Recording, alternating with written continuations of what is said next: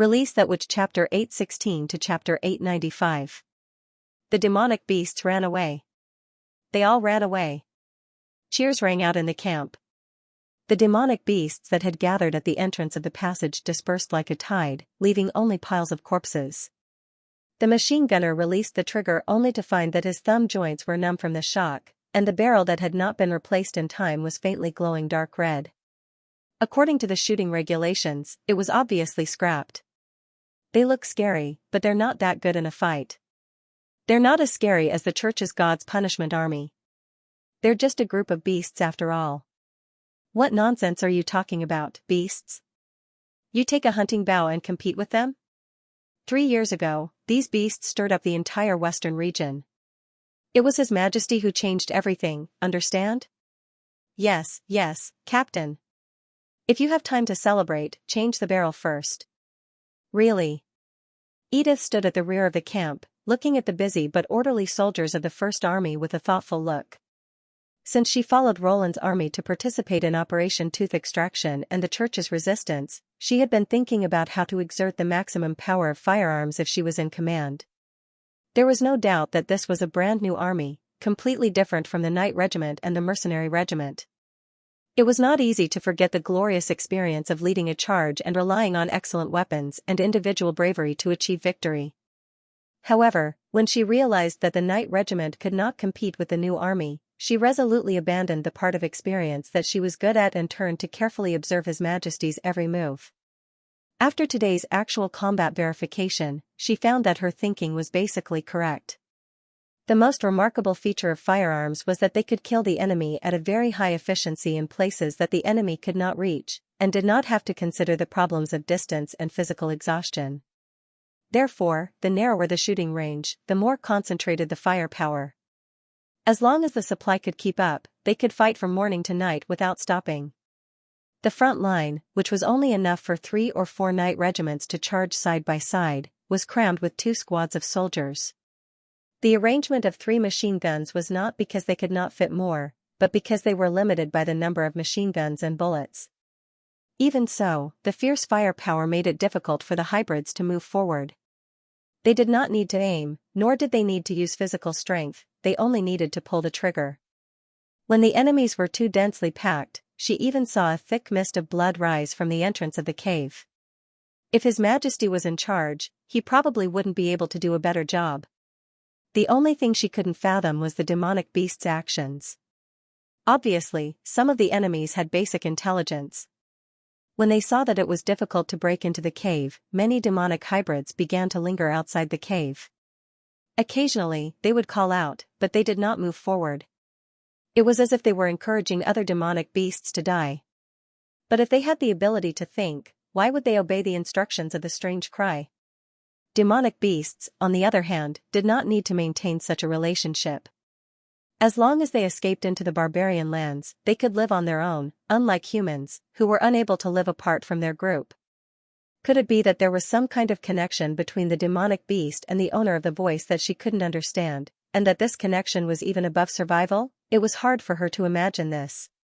Maybe after the exploration, I'll ask His Majesty Roland for his opinion, Edith thought.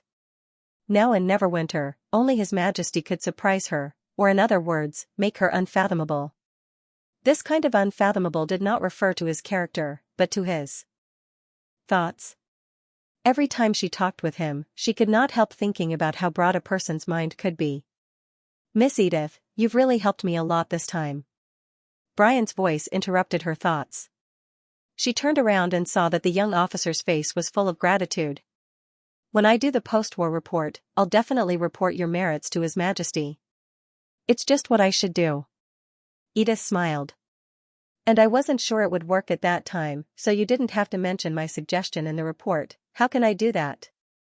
Brian shook his head repeatedly. His Majesty said that the army is a place that only cares about the results, not the process. A victory is a victory. If I hide your merits because of this, I'll be no different from a thief, and it'll be unfair to you. All right. The Pearl of the Northern Region shrugged. If you insist. Of course. At this point, he paused for a moment, then stood up straight and saluted. In addition, I now understand what you meant by trust. The First Army appreciates your suggestion, but I still have a lot of things to do. Please excuse me. Looking at the back of the gun battalion commander, Edith suddenly understood why His Majesty chose a patrol captain of the border post to serve in the army. Merits were the basis for Knight to ask for rewards from the Lord, and it was also the last thing that His Majesty wanted to share with others. As for forgery and lying, there were countless examples, and even her trusted subordinates could not prevent it. Although the details of the First Army were different, in general, promotions and rewards were still linked to merits. Moreover, she was not a member of the army, and even if the other side completely concealed this matter, she could not take the initiative to argue with His Majesty. Just for the sake of being fair, he could share the benefits that he could easily reap with others. In fact, this former patrol captain was already more like a knight than most knights. Loyal to His Majesty and upright, that was probably the reason why Roland had entrusted him with such an important task. His commanding ability and knowledge could be cultivated, but it was difficult to change his character. Edith had long noticed this. The spirit and momentum of His Majesty's First Army were completely different from those of the knights in the past, and could be said to be completely new. Perhaps the key to forging this army was to give up the power of the nobles and only choose the civilians to join the army, coupled with the ideological education mixed in the primary textbooks. And now, she had left her name in the army. Half a day later, Roland received the news that the situation had been alleviated. At this time, the urgent 100 reinforcement troops had boarded the ship and set off, and more reinforcements were also packing up and waiting for the departure order. Even the newcomers of the Witch Union, Annie, Broken Sword, and the others were ready to support. From City Hall to the First Army, the whole of Neverwinter was on guard, more nervous than when they were attacked by demonic beasts, but in the end, it was a false alarm. The messenger was still Maggie. Looking at the latter's raised head and slightly open mouth, Roland did not know whether to laugh or cry. He took out some beef strips from the drawer and sprinkled them on the table, and the latter immediately pecked them happily. In the next 3 days, news about the front line came one after another. When he heard that Nightingale had exhausted her magic power and fainted, his heart tightened. Fortunately, she was fine. When the news arrived, she had basically recovered. She even asked Maggie to tell him not to worry about her. The results of the exploration showed that there was indeed a ruin of the underground civilization in the Great Snow Mountain, but it was not as well preserved as the one in the impassable mountain range. Most of the caves had collapsed, and the remaining compartments were filled with rotten food, insect eggs, and corpses. Not far from the underground lake, the Tequila Witches also found a damaged magic core. There were almost no valuable documents left. The only harvest so far was a primordial carrier and 2 devouring worms. Roland couldn't help but feel surprised. If the multi-eyed monster above the lake was just a beast that happened to treat the ruins as a suitable nest, then there was nothing strange about it.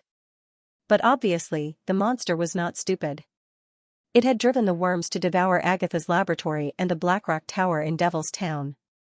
Moreover, it found the strange insect sacks wrapped in demons and humans underground. No matter how he looked at it, it seemed that the monster was deliberately collecting information about the 2 races. Especially when the first batch of insect sack corpses was transported back, he noticed that the broken skin of the victims was not caused by corrosion, but by the phenomenon of long-term storage. This meant that the corpses in the insect sacks had been there for a long time, and did not look like they were prepared for rations. This behavior of turning other creatures into specimens was obviously something that only intelligent individuals would do. In that case, why did it torment the ruins beyond recognition, or? The monster did not care about the things that the Tequila Witches valued. Roland looked at the scene reconstruction photos drawn by Soroya and thought for a moment. Translator, Endless Fantasy Translation Editor, Endless Fantasy Translation Translator, Endless Fantasy Translation Editor, Endless Fantasy Translation Translator, Endless Fantasy Translation Editor, Endless Fantasy Translation Translator, Endless Fantasy Translation Editor, Endless Fantasy Translation Translator, Endless Fantasy Translation Editor, Endless Fantasy Translation Translator, Endless Fantasy Translation Editor, Endless Fantasy Translation Translator, Endless Fantasy Translation Editor. Endless Fantasy Translation Translator, Endless Fantasy Translation. As for the lake at the bottom of the ruin, Sylvie had already confirmed its direction. It was a water vein that led to the sea. Based on his current skills, once the enemy escaped into the swirling sea, they would lose their target. The only thing they could do now was to blow up the dome of the ruins and completely seal the underground water vein to ensure the safety of the rear of Neverwinter. Of course, there was some good news. In Lightning's report, Fran was tied up by a kind of reptile, which was the same kind of reptile as the egg worms that wrapped corpses. Under certain circumstances, the mucus in their body seemed to be able to quickly solidify and produce a strong adhesive force, just like the silk of spiders. At the same time, these crawlers had no intelligence and no attack power. Agatha had studied them and confirmed that they did not belong to any species on the fertile plains. In other words, this kind of reptile was probably brought here by the monster. Roland did not care where it came from. What he cared about was the mucus that could solidify quickly. According to Lightning's description, it might even be artificially bred. Therefore, in his reply, he asked Agatha to make a detailed report on the harmfulness, predation range, and living habits of the new species. In addition, he also asked her to collect the strange plants and fungi in the ruin, especially the fruit that emitted a gloomy cold light. He was particularly interested in the giant mushroom that was as big as an adult. Just as Roland was about to look at the wonders of the underground world again, someone knocked on the office door. It was Phyllis who walked in. She bowed and said, "Your Majesty, Lady Pasha wants to talk to you about the ruins." Roland nodded. He would send a copy of all the information he had received these days to Tequila. He also wanted to know what the ancient witches thought about the visceral monsters. "Let's talk through a video conference." Video? What? Phyllis was stunned for a moment and then quickly realized what he meant.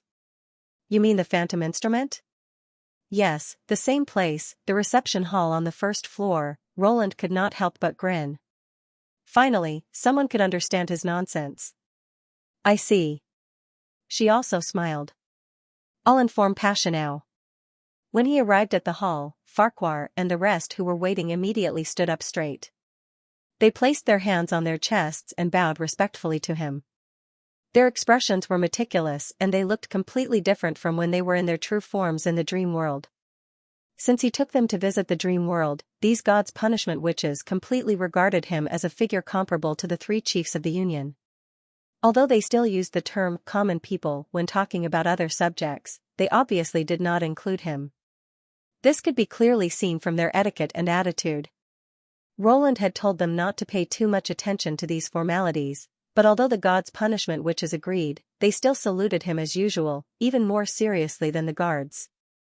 After a few times, he let them be. When he walked into the reception hall, Pasha was already waiting on the other side of the light screen. "First of all, I have to express my sincere gratitude to you."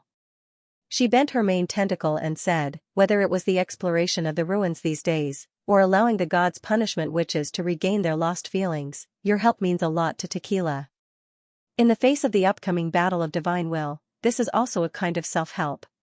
Roland responded with a smile. "By the way, have you thought about how to recover the carrier in the ruins? There are only two ways. Either directly move the carrier back, or transport the soul instrument there." She paused. "I prefer the latter.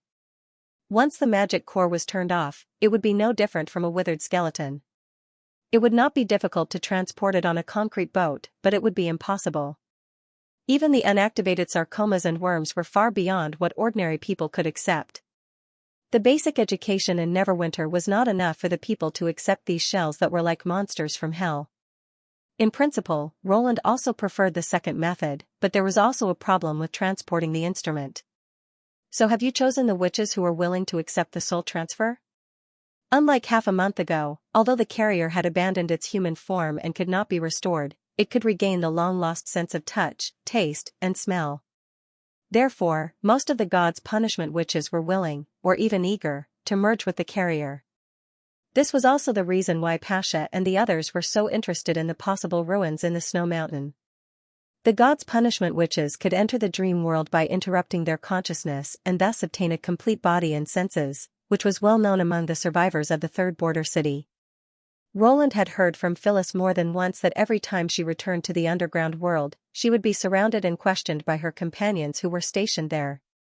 Most of the questions were about her experiences in the dream world, and her eagerness was evident in her words.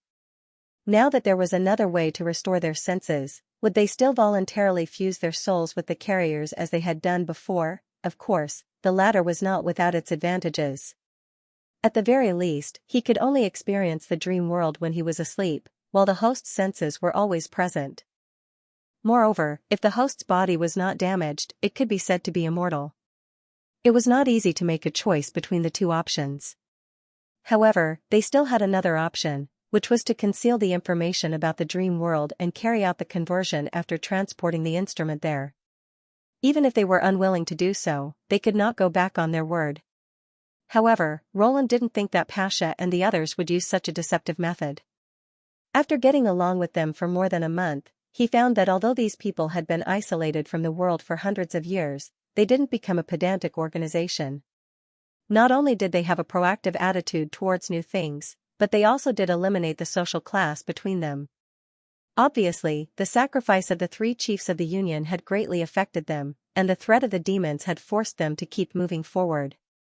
You don't have to worry about that, Pasha seemed to have read his mind. More carriers will help us defeat the demons. The original carriers can operate the magic core, and the devouring worms can speed up the construction of the defense line. As long as it is beneficial to the battle of divine will, they will not hesitate. In fact, the witches who participate in the conversion will go to the Great Snow Mountain with the instrument. Volunteers who are willing to pay any price. Roland pursed his lips. It seems that I have indeed worried too much. When the exploration is completed, I'll send a fleet to transport the conversion instrument. Thank you for your help, she said with a smile. Roland nodded and spread the pictures drawn by Soroya on the table. The previous intelligence was only written clues, but these pictures were sent to me today. They can be regarded as the real scene. What do you think of this monster? Please wait a moment. Pasha waved her tentacles and called Celine and Alethea, who were repairing the instrument of divine retribution not far away, over. The 3 sarcomas gathered in front of the light screen and looked at the lifelike, continuous photos. This time, the silence was unexpectedly long. They connected their tentacles and communicated telepathically. Plus, the blob itself did not show any expression, so Roland even had the illusion that they had been disconnected. After a while, Pasha's voice rang in his mind again. Sorry to keep you waiting. Some of the pictures surprised us, so we had to confirm them again and again. It's neither a demonic beast nor a devil, right? Yes, Celine said, and the skeleton that fell into the water appeared in the divine land described by Lady Natalia. Are you sure? We have been underground for hundreds of years, but we are not stupid to the point of forgetting such important information. The carrier's memory is actually far superior to that of humans. Lady Natalia saw the sea and the skeleton in the 3rd picture scroll. From the description, it is very similar to the scene in the picture. Plus, the lake leads to the sea, so this judgment is even more credible. So, now we can be sure that it belongs to the civilization that has never shown up before? Roland asked, stroking his chin. He was not surprised by this result.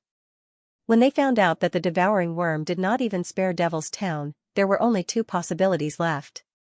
Either it was a neutral party that disliked everyone, or it was the last party in the battle of divine will. In addition to helping the tequila survivors, the plan to explore the Snow Mountain was also an operation to eliminate threats and find out the opponent's background. In addition, he had also read similar records in Zero's memory fragments, but the description was very vague. Now, with the confirmation of the tequila witches, he could almost confirm the monster's true identity. It's very likely, but... Pasha hesitated before continuing, there are still many things that we don't understand. For example, the demonic beast. This group of beasts throughout the Land of Dawn should have been eroded and mutated by magic power, just like the witches who obtained magic power. But why do they follow the instructions of this monster? This is different from the demons forcibly enslaving the hybrids. It's more like the relationship between the leader and the follower. Roland had also thought about this question. If the demonic beasts were a part of that civilization, it was also difficult to explain why they did not accumulate the hybrids and then destroy the humans and demons in one go. Any intelligent race would not let their power be wasted in the months of demons every year. Perhaps the origin of these deformed beasts was not as simple as they thought. When the battle of divine will starts, we will know the answer. Roland shrugged and pretended to be relaxed. If they are also relatives of the monster, that would be great. Then, when we defeat all the opponents, even when the months of demons comes, these ugly creatures will not be seen in the vast snowfield. You're right. Pasha was startled at first, then she chuckled. You see it clearly. Indeed, no matter how they were born, as long as they appear in the battle of divine will, they are enemies that we must defeat. The following discussion focused on how to block the underground river in the ruins and how to build a line of defense. When the meeting was about to end, Roland suddenly thought of a key problem. By the way, since we have caught the tail of the hidden civilization, we should give them a name. He cleared his throat. Just like the civilization in the first scroll, they are called demons. Is it important? Pasha asked while tilting her mane beard. Demons are the most popular name. In the Union, some people also call them blood fiends, deformed demons, or defilers. Of course, a suitable name is very important for propaganda and mobilization. The more evil it appears, the more it can arouse people's antagonism. Then, what do you think we should call them? Well, since they are potential enemies and stay in the sea for a long time, let's call them sea monsters. What do you think? The whole room suddenly became quiet. Is that bad? I thought the name Third Border City was bad enough. I didn't expect it to be worse. Alethea sneered. Sea monster? It sounded like he was addressing a giant octopus. Alethea. Pasha patted the former's head with her main tentacle. Your Majesty, if you think it's okay.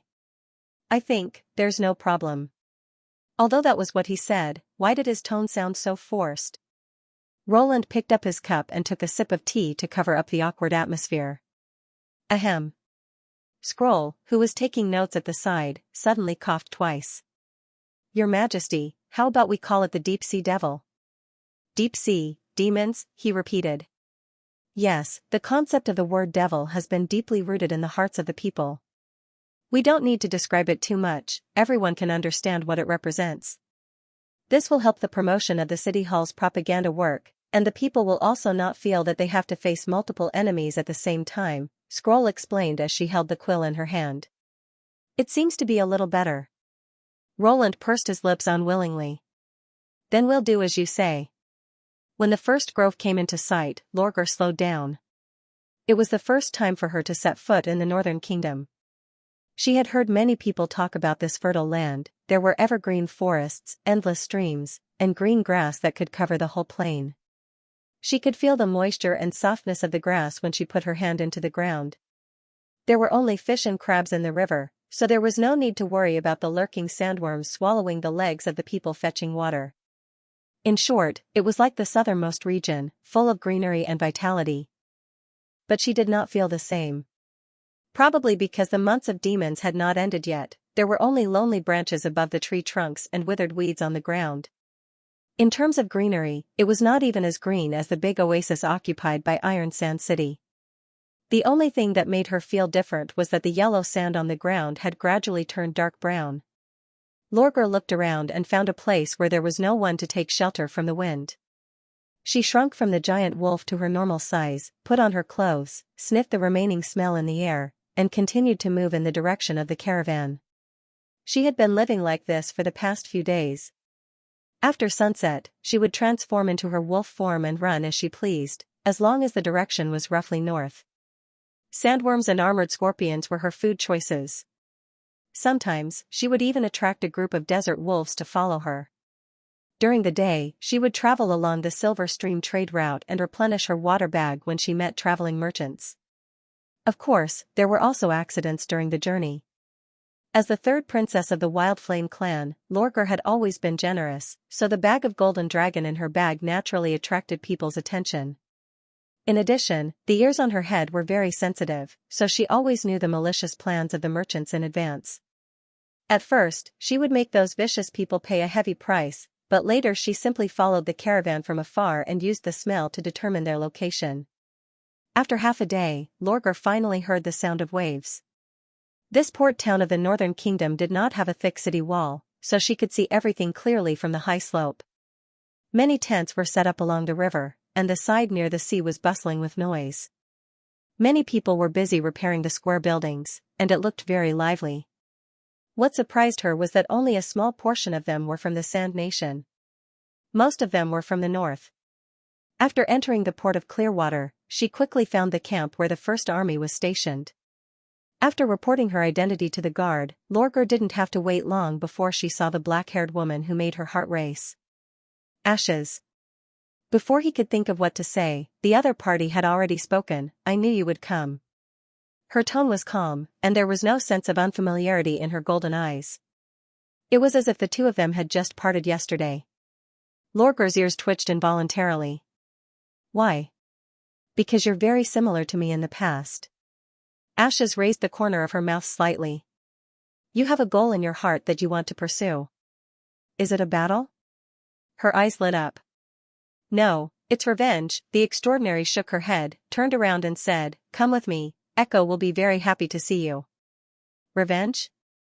Lorgar was stunned for a moment before she realized that what she meant by similar was that both of them had goals, but their goals were different. She followed the other's footsteps and asked, "Revenge against who?"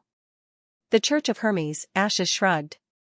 "At first, it was just to vent my hatred, but after a long time, it became a habit. Until I met Her Highness Tilly, I realized that there were more important things in the world than killing them all." Her Highness Tilly. The wolf girl noticed that when Ashes mentioned this name, there was a trace of rare softness in her voice. "Is this the person who changed the mountain?" She knew that people like Ashes, once they set their goals, it was very difficult to be influenced by the outside world. The person who could have such an impact on her must be an extraordinary person. She made a mental note of this name. When passing by a building under construction, Lorgar asked Ashes another question in her heart. "I heard that since the Queen of Clearwater left, the port of Clearwater was burned to ruins. These people shouldn't be the local refugees, right? Why do they seem to be more than the Sand Nation who migrated here?" "Of course not, they're all from Neverwinter." "Neverwinter? You mean the territory of Roland Wimbledon, the king of Greycastle?"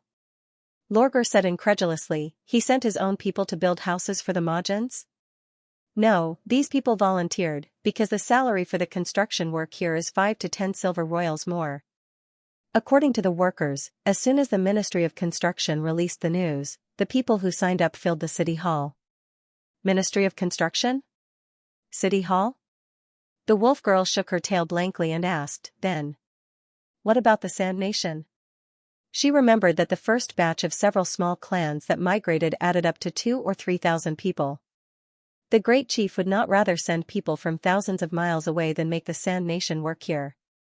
If he really did that, she would doubt his motives. Most of them went to the Endless Cape, where His Majesty wants to build a new city. Ashes answered quickly, "The Osha clan is no exception. Only the clans that participate in this construction task can live in the new houses and receive the same food supply as the people in Neverwinter. Build a city in that wasteland where there is neither oasis nor human habitation?" If she didn't know that a proud person like Ashes wouldn't even bother to lie, she wouldn't have believed it to be true. What on earth is the King of Greycastle thinking about? Then what about those who can't go? If it's because of physical reasons, they can stay to help the construction team build the port of Clearwater and receive the same treatment. In other words, as long as they're willing to work, they don't have to worry about starvation. At this point, Ashes seemed to sigh with emotion. Her Royal Highness Tilly once said that the ideal world in her heart is to gain as much as you put in. Between people, people don't rely on force to win everything, but rely on their own hands to accumulate wealth. It sounds incredible, but I didn't expect that her unreliable brother could do it. Lorgar automatically ignored the last sentence and asked, "But why does the great chief want to build a city in the Endless Cape?"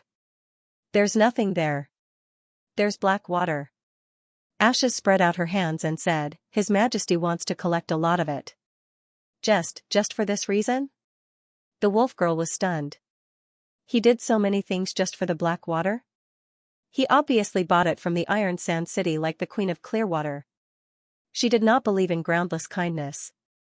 Most people in power wanted nothing more than money and land, but this series of actions was completely contrary to the two. Not only did he give the land to the Sand Nation, but he also reclaimed the desert and sent troops to guard it. No matter how she looked at it, it was a big project that cost money like flowing water. Just this expense alone could buy hundreds of barrels of black water. If this was the other party's purpose, the King of Greycastle's behavior was a little too strange. She could not help but worry about her father's decision. She thought that Ashes would refute or explain, but she just raised her eyebrows and said, "Yes." Who knows what he's thinking? Huh? Just as Ashes had said, Drow Silvermoon was very happy to see her. Drow hugged her so warmly that Lorgar did not know where to put her hand. Logically speaking, a hug was the chief's way of greeting the chief. Although Silvermoon was 1 or 2 years younger than her, she should greet the chief of the clan by hugging her chest. In the following conversation, Silvermoon did not put on an air of superiority, especially when Lorgar said that she planned to go to Neverwinter with them. Silvermoon treated her like a sister and even asked Lorgar to call her Echo. Silvermoon also told Lorgar about the witch's life in Neverwinter with great enthusiasm. However, Lorgar did not take it seriously. After all, what Echo said was a little exaggerated. Even if Greycastle was rich in resources, it could not feed everyone. If that was the case, there would be endless food and witches to cure diseases and diseases. Wouldn't it be like the kingdom of God in heaven? Although she had never been out of the desert, she had heard many stories about the Northern Kingdom. Just like the Iron Sand City, only a small number of people in high positions could live a luxurious life there, and Echo should be one of them. She did not think that she could win the favor of the chief like the Osha princess. The divine lady who no longer inherited the Wildflame clan was obviously not as valuable as Echo. But Lorgar did not care about this. As long as there were stronger enemies there, she would continue to fight.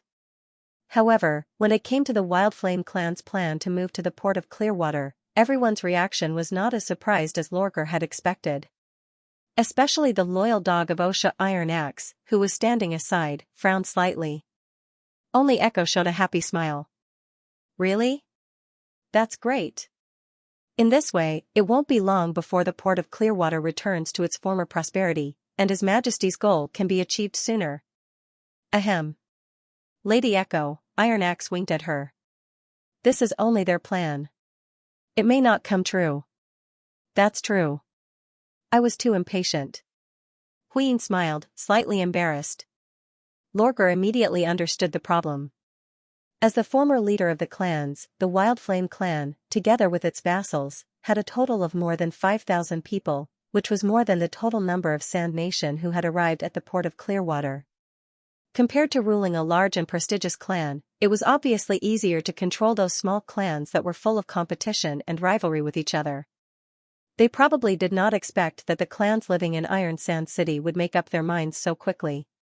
Logically speaking, the 6 clans, who did not have to worry about the oasis drying up, would not easily leave their own territories, and would never even seek refuge with the great chief. However, she did not continue to discuss this matter. While Wildflame could bring them more influence, it would naturally change the balance of power in this area.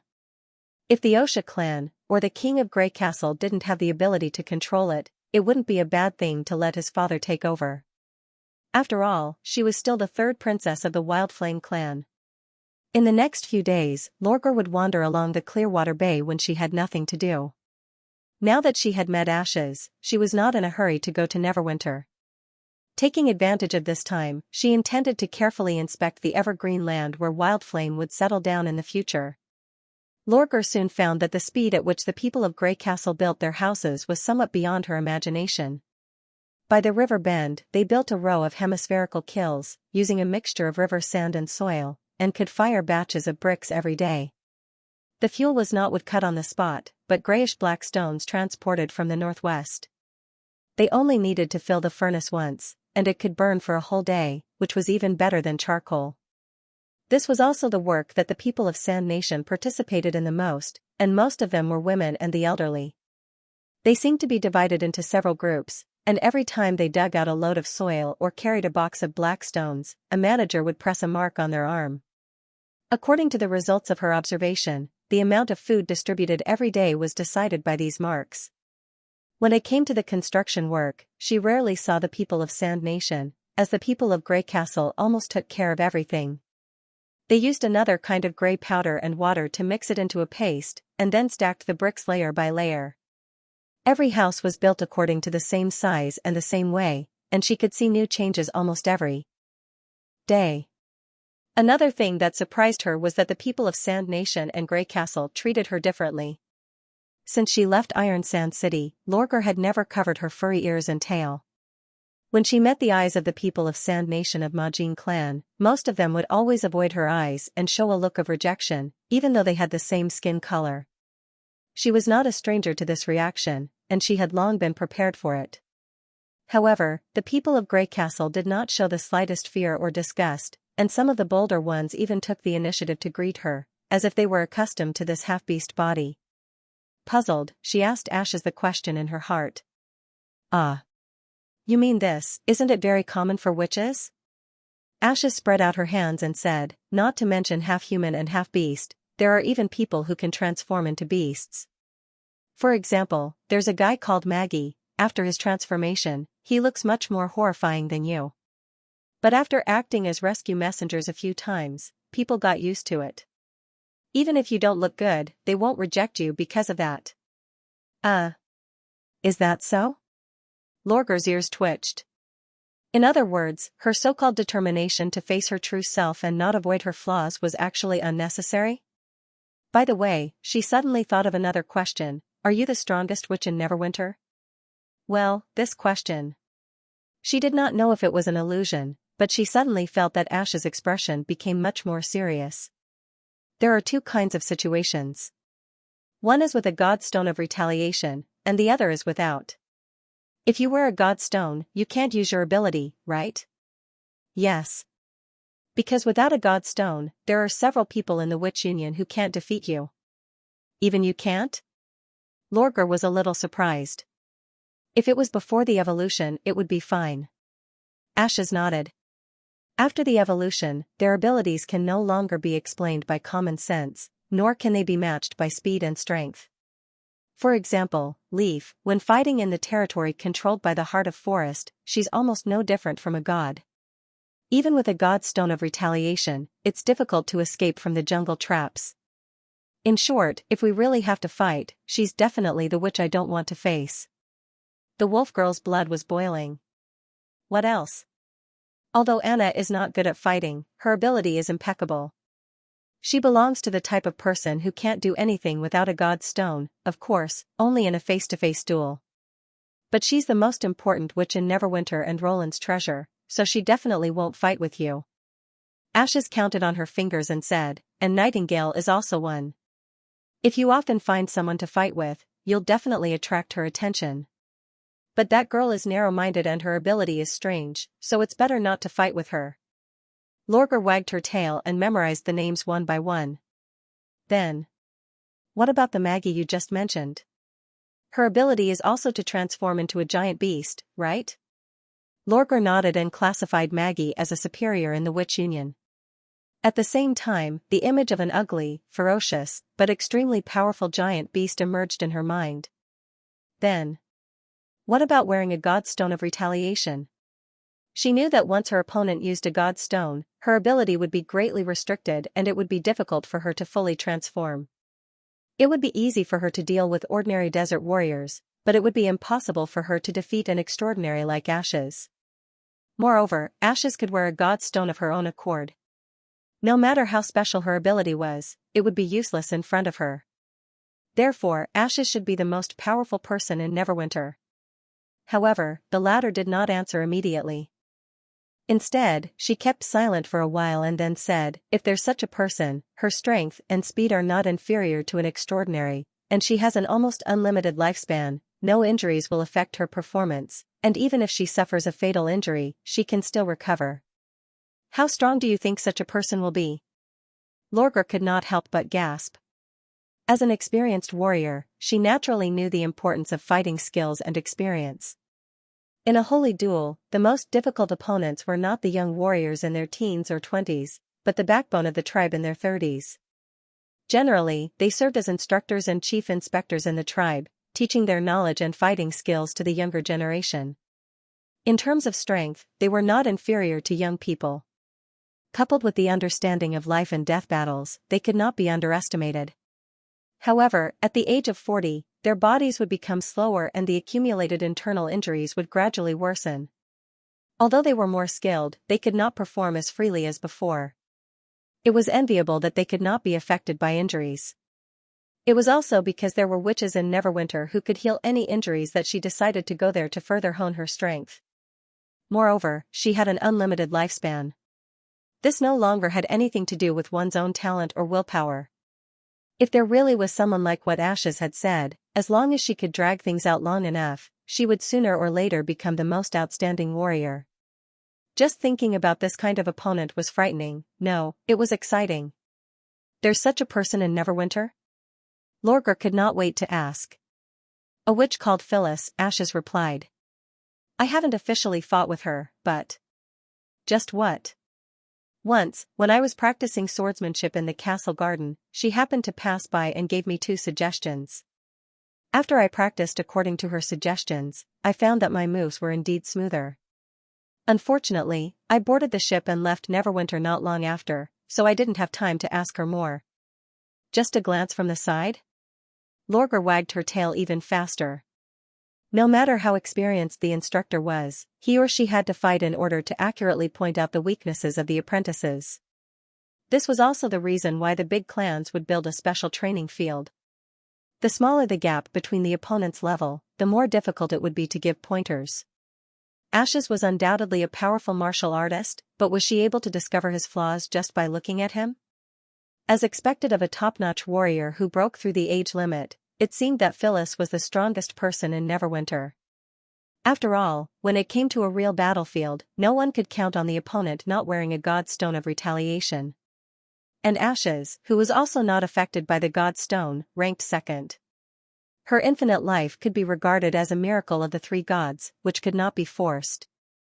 In the eyes of the wolf girl, this powerful figure was already worthy of her pursuit. What about herself? Lorgar looked forward to this journey to the west even more.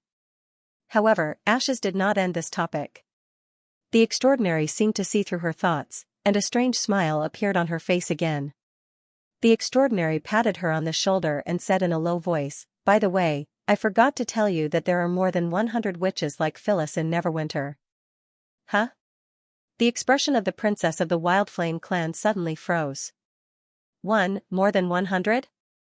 When did the miracle of the 3 gods become so casual? Come on. Ashes raised the corner of her mouth. There's still a long way to go. You won't have to worry about not being able to find someone to compete with. In addition to the extraordinary witches, Lorgar occasionally met Andrea, another blonde woman who had demonstrated the power of an arrow on the burning platform and a nobleman who shared the nostrils of the king of Grey Castle. Although she had not fought with Andrea, Ash's evaluation was indeed somewhat reasonable. The wolf girl could always feel a vague sense of distance from her, as if the 2 of them were living in different worlds. Whether Andrea was talking with others or standing alone by the sunken bay and looking at the sea, there was an indescribable elegance in her gestures, which made Lorgar feel for the first time that she was inferior to Andrea in other aspects. With the intention of giving it a try, the princess took the opportunity to greet Andrea when there was no one around. Andrea's response was also very flat, not as enthusiastic as Drow Silverman's. However, when she raised the question that Ashes could not answer before, the latter's expression suddenly became a lot more vivid. This question. Of course it's useless to ask Ashes. She can't even count from 1 to 100. Her brain is full of muscles, let alone the way to govern a city, Andrea said with fervor and assurance. And His Majesty's policy is much more complicated. I also thought about it over and over again before I figured out a little bit. She paused and said, But do you really want to hear it? It's much more difficult to understand than fighting. Yes. Lorgar nodded seriously. Father said that everything has a common principle, and other aspects of knowledge can also promote the growth of one's own martial arts skills. There's no such thing. Andrea rolled her eyes and sighed. Alright, I'll tell you about it. If, as you said, we use the golden dragon to buy Blackwater, Neverwinter will spend a part of its wealth and eventually exchange for the goods you want, right? All transactions in the world are like this, Lorgar said affirmatively. Then, 20 years later, assuming everything goes well, His Majesty will have no change except for losing a large amount of golden dragon. Lose? She was startled. Why do you say so? Won't it cost more to do it this way? Lorgar stared at the circle on the ground for a while and said, but if you want to make it circulate, you need to keep investing money. In short, a large part of it is not in the hands of the great chief. That's the key. And it took me a long time to understand. This is also the biggest difference between him and the other nobles. Andrea drew another big circle to include all the smaller circles. From the beginning, he regarded the entire kingdom of Grey Castle as his own territory. Therefore, no matter which city this flowing wealth was distributed to, it would belong to him. But he's the king. Is it wrong to think this way? When the Wildflame clan was still the head of the clans, could your orders affect the tribes in the Silver Stream Oasis? Andrea asked. Even in Iron Sand City, the Wildflame clan didn't have the final say. For the Four Kingdoms, the situation is similar. The Enfeft nobles are equivalent to the tribal leaders. They don't allow outsiders to intervene in the affairs of their territory, nor will they regard other people's fiefs as their own homes. Lorgar was silent for a while and said, this isn't something that can be decided by different opinions. That's right. You're much smarter than Ashes. Try to spend less time with her in the future. It will affect your ability to think. Andrea patted her on the shoulder and said, this requires both strength and policy. The former will make the Enfeft nobles flinch, and the latter will concentrate the power in the hands of the king. This is definitely a pioneering move. The difficult thing is that His Majesty not only has this idea, but also moved in this direction from the beginning. The longer I stay in Neverwinter, the more I realize that there are countless such details. It's a little complicated. Lorgar touched her head and was a little surprised. She did not expect the blonde woman, who seemed to be 1,000 miles away, to answer such a question so carefully. Could it be that she always wanted to share these discoveries with others, but had no one to talk to? Of course, politics is 10,000 times more complicated than fighting, Andrea said proudly. And that's just one of the reasons. The other reason is that he's not only gaining more and more wealth, but also, you. Us? This logic is much simpler. The migrating Sand Nation people obtain food and housing through work, which is part of this cycle. You will gradually get used to this kind of life and use your salary to exchange for more comfortable things, and then you will never be able to break away from it. In the end, you will become Grey Castle's people, not just in name, but as real subjects. Andrea stuck the stick into the ground, clapped her hands, and stood up. This process is inevitable. The oasis is shrinking, and many tribes are facing the threat of survival. Now that they had a way to survive without killing each other, migration was only a matter of time. There is still a lot of land in the southern territory that has been abandoned because of the war. Instead of letting it continue to be empty, it is better to hand it over to the Sand Nation to cultivate. This is also producing wealth for him. She paused for a moment. Do you understand now? In this way, after 20 years, His Majesty will not only get the Blackwater he wants, but also the wealth of the Mahjins in the southernmost region. Compared to buying land, do you still think the former is more cost-effective? Lorgar did not answer.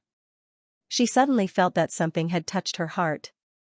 Compared to the question itself, Andrea's attitude concerned her more.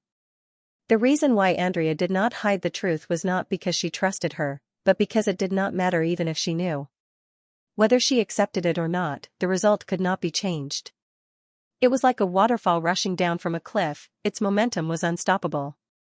Grand, forceful, unstoppable. She was able to integrate the situation, people's hearts, and strength into one. She had considered all of this to such a profound extent, and the moves she performed were inevitably unavoidable. The person who saw through the layout was worthy of admiration, not to mention the initiator. If the great chief had been born in the Iron Sand City, he must have been an outstanding warrior. Perhaps this was the direction she should be working towards. Thank you for your guidance. I feel that my martial arts have taken a step forward. Lorgar clenched her fists and said. As long as you can understand, what? Wait, did you say martial arts? Yes, I'm going to practice now. Please excuse me, she said and ran to the hillside behind her. There was an open gravel field, which was suitable for practicing martial arts. She's really the same as Ashes. An idiot. After running for 100 steps, the wolf girl heard Andrea muttering to herself, but the word idiot was not as cold as it had been at the beginning.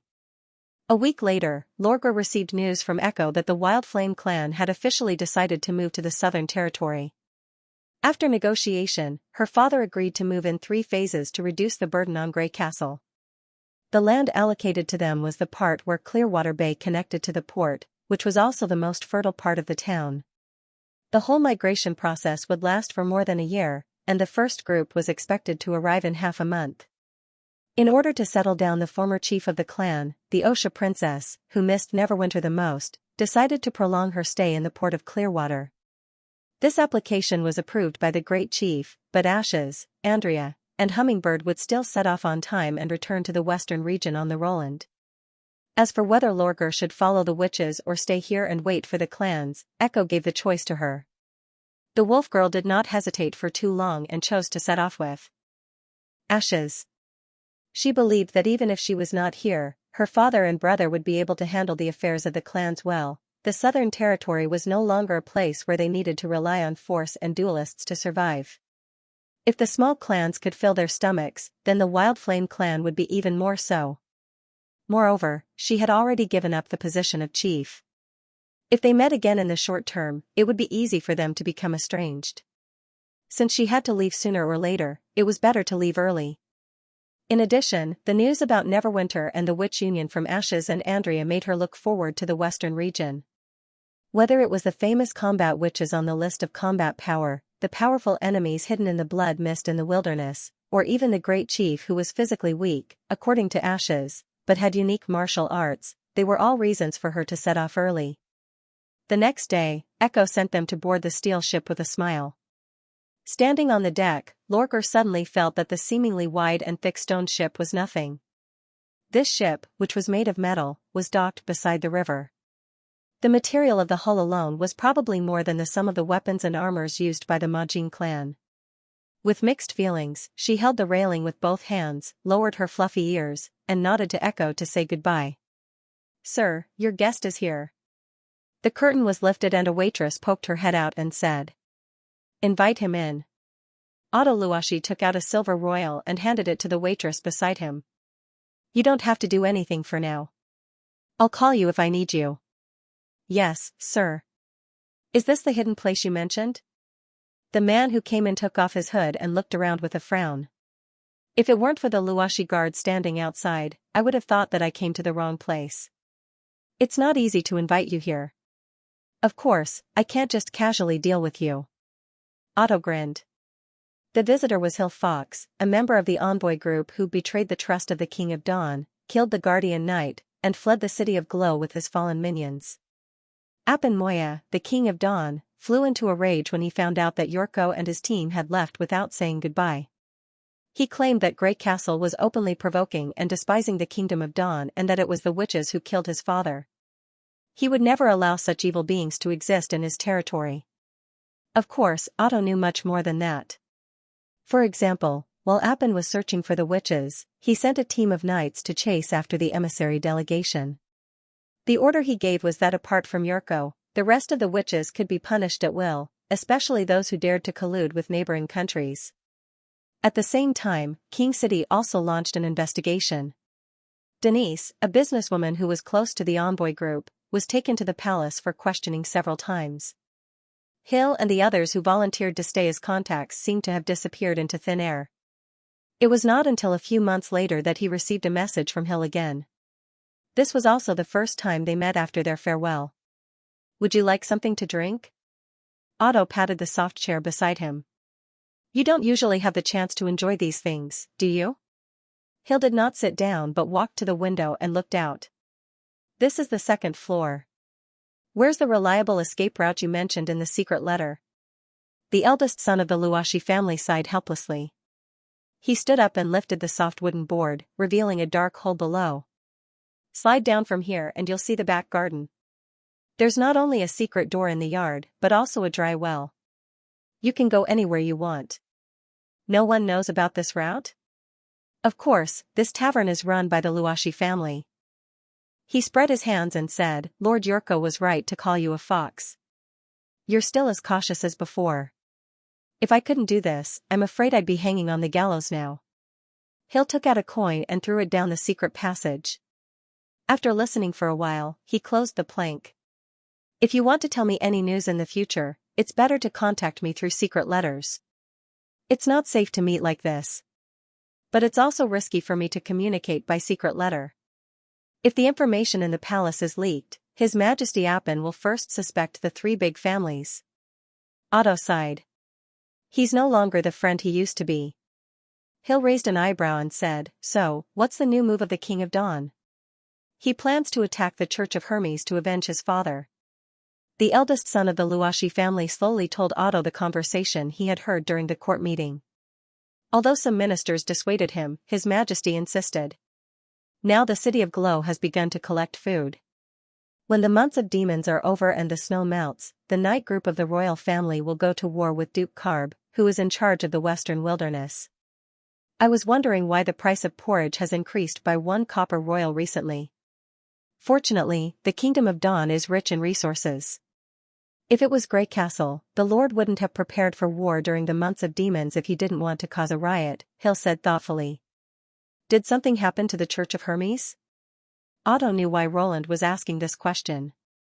Although the church in Grey Castle had fought a great battle in Coldwind Ridge and the news of the Holy City's defeat had spread, further information was that both sides had retreated to their own territories.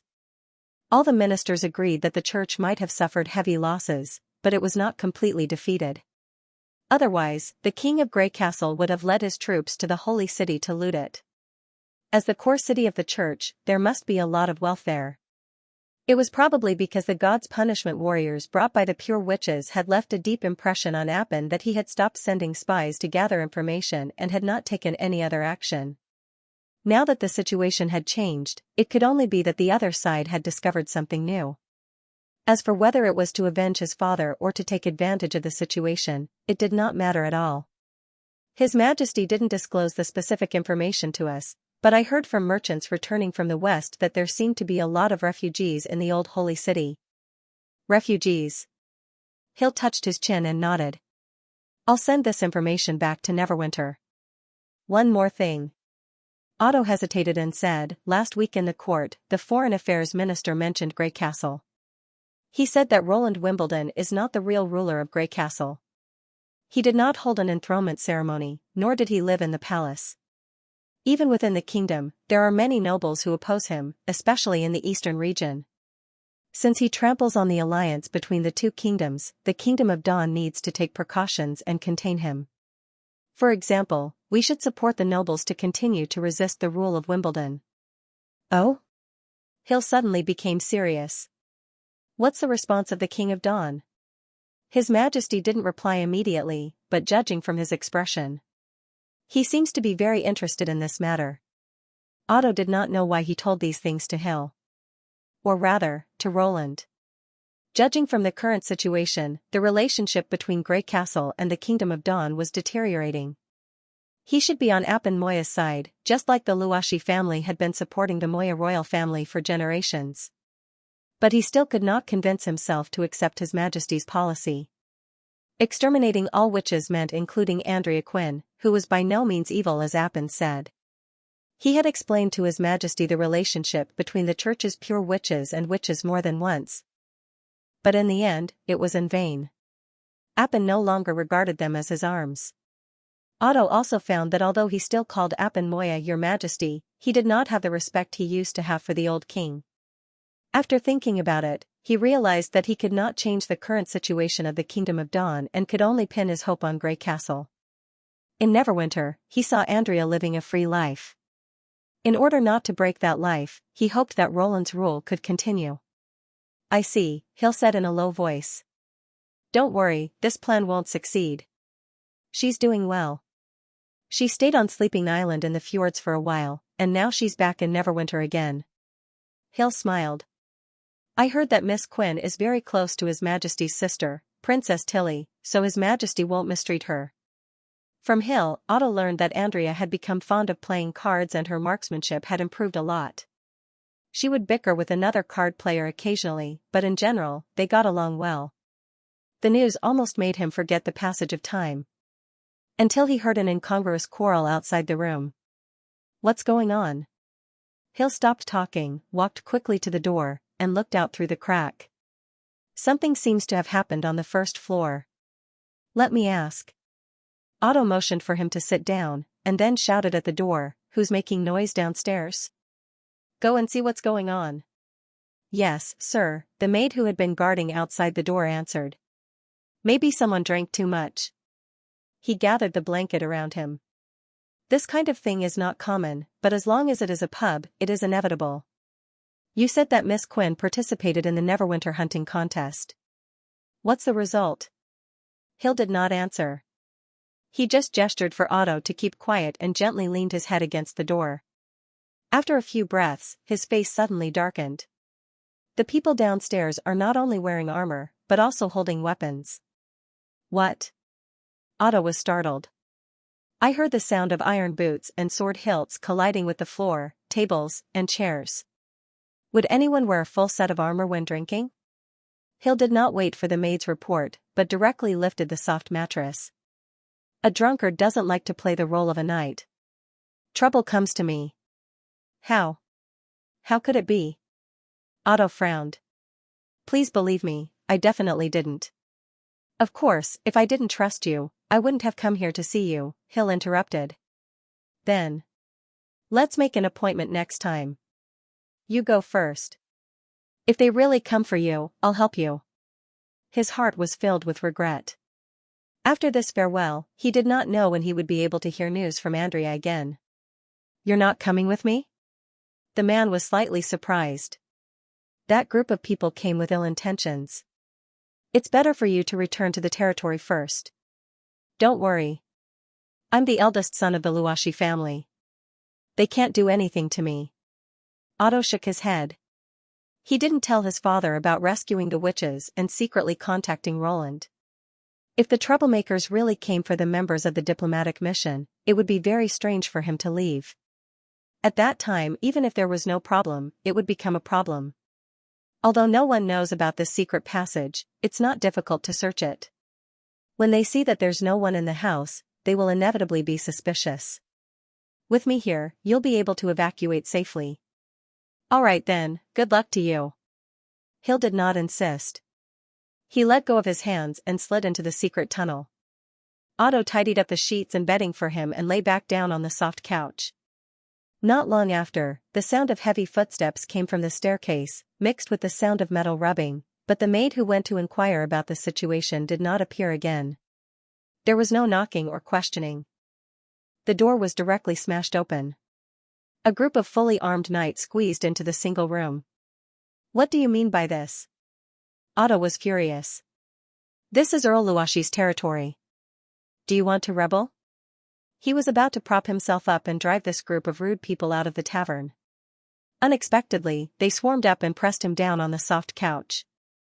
"My apologies, Sir Knight. The one who wants to rebel is not us, but you." The leader of the knights shrugged. Although they were wearing gold-plated armor and had the emblem of the Royal Knight Group on their chests, Otto found that they were all strangers. Damn it, where did they come from? Let me go. He twisted his body. You're slandering me. Say that to His Majesty Appin. The knight was not moved. You've betrayed his trust, sir. Hearing the name Appin Moya, Otto's chest suddenly turned cold. When he saw His Majesty again, it was already 2 days later. I heard that you haven't eaten for the past 2 days, and you've been clamoring to see me? Appin still looked a little tired.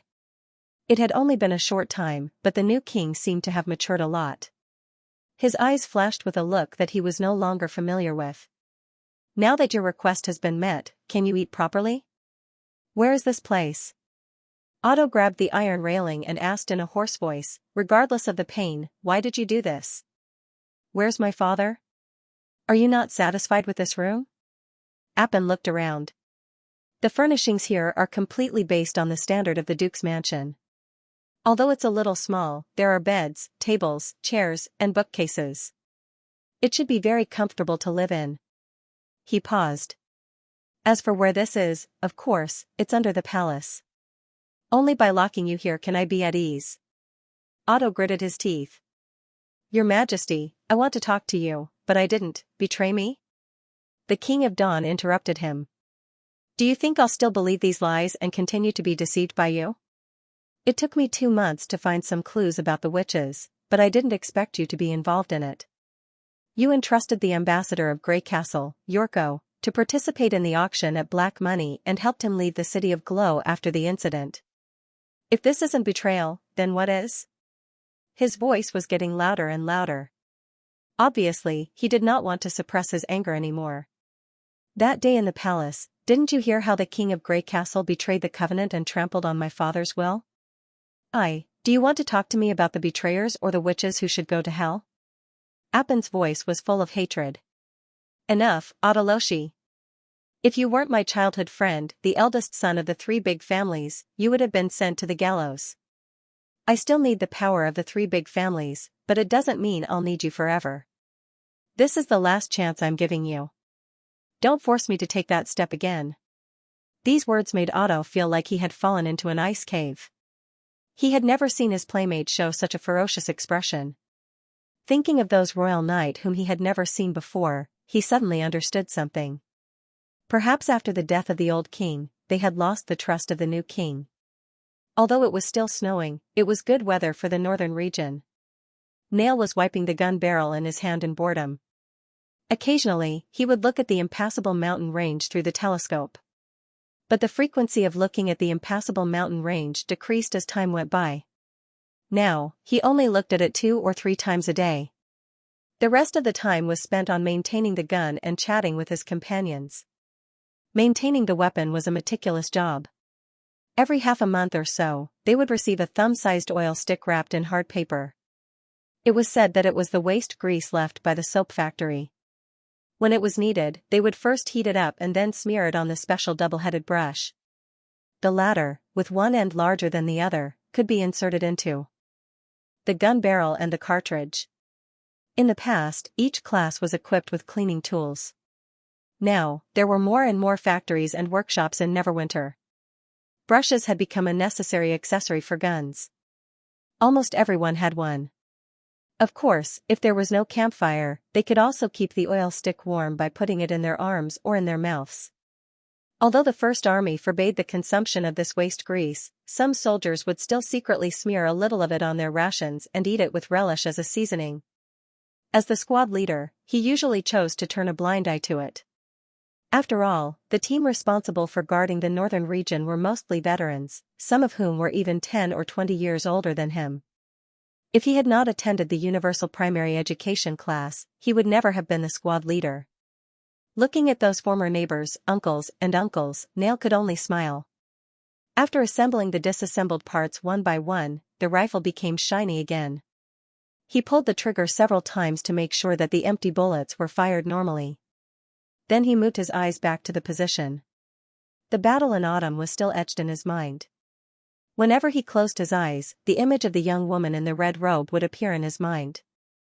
At that time, he had witnessed her death in this blockhouse. Even though he knew that she was an enemy and a pure witch of the church, the scene of her struggling in the hail of bullets still made him feel very uncomfortable. If it were not for Iron Axe's order and his loyalty to His Majesty, he would have left the army and returned to his original job as a mining steam engine operator. Although he still stayed in the First Army, Nail decided to transfer from the machine gun team to become an observer to protect the machine gunners. Even though he knew that his actions felt like he was deceiving himself, he still couldn't overcome the barrier in his heart. After a bloody battle, the ground was soaked in blood, and there was no longer any trace of it. The barbed wire had long been removed, and only a dozen or so wooden stakes were left. The trenches were also filled with snow. If it were not for the few blockhouses still standing, the wilderness would look no different from the surrounding land. Other than them, no one knew that several hundred meters in front of the first row of stakes, more than 2,000 people lost their lives here. "Corporal, the stove is running out of firewood." "I'll go and get some from the field," said a soldier who was about the same age as Nail. He was referring to the stakes that had been used to fix the barbed wire. Otherwise, the next group will blame us for not replenishing the firewood. But we're on duty now. Nail shook his head and said, "It's not good to be seen by others. They won't say anything." Another veteran laughed and said, "It's so cold. Who cares if we go and get something to warm ourselves up? Besides, it's been several months, and we haven't seen any of those cowards from the church. How could they come to us at this time?" These words were unanimously echoed by everyone. Nail also knew that they were right. In the beginning, there were still 500 people in the camp. According to Iron Axe's request, they continued to stay at the foot of Coldwind Ridge to guard against the dying counterattack of the church or the invasion of demonic beasts. However, none of the expected enemies appeared. Probably because the higher-ups thought that the situation would not change much. More than 200 soldiers were withdrawn. The remaining soldiers were basically in the form of patrols, taking turns to stay in the blockhouse to monitor the movements in the northwest. He hesitated for a moment and finally agreed to the soldiers' request. "It's too slow for you to move it alone. Call 2 more people to go with you." The latter whistled and said, "Yes, boss." Nail turned around and picked up the telescope to look at the end of the snowfield. It was still white as far as his eyes could see, as if it would never change. Just as he was about to take out his pistol and wipe it, 2 or 3 black spots suddenly appeared in his field of vision, which were particularly eye-catching against the white background. He was startled for a moment and then shouted, "Wait!" The soldiers who had walked to the top of the stairs immediately stopped, and the others around the stove also gathered together. "What's going on?" Nail wiped his glasses with the felt on his collar and looked to the northwest again. This time, there were more black spots.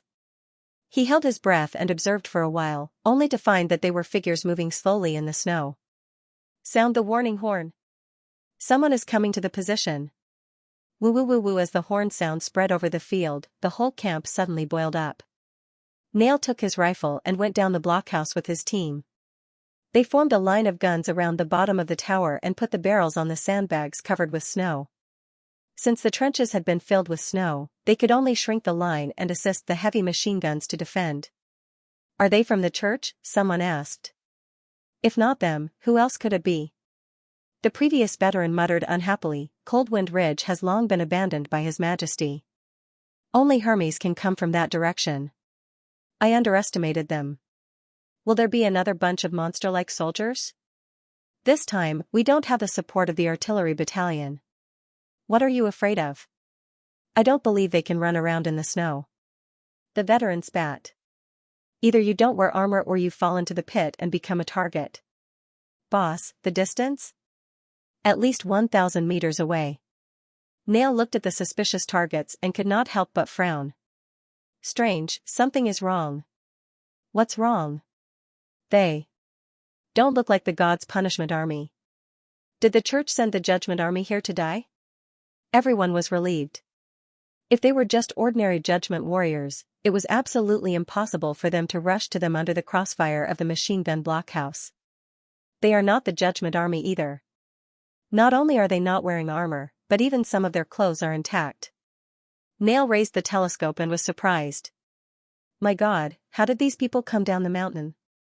They look like a group of refugees. They could also be scourge disguised as refugees." The veteran shrugged. "Hey, where are you going?"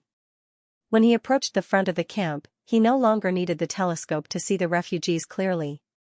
There were men and women of different ages. Their clothes were tattered, their steps were slow, and their bodies were weak. They looked even worse than ordinary militias, let alone the judgment army. Nail was even more convinced of his judgment. However, he also knew that the church had a kind of secret medicine that could instantly enhance their strength. Considering that the enemies might use berserk pills, he asked his teammates to set up the gun barrels within the suppressive range of the heavy machine guns. Then he stepped forward and shouted, "This is the border defense line of the Greycastle Kingdom. No one is allowed to break in. Stop right now and stay where you are. Otherwise, we will open fire." The group of people had obviously seen him as well, and their faces were filled with excitement. Not only did they not stop moving forward, but they also quickened their pace. Nail fired 2 shots into the air and repeated the warning, but it was useless. "Nailhead, come back!" the veteran shouted behind him. "They don't know what a gun is. They won't stop even if you shout yourself hoarse." Nail's heart skipped a beat and he hurriedly shot arrows instead of shooting. This time, the refugees finally responded. However, they only hesitated for a moment and then continued to march toward the position. This time, they even waved their hands to the First Army and shouted something while running. The shouting was so noisy that he could only vaguely tell that they were asking for help. "No, stop." Nail made the last attempt until he was dragged back to the defense line by his teammates. When the refugees crossed the first row of stakes, the 2 blockhouses burst into flames almost at the same time. The bullets whistled over Nail's head and fell around the stakes, stirring up snow columns and completely drowning out their shouts.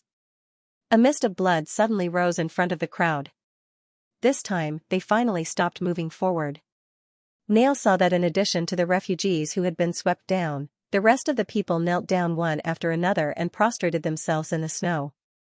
Despite the fear on their faces, they did not flee back, as if there were more terrible things waiting for them behind. "Stop! Stop! Stop shooting!" Nail took off his coat and waved it in the direction of the blockhouses at the risk of being hit by stray bullets. It took him a lot of effort to make the machine gun squad release the trigger. Probably because they noticed his strange actions, another 2 squads left the blockhouse area and surrounded the front line. Passing through the smoke-filled position, a squad of 5 people followed Nail and slowly approached the strange guests, who were shivering all over. Even though it was freezing in the snow, they did not dare to move.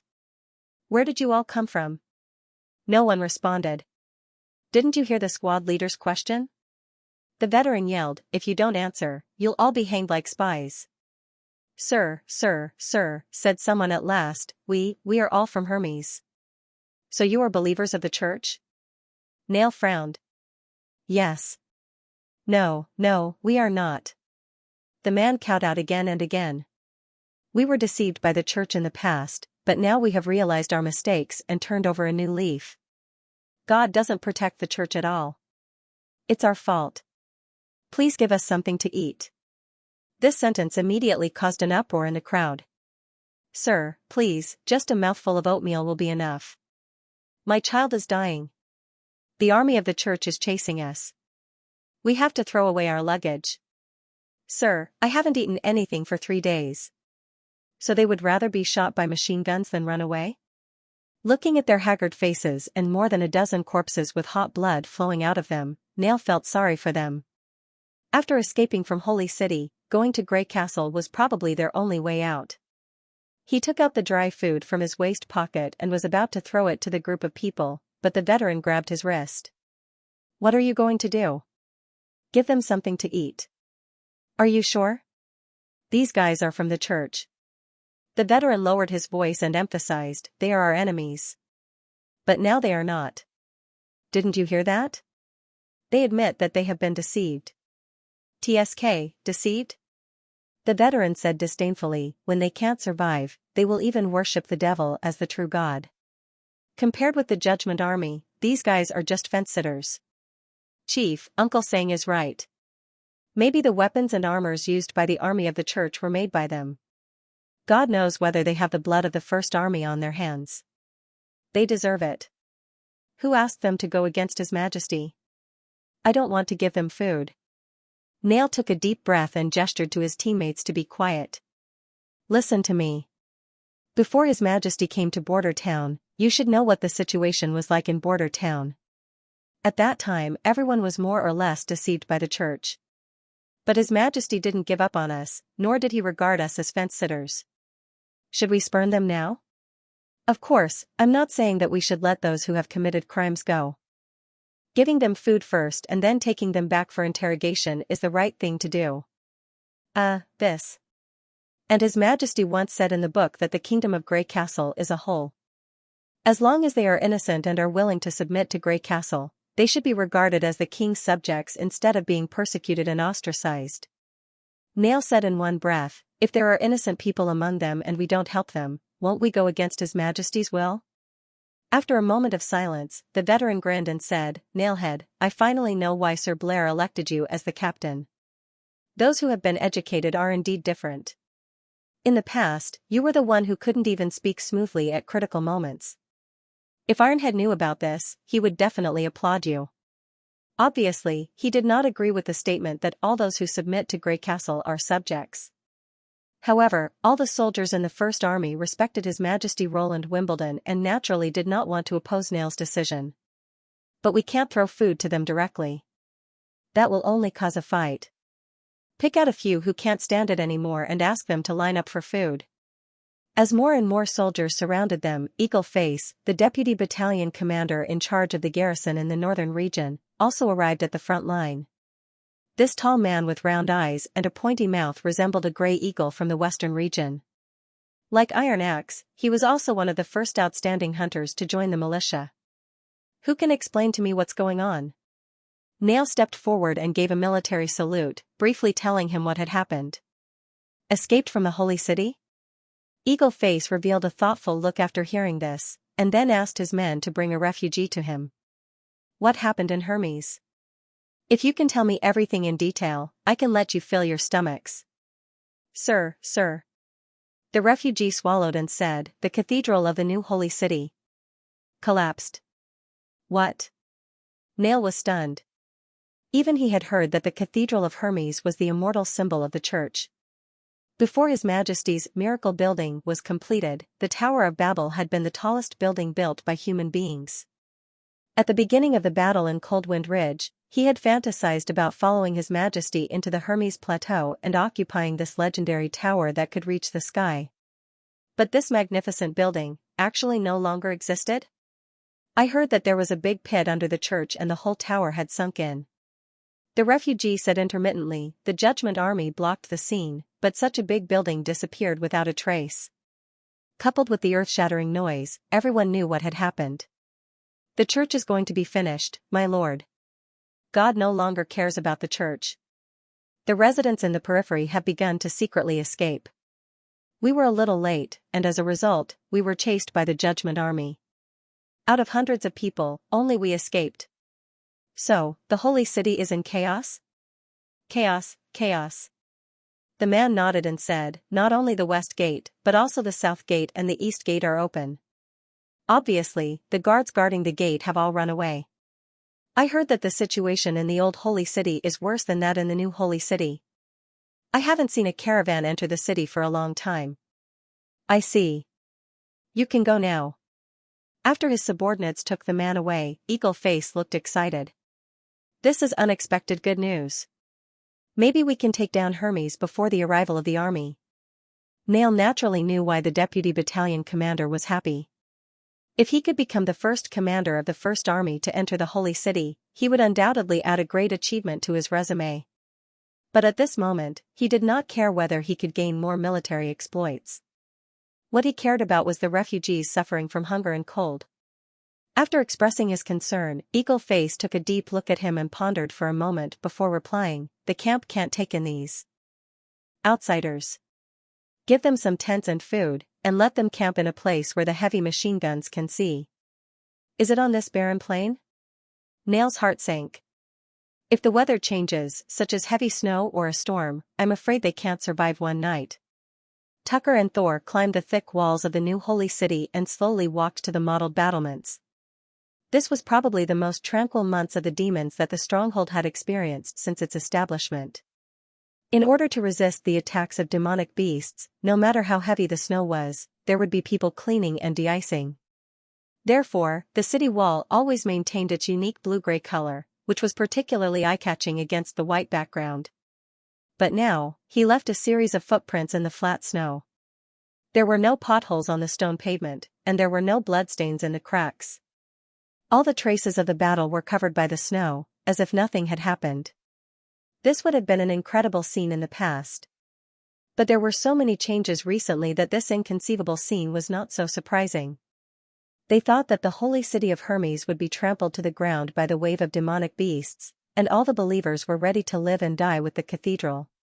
But they did not expect that there were only a few enemies in the snowfield, and they did not even have the intention to climb the city wall. Before they had time to celebrate, God showed his impermanence in the most cruel way. Because the conquest of Grey Castle consumed too much of the church's power, the first task after winter was to re-elect the 3 archbishops and the corresponding high-level personnel. In order to stabilize the order of the Holy City and restore the believers' faith in God, many young believers became the backbone of the church. Thor also became one of the interim archbishops because of his previous identity as the Chief Justice.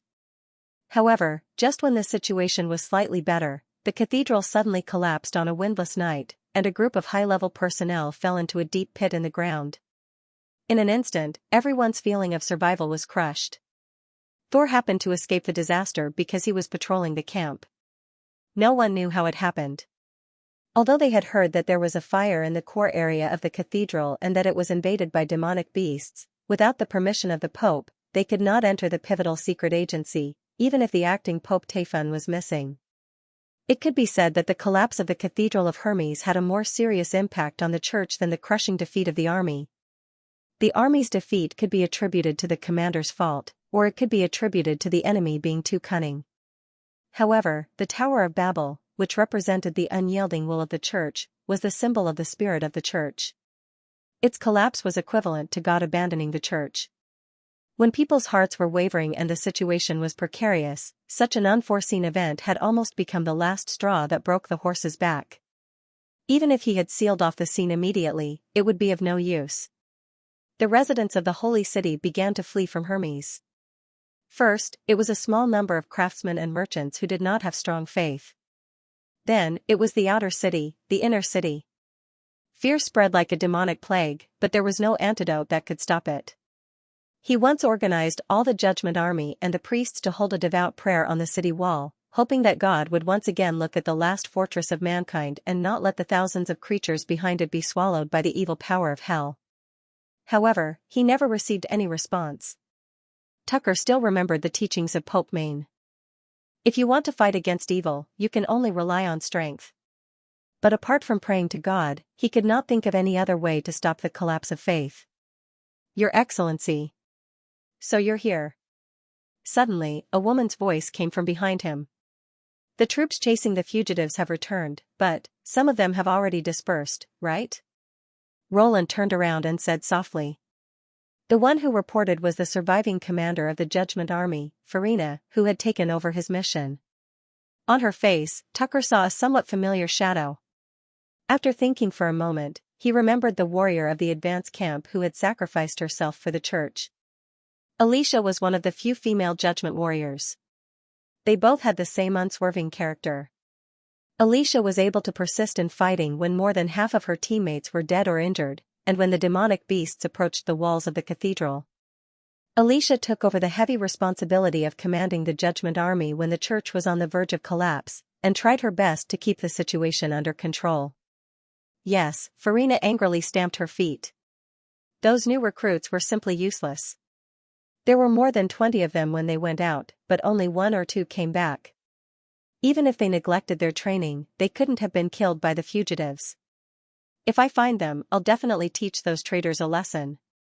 It's inevitable. Tucker sighed.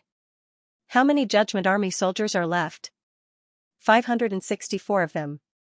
They're now guarding the gate of the inner wall of the Holy City. They should be able to prevent the residents of the inner city from escaping. In addition to the hundreds of God's punishment army soldiers who were not trapped in the ruins of the cathedral, these were the last elites of the church.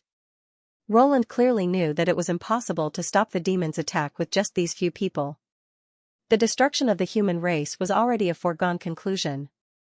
Regarding this extremely powerful enemy, he had heard from His Holiness Maine. All the efforts of the church were to protect the human race when the doomsday came, so that the fire of continuity would not be extinguished. That was why there were such powerful warriors as the God's punishment army. But this alone was not enough.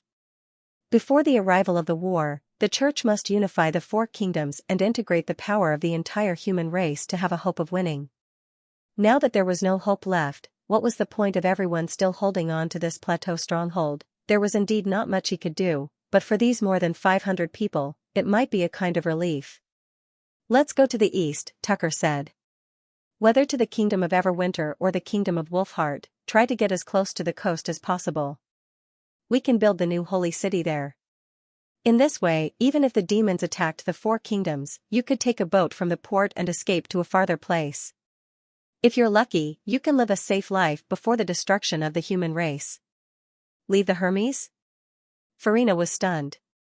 But Your Excellency, if we leave, who will fight against the demonic beasts? If the demonic beasts enter the hinterland of the mainland through the Big Gap, it's also a crime committed by Grey Castle. The Church's top priority is to preserve its strength. The cathedral can be rebuilt, but the believers can't bear the loss. When the demonic beasts become a disaster in the four kingdoms, people will remember our strength again. The demonic beasts don't matter at all. They're not the real enemy. The fatal threat comes from the depths of hell, and you can't do anything about it.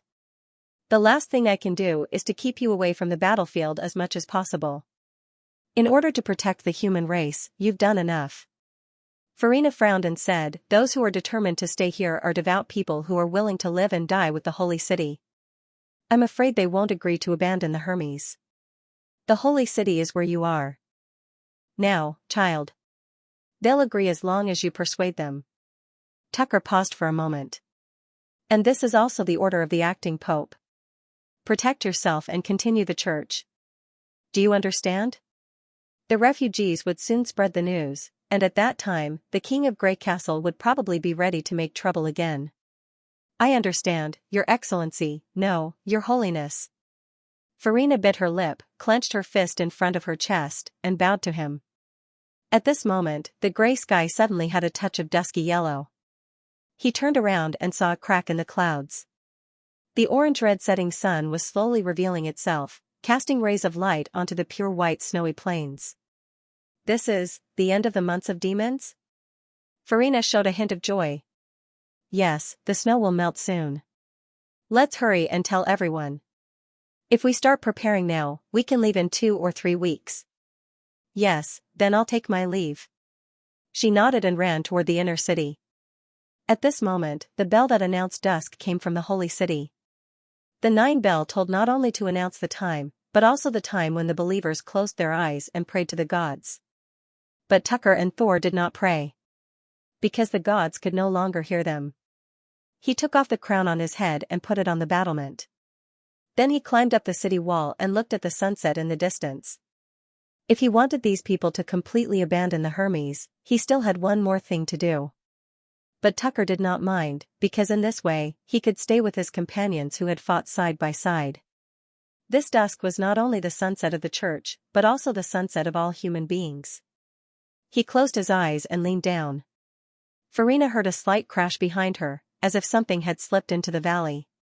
She looked back and saw that there was no one on the city wall. This time, the months of the demons lasted for nearly 5 months. When the dark clouds dissipated and the warm sunshine reappeared over the western region, spring was already half over. An urgent task was placed in front of Roland.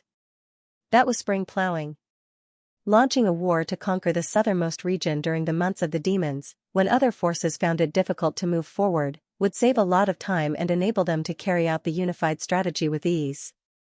However, it would also consume a lot of food. Due to the rapid population growth, the border area's granary was empty for the first time. Roland secretly felt lucky that the first thing he did after annexing Longsong Stronghold was to hand over the Golden One seeds cultivated by Leaf to Perot and order him to promote the improved crops. Otherwise, the months of the demons would be really difficult. The cement ships that traveled between the border area and Longsong Stronghold formed the lifeline of the First Army. A large number of wheat ground pancakes were distributed to the soldiers fighting in the front line by shipping. Therefore, the day after the Victory Day celebration, Roland held a spring plowing operation conference. Not only the Ministry of Agriculture, but also the entire City Hall, including the second-class officials of the Longsong area, the District Governor Perot, and the fallen Dragon Ridge Governor Spear were all summoned to Neverwinter Castle. Among them, Spear Passy was flown here directly by Maggie. When she landed, her cheeks were pale, and when she saluted Roland, she complained a lot. Car Kant, the lord of the northern region, was represented by his daughter, Edith, and his second son, Cole. Roland did not know if it was an illusion, but he felt that the Pearl of the northern region, who had just returned from the Great Snow Mountain, was more radiant than before, while Cole, who was behind her, seemed much weaker. And that outfit? Was it a little too neutral? Anyway, the conference had gathered representatives from all over Grey Castle. Except for the eastern region, which had not yet surrendered, and the central region, which had not yet established the city hall system, this could basically be regarded as a national conference. He looked around the hall with satisfaction and then knocked on the table. Everyone quietened down and looked at the king. "I know you must be wondering why the word war is used on the banner," Roland said, pointing to the red cloth banner hanging on the wall behind him.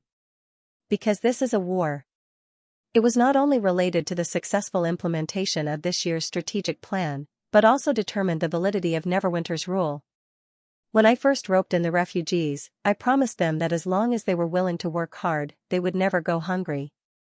I've done this in the past 3 years, expanding my territory from a remote border town to more than half of Grey Castle. There's no reason I can't do it this year. The kingdom will only be stable if the people don't have to worry about food and water. Therefore, I ask everyone to take spring plowing seriously and complete this year's plowing according to the regulations and sowing manual formulated by the Ministry of Agriculture." He paused for a moment. "From this year onward, agricultural work will be subject to a special assessment, including the reclaimed area, the number of farmers, and the agricultural output. These will be the criteria to determine whether you are suitable to be a governor."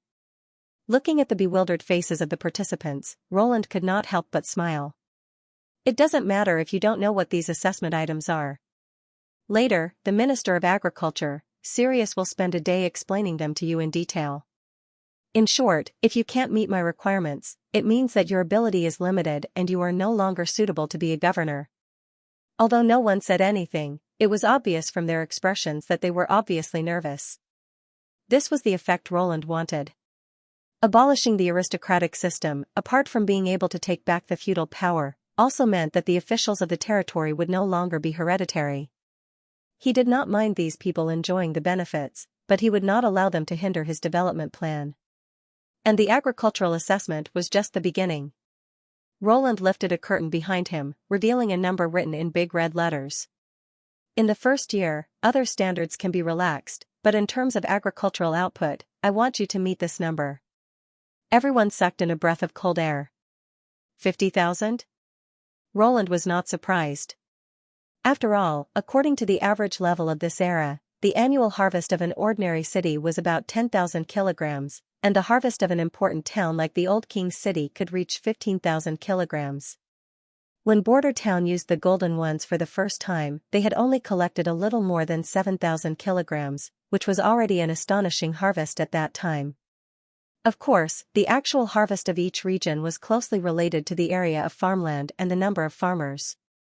Unlike Border Town, which developed high-yield agriculture, big cities relied on the barbaric cultivation of tens of thousands of farmers in the surrounding villages and small towns to obtain so much food. That was why Roland included these 2 items in the assessment. After all, the fewer the farmers, the more workers the factories could accommodate. Roland gestured for everyone to quiet down.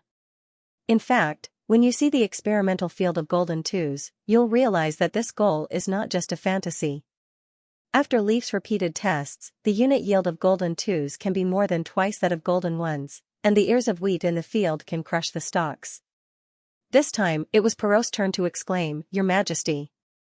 Can it really be more than twice that?" Among the officials from other cities, he was the only one who was deeply impressed by the amazing yield of Golden Ones. During the War of the Months of Demons, the Longsong area had provided more than 50% of the First Army's rations because there was a large amount of surplus food after Golden Ones were planted. If it were ordinary wheat, it would not even be enough to feed a city. That's true, but Golden Twos aren't completely flawless. Roland looked at Leaf and said, "Miss Leaf of the Witch Union, please explain its characteristics in detail." Leaf nodded and bowed to Roland. She walked up to him with a bag of ripened wheat and began to show Golden Twos to everyone. "It's different from all the wheat you've seen before. It can only be planted once, so you have to come to Neverwinter to get new wheat seeds every year. I've also greatly strengthened its root system so that it can absorb nutrients from deeper underground. However, it consumes a lot of fertility and needs to be fertilized. Otherwise, we'll have to divide 3 plots of land and let them rest. And, Looking at Leaf, who was a little reserved at first but became more and more fluent in her speech, Roland stroked his chin in satisfaction. Golden twos were a new type of wheat with its own jinkala. Its root system could extend 4 to 5 meters underground and its ability to absorb fertilizer was enhanced. Except for the fact that it could not reproduce continuously, it was better than golden ones in all aspects. The only disadvantage was actually an advantage for Neverwinter. The fact that it could not keep seeds meant that once other cities started to plant golden twos, they would have to rely on the supply from the new king city. At the same time, other low-yield wheat would be squeezed out of the market. This was a great advantage for Roland to monopolize the food market and put this resource under the control of the state. Roland believed that no farmer would go back to planting ordinary wheat after trying to plant golden twos. As long as this improved seed was popularized throughout the country, it would greatly alleviate the food shortage in various places. With food, it would naturally be able to accommodate more people. After Leaf finished her explanation, Edith was the first to raise a question. Your Majesty, can ordinary people really eat the wheat catalyzed by magic power? This was probably the question that everyone else was most concerned about. After the Pearl of the Northern region spoke, not only Perot, but also Spear looked worried. First of all, there's no essential difference between golden twos and golden ones. They were both cultivated by Leaf. Golden twos just further increased the yield of the wheat. Roland answered with a smile. Secondly, although it's modified by magic power, it doesn't contain any magic power. Therefore, we don't have to worry that it will harm ordinary people. In fact, the oatmeal and pancakes I've been eating recently are all from golden twos in the experimental field. He couldn't help but think of the debates between natural food, hybrid food, and genetically modified food in the future. Some people always emphasized that natural food was the best, but they didn't know what natural food should look like. It was a very complicated question to explain the origin of golden twos in detail. It involved the mutation and inheritance of living things. Even Leaf might not be able to understand it. Although her ability could make plants change dramatically in a short period of time, it basically required a continuous supply of magic power and could not be passed on to the next generation. If the change was too big, the plants might even die without the supply of magic power. Therefore, when Leaf cultivated the golden wheat, her main role was to promote mutation and accelerate its growth. She selected the ones with characteristics that were more suitable for cultivation and eliminated the inferior ones. After generations of breeding, a wheat with outstanding characteristics was finally formed. It was no different from the traditional cultivation method. The only difference was that the process was greatly shortened. In less than 2 years, the wheat had completed the evolution that would have taken hundreds of years. Roland had seen the original watermelon before. It was a fist-sized, hard-shelled fruit sack with a few pieces of yellow pulp in it. At first glance, it looked like an orange. In the 17th century, the flesh of the fruit turned red, and it grew a lot bigger. However, more than half of it was still filled with white meridians. If one used a spoon to dig, it would probably be emptied in 4 or 5 strokes. In addition, the fruits and crops that people were familiar with looked very different from the past. In fact, not only plants, but animals were also different. The most typical example was the dog, a type of pet that did not originally exist, but was transformed from a wolf under the influence of generations of humans. Therefore, the so-called natural food was the result of repeated artificial screening. If it really returned to its original appearance, it would be very difficult to eat. And it wasn't just humans. Any species, from mammals to microbes, were constantly changing their surroundings. From Roland's point of view, there was no difference between humans building a power station and yeast fermenting bread. They were both natural actions because life itself was a part of nature. However, these principles were too profound for the local officials, so he simply simplified his answer into 2 parts. Golden ones are fine after eating it, so golden twos are fine too, and if you don't believe me, I'm eating it too. In this era, the emperor setting an example was the best proof. Seeing that everyone was no longer doubtful, Roland continued, in addition, all food transactions in each city must be controlled by the secondary city hall. Just like in Neverwinter, private sales of food are prohibited. As for the specific implementation methods, Berev, the director, will explain them to you in detail later. Marchioness Spear Passy raised her eyebrows. Your Majesty, if golden twos really have such a high output, I'm afraid there will be a lot of surplus after feeding the people. If the City Hall wants to buy all of them, it will be very difficult for them to finance. Besides, there are only about 10,000 people in Fallen Dragon Ridge. Do they really need to produce so much food? That's right. The surplus food is not for eating, but for storing. Storing? She was a bit surprised. For the upcoming Battle of Divine Will, Roland said word by word.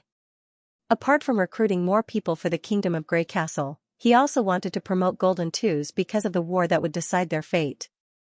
As a member of the Kingdom of Grey Castle who was born in a peaceful era, he had never experienced a prolonged and cruel war.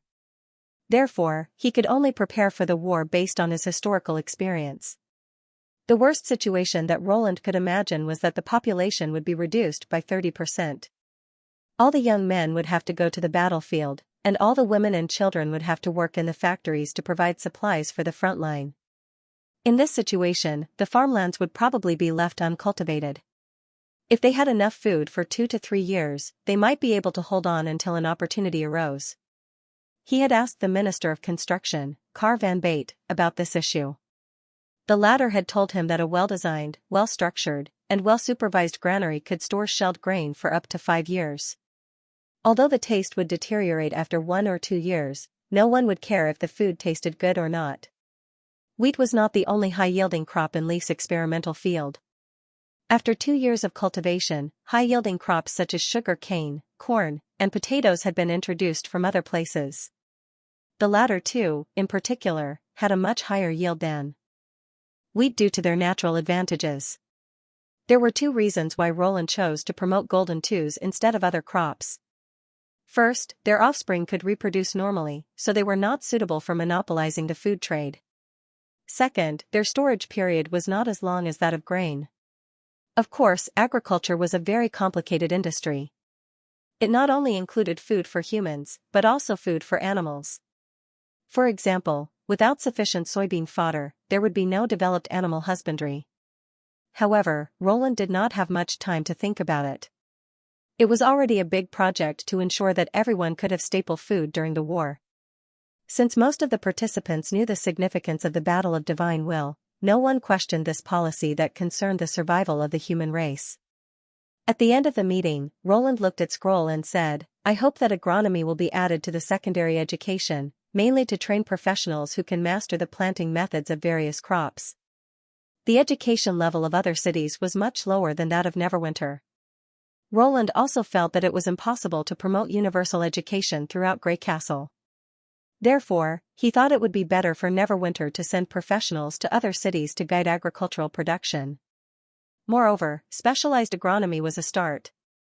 In the future, subjects such as chemical engineering, architecture, and medicine would also be developed. Roland did not expect his subjects to be able to research and invent new theories on their own. They only needed to apply what they had learned to the operation of the industry. After the meeting, Vendi brought him a piece of news. The witches who were exploring the ruins in the snowy mountains of the western region had safely arrived at the pier of Neverwinter. When Roland arrived at the pier, a figure flew straight into his arms. The light golden curls rubbed against his cheek, making him feel a little itchy. A familiar scent filled his nostrils. Roland's emotions also surged with these words. He originally wanted to blame her for risking her life, but looking at her relaxed smile, he swallowed the words that were on the tip of his throat. For a moment, he didn't know what to say. In the end, he patted her on the back and said, "Don't be so reckless next time."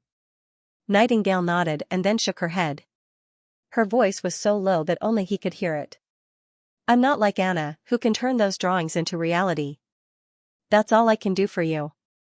She paused for a moment and then continued, "But please rest assured, guarding is the most important thing. I won't put myself in danger easily." Her straightforward words made her cheeks turn slightly red. Although she suddenly became unclear halfway through her words, Roland still heard the word "you." After saying that, Nightingale probably exhausted all her courage and scuttled out of his arms and into the mist. It was hard to imagine that this woman, who obviously had the courage to say these words, could single-handedly fight a horrible monster in the ruins with a gun and explosives. He could not help but sigh with emotion. From now on, please continue to let me be your guard. Nightingale's voice came from behind. When she mentioned this, her tone suddenly became much calmer, and for some reason, Roland felt a long-lost sense of security. Then came the customary hug from the other witches. But what made him a little uncomfortable was the way the tequila survivors looked at him. Different from the members of the Union who were full of laughter, they still maintained basic order after reaching the shore. Under the leadership of several people, they carried black boxes through the dock. But when they passed by Roland, their eyes almost seemed to be nailed to him. There was a burning passion in their eyes. Their desire and eagerness made him shiver a few times. Roland knew the reason. It was because Pasha and the others had told the gods' punishment witches in the front line of the Snow Mountain about the news of the dream world. The purpose of their return was to transport the soul instrument to the Great Snow Mountain and complete the transfer of the devouring worm. The problem was that he would not care so much if they were all women. However, most of these gods' punishment witches had male appearances. After all, the origin of their bodies limited their choices. They had no choice but to possess the male scourge. But for Roland, the feeling was quite different. Even if they knew that their souls were still female, they would still instinctively feel repulsed when being stared at by a group of tall and strong men. If there was an irrepressible desire in their eyes, the feeling would be even worse. When the welcoming ceremony finally ended and Roland returned to the castle, Nightingale once again appeared on his desk, swinging her long legs. Is it true that those empty shells can enter Dreamscape? It seemed that not only the tequila survivors, but also other witches had heard the news. I was also very surprised at first, Roland shrugged. As long as they cut off their consciousness within the range of the beam of light, they will appear in the dream. That beam of light is not so much a connection with the gods, but rather a transmission channel. Nightingale pursed her lips and did not answer. Her eyes became brighter and brighter, and she put her feet on his knees. It was obvious that she was much more daring when there were no outsiders watching. No. Roland immediately vetoed. I know what you are thinking. You want to transform yourself into a god's punishment witch and then enter Dreamscape? I won't allow you to do that. Unlike Anna, Nightingale was obviously impulsive. He had already experienced this before, so when he realized what she was thinking, he immediately shouted at her to stop her from thinking. If he did not do anything, she might really do it. But it's not a problem, Roland said without hesitation. Entering Dreamscape doesn't mean that my consciousness is integrated into them, nor does it mean that they can exist in the world forever. It's just an imitation of a strange world, and it's also being eroded by unknown forces. Maybe one day it won't exist anymore. And even if I enter Dreamscape every day, it will only be for a short night. What about other times? Are you going to live with a shell that will never feel anything? Nightingale lowered her head and was silent for a while. I just heard that they can go to a place that only you have seen, and I think it's too unfair. Roland was amused by her indignant tone. The price they have to pay is unimaginable. Living without feeling anything is more terrible than an invisible cage. Even the Dreamscape is just a little compensation. You don't have to envy them. And what happened to staying? By my side is the most important thing? He imitated her tone and said, I don't want a bearded scourge to stay by my side all day. Nightingale immediately turned her head away in embarrassment. I know. I didn't say that I have to possess an empty shell. You said it yourself. Roland smiled. Do you want a chaos drink? She immediately turned her head back. Yes. Well, it's really easy to understand. He took out a bag of fragrant dried fish from the drawer and placed it on the table. He then opened a bottle of a new sky blue flavor drink and filled Nightingale's glass. Thank you this time. I heard from Agatha that if you hadn't severely injured that monster, everyone would have been in danger. Nightingale drank the drink in one gulp and let out a long breath. She then picked up a piece of dried fish and rubbed her nose. There's nothing to thank me for. You're being too polite. I'm not being polite. Roland shook his head. If the exploration team of the Witch Union had been annihilated, it would have been an irreparable loss to Neverwinter. So, your contribution is as important as Anna's. It's just that we each have our own strengths. Do you understand? After hearing these words, Nightingale could not help but raise the corner of her mouth, but as if she did not want him to see through her thoughts, she hurriedly chewed on the dried fish to hide her joyful expression. Right, you said that the dream world is being eroded by an unknown force. What's going on? Will you be in danger? Faced with such a blunt way of changing the topic, Roland laughed inwardly. He did not expose her and continued to say, "It's a long story, but there's one thing I'm sure of. No matter what happens to that world in the end, it won't affect me in reality. As long as I don't want to enter the dream world, the beam of light won't appear." As for the unknown force, Roland had said that the Martialist Association would organize new entrants to understand the true nature of the world sooner or later. No matter what she was referring to, he had to see it to know. The Olympiad math itself was not important. What was important was the sign it represented. During his initial exploration in the dream world, he was sure that the books he had not read were all blank. Most of the books in the bookstall and the library only had one cover. He even guessed that these covers came from a corner of his memory. If he had never seen them before, perhaps the books themselves did not even exist. However, the Olympiad math textbook on Zero's desk overturned his conclusion. Why did he not notice anything strange at the beginning? Did he miss something in the first 2 or 3 months of exploration, or did this change happen later? If it was the latter, then it was worth pondering. If Olympiad math could create something out of nothing and gradually recover, then what about other books, or in other words, everything he had never seen before, obtaining the strange power, eliminating the fallen evils, liberating the force of nature? What was the connection between all these? Could it be the cause of the world's change? These were all questions that Roland desperately wanted to find the answer to. "Your Majesty?" Nightingale's voice suddenly interrupted his thoughts. Roland lowered his head, only to find that his hands had unknowingly pressed on the instep of her feet and were unconsciously rubbing back and forth. Through the thin socks, he could clearly feel her smooth skin and slender toes. "Although I've changed into a new one, I can't wash my body on this ship," Nightingale said a little embarrassedly. "I'm afraid it's still a little dirty. How about I go wash first?" Roland suddenly felt very embarrassed.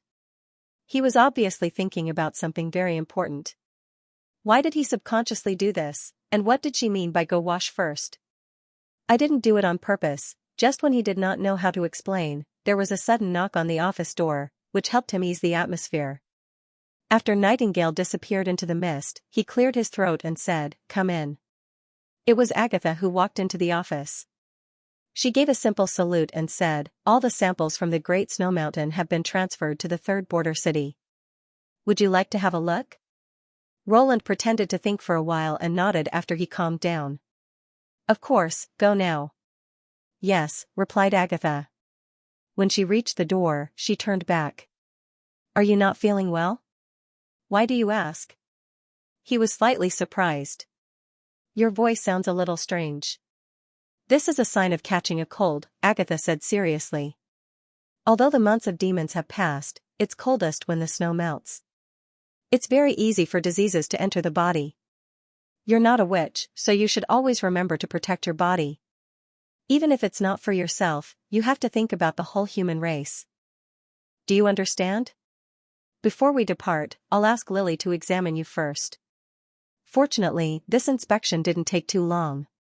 Roland didn't know whether to laugh or cry as he drank a bottle of Lily's special, dispel disease water. Under the heavy protection of his personal guards and witches, he entered the impassable mountain range. The tequila survivors who came to welcome him made him feel slightly relieved. Except for Pasha and Alethea, the others were all familiar frequent visitors in the dream world: Number 76 Phyllis, Magic Bug Nest Faulty, Lightless Curtain Donnan, and Shadow Walker Ling. Except for Phyllis, the others also appeared as male gods' punishment warriors, but they were people who had enjoyed the dream world, so their eyes were much calmer. "I heard that you want to keep those insects of unknown origin in our hall, and you want to see if you can domesticate them?" Alethea was the first to speak. "Mortal King, I have to admit that you're really bold. You're not inferior to those crazy researchers of the Quest Society. But this kind of curiosity can also destroy you. You know, those are the species left by the enemies in the deep sea. That's why I want you to guard them. The captured insects are not aggressive and can't drill holes. You only need a secret chamber to control them. Roland shrugged. And according to Agatha's observation, these insects don't have self-awareness. They only eat and reproduce according to their instincts. We can't rule out the possibility that the escaped multi-eyed monster can control them again. But if even it can get close to Neverwinter, we'll probably be doomed. Isn't Agatha a member of the Quest Society? Alethea shook her mane tentacle disapprovingly. Since she was also a high ascendant before her transformation, her respect for the ice witch was not as obvious as Phyllis's. Agatha, who was innocent, just curled her lips and obviously did not want to bicker with Alethea. If that's the case, Celine is also a member of the Quest Society. If she hears this, she'll definitely argue with you again. Pasha dragged Agatha behind her and then apologized to Roland. Alethea is just worried that these strange insects may cause harm to Neverwinter. She doesn't mean anything else. It doesn't matter. Roland waved his hand. Let's go take a look at them first. He knew that Alethea's words were not unreasonable, but what Agatha and Lightning mentioned in the report was really significant. If they destroyed all the insects because of a little risk, it would be like giving up eating for fear of choking. Placing them under the mountains was a form of insurance in itself. Yes, please follow me. Pasha nodded. After passing through the wide hall and narrow passage, they entered another open area, which was about the size of 4 or 5 castles. Several stones of lighting embedded in the wall could roughly outline its outline. The ground under their feet looked like it had been plowed. There was loose soil everywhere, and they could hear the pitter-patter of water coming from the other side. This is a new cultivation room that Fran opened up, Pasha said. There's only one exit. The underground water comes from the rock wall, so it's safe. But, are you really going to cultivate mushrooms and insects in there? Because those huge mushrooms are the insects' food, Agatha explained. If they can grow normally here, we can get a large number of insects with very little effort. If they can't be transplanted, I'll have to let Lily cultivate them artificially. Roland regretfully thought that it was a pity that the mushrooms in the Snow Mountain ruins were poisonous and could not be eaten. Otherwise, with the huge size of the underground mushrooms, they could become a high-protein food that could replace meat. Why do you need so many insects? Phyllis asked curiously. If it's just to study them, wouldn't it be enough to keep a few in captivity? They may be of great use to the development of Neverwinter. Roland motioned to Agatha. If the report is correct. The latter nodded. She found a strange insect lying on a mushroom and dragged it to the ground. She then summoned 2 icicles and nailed it to the joints of the insect's head and waist. As the ice witch had described it in her report, it looked like a hairless spider or an ant with a big belly. Its upper body was slender and clearly segmented, and its lower body was swollen and about the size of a grown man's torso. Obviously, this was not the insect's limit. Its abdomen had to expand to at least 2 or 3 times its normal size in order to envelop the entire mad demon. According to the photos sent back from the scene, when the mad demon was contained, its head would be buried in the ground, leaving only its bloated belly exposed. At first glance, it looked like a large, mature insect egg. Did you kill it? Phyllis asked. It's convenient. Although it's not aggressive, it can run away quickly. Agatha condensed the ice into a slender blade and cut into the insect's abdomen. Immediately, a milky white liquid with a slightly fishy smell flowed out. This kind of mucus has a certain antiseptic effect. Under normal circumstances, it can flow freely, but after a long time, it will slowly solidify and turn into a substance like egg white, she explained. And then? Eat it? Farty could not help but frown. Although I've never eaten it before, I don't think it tastes too good. Agatha shook her head. The key lies in another kind of body fluid. This time, she busied herself for half an hour before she completely removed the skin on the back of the insect and pulled out a sticky green organ. It looks a little like a gallbladder, Phyllis said excitedly. But it's not bile. Agatha carefully cut a small hole in it and squeezed 2 drops of dark green juice out of the slime that had accumulated on the ground. She then summoned 2 icicles again and quickly stirred the slime. The next step is the key. Roland held his breath and carefully watched the preservative change. Soon, the liquid began to thicken, and the ice witch's stirring became slower and slower. About 2 or 3 minutes later, the icicles that had been inserted into the mucus could not be separated anymore, as if they were tightly bound together by something. He stretched out his finger and pressed the surface of the mucus. It had turned into a soft gelatinous substance, but after a few millimeters, he could not move any further. "This is..." Phyllis exclaimed. "Biorubber," Roland said with a hint of excitement. "This is the thing that immobilized Fran." From the first report sent by Agatha, he had noticed the strange properties of the relic crawlers. At first, he thought it was similar to the ability of spiders to spin silk, but as the follow-up reports arrived, he found that the solidified mucus had excellent elasticity and toughness, comparable to rubber.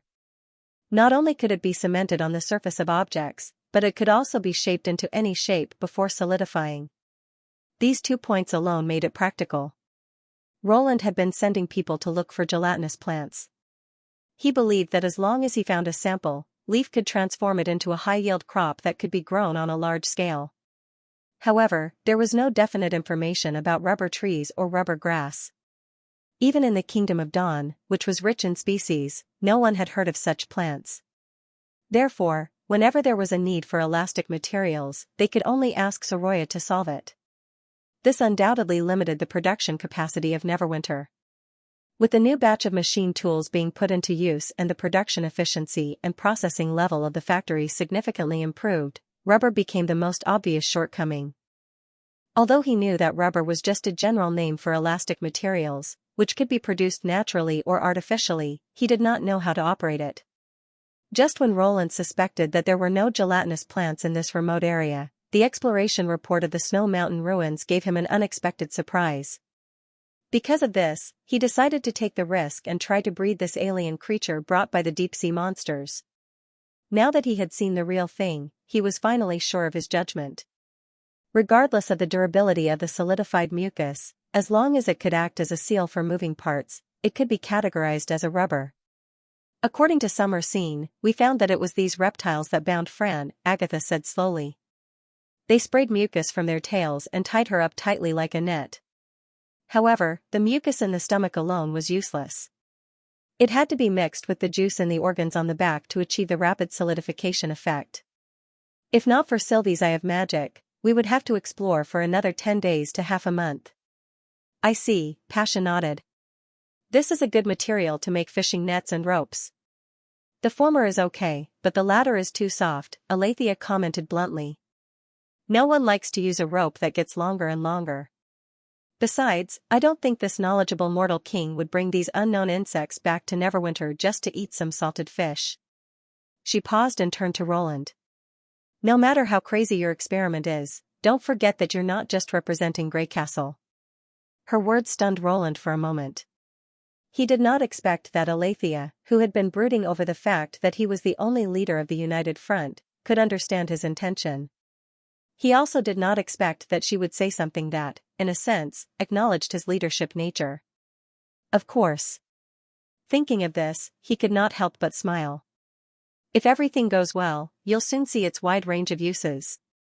But without the monster that controls them, how can we make the reptiles spew the mucus?" Pasha asked.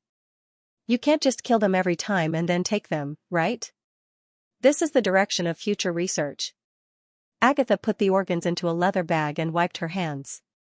"If it doesn't work, we can only rely on mass cultivation." In addition to the rubber worms, Roland then looked at other fresh species brought back from the ruins, such as the fruit plants that emitted cold light and the transparent boneless fish that lived in the underground river. However, these new discoveries were overshadowed by the exotic reptiles. The former was just a symbiotic phenomenon. A large group of glowing beetles gathered in the fruit, and after eating the flesh, they would scatter and spread the seeds, so they could not be used as street lamps at all. The latter could hardly see the light and could only live in the underground water vein. Although its meat was delicious, it was destined that it could not be raised on a large scale and could only be served as a rare game on the dining table of a few people. Of course, Roland did not expect every new species to surprise him like the rubber worms.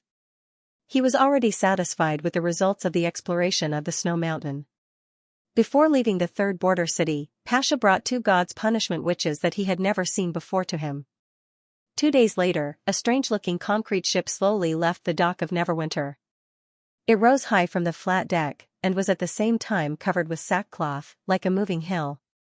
On both sides of the ship, there were not only armed soldiers, but also more than 10 God's punishment witches who were responsible for escorting the ship. This ship was the Victory, which was responsible for delivering the soul instrument to the Great Snow Mountain. There, the tequila witches would complete the transformation ceremony and possess the worm carrier. Due to the need for secrecy, there was no ceremony or whistle before the ship left. Even the loading work was done secretly at night. Roland stood beside the wet brick dock and watched the ship leave. Once the transformation was completed, Neverwinter would have 3 worm carriers.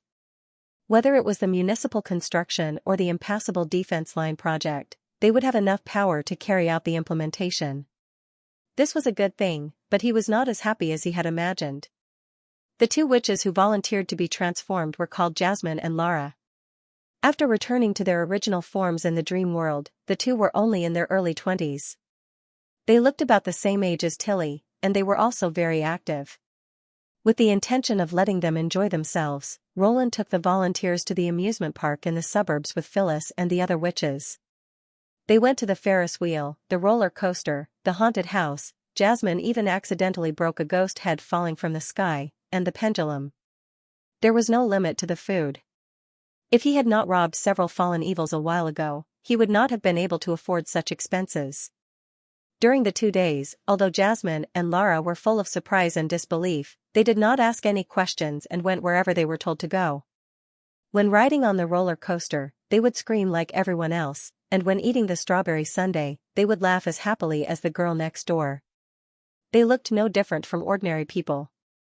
If he had not known the answer in advance, he would not have believed that the 2 had decided to give up their human bodies and resolutely sacrifice their lives to fight against the demons. It was just like the choice they made when facing the magic core at the bottom of the ruins 400 years ago. When they finally woke up from the dream, they looked calmer than Roland had expected. He wanted to comfort the 2 of them, but it was as if a fishbone was stuck in his throat, and he couldn't say a word. Let them reconsider whether or not they should turn into devouring worms?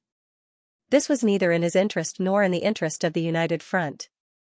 Apart from that, the rest of his words seemed meaningless, more like hypocritical kindness that had nothing to do with him. In the end, he was the one who was comforted. Even now, Roland could still clearly remember the words and the look in their eyes at that time. "Thank you," Jasmine said with a smile, and, "we don't regret it," Lara added.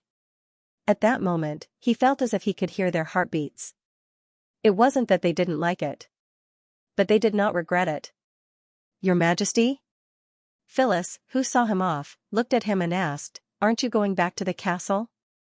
Only then did Roland come back to his senses. The SS Victory had already disappeared from his sight, leaving only some lingering smoke.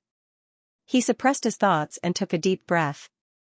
Is it really impossible to cut off consciousness after possessing the carrier? Phyllis seemed to understand what he wanted to say, so she slightly lowered her voice and said, "A god's punishment which is different from a carrier. God's punishment witches have a certain basic consciousness even if they don't transfer their souls. It's more appropriate to say that witches are manipulators rather than fusion. But a carrier is different. It's a special container, and once it enters the carrier, it's closely connected. Although it can go dormant when it's not used for a long time, no one has ever achieved complete separation, at least not Pasha and the others. But there's also a beam of light above the carrier's head, right?" "That's right." Phyllis nodded. "Without the support of magic power, such a huge body can't move at all. So maybe one day, we can also find a way to let their souls return to the dream world," Roland said slowly, looking up at the deep blue sky. After a moment of silence, Phyllis followed his gaze and said, "Well, maybe they'll wait for that day." The snow-covered jungle of the western region was a new visual experience for Lorgar. She had heard more than once about what snow looked like from the traveling merchants, and in her mind, she had equated it with cold white sand. But when she saw it with her own eyes, she realized that snow was far more delicate than gravel, and much whiter. Even the purest river sand in the silver stream was not as flawless as the snow that could be seen everywhere. The whole world seemed to have changed color. Although the months of demons had ended, Ashes told her that it would take at least half a month for the snow to melt. That's good, she thought. In this way, I can see a pure white snow city. During the voyage, there was almost nothing they could do. Lorgar explored the inside and outside of the steel ship, but she still could not find the reason why it could move on its own even though there was no wind. Even when she asked Andrea this question, she could not get a definite answer. She only knew that a machine that kept boiling water was pulling the hull. As for how exactly it was pulled, only His Majesty and Miss Anna knew. Not to mention the former, the latter was also a member of the Neverwinter combat power list mentioned by Ashes. Powerful and knowledgeable, Princess Andrea of the Wildflame clan had a deeper impression of the name Anna. However, when she mentioned this to Andrea, the latter laughed disdainfully. Combat power ranking? She rolled her eyes. Humans and wolves are different. No matter how powerful a person is, he can't beat the power of a group. In terms of individual strength, isn't it the same as arguing with low-level beasts? Wolves also move in groups, Lorgar corrected her. Well, then let's change it to other animals, such as tigers, snow leopards. Andrea coughed twice. In short, Anna is the source of all the power in Neverwinter. The First Army could easily defeat the Watchdogs and the Iron Whip clan largely with the help of Anna's ability. I'm guessing she didn't tell you that she almost lost to an ordinary person. Looking at the surprised wolf girl, Andrea showed an as expected expression. And that ordinary person was holding a weapon made by Anna. It's meaningless to talk about combat power without these. If you want to become stronger, I suggest you apply for a set of special weapons from His Majesty. At this point, Andrea patted the long spear on her back. If you can install those big pipes on your back after transformation, I'm sure it'll be more effective than any combat skill. Although Lorgar did not agree with this statement, she still silently kept this suggestion in mind. After all, her father often said that listening and observing was the right thing to do, but she should not easily forget her original intention. Because the ship was sailing against the current and the river was rising sharply, the speed of the iron ship was obviously slowed down. On the 5th day after entering the western region, the wolf girl saw a beautiful and strong pigeon. After circling several times in the air, it flew straight to Ashes at the bow of the ship. Just when she thought she could have an extra meal for lunch, she saw Andrea take out a handful of fried dry food with a smile and feed it to the pigeon. The pigeon intimately rubbed against Ashes's cheek as if they were old friends who had not seen each other for a long time. It was not until the pigeon spoke that Lorgar realized it was a witch. Coo, coo coo. Got it. Tell Her Highness Tilly that I'll be there soon. Me too. Andrea did not want to be left behind. Coo. The pigeon nodded and then spread its wings, quickly disappearing in the northwest direction. She is? Lorgar asked. Maggie, a witch who can transform her whole body like you. Ashes turned around. So that's how it is. Wait, huh? Didn't they say that Maggie would transform into a fierce and ugly giant beast with wild strength? Why is it a pigeon? Accompanied by a low whistle, the Roland steadily docked at the pier. Probably because the ship was named after the chief, when Lorgar walked down the pier, she found that all the people on the pier stopped and raised their right hands in the direction of the big ship. And the soldiers of the First Army on the ship responded with the same gesture. It should be a special etiquette. However, it was different from the etiquette she had seen before. It seemed that neither side was in a lower position.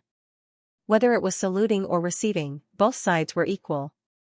This was a little difficult for her to understand. If both sides were of the same status, why did they have to salute? In her opinion, whether it was a kneeling salute or a fist-clenching salute, there had to be one side receiving the salute, so that it could express respect and obedience. She also noticed that even the children playing by the pier made the same gesture and stuck out their chests. During this process, not a single person's expression was one of humility or unwillingness. Everyone's eyes were filled with joy and vitality. Through this etiquette, they seemed to have completed an indescribable communication.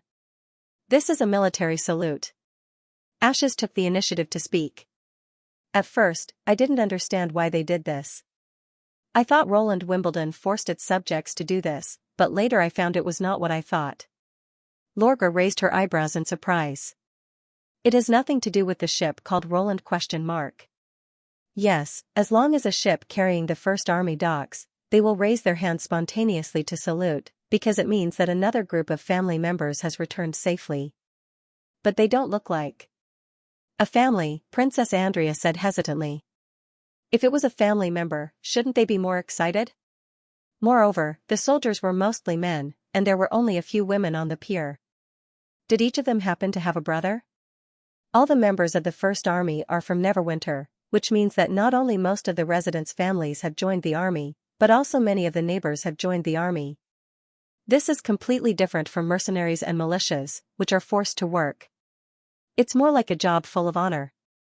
They celebrate the return of other people's children, and others will celebrate the safe arrival of their relatives. This is probably what His Majesty meant by the People's Army. An army made up entirely of citizens. The wolf girl wore a thoughtful expression and followed the witches into Neverwinter.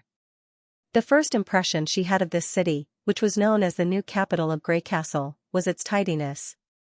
Other than the endless stream of pedestrians, both the houses and the streets were arranged in a straight line. Even the trees on both sides of the road were the same.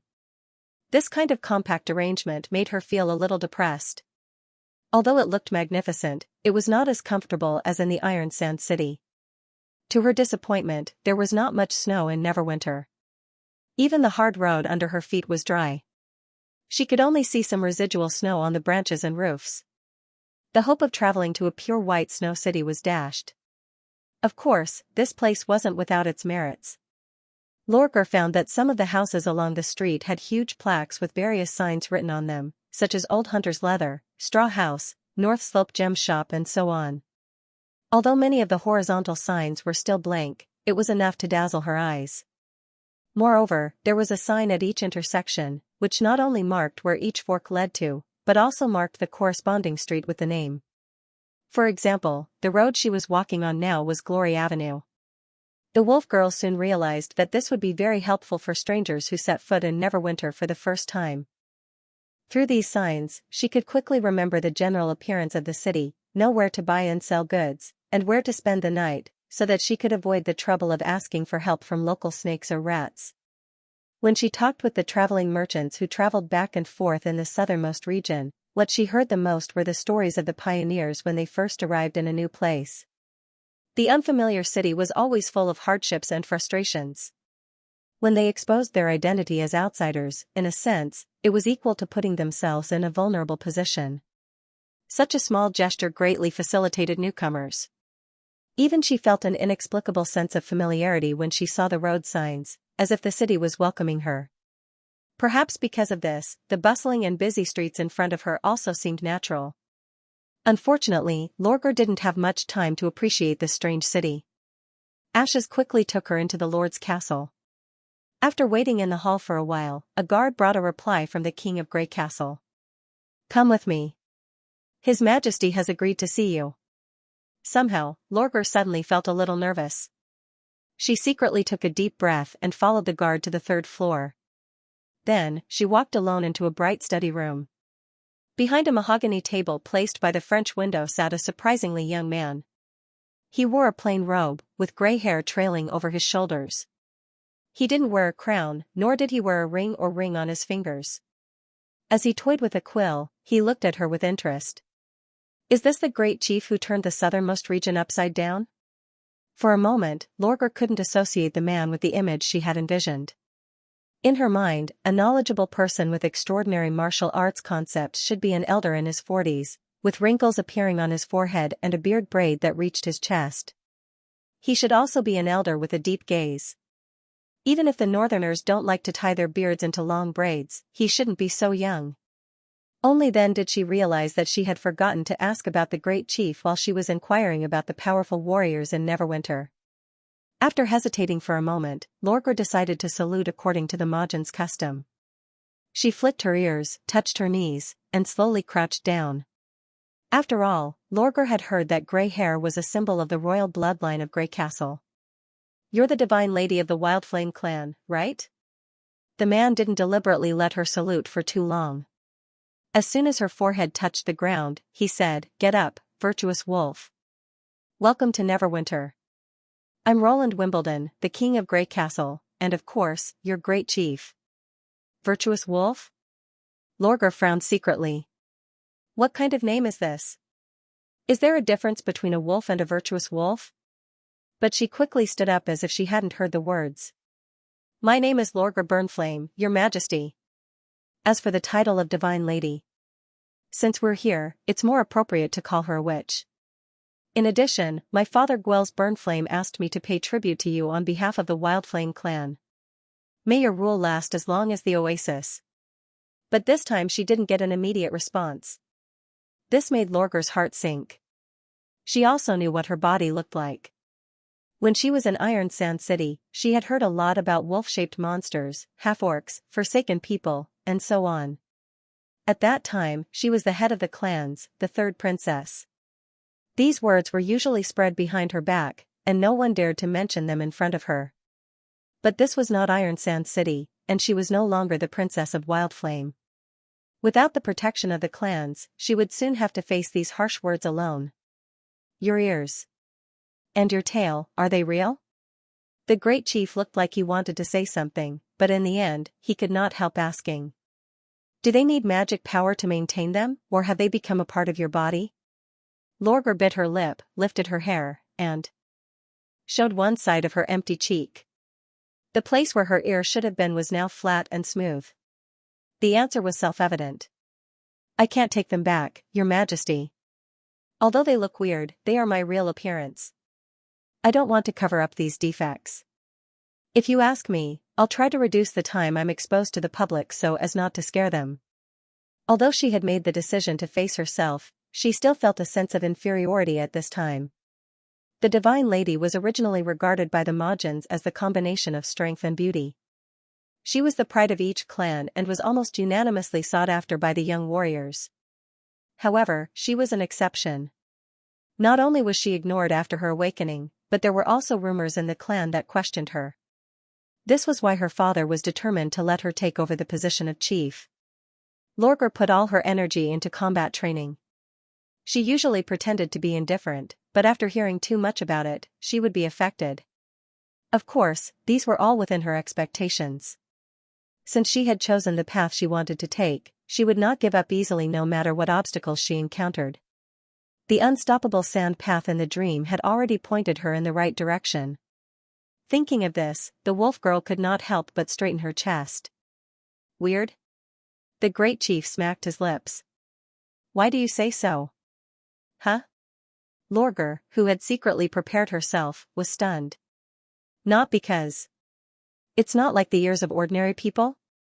Roland shrugged. Ordinary people don't have magic power. Besides, they don't affect your movement and hearing at all, so how can they be considered as defects? At most, they can be considered as a physical characteristic, and a very interesting one at that. Don't you think that these ears look very beautiful? Ahem, your majesty, please watch your words. At the same time, a woman's voice came from behind her.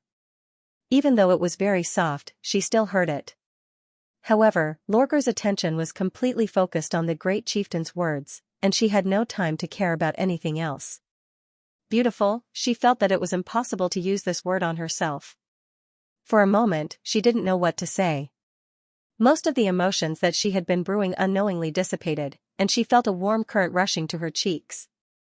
How could a half-human, half-beast be beautiful? In short, I won't ask you to cover it up or wear a hood when you go out. You can do whatever you want. Roland continued, maybe some people will criticize you, but as time goes by, they'll gradually accept it. At worst, you can ask Soroya to draw a series of comic books about you, or join the Star Flower Troupe to perform a play. After all, becoming an idol is the best way for people to quickly become familiar with you. Comic books? Star Flower Troupe? Idol? Lorgar felt that her brain could not work. She could only stand there in a daze, unable to say a word. Fortunately, at this time, the great chieftain finally returned to the original topic. By the way, I heard from Ashes that you're here to fight against the demons? The wolf girl breathed a sigh of relief. At the same time, I'm here to hone my skills, your majesty. I heard that there's a witch in Neverwinter named Miss Nana who can heal wounds left in battles, which is very important for a warrior. You should know that it's every warrior's dream to accumulate combat experience without any worries. Of course, in addition to fighting against those powerful enemies for you, I'll also pay for your treatment in full. I see. Roland nodded. If you're willing to join the Witch Union, you'll have a great chance to fight against them in the future, but I prefer to fight alone, Your Majesty, Lorgar interrupted softly. Like a mercenary, I don't want to be distracted by anything other than fighting. She knew that these were just excuses. The real reason was that she did not want to pledge allegiance to the Great Chief before she fully understood the Northern Kingdom. She did not forget that she was a Sand Nation. If the Great Chief could not keep his promise in the Land of Fire, the Sand Nation moving south would sooner or later be separated from Grey Castle. If that happened, the King of Grey Castle would become her enemy, so she could not make a rash decision. Really? Roland thought for a moment and then spread out his hands with a slight regret. Then I can't agree to your request. Why? Lorgar asked in surprise. In her opinion, a skilled mercenary should be in high demand anywhere, not to mention that she did not even talk about the cost. Not only would he fight for free, but he would also pay for treatment at his own expense. This was a free gift, but he refused it. How could it be possible? Because what we're facing is a full-scale war, not a small skirmish between a few tribes. Was he saying that the battles of the Sand Nation were all child's play? Lorgar suddenly felt a rush of blood to her head. She raised her tail and was about to refute, but the Great Chief suddenly changed the topic. You should have fought with Ashes, right? How's her strength? The wolf girl suppressed her dissatisfaction and replied angrily, very powerful. Even in the southernmost region, she's a first-class warrior. This is the power of an extraordinary, Roland said slowly. And there's an even more incredible transcendent. The latter completely breaks through the limits of the human body, and there's no longer any hindrance in their growth. They're worlds apart from the extraordinary. Transcendent? Lorgar could not help but be attracted by what he said. What kind of realm is that? Even Ashes can only look up to it? Lorgar could not remember how she got out of the castle. She stood on the street in a daze, watching the people passing by hurriedly. This meeting was completely out of her expectations, in every aspect. According to her expectations, the Great Chief would first reject her because of her weird half-human, half-beast appearance, the mean king would directly show his disgust, and the shrewd one would remain expressionless. However, when she stated her intention, the Great Chief's attitude would change. After all, a free warrior could never be too much, not to mention that she had promised to help Neverwinter fight against the demons. Who would refuse such a good deal with no harm? Then she would live in the castle district, or be treated as a clan guest in a hotel in the inner city. Later, through Ashes, she would gradually get to know more witches, especially those who were good at fighting, including Miss Nana. Although not everyone would pay attention to her, there would always be people like her who hoped to improve their skills by sparring with different opponents.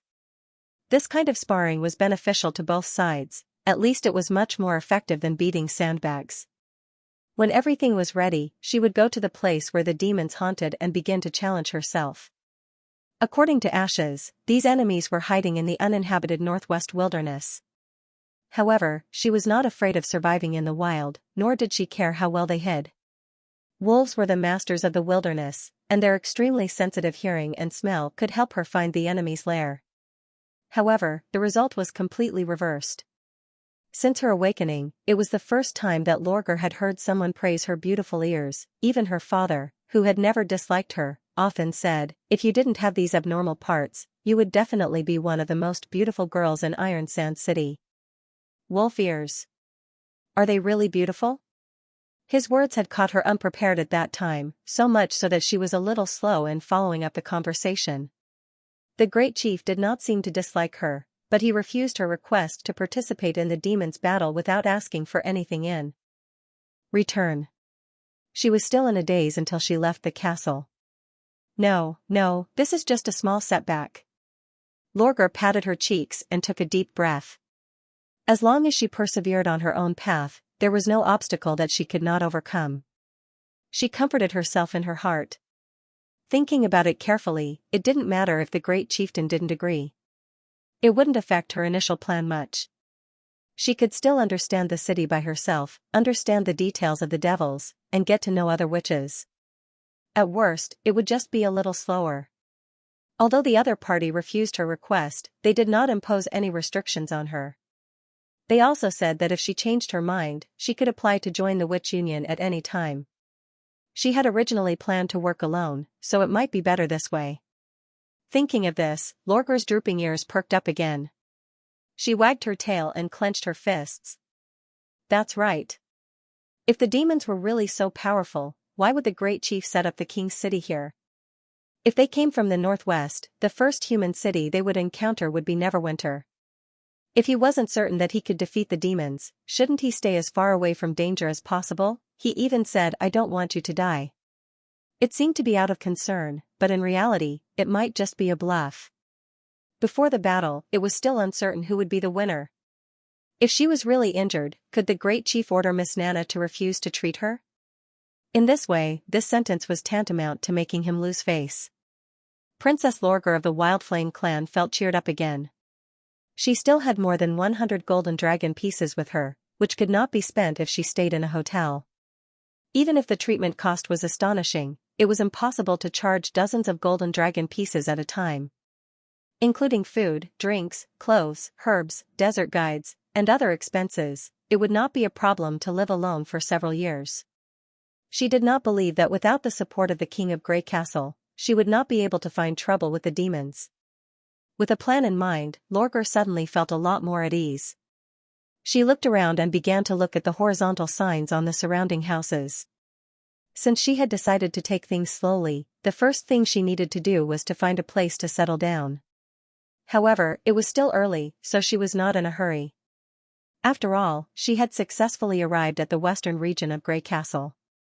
According to the customs of the Sand Nation of the Majin clan, she should have a good celebration. Therefore, the tavern became her first target. Before Lorger took 2 steps, she was attracted by a delicate plaque. There were several vivid glass cups on the wooden board, which were filled with colorful drinks. There were also some unknown fruits as decorations, which made people want to drink to their heart's content. Below the cups was the name of the tavern, Evelyn's 100 Flavors Winehouse. On the other side of the plaque, there was a line of small words, "New Chaos Drinks on Sale." The first cup is 50% off. Welcome to taste. Chaos drinks, Lorger raised her eyebrows. These 2 words were obviously not related, but they were forcibly put together. The designer must not be good at naming people. If she had not drunk it, she would not know what kind of drink it was. No wonder it was on sale at the beginning. Otherwise, it would not be sold at all. However, the name of the tavern clearly told her that it was indeed a tavern. Forget it. Since it is called 100 Flavors, there must be other drinks to drink. She thought to herself. Besides, the tavern looked spacious and bright, and there were many people going in and out, so the taste should not be bad. Lorger touched the purse in her arms, turned around and walked towards the tavern. Not all of what she said was true, Nightingale said while chewing the dried fish. Especially the reason why she doesn't want to join the witch union. I can feel her emotional fluctuations. To be on the safe side, you'd better ask Bendy to ask her for a 10-question test. That's the examination procedure when applying to join. Roland shook his head with a smile. She didn't even submit an application, so there's no need to be so strict. And Lorger's purpose in coming to Neverwinter is to fight against demons and train herself. Are you sure about this? This part doesn't sound like a lie. Nightingale curled her lips. That's all right. The original intention of the Witch Union is to give you a place to belong. It's meaningless to force others to join. Besides, it's normal to be wary when you just came to a new city. Just let her be. Roland pretended to be generous and waved his hand to end the topic, but he still felt a little regret in his heart. Especially when he was admiring the long furry ears that moved left and right, he really wanted to call the wolf girl over and touch them. And the tail that she always swayed unconsciously. He always wanted to know whether he could make her weak and limp like what he had experienced in his previous life when he grabbed the root of the tail. But in the end, he still managed to control his endless thoughts. After all, he represented the king of a country, and he had to maintain basic dignity and manners. It was definitely not because of Nightingale's presence. Just as Roland was about to go to the Miracle Building project site to check on the construction progress, City Hall Director Barev suddenly knocked on the door and came in. Roland pondered for a while before he remembered that the Joint Chamber of Commerce was a cooperative supply and marketing organization under his leadership. Its main members were businessmen from several large islands in the fjords. Although they had reached a basic consensus during the negotiations last autumn, the chaos drinks produced by Evelyn were still far from being able to be sold in bulk at that time. Therefore, the Chambers of Commerce only brought back a few bottles of samples and had not officially started selling them. This time, they should be here for this matter. Because of the winter offensive and the Desert Action Plan, and the entire western region was preparing for the unification of the kingdom, he had temporarily forgotten about the Joint Chamber of Commerce. Now that they had taken the initiative to come to him, it saved him a lot of effort. Show them to the reception hall. I'll be there soon, Roland ordered. After Barev left, he turned to Nightingale and said, "Go and inform Tilly and Vendy to come to the castle." After all, this is the first business cooperation between the Witch Union and Sleeping Island. As soon as he walked into the reception hall, several businessmen immediately stood up and bowed to him. In addition to his old acquaintances Marjorie, Gammon and Marlin from the Crescent Moon Bay Chamber of Commerce, Roland recalled the names of the others. They were Nibelung from the Shallow Water City Chamber of Commerce and Atayur from the Sunset Island Chamber of Commerce. As soon as they sat down, Nibelung said eagerly, "Your Majesty, the samples we brought back last time caused a great sensation among the merchants on the island. Everyone who tasted it praised its novel taste. I bet that as soon as it starts selling, Chaos Drinks will become the most successful product in the history of the fjords." "And it's not just a drink," Atayur echoed. "For example, that bottle of fiery red spicy juice. Although it doesn't quench your thirst, it's particularly delicious when poured on steamed fish or barbecued meat. At the same time, it can also be used to drive away the cold and refresh the mind. The effect is even more effective than your white wine. At least the latter makes you dizzy and can't be enjoyed while sailing, but the former doesn't have this problem at all." Indeed, Marjorie nodded with a smile. Not only those merchants, but also many explorers have noticed Chaos Drinks. After all, a drink that can drive away the cold and keep warm without any side effects might be able to save their lives during a shipwreck. Therefore, I suggest that different Chaos Drinks be priced differently, Atiya continued. Products with special effects like this can be sold at a higher price with a little promotion. Moreover, they are less than one bottle after another. He was obviously using it as an energy drink. Roland glanced at him approvingly. Sure enough, businessmen who were successful in the fjords all had good marketing foresight. Through a small number of samples, they realized that this was actually a general category of various products with obvious differences. For such goods, pricing them according to their characteristics was the best way to squeeze out their value. Since the response is so good, we can proceed with the next step of the sales according to the contract we signed earlier. Roland clapped his hands and said, "Whether it's the order amount or the distribution ratio, you should have no objections. However, you need to pay 30% of the payment in advance. You should have brought enough Golden Dragon, right?" Since the main terms of the Joint Chamber of Commerce had been negotiated before the new year, there were not too many details that needed to be discussed in detail. The main purpose of inviting Tilly here was to witness the result and show that he did not tamper with the distribution amount. After all, she not only promised to stay in Neverwinter in the future, but also promised to move the Witches of Sleeping Island to the western region in batches. He had to show his sincerity.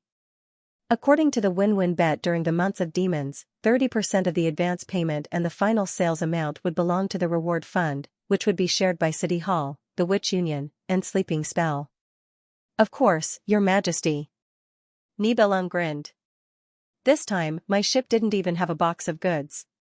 Apart from the craftsmen and sailors, the rest are all shiny yellow coins." "Then let's go and check the goods now," Roland said with a smile. The beverage factory specially built for Evelyn was located opposite the alcohol factory. However, it was more like a well-guarded warehouse than a factory. It did not cover a large area. The first floor was only about 100 square meters. It was made of brick and concrete and had no windows on all sides. The only entrance and exit was a thick iron gate, which was guarded by the recruits of the First Army. It looked like a military important place. Roland led the merchants through the courtyard gate and into the bungalow. They went down the stairs into the basement, where their field of vision suddenly widened. The area underground was about 3 or 4 times larger than that above ground. Rows of neatly arranged wooden shelves made it look like a manor wine cellar. In order to avoid irreparable damage caused by fire, neither open flames nor electric wires were allowed here. Instead, they used a patio to provide illumination, so it was still a little dim. 2 layers of round wooden barrels were placed horizontally on each row of wooden shelves. Of course, not every barrel contained chaos drinks. Evelyn could only produce 1 barrel of chaos drinks a day.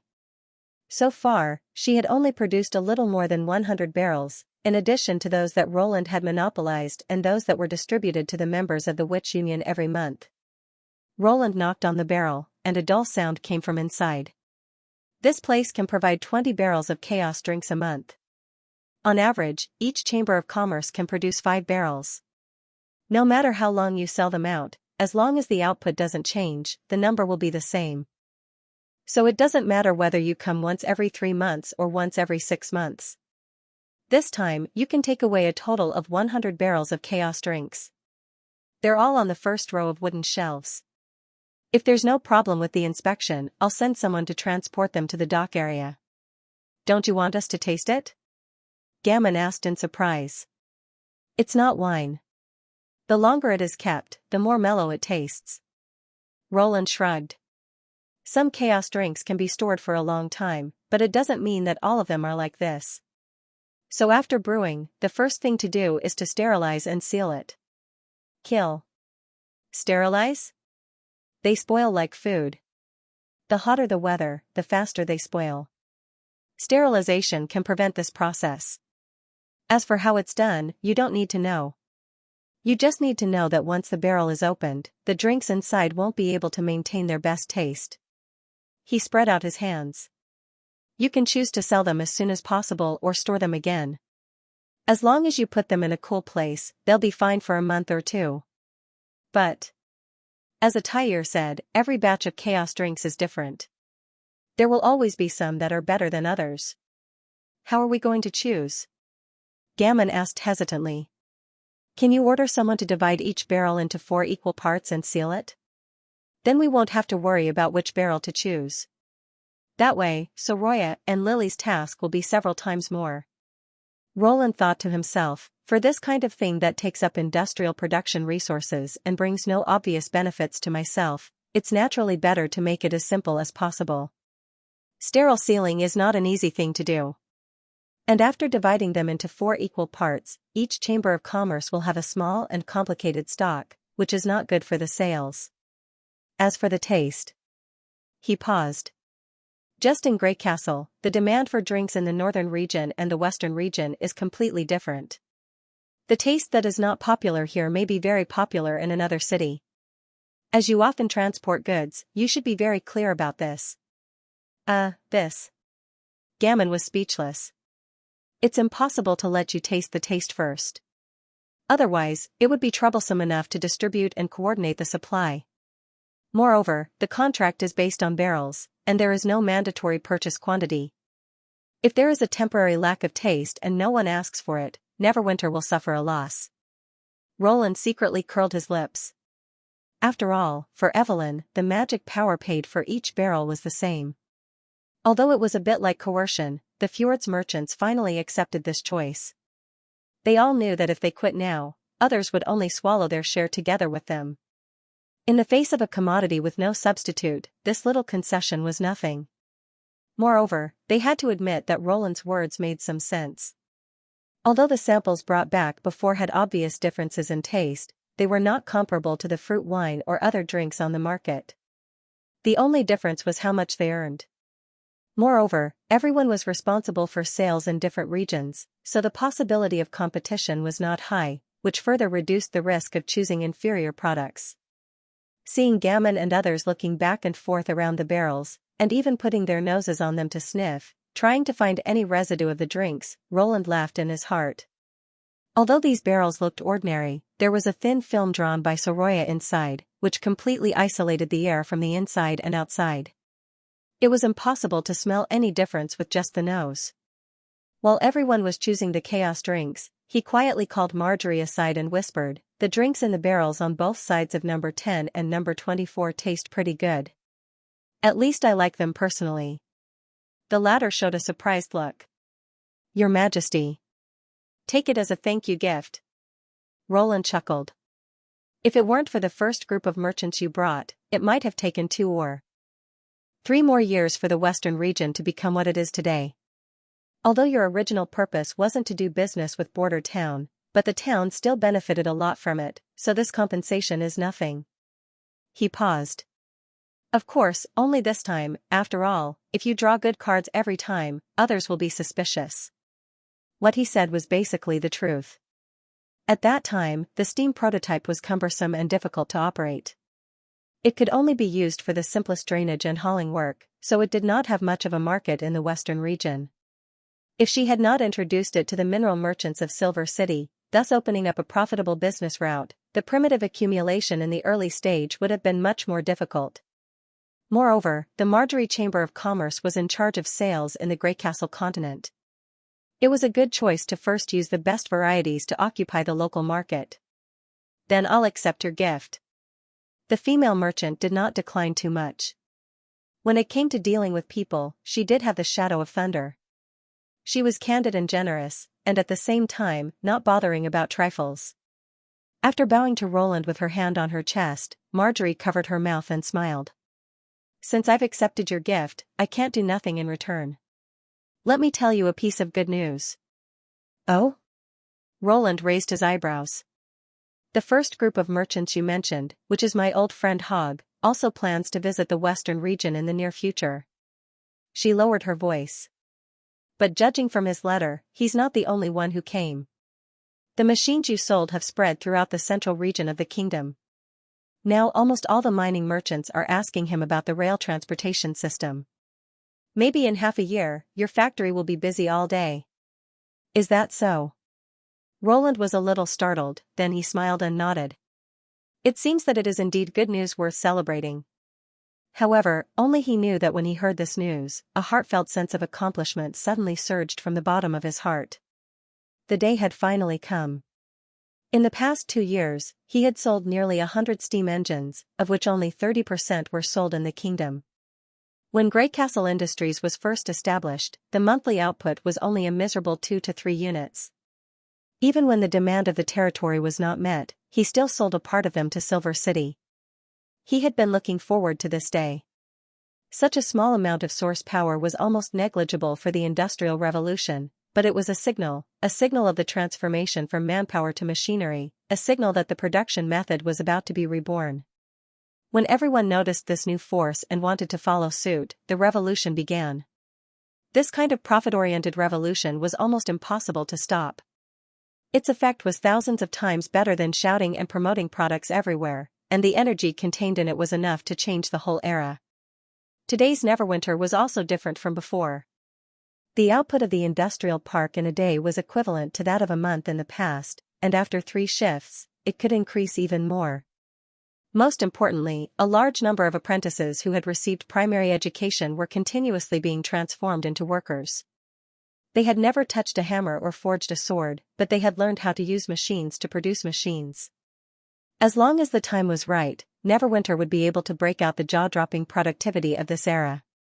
From Marjorie's news, Roland seemed to see that the time was not far from him. 2 days later, the merchant from the fjords left Neverwinter with the chaos drinks he had selected. Berev could not wait to enter his office with a thick stack of books. From the smile on the old director's face, which was so wide that his eyes could not be seen, Roland knew that he must have gained a lot this time. However, after opening the statistics book, he did not stay too long on the entry amount, but focused on the new arrivals. According to the agreement of the last meeting, Sunset Island and Shallow Water City would each provide 300 craftsmen in exchange for completing the transformation of the paddle steamer within 5 years, while the rich Crescent Moon Bay directly used 2,000 people and 50,000 Golden Dragon coins to buy a large steel ship without sails.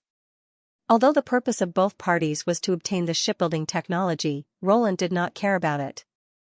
Instead, he regarded it as a bargaining chip. As long as they were willing to keep the craftsmen, he could give them not only the manufacturing methods and craftsmanship, but also the design drawings.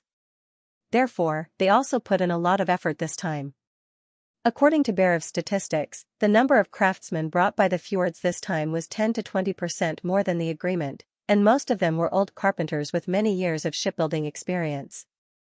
Their intention was self-evident, since Neverwinter did not prohibit the transfer of technology after the contract was completed, except for those who were regarded as part of the transaction. The rest of the people would bring all the knowledge back to the fjords. Unfortunately, they did not understand the term technology of the new era. Roland could not help but smile. Soon, the people of the fjords would find that if they wanted to produce their own steamships, they had to buy raw materials, processing equipment, and key parts from Neverwinter. In the end, they would only become more dependent on Grey Castle, just like those small countries without complete industrial capacity in the future. He picked up the quill, drew a circle under the total number of craftsmen, and then handed the statistics book back to Barev. Tilly was sitting at her desk, writing a secret letter to be sent to Sleeping Island on a small piece of paper. Since she needed to send the letter by courier, she had to reduce the size of the words as much as possible and express her meaning in the most concise language. The content was actually not complicated and could be summarized in 2 or 3 sentences, but somehow she could not stop writing. It was as if some kind of emotion was pulling her, making her unconsciously nag as if she was writing a letter to her family. It was really rare for her to let her emotions get out of control. However, Tilly unexpectedly found that this feeling was not bad. Since it was not a matter of life and death, she let it be. The thin ink marks slowly spread out on the letter paper, giving people a warm and comfortable feeling. Dear Camilla. The months of the demons have ended and the western region has returned to peace. The Victory Day celebration was particularly interesting. Do you still remember the hot pot I told you about? Roland directly moved this method to the town square. He used 4 huge iron pots to make a thick soup and then threw pieces of meat, vegetable leaves, whole chicken and bird beak mushrooms into the soup. The fragrance of the soup could even be smelled on the other side of the Redwater River. He also said that the hot pot was a specialty of Neverwinter and must be tasted. Under Roland's instigation, everyone followed his example and threw all kinds of food into the pot. I have to say, with the fresh and thick soup base, no matter what was eaten, it was quite delicious. Whether it was the city hall officials, the witch union or the ordinary people, there was no difference between them, which was probably impossible to see in the past. Just by witnessing such an enthusiastic scene, it was hard to imagine that a cruel war that would decide everyone's fate would soon descend upon the world. Because of this kind of joy was particularly precious. I wrote this to tell you that Neverwinter is really an incredible place. I don't intend to let you drop your prejudice against the nobles, but Roland Wimbledon is not a noble at all. Don't be surprised, I just confirmed my previous speculation. He is just like us, the so-called noble identity is just a past or a cover-up. So you should also come to see this new city. Although Sleeping Island needs to be guarded, I don't want you to use this responsibility as a cage to bind yourself. By the way, this time during the months of demons, our witches finally didn't just stand by and watch. Roland's main plan to conquer the southernmost region revolved around Ashes, Andrea, and Echo. As for the interesting things that happened in the desert, I won't go into them here. I can talk about them in detail later. I believe that when the other sisters come, the power of Sleeping Island will definitely become more important. To the chief butler of Sleeping Island? At this moment, a hand suddenly stretched out from behind Tilly and placed a sky-blue drink in front of her. Well, Lin Sanjiu smiled. She didn't need to turn her head to know that the other party was Ashes. It just so happens that I've written about you. Do you want to take a look? No, Ashes rubbed her shoulder and said, I have to prepare dinner today. Then go ahead. I'm looking forward to your delicious cooking, Tilly said with a smile. The witches usually dined with Roland in the castle's living room, so there was rarely a fire in the small kitchen. However, they had been separated for several months, and Ashes wanted to share a dinner with her alone. Of course, she would not refuse, not to mention that Ashes had mysteriously claimed that she had obtained a magical seasoning from the southernmost region. She took a sip of the chaos drink, which was as refreshing as an ice spring, and continued to write. We've chatted for so long. Let's get down to business. According to the agreement between him and I, we will move at the beginning of spring. Now it's time to take action, and I haven't changed my mind. Everything is as expected, even more perfect. So just follow the plan. I believe you are well prepared. After the months of demons, the trade routes in the fjords will soon be busy. I'm afraid it will be difficult to hire enough ships and sailors in a short time. If you encounter such trouble, you can ask Thunder for help. He is looking for adventurers to explore the Sealine. Ships and people won't be a problem. Before the steel ship Roland built for him is launched, Thunder will stay in the fjords. As long as you can contact him, he will definitely help us. In addition, don't forget to tell the lords and merchants of the fjords where we are going. Tell them that sleeping spell will continue to be open to everyone. Don't worry that some witches will be too far away from the fjords after the migration. Now that the port at the shoal of the western region has been put into use, and Roland also plans to build a new port at Endless Cape for supplies, it will be easy for Neverwinter's ships to reach the fjords. And I have a hunch that it won't be long before this route will become the busiest trade route between the mainland and the islands. Crossing the channel will become normal, especially when the modified paddle steamers in the port are completed. Please remember, Camilla. Moving the western region does not mean giving up on Sleeping Island. Neverwinter is the front line against the demons and the most dangerous stronghold after the start of the Battle of Divine Will. As a member of the human race, we should do our duty and make a contribution to the fight against the enemy. But even Roland is not sure that we can win. When the western region is conquered by the enemy, the only place we can go is the fjords. Although it's better not to happen, as long as Sleeping Island is still there, we still have hope. Take care of yourself. Tilly Wimbledon. Princess Tilly heaved a sigh of relief after she finished writing. Camilla Derry was originally a member of the nobility in the Old King's City, so she was very clear about the dirty deeds among the nobles, which made her completely lose confidence in her social class. Although she still supported all the decisions she made, the chief butler had a vague feeling that she would stay on Sleeping Island forever. However, in Tilly's mind, although Sleeping Island was important, it should not be a lonely place. The guards should take turns, and everyone should have the opportunity to come to Grey Castle and experience the life of a normal person again, which was what she wanted to see. Of course, this letter might not be able to completely dispel Camilla, but as more and more witches learned about the western region, she believed that Camilla would change her original opinion. Tilly put down the quill, rolled the letter into circles, and tied them with a string.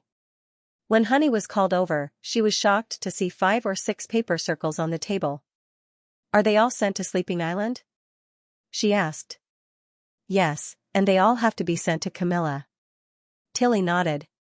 Isn't it too much? It doesn't matter. Since it's a letter from Her Highness Tilly, we have to send it to her no matter what. Honey patted her chest. I'll go and catch 2 big seabirds for you now. Not to mention a secret letter, even a honey-grilled fish can be sent to her. Watching the little girl skipping out of the room, Princess Tilly could not help but walk to the window and look in the direction of the fjords. It would not be long before the witches who were forced to leave their homeland would set foot on this land again. Starting from Neverwinter, everything about them would be rewritten. At that time, the western region would be many times more lively than it was now. When the sky had just turned white, Broken Sword had already fully woken up. She got out of bed, walked to the window, and pushed it open. The slightly chilly morning wind suddenly poured into the room, bringing with it both the coolness of melting snow and the fragrance of spring. The blue sky was not fully illuminated, but judging from the sparse clouds, it would be a good day today. She put on her clothes and went to the living room. There was a plate of roasted nuts on the table and a can of vegetable soup, just enough for 4 people. Among them, Annie always got up the earliest. Not only was she the first to finish washing, but she also occasionally made breakfast. Although they moved from the Foreign Affairs building to the Witch building after officially joining the Witch Union and could enjoy 3 meals at any time in the castle, Annie often chose to cook by herself. In the first month after receiving her salary, she went to the convenience market to buy firewood, butter, salt and other cooking materials. Every week, she went to the wild to collect some wild fruits and vegetables and cooked them every 3 to 5 days. Broken Sword also curiously asked her why she did this, and Annie's answer was very simple. She said that survival in the wild was a skill, and if it was not used for a long time, it would be forgotten after a long time. If it was time to escape again, how could she ensure that she could survive safely? Broken Sword could not understand why Annie was always ready to wander, but then again, it was not bad to taste these wild fruits occasionally. Good morning. She sat at the table and picked up her share of nuts. Are you going to the factory today? Yes. Annie nodded and drank the last mouthful of hot soup in the bowl. Some big things can't be pressed out by workers, and the machine can't fit such big things. We can only rely on small pieces of iron to put them together. I heard that Miss Anna used to do it, but now it's all mine. From her voice, Broken Sword could hear a vague sense of satisfaction and accomplishment. This was probably the most significant change for the four of them after they came to Neverwinter. Their abilities were no longer meaningless. Working for His Majesty and getting paid was like a craft. This experience of relying on herself instead of cheating or relying on others' charity gave Broken Sword a sense of rebirth. She believed that Annie had the same feeling. Otherwise, she would not get up early every day and be the first to go to the factory without the pressure of survival. But today was a special day. Don't forget about Hero today, I know. Annie's expression became much more serious. Don't worry. I'll finish my work over there as soon as possible and come over on time. Broken Sword breathed a sigh of relief. Well, with you around, she can feel more at ease. Then I'll go first, she said as she got up. Go, I'll take care of Hero. The hot water is in the kitchen. I'll leave the rest to you. Annie didn't say anything else and quickly left the house. After Broken Sword finished her share, she went to the kitchen to get a basin of hot water and walked quietly into the hero's bedroom. Due to the loss of her feet, life was inconvenient. Even if there were enough rooms, she usually slept with Annie. During the day, the three of them would take turns to take care of him. Miss Iffy and Lady Vendy would also come to help. To her surprise, Hero had already woken up. He was leaning against the headboard of the bed, looking out of the window, which was getting brighter and brighter. The soft light shone on her lavender hair and fair face, making her look quiet and pleasant. Just by looking at this scene, it was hard to imagine what kind of cruel treatment she had suffered. However, Broken Sword quickly realized that Hero's mood was probably not as calm as she looked, so she got up much earlier than usual. Good morning, she said. Ah, good morning. Hero trembled slightly as if she had recovered from a daze. She said embarrassedly, I'll have to trouble you again. What trouble? Broken Sword stuck out her tongue. No one will think so. And maybe after today, you'll be able to do it yourself. In an instant, a very complicated look flashed through Hero's eyes. There was nervousness, expectation, fear, and excitement. After a while, she controlled her emotions and smiled reluctantly. I don't know if I can do it. I've completely forgotten the feeling of walking. Even in my dreams, She bit her lip. I can only crawl forward. Then just learn from the beginning. It's no big deal. Broken Sword pressed her shoulder and said, even the gods' punishment witches can do it, so can you. Come on, stretch out your legs. Hero took a deep breath and lifted the quilt. She saw a pair of legs that were as thin as firewood. Unlike a few months ago, the legs that had been cut off from the knees had grown a lot longer, almost reaching the ankles. The hideous and ugly scars had also become smooth skin. Although they looked wrinkled and looked like they would break at any moment, they did not look like the legs of a normal person. However, they were much more complete than before. And for this extra half, the Witch Union had put in a lot of effort. In the beginning, Miss Nana could only heal minor injuries such as a broken finger, and she could not regrow a whole limb in any case. It was not until the four witches joined the Witch Union that Miss Nana, in accordance with His Majesty's instructions, tested the strength and ability of each witch, that there was a delightful breakthrough. With Miss Nana holding Miss Nana's broken sword, the effect of her healing magic was improved comprehensively, and a hound with a broken leg could regrow its claws. This new discovery brought hope to Hero's recovery. But the subsequent experiments found that it was not so easy. First of all, healing only worked on the wound, and Hero's broken leg had already healed. To recover, they had to create an artificial wound. Secondly, even with the magic power of Broken Sword, the healing could only last for dozens of breaths, which meant that the recovery process had to be divided into several stages. The combination of these 2 points was a daunting challenge for both the healer and the one being healed. On one side, they had to repeatedly suffer the pain of a broken leg, and on the other side, they had to make multiple incisions to heal the fracture. Fortunately, Lady Vendi noticed this problem, and then the whole witch union took action.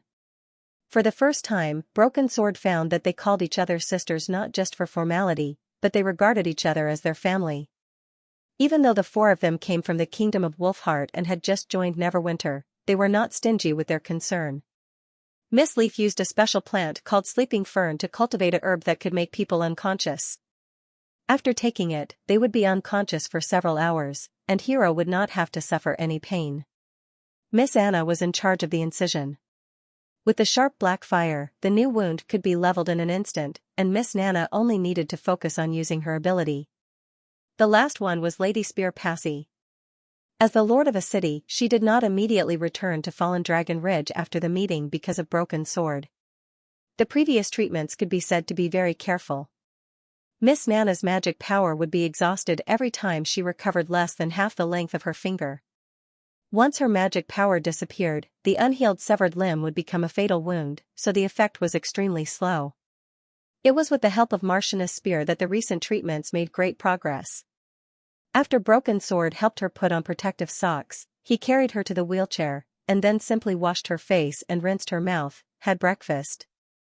Aimi, who was in the next bedroom, also woke up. When everything was ready, the 2 pushed the wheelchair and walked to the hospital. It could be seen that Hero was much more nervous than usual. She hardly spoke along the way. Fortunately, Amy played the role of livening up the atmosphere, so that the tension would not spread to Broken Sword. As for Amy herself, perhaps optimism was her nature. She could smile at any time, even on the way to the Kingdom of Dawn. This made Broken Sword very envious. It was almost 9 o'clock in the morning when they arrived at the medical center.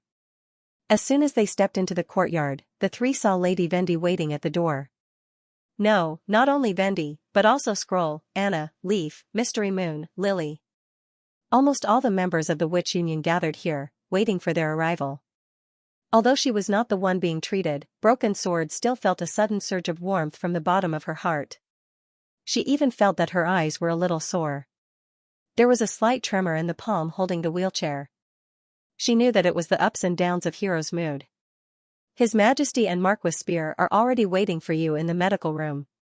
Vendi came forward with a smile and touched Hero's head. Don't worry, you will soon regain your freedom. His Majesty? Broken Sword was surprised. Is His Majesty here too? Who else could it be? Mystery Moon cried. His Majesty himself can make Lily put down the microscope and those weird insects and follow them here. Don't talk nonsense. Lily yelled and covered her mouth. This made the 3 could not help but chuckle, and their nervous mood could not help but ease a little. Vendi shook her head helplessly. Let's go. Don't let His Majesty wait too long. Broken Sword pushed the wheelchair into the medical room. After saluting the king and the Marquis, she carefully carried Hero to the bed. Just as the latter was about to take the herbs, Annie finally rushed over. She gently held Hero's hand, just like in the past. Until you wake up, I will stay here. This sentence seemed to have incredible magic. Broken Sword saw that the girl on the sickbed finally settled down. During the long escape, it was Annie who helped the 3 girls, who had no experience in surviving in the wild, to reach the Kingdom of Dawn unscathed. During this process, they all treated Annie as their pillar of support. They believed that as long as she was there, any problem would be easily solved. Not long after swallowing the pill, Hero fell into a deep sleep. Let's begin, Vendi said to Broken Sword. She nodded and closed her eyes. In an instant, her 5 senses disappeared, as if she had been thrown into a void. But this feeling only lasted for a few seconds, and soon she was able to see her surroundings again, through Miss Nana's eyes. The experience after using her ability was quite marvelous. She could even see herself as a short and thin dagger with a green magic power that was full of vitality flowing between the blades. The willow leaf-shaped dagger was His Majesty's suggestion. He said that it was too weird and inconvenient to wield a long sword in front of the sickbed, so it was better to transform it into a short dagger. He also gave this kind of weapon a strange name, scalpel. Suddenly, a more surging magic power rushed into her body, and the feeling of fullness made her moan uncontrollably. Of course, only the little girl holding her could hear this slight moan. Still uncomfortable? Nana held the scalpel in front of her eyes. It's much better than the previous times. Broken Sword took a deep breath, although it was just a subconscious action. After all, the weapon could not breathe. It's okay. I can bear it. You can use it as you like. This powerful magic power came from Leaf. When Spear Passy connected the two of them, this magic power also impacted Broken Sword. Fortunately, Miss Leaf's ability itself had the characteristics of vitality and nourishment, so it was not too uncomfortable after adapting, unlike Anna's black fire, which was hard, sharp, and cold, as if her whole body was filled with steel needles. Coupled with the vast capacity of magic power, it was almost unbearable for her. Therefore, when working together with the witches, Miss Anna was the one he worked with the least. After becoming a blade, she could have a certain conscious connection with the user. She also faintly realized that a witch's magic power was not unrelated to her own character. Most witches' temperament could always be felt from the fluctuations of magic power. Therefore, it was very difficult for her to understand why Miss Anna, who seemed approachable, quiet, but extremely intelligent, could give her such a feeling in terms of magic power. Anna took off the hero's socks, and a dark thread suddenly appeared on her fingertips, like a rope, and tied Broken Sword's legs. Broken Sword could not help but shiver. She had seen it with her own eyes. When necessary, this black flame could instantly melt metal and burn everything. But now, it was just like the feeling that the magic power of the other party gave her when they were working together. It was just an incomparably hard and cold thread. The black thread quickly disappeared, and Broken Sword knew that it had shrunk into an imperceptible black spot. In the process of shrinking, the skin, blood vessels, and bones were neatly divided into two. Because the cutting surface was too smooth, it took a while for the wound to gradually show a circle of blood. The cut-off limb was less than a finger thick. Nana used a dagger to pick up the peeled skin and drove her magic to wrap the wound. Broken Sword had seen the following treatment many times. The bloody wound began to grow forward, and pink and tender new skin grew under the old skin. The magic power in their bodies was also rapidly draining. If there was no Leaf to continuously replenish them, it would not take long for them to exhaust all their magic power. About half an hour later, a complete pair of feet finally appeared in front of everyone. Nana's spirit had also reached the limit. She almost threw away the scalpel and let go of Broken Sword. She held the edge of the bed and gasped, her forehead covered with tiny beads of sweat. Broken Sword was not much better. For her, the whole process was like constantly inflating her internal organs. Even after restoring her original appearance, her whole body was still sore. The little girl was carried to the next room by Bendy for a rest, but she insisted on staying. She wanted to be the first to see Hero wake up with Annie and Amy. After the sleeping ferns effect faded, Hero slowly opened her eyes. "How is it?" Bendy held her up, sat her against the bed, and asked softly, "Can you feel its existence?" First, she shook her head, as if she wanted to shake off the lingering drowsiness from her mind. Then, she widened her eyes and stared at her feet. There was nothing there except for the heart-wrenching scars. Everyone held their breath and cast their eyes on the back of her feet. The medical room was silent for a while. Suddenly, her slender toes trembled slightly. Broken Sword's heart also trembled.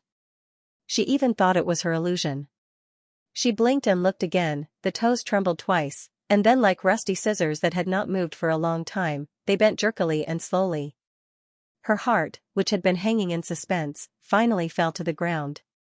Just as she was about to cheer, she saw two sparkling tears in the corner of Hero's eyes. She could not help but be stunned. Even in the most difficult period, she had never seen Hero cry. "Think." Hero choked as soon as she opened her mouth. For a long time, she could not finish the sentence, but everyone present understood what she meant. Think. After returning to the castle, Roland was still feeling a little emotional. As the saying goes, people shed tears of joy. However, from Hero's cry, Roland did not feel all joy. It was as if she had suppressed too much grievance, pain, and criticism in the past, and finally found an outlet to vent. In other words, the strength she showed was not because she ignored the pain, but because she suppressed all the negative emotions in her heart. But this was also a normal reaction. Before the upheaval, Hiro was just a girl who had just reached adulthood. It was very rare for her to not be destroyed by the torture and still have hope. The treatment was very successful. Her feet were basically no different from ordinary people. Since he hadn't walked for a long time, it was difficult for him to bend his toes. However, since he could feel this part of his limbs, it meant that his nerves were connected to his spine. After that, as long as he went through rehabilitation training, he would regain the ability to move freely sooner or later. This treatment also made Roland further confirm Broken Sword's ability, which was to improve the witch's critical point. Every witch's ability had its limits. For example, Hummingbird, there were limits to the volume, duration, and degree of weight reduction of the object. Even if one of the conditions was exceeded, the magic power required would increase rapidly, like a jumping index. If the limit was exceeded, the result would be that it could not be achieved.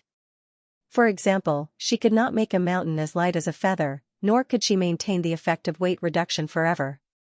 The reason might be that the magic power needed to do so was probably astronomical. The same was true for Nana. Regrowing severed limbs was probably far beyond the critical point of her ability. Therefore, although she could recover her exploded fingers, she could not recover her limbs, even with the help of Leaf. Broken Sword was equivalent to expanding this limit, making things that were impossible before become something that could barely be achieved. And the original method of using magic power became an ability that could be used many times. He took out a stack of reports from the drawer and spread them on the table. They were the test records of Vendi's integration of Broken Sword and the other witches. It could be seen that most of the witches' abilities had been significantly enhanced. The exponential growth was amazing, but the reverse was also very beneficial. For example, the Enchanted Dawn Eye could last from 5 days to half a month. Before Neverwinter had the ability to generate electricity on a large scale, this improvement was very valuable. After all, as more and more factories were built, electricity for lighting had gradually become the bottleneck of production. Also, Candlelight's solidified state could be maintained for a longer time under the buff of Broken Sword. This was greatly beneficial to the machine tool's service life and processing level. If it weren't for her ability and there were so many newbies crammed into the factory, it wouldn't be surprising for a dozen boring tools or 2 or 3 machines to be scrapped every day. Apart from that, Soroya, Agatha, Lucia, Paper, and other witches who were active in the production line were also beneficiaries of Broken Sword. The industrial level of Neverwinter was rising too fast. Many of the supporting systems and manpower were not in place. It was only thanks to the witches that the industry did not collapse. Otherwise, with such crude production methods, it would not be news for them to stop work every 2 days and explode every 3 days. Now that he had the Broken Sword, this part was even more stable. Roland wrote his deduction at the end of the report. It was foreseeable that Broken Sword would become one of the busiest witches in Neverwinter in the future. In the afternoon, Xiaoan walked into his office. "Your Majesty, the Minister of Chemical Industry, Sir Kyle, wants you to go to lab number 4. He said that he has some clues about what you asked." "Oh?" Roland's eyes lit up. "Arrange the itinerary." "I'll leave right away." "Yes, Your Majesty." Accompanied by a team of guards, Roland arrived at lab number 4. With the establishment of the acid plant and the nitration plant, the simple bungalow, which was originally a small workshop, had become a real research site in Neverwinter.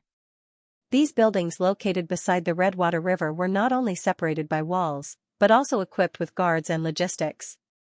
Even the houses had been redecorated. The outer walls were painted beige, which made them look much more dignified. Kalsichi did not greet him at the door. Only Deputy Minister Chavez stood alone in front of the door, looking a little embarrassed.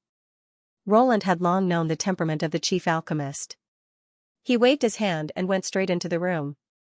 Kyle was attentively guarding the long table, watching the liquid in the condensing tube drip into a glass. The liquid was as clear as amber, and when he got closer, he could smell a familiar and nostalgic smell.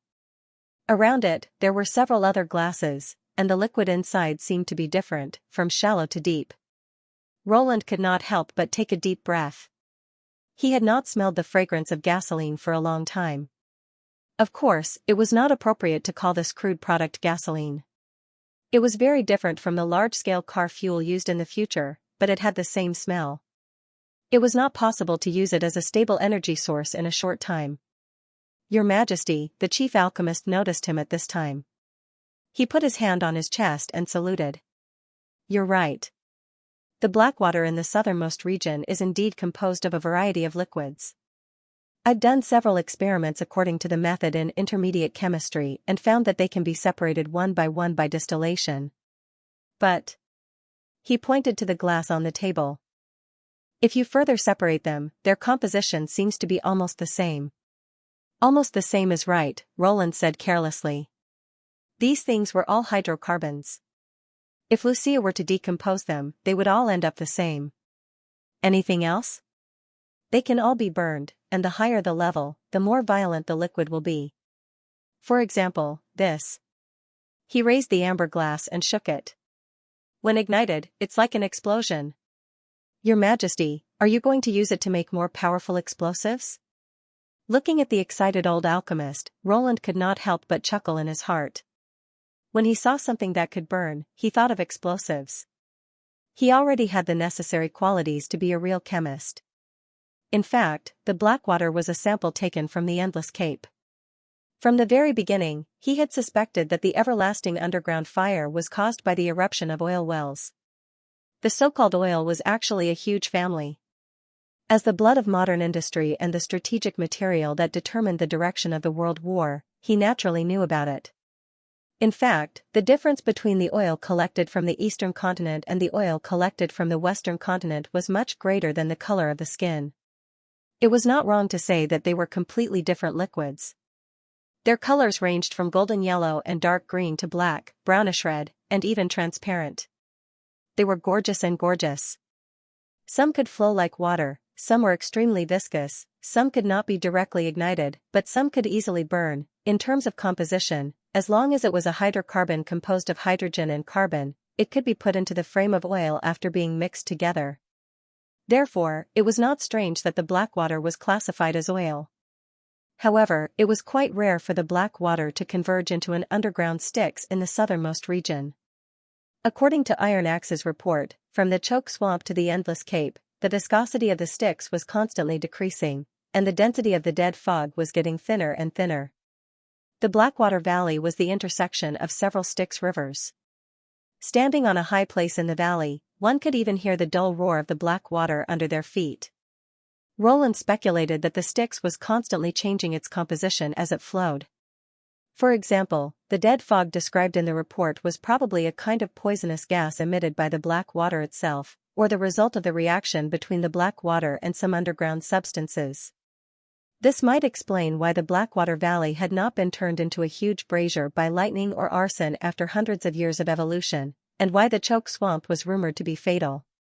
The dead fog covering the Styx not only hindered the Sand Nation, but also isolated the air, so the black water could flow steadily to the south. At the Endless Cape, the underground Styx was nowhere to be found, and only a small part of it would spurt out of the ground due to the pressure. Some of it formed a burning column of fire, while others turned into thin streams and shallow pools. At this time, the black water no longer had the suffocating dead fog, so it was suitable for mining. In the face of such a strange crude oil, Roland did not know how many kinds of oil it could be decomposed into. He could only ask the chief alchemist to test it first, and then plan the next step after getting the result. Now, from the sample separation, the result was quite exciting. The black water can indeed be used to make terrible weapons, but it has far more uses than that. Roland answered Kyle's question while picking up the glass and looking at it carefully. Just the high calorific value of the black water alone shows that there is a lot of room for improvement. You will find out later. For the straightforward chief alchemist, using unknown new things to keep him in suspense was the best way to motivate him. Seeing Kyle's dissatisfied look, Roland secretly smiled. Let's talk about the experiment. If you really want to use the black water, it won't be enough to rely on a few flasks and condensing tubes. Just like the production of acid, you have to find a way to produce it on a large scale. The principle of petroleum separation was very simple. It could almost be regarded as the most basic chemical knowledge. Through heating, the petroleum was turned into steam, which was then introduced into the fractionating tower. Using the different boiling points of the various oils in the mixed liquid, the fractionating tower condensed them in turn. Thus, gasoline, kerosene, diesel, heavy oil, and other finished products were produced. This process was completely a physical change, so it was easy to do under experimental conditions. Although there were more and more refining techniques, and the efficiency of crude oil utilization had also increased significantly, the most classical distillation separation method was still effective. In a situation where production costs were not important, it was naturally the first choice. It was just that when any process was enlarged, its complexity would increase exponentially. If one wanted to carry out industrial fractionation, there would inevitably be many more things to consider. Xianxia should have a deep understanding of this. The old alchemist stroked his beard and said, "Well, I'll have to think about it for a few more days. In addition, I need the help of the Witch Union." Taking the initiative to use the witch's power to conduct scientific experiments was a very good sign. Roland nodded. "If you have any requests, send someone to tell me, I will arrange it." "Thank you, Your Majesty."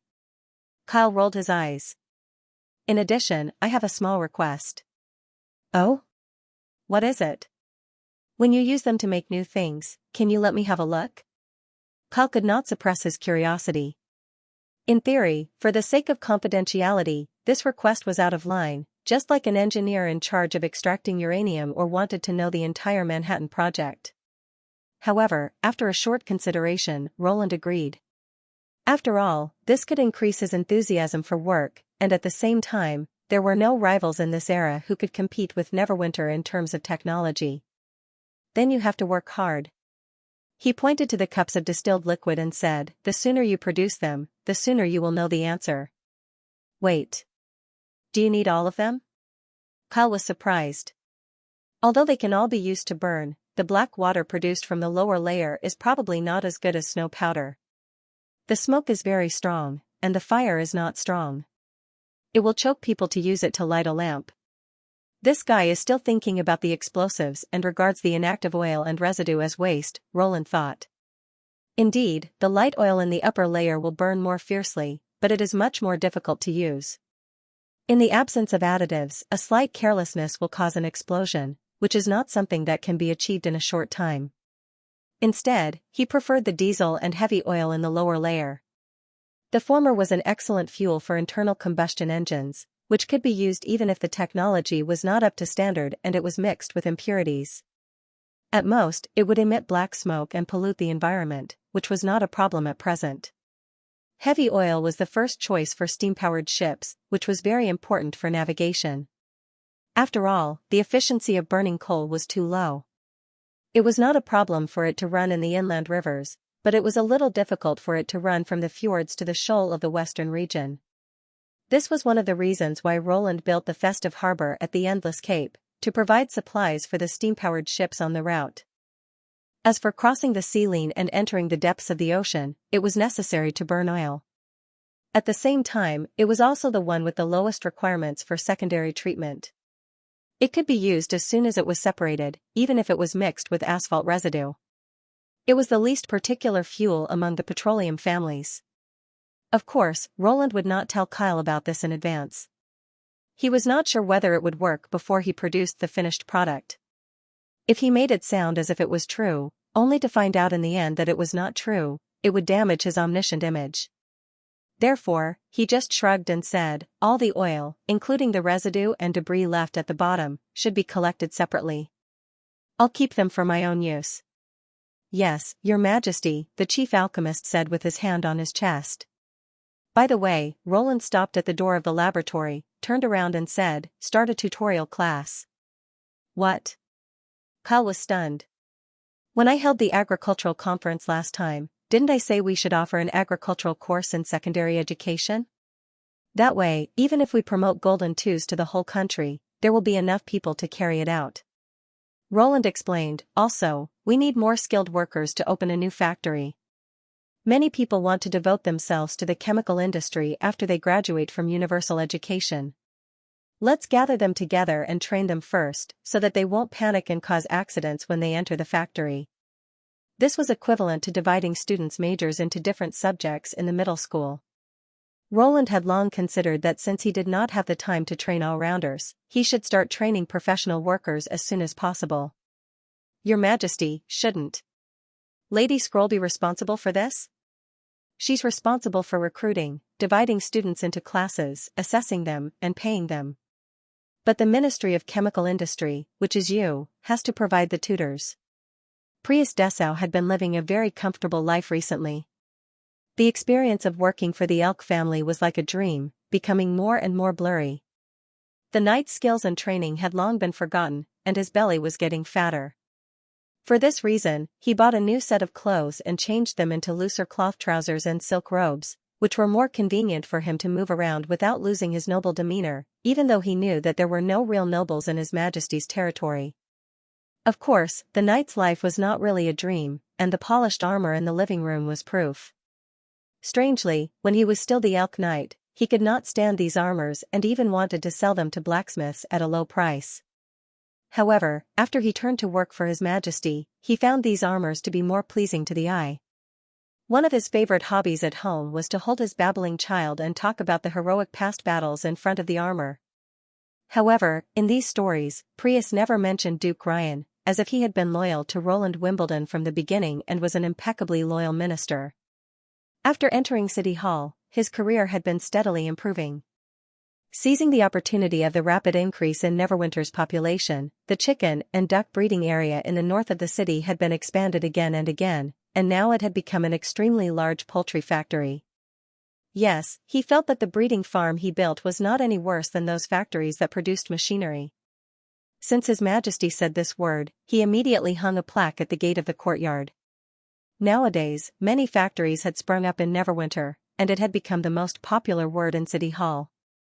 Of course, he could not fall behind. After all, the number of employees alone was as high as 100, and the total number of chickens and ducks was nearly 10,000. The feed and earthworms that they ate every day needed several baskets to carry, which was unimaginable in the past. As for people calling him Chicken and Duck Knight, not only did he not care, but he also enjoyed it. Now that his work was on the right track, Prius was also idle. The first batch of apprentices had learned how to distinguish the male from the female, how to feed, how to select chickens, and so on. They could also train new people, so he did not need to do it himself. Moreover, the foul plague, which was the scariest thing for raising poultry, could be easily dispelled by the witch named Lily. Therefore, it was not a problem for her to do as much business as she wanted. Usually, he only needed to make plans, compile the statistics, and submit them to the Minister of Agriculture. In fact, most of the knight who had been captured with him, apart from a few diehards, were doing quite well. For example, his superior, Sirius Daly, who was originally a wolf knight, had now become a minister. He could be said to be the one who was doing the best.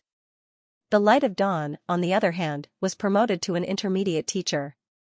His salary was almost the same as his, but when they were chatting, Phil and Schilt seemed to mention that he had other plans and wouldn't be a teacher forever. I don't know where this former celebrity knight will go, but it shouldn't be too bad.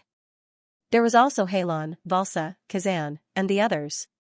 They either continued to work as teachers or opened a shop. In his spare time, he would gather with these old acquaintances to chat about daily life, work, and expectations for the future. However, not everyone was convinced by His Majesty. For example, Halon was very dissatisfied with the rule that a captured knight could not join the army, so he always looked depressed at the gatherings.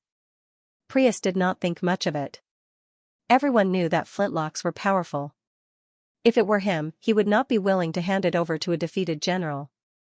As for himself, he set his sights on the annual awards and honor ceremony. According to His Majesty's importance to agriculture, he felt that sooner or later he would stand on the high platform in the square and receive the envious and respectful gazes of the people. Not only would he receive the medal from His Majesty, but he would also receive a reward of 100 golden dragons. This was much more promising than joining the army. Prius hummed a little song as he walked to the city hall. When he was about to say hello to Sirius Daly before going to the farm, the minister stopped him. Ah, you came at the right time. His Majesty wants to see you. He paused for a moment and asked, "What's the matter?" The guard didn't say. He only asked you to go to the castle first. I see. Prius pretended to be calm, but his heart was beating fast. The agricultural mobilization conference had just ended. Could it be that His Majesty was thinking the same as him and wanted to promote him as a role model? With an expectant mind, he walked into the castle. Then, under the guidance of the guard, he came to the office on the 3rd floor. Come in. After he reported his name, a familiar voice came from the door. I've been waiting for you for a while. Officer of the Ministry of Agriculture, Prius Dessa, pays his respects to you. As soon as he entered the door, he knelt on one knee like a knight and clenched his fist in front of his chest. However, his belly was a little fat, so his posture was not as straight as before. When he knelt down, he almost tripped himself. Get up. His Majesty sat behind the long table and smiled at him. You've done a good job recently. Even Berev is full of praise for you. This is not an easy task. That's why I have a new mission for you. Tell me what you want, Prius said respectfully, standing up. Listen carefully, this is a secret. Even in City Hall, few people know about it. His Majesty suddenly became serious. And it's of great significance. It's related to the future development of Neverwinter.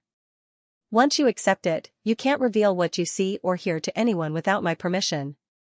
I chose you because you're the most suitable person without any precedents, but you're not the only one. If you do well, you don't have to worry about the pay. Now, give me an answer.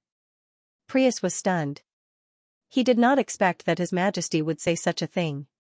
Not only did it have nothing to do with the award, but it seemed that His Majesty was going to put him in a very difficult task. Oh, don't mention the importance of the task or the generous pay. These were equal to trouble in his eyes, and it was even more troublesome if it was related to the secrets of the kingdom. He subconsciously wanted to refuse, but he suddenly swallowed his words. Wait, who is it? It's the Lord of Neverwinter, the King of Grey Castle. Does a king need to discuss when he wants his subjects to do something? Unless the latter had the intention to rebel and hid in his fief, he had to accept the order no matter what. Otherwise, he would have to bear the king's wrath. His Majesty did not directly give him the order because he cared about his feelings.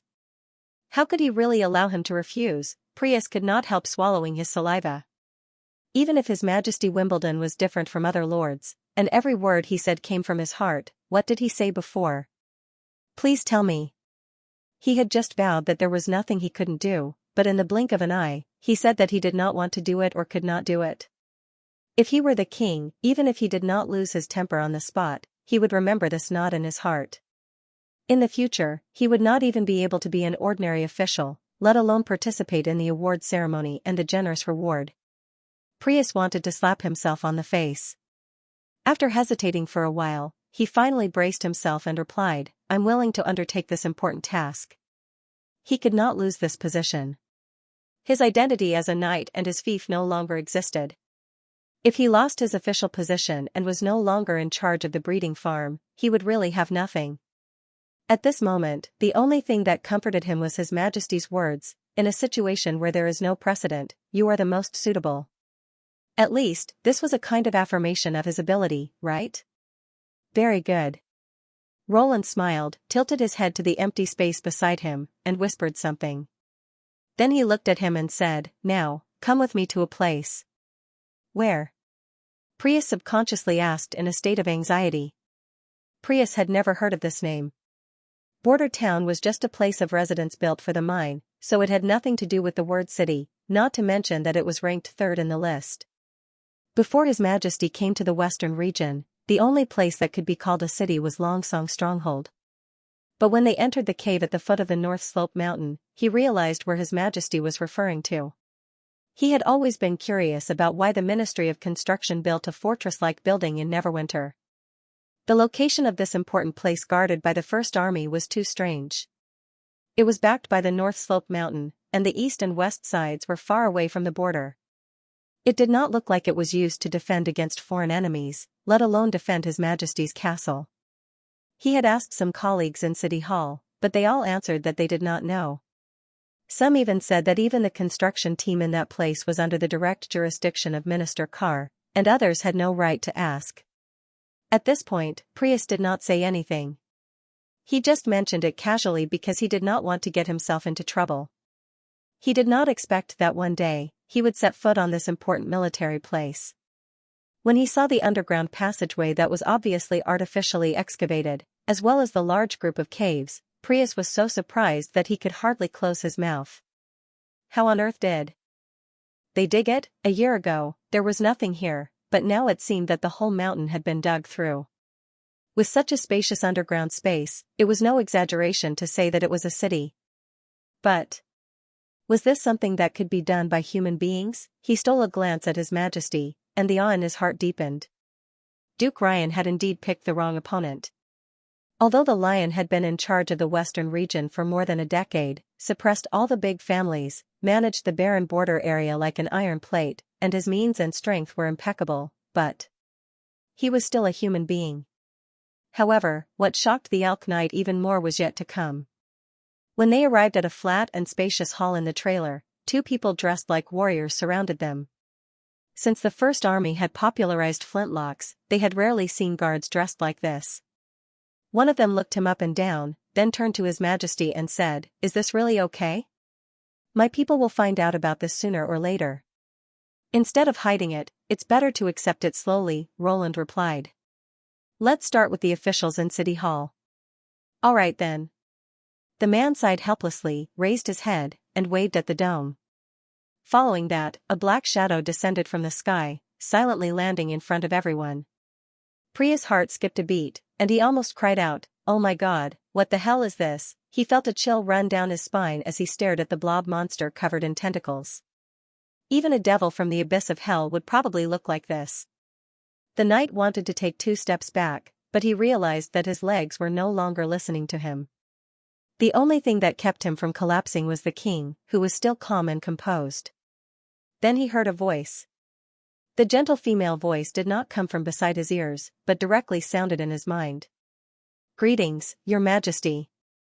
"Hello, Pasha," Roland said with a smile. "How are the insects?"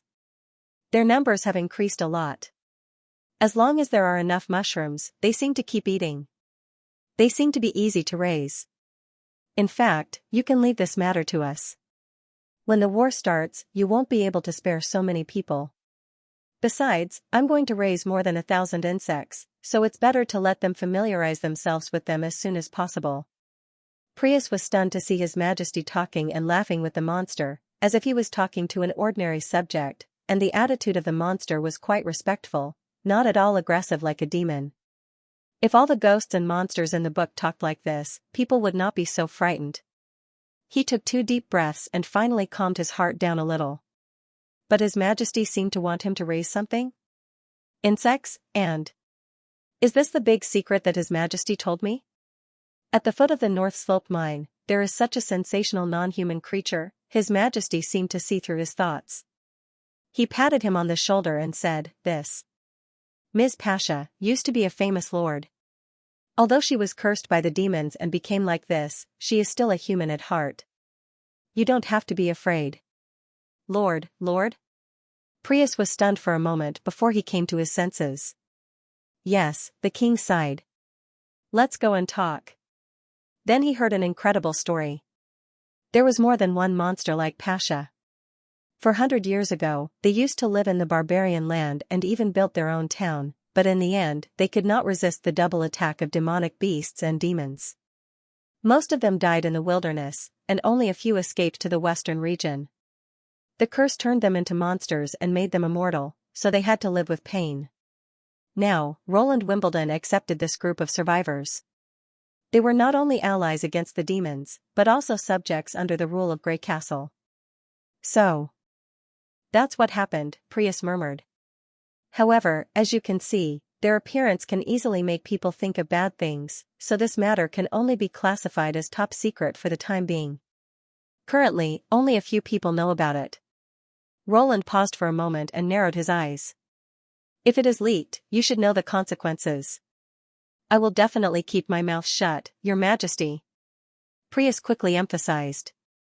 Although this anecdote was even more incredible than the horror stories told by the old granny, he did not want to care about how much of it was true and how much was false. Whatever His Majesty said, this was the most basic code of conduct for a loyal minister. As long as you understand. His Majesty nodded. After the blob monster. No, the ancient Lord Pasha led them through a long passage. She turned around and said, "We are here." In front of the knight was yet another huge cave. The barren underground suddenly became full of vitality. Not to mention the plants and the underground landscape that he had never seen before, just the giant bugs that were crawling in the mushroom clusters were enough to make him unable to take his eyes off them. Perhaps because he had been stimulated too much, Prius found that he was not so afraid anymore. "Is this the thing you want me to raise?" His Majesty seemed to have been paying attention to his expression. At this moment, he finally nodded with satisfaction. "Yes, it's called a rubber worm. It can secrete a very widely used industrial material, which is as important as poultry and eggs. The expedition team found it in the depths of the Great Snow Mountain, so they brought this new species back. Unfortunately, it can only live underground, so the survivors living in the third border city temporarily took care of it." Speaking of this, His Majesty changed the topic. "I heard that in order to raise chickens and ducks, you specially raised a lot of earthworms, right?" Yes. It took Prius a long time to catch up with His Majesty's thoughts. In this way, it can reduce their foraging area, and the poultry will grow much faster. And raising these worms is no different from raising earthworms. I'm not talking about the method of raising them, but the nature. Roland raised his foot and kicked over a rubber worm lying on a mushroom. The worm only reacted when it fell to the ground, dragging its huge belly into the depths of the grass. They are not aggressive, and their favorite food is these mushrooms. Although they are big, they are very timid. You don't have to worry about them biting you. Just collect the mucus in their bellies from time to time. Mucus? Have you seen a cow? The cow is not the point is what it produces. You mean, squeezing it out? If you can find a way to squeeze it out, that's naturally the best. Roland smiled silently. But as I said, the worms are not the point. Sometimes it's faster to kill them and then extract them. Anyway, they reproduce much faster than chickens, ducks, and cows. Somehow, Prius suddenly shuddered. He faintly felt that His Majesty did not like these insects, which were vital to the industry. But this feeling flashed by, and His Majesty returned to his usual tone in the blink of an eye. Some habits of the rubber worms are recorded in this book. He handed over a booklet wrapped in a hard leather cover. You can compare and study it, and then see if there is any way to make them grow faster and make it easier to collect. I hope to see results this month. Yes, Your Majesty. Prius swallowed and took the booklet. But if it's just me. It was not a whim of Roland to ask the Ministry of Agriculture to raise rubber worms. As an industry as important as oil, it was better for him to take control of it. He would not have set up the farm in the third border city if he had not been worried about the potential threat these worms posed. As for the story of the hapless lord, it was the result of a discussion with Berev and Edith.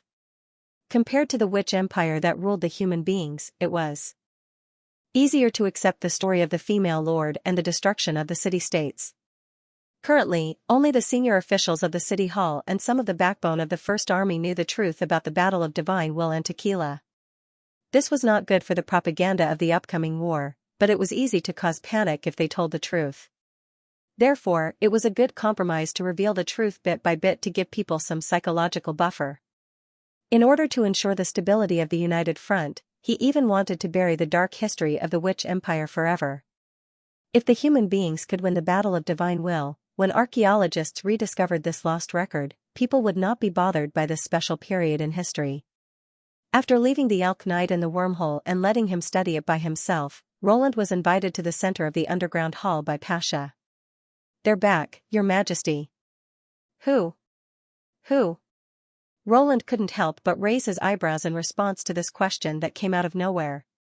Pasha did not answer. Instead, she raised her tentacles and mysteriously pointed at a dark passage on the side of the hall. He turned his head and saw a white shadow moving in the dark tunnel. After a while, two giant devouring worms crawled out of the cave, wriggled their bodies in front of him, and opened their bloody mouths full of hooked teeth. "Your Majesty, do you remember us?" one of them said cheerfully. Roland was slightly startled. Molly and Lara? Of course, he would not forget their names so quickly. The scene of their parting that day was still fresh in his mind. After frankly saying that he did not regret it, he boarded the cement boat to the Great Snow Mountain. Even now, he could still feel their unwavering determination from their tone. "Yes, you do remember. Mind your manners." The other one squeezed its partner with its tail. "Even if our bodies are different, don't forget that we are tequila." "Worm?" Jasmine said deliberately. "Which?" cried Lara. "They'd just arrived in Neverwinter. They really wanted to see you before they went to sleep, so I asked them to wait at the side of the hall. I hope they didn't disturb you." Pasha lowered her mane whiskers. "Tequila thanks you again for your help." "No, I've also been waiting for the good news of the successful transformation." Roland waved his hand nonchalantly. "But, why do you need to hibernate?" "Because the worm carrier consumes too much energy, Your Majesty. Fran can handle the usual excavation and transportation work alone. There's no need to maintain 3 hosts at the same time. Before coming here, even Fran had to hibernate a lot." Before her transformation, she clearly had a lively personality like Jasmine, but now she felt that she had matured a lot. It was as if the instant her soul had been transferred had allowed her to truly mature. After spending some time with Phyllis and the others, Roland realized that not every tequila witch had lived such a long time. In the beginning, they lacked a carrier and Scourge's body. They either chose to merge with Eleanor, one of the 3 chiefs, or transfer to a soul carrier and enter an unconscious long sleep. It could be said that the number of witches who had lived for hundreds of years could be counted on one hand. By the time the church was established in Starfall City and they were provided with a body, it was already much later. Phyllis had changed her body twice, but she had only maintained a conscious state for about 150 years, excluding the initial period when she was at a loss and did not know what to do. Thus, she was already considered an elder among the survivors. Jasmine and Lara were considered the youngest batch. Aside from the time they spent familiarizing themselves with controlling their bodies, they were usually in a state of hibernation. Their actual age and mental age were not far apart. With such a transformation, Roland could not help but feel emotional. And the rarest thing was that after becoming devouring worms, they still maintained the vigor they had when they were humans. Just this point alone made them surpass many people. Now it seemed that the Union was able to become a powerful force that unified the whole continent for a reason. Apart from their ability, they had many other praiseworthy qualities. 3 worm carriers aren't a lot. If we want to build a defensive barrier in the impassable mountain range, Roland looked at Pasha, keep them awake. The new project will start soon, and there are many places in Neverwinter that need to be rebuilt. Don't worry about food, City Hall will provide it. Really? Jasmine asked excitedly. No one liked to sleep forever, especially the tequila witches, they had slept for too long. As long as they don't eat meat for every meal, he spread out his hands. According to Fran's way of eating, they can only eat about 100 people's meals. Since you have a plan, I'll leave them to you. Pasha seemed to have expected him to say this and replied with a smile. After seeing Jasmine and Lara, Roland felt inexplicably relaxed. When he returned to the castle, the First Army also sent him the latest news. The blasting operation at the Snow Mountain was very successful. The passage through which the underground river flowed into the sea had been completely blown up, and the rising water was expected to continue to flow westward after swallowing the ruins. Except for the gun battalion that would continue to guard the Snow Mountain and observe the change of the water flow, the rest of the soldiers would return to Neverwinter in a few days. This was not unexpected. When the tequila witches finished searching the underground ruins and obtained the devouring worms, the exploration came to an end. In this way, the entire western region would have no worries for the time being. However, when he opened another letter, he could not help but let out a soft cry of surprise. This letter came from the northern region, but it was not sent by a flying courier. Instead, it was specially sent by the garrison troops to Duke Comte.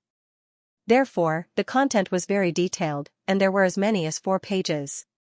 The letter described in detail the changes that had happened in the holy city of Hermes and the news of the collapse of the Tower of Babel. Eagle Face, the commander of the troops, thought that this was an excellent opportunity to attack.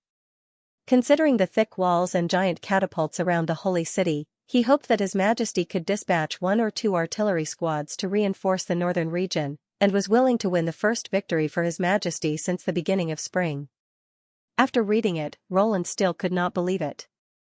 The church built by the Union in the Starfall city had collapsed just like this. Was this a message released by the opponent to lure the enemy, or was it true? After all, the church still had a certain number of God's punishment army, and dragging the first army into the quagmire of urban warfare was their last struggle.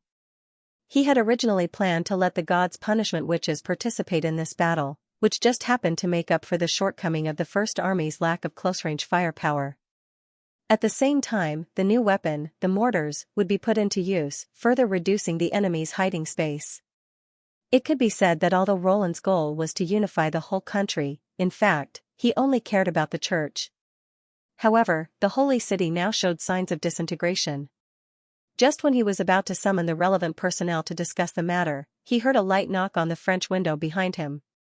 When he turned around, Nightingale had directly pulled the bird into the room through the glass.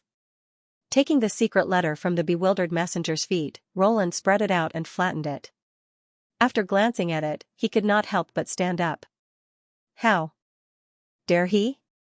There was only one sentence written on the note. Pain, very painful, unbearable pain. It slapped its tentacles in frustration, stirring the surrounding seawater into a muddy mess. The blades and feet hidden in its body were shivering, obviously frightened by its anger. Pain was not a strange feeling. From its birth to becoming an Eye of Branch Nest, it had fought with enemies more than once, been injured, swallowed, and evolved. Pain could make the body more responsive, and it was the necessary feedback to absorb magic power. What made it angry was not pain, but an emotion that it had never felt before. It tried to match this emotion with the reaction of other lives, but soon found that it was unnecessary. The feeling was hidden in the instinct of most species. Even if the individuals were far apart, they were surprisingly similar on this point. Fear. It found that it had tasted fear for the first time. This made it a little overwhelmed, and it subconsciously became angry. Kill her, it wanted to kill her, the tiny insect that rushed into its body, the insect that dared to challenge it with only some insignificant magic power. Sooner or later, it would tear her into pieces and hang her head on the skeleton, just like the red mist crawlers did. However, whether it was anger or fear, they were not necessary emotions for growth. Before, it had never felt fear because of pain, nor would it feel annoyed because of a momentary setback. In fact, it had never thought about such a problem before. Other than evolution, it had no other thoughts. Evolution was more important than survival. Survival was only for the individual, but evolution was the sublimation of the group. It realized that there was something wrong with its body. What exactly was wrong? Just thinking about this problem made its head hurt unbearably. That high-temperature flame not only caused it to lose a third of its body, it also made its reaction extremely slow. It needed time. Time could allow its body to be reborn as before. Time could also make it find the answer. It suppressed the fear, anger, and other subtle emotions in its heart that it had never experienced before, and sank into the mud at the bottom of the sea. More than 10 days later, it crawled out of its hiding place, and released all the blades and feet in its body. Although it had lost a lot in the battle, it did not care. As long as its injuries were fully recovered, it could breed new vassals at any time. It was hungry, and it needed food. At the same time, he also came to a conclusion about some of his own problems. First of all, it discovered that it had lost a lot of pheromones. These pheromones were taken from various insects and could provide help to the evolution of the tribe. Collecting them was also the primary task of the Eyes of Branch Nest. This loss was understandable. Following that loud noise, its body was scattered by the raging flames and heat waves, and part of it was used to store the pheromones in its brain. Now, even if it was almost repaired, it was gone. Just like a punctured water bag, it would be useless even if it was repaired afterwards. This was not a big deal. Insects were everywhere. If they were lost, they could be collected again. Moreover, the most important red mist multi-eyed worm was not lost, so the losses were limited. However, the problem was that it had lost contact with the nest mother. This was simply inconceivable. Ever since it was born, its fate had been closely linked to its tribe. This kind of relationship was inseparable. As long as it was in the same body of water, no matter how far away it was, it would be able to sense the existence of the main nest. Through the water ripples, it could transmit the information it collected, as well as share the tribe's evolutionary instructions. But now it was all gone. After it was injured, it had almost never thought about this.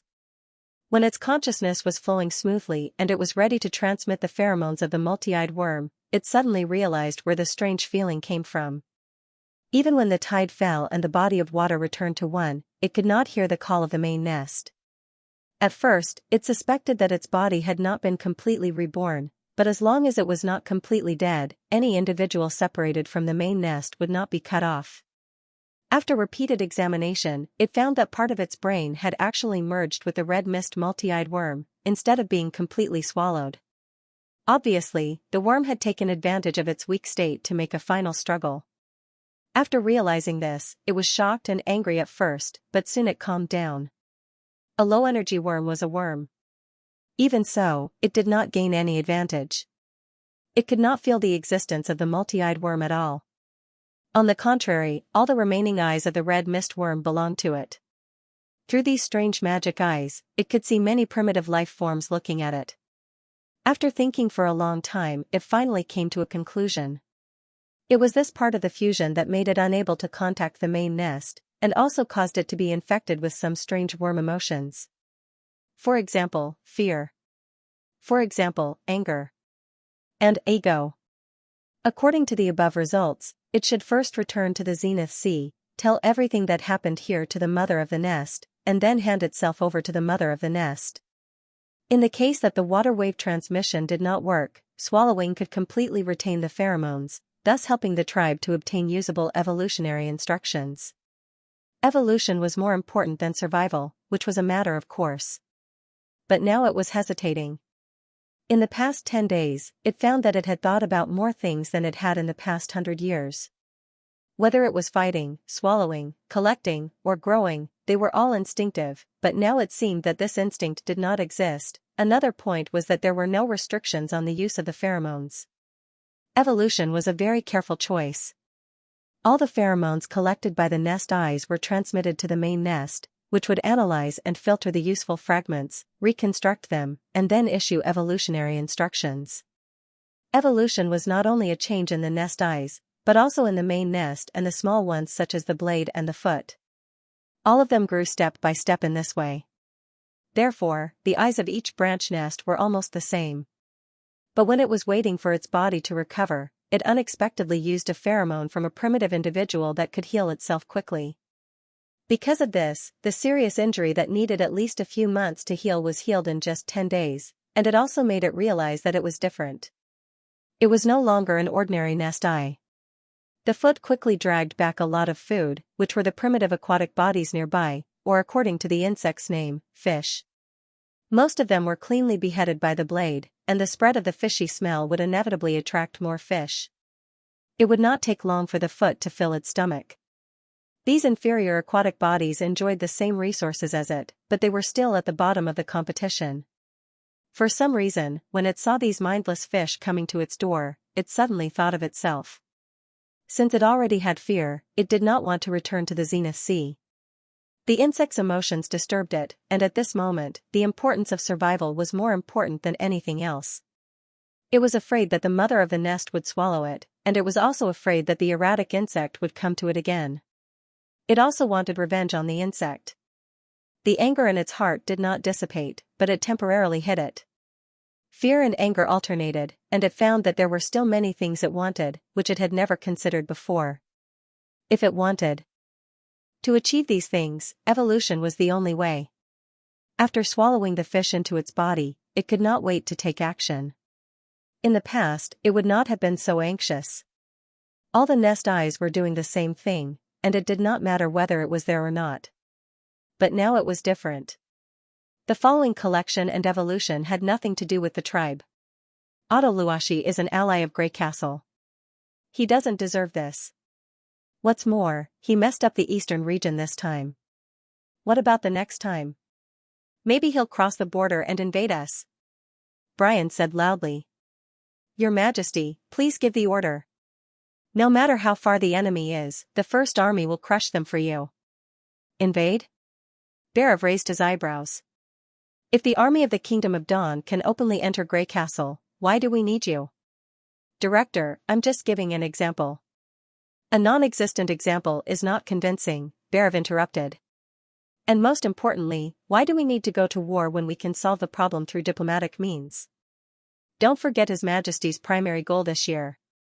Do you think the eldest son of a noble family in the City of Glow is more important than His Majesty's ceremony? Brian was speechless. All right. Take a break. Roland clapped his hands. Eat something first. We'll talk later. With the clapping of hands, the servants at the door immediately pushed a cart into the reception hall. The officials ate their snacks and went to the toilet. The tense atmosphere immediately eased. This scene had happened many times during the 3-day-long meeting. Since receiving the information about the Northern Region garrison and the Spy Hill Fox, Roland summoned all the relevant officials to the castle to discuss the next countermeasures. It was evident that the bureaucrats under him were divided into different factions. The City Hall faction led by Barav tended to be conservative. They preferred to focus on the kingdom, or even the western region. They wanted to expand the population and strength step by step until the unification of Grey Castle's regime was complete. They would retaliate against Apan Moya, the King of Dawn, sooner or later, but now was not the time. The First Army, represented by Brian, and the members of the advisor department tended to be radical, but they were not as close as the City Hall faction. The former was probably influenced by the new ideas that he advocated when training the army, such as defending against the enemy outside the borders, discovering the enemy first, and destroying the enemy first. They insisted on taking action immediately to teach the royal family of the Kingdom of Dawn a lesson and rescue the persecuted Audiobook. The latter, to a large extent, stood on the same side as the First Army for the reward. After all, if there was no war, they would not be able to play a role. In addition, some of the members of the advisor department came from Longsong Stronghold and did not know as much about Neverwinter as the City Hall. Their arguments were often refuted, so their voices were even weaker. Because of this, Brian's speech was easily rebutted by Barav several times. In terms of eloquence, the disparity between the two of them was too great. It was already good enough that he could express his thoughts in front of a group of ministers. After all, the Flintlock Battalion commander was still young, and he used to be an ordinary villager in Border Town. He lacked both knowledge and experience, which could be seen from the report of the defensive battle at the Snowy Mountain. Roland was the only one who remained silent. Judging from the current situation, the radicals were basically being beaten up by the conservatives. It had to be said that in the past 3 years, Barav's growth was even more outstanding than he had expected. Perhaps the old chief had been sufficiently tempered by the former finance minister, and all he lacked was an opportunity. The only thing that surprised Roland was that Edith hadn't expressed her opinion even though the meeting had been going on for 3 days. Instead, she had remained silent. If there was anyone in the hall who could compete with Barav, it would be the Pearl of the Northern Region. In order not to let the two of them drag each other down and increase the loss of internal strife, Roland officially set up a new department in the City Hall, called the Department of Defense, which was responsible for external military affairs. He also included the General Staff Department, making it a subordinate organization. The Ministry of Defense was in charge of external affairs, while the Security Bureau was in charge of internal affairs. Basically, the framework of Grey Castle's violent machine had been established. Of course, the minister was still Roland. Before this, Edith was only Barav's assistant, staying in the City Hall to learn how to deal with affairs. Despite her excellent performance, she had not officially joined the department until now. If she became the minister as soon as she entered the department, she would be promoted too quickly and would not be rewarded in the future. It was also easy to leave the wrong impression to the newcomers that she could do it if she was in charge. After all, it was no longer the time when there was a shortage of manpower, and anyone with a little bit of talent could become the main official. So Edith was now a clerk in the Department of Defense, and like the general staff, she was managed by Roland. Roland knew that this arrangement, which seemed to be starting all over again, would not discourage the Pearl of the Northern region. A person like the Pearl of the Northern region should be able to guess what he was thinking. Although she had left the director's office, there was no longer any obstacle to her promotion. Therefore, this was a suitable occasion for her to perform, and Barav should not be allowed to suppress the whole audience. This was indeed a bit unusual. He glanced at Edith's seat and found that she was leisurely tasting the chaos drink in her glass, as if Barav's aggressive momentum had nothing to do with her. She was indeed a strange woman. Roland shrugged his shoulders, reached out to Scroll, and said, "Show me today's summary." "Okay." Scroll put down her quill and handed him a hardcover book. "It's all in here." After 3 days of discussion, they had basically reached a consensus on the content of the intelligence. Hill Fox, who sent the secret letter, arranged the 3 matters according to their importance. That was to say, the disturbance in the eastern region was the most important, and Otto's imprisonment was not so important. Therefore, the eldest son of the Luashi family should not be in danger in the short term. Apan Moya had just ascended the throne and still needed the support of the 3 families in the city of Glow. Even if the King of Dawn wanted to find someone to replace him, the process would not be too fast. They thought it would take at least 1 to 2 years. Otto was likely to suffer a lot, but it would not be difficult for him to survive. Secondly, the news of the unstable situation in the Holy City and the report of the Northern Region garrison confirmed each other, so it could basically be confirmed as a fact. However, even the city of Glow had reacted, which might mean that the Moya royal family had set their eyes on the church. Not to mention the hatred between the 2 sides, everyone knew that Hermes stored the wealth accumulated by the church for hundreds of years. It would undoubtedly be a very tempting choice to take advantage of the opportunity to eat it. For the 2 factions, there was no objection to reclaiming the eastern region or destroying the church, which had already been included in the plan during the previous meeting. The only disagreement was when to retaliate against the Kingdom of Dawn. Because of Roland's previous diplomatic attitude, no one suggested to take a step back and let bygones be bygones. However, the City Hall officials still hoped to negotiate with Roland justifiably after the coronation ceremony, and they did not rule out the use of force. Obviously, the future planning meeting during the months of demons had given them enough temptation and motivation. They all wanted to support Prince Roland to ascend the throne as soon as possible and become the true king of Grey Castle. At the same time, they could also become real ministers of the kingdom from local officials. If they wanted to fight in the Kingdom of Dawn, not only would they need to mobilize a large number of troops and resources, but the coronation ceremony would also be affected. No king would send out his own elite generals to complete the coronation ceremony hastily, which would not be good for anyone. Of course, the final decision was still up to Roland. During the 3 days, he just watched the discussion and did not show any obvious preference. He was completely different from the tough attitude he had when he was dictating the diplomatic letter. It was precisely because of his silence that the people had the space to debate intensely. It was not that he had changed his original intention, but he was waiting for an opportunity. An opportunity to gain the most benefits with the least cost. In the evening, someone knocked on the office door. When he saw that it was Andrea, he heaved a sigh of relief. Finally, she came. If she did not come to him, he would have to find her himself, which would undoubtedly be much less effective, and it was hard to say whether he would succeed or not. Here, dried fish. Nightingale appeared and handed her a piece of honey-roasted fish. Apart from Vendi, Andrea was one of the few witches who could share snacks with Nightingale. Perhaps this was the mutual attraction between the nobles? "Thank you." But Andrea did not seem to be in high spirits. She took the dried fish and put it in her pocket, then put her hand on her chest and bowed. "Your Majesty, Halfway through her sentence, she stopped again, as if she didn't know how to express herself. "You want me to save your childhood friend, Otto Luashi, right?" At a time like this, Roland couldn't let Andrea hesitate any longer. If she changed her mind, wouldn't he have wasted these days? In addition, he also vaguely guessed the other party's hesitation. There was one thing he was sure of, and that was that the relationship between Aotua and her was a one-sided crush. Because of this, she didn't know what position she should use to make this request. Childhood playmates? After so many years, Andrea did not miss her past in the Kingdom of Dawn. After all, when Earl Quinn found out that she was a witch, he did not protect her and directly faked an accidental death. This kind of memory was really not very good. When Otto visited Neverwinter last winter, Andrea's behavior was very clear. She obviously did not want to be associated with the past.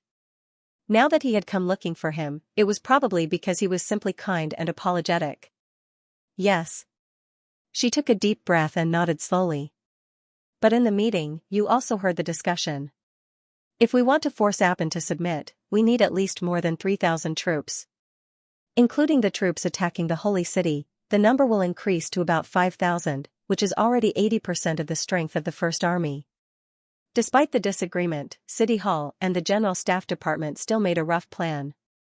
As there was no water system directly connected to Grey Castle in the Hermes Plateau and the Kingdom of Dawn, they could only rely on carriages and manpower.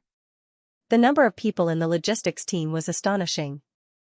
Moreover, the remaining 20% of the troops had to stay in various parts of the kingdom, so the First Army had no spare troops to garrison and could only leave after the battle. All in all, it was definitely a loss. This is just the manpower. If we include the materials, all kinds of wear and tear, the cost of carriages and horses, the expenditure of provisions, looking at Andrea's increasingly embarrassed expression, Roland was about to add fuel to the fire, but his voice suddenly stopped. Your Majesty? The blonde witch could not help but be stunned. It was not because he noticed something wrong, but because Nightingale pinched him hard on the back and then said in a voice so low that only he could hear, "Don't force her. Can't you just say it?" Ahem, it's nothing, Roland coughed twice. This is just an objective situation. With some subjective efforts, it's not impossible to turn this situation around, but it depends on how much the three big families are willing to do.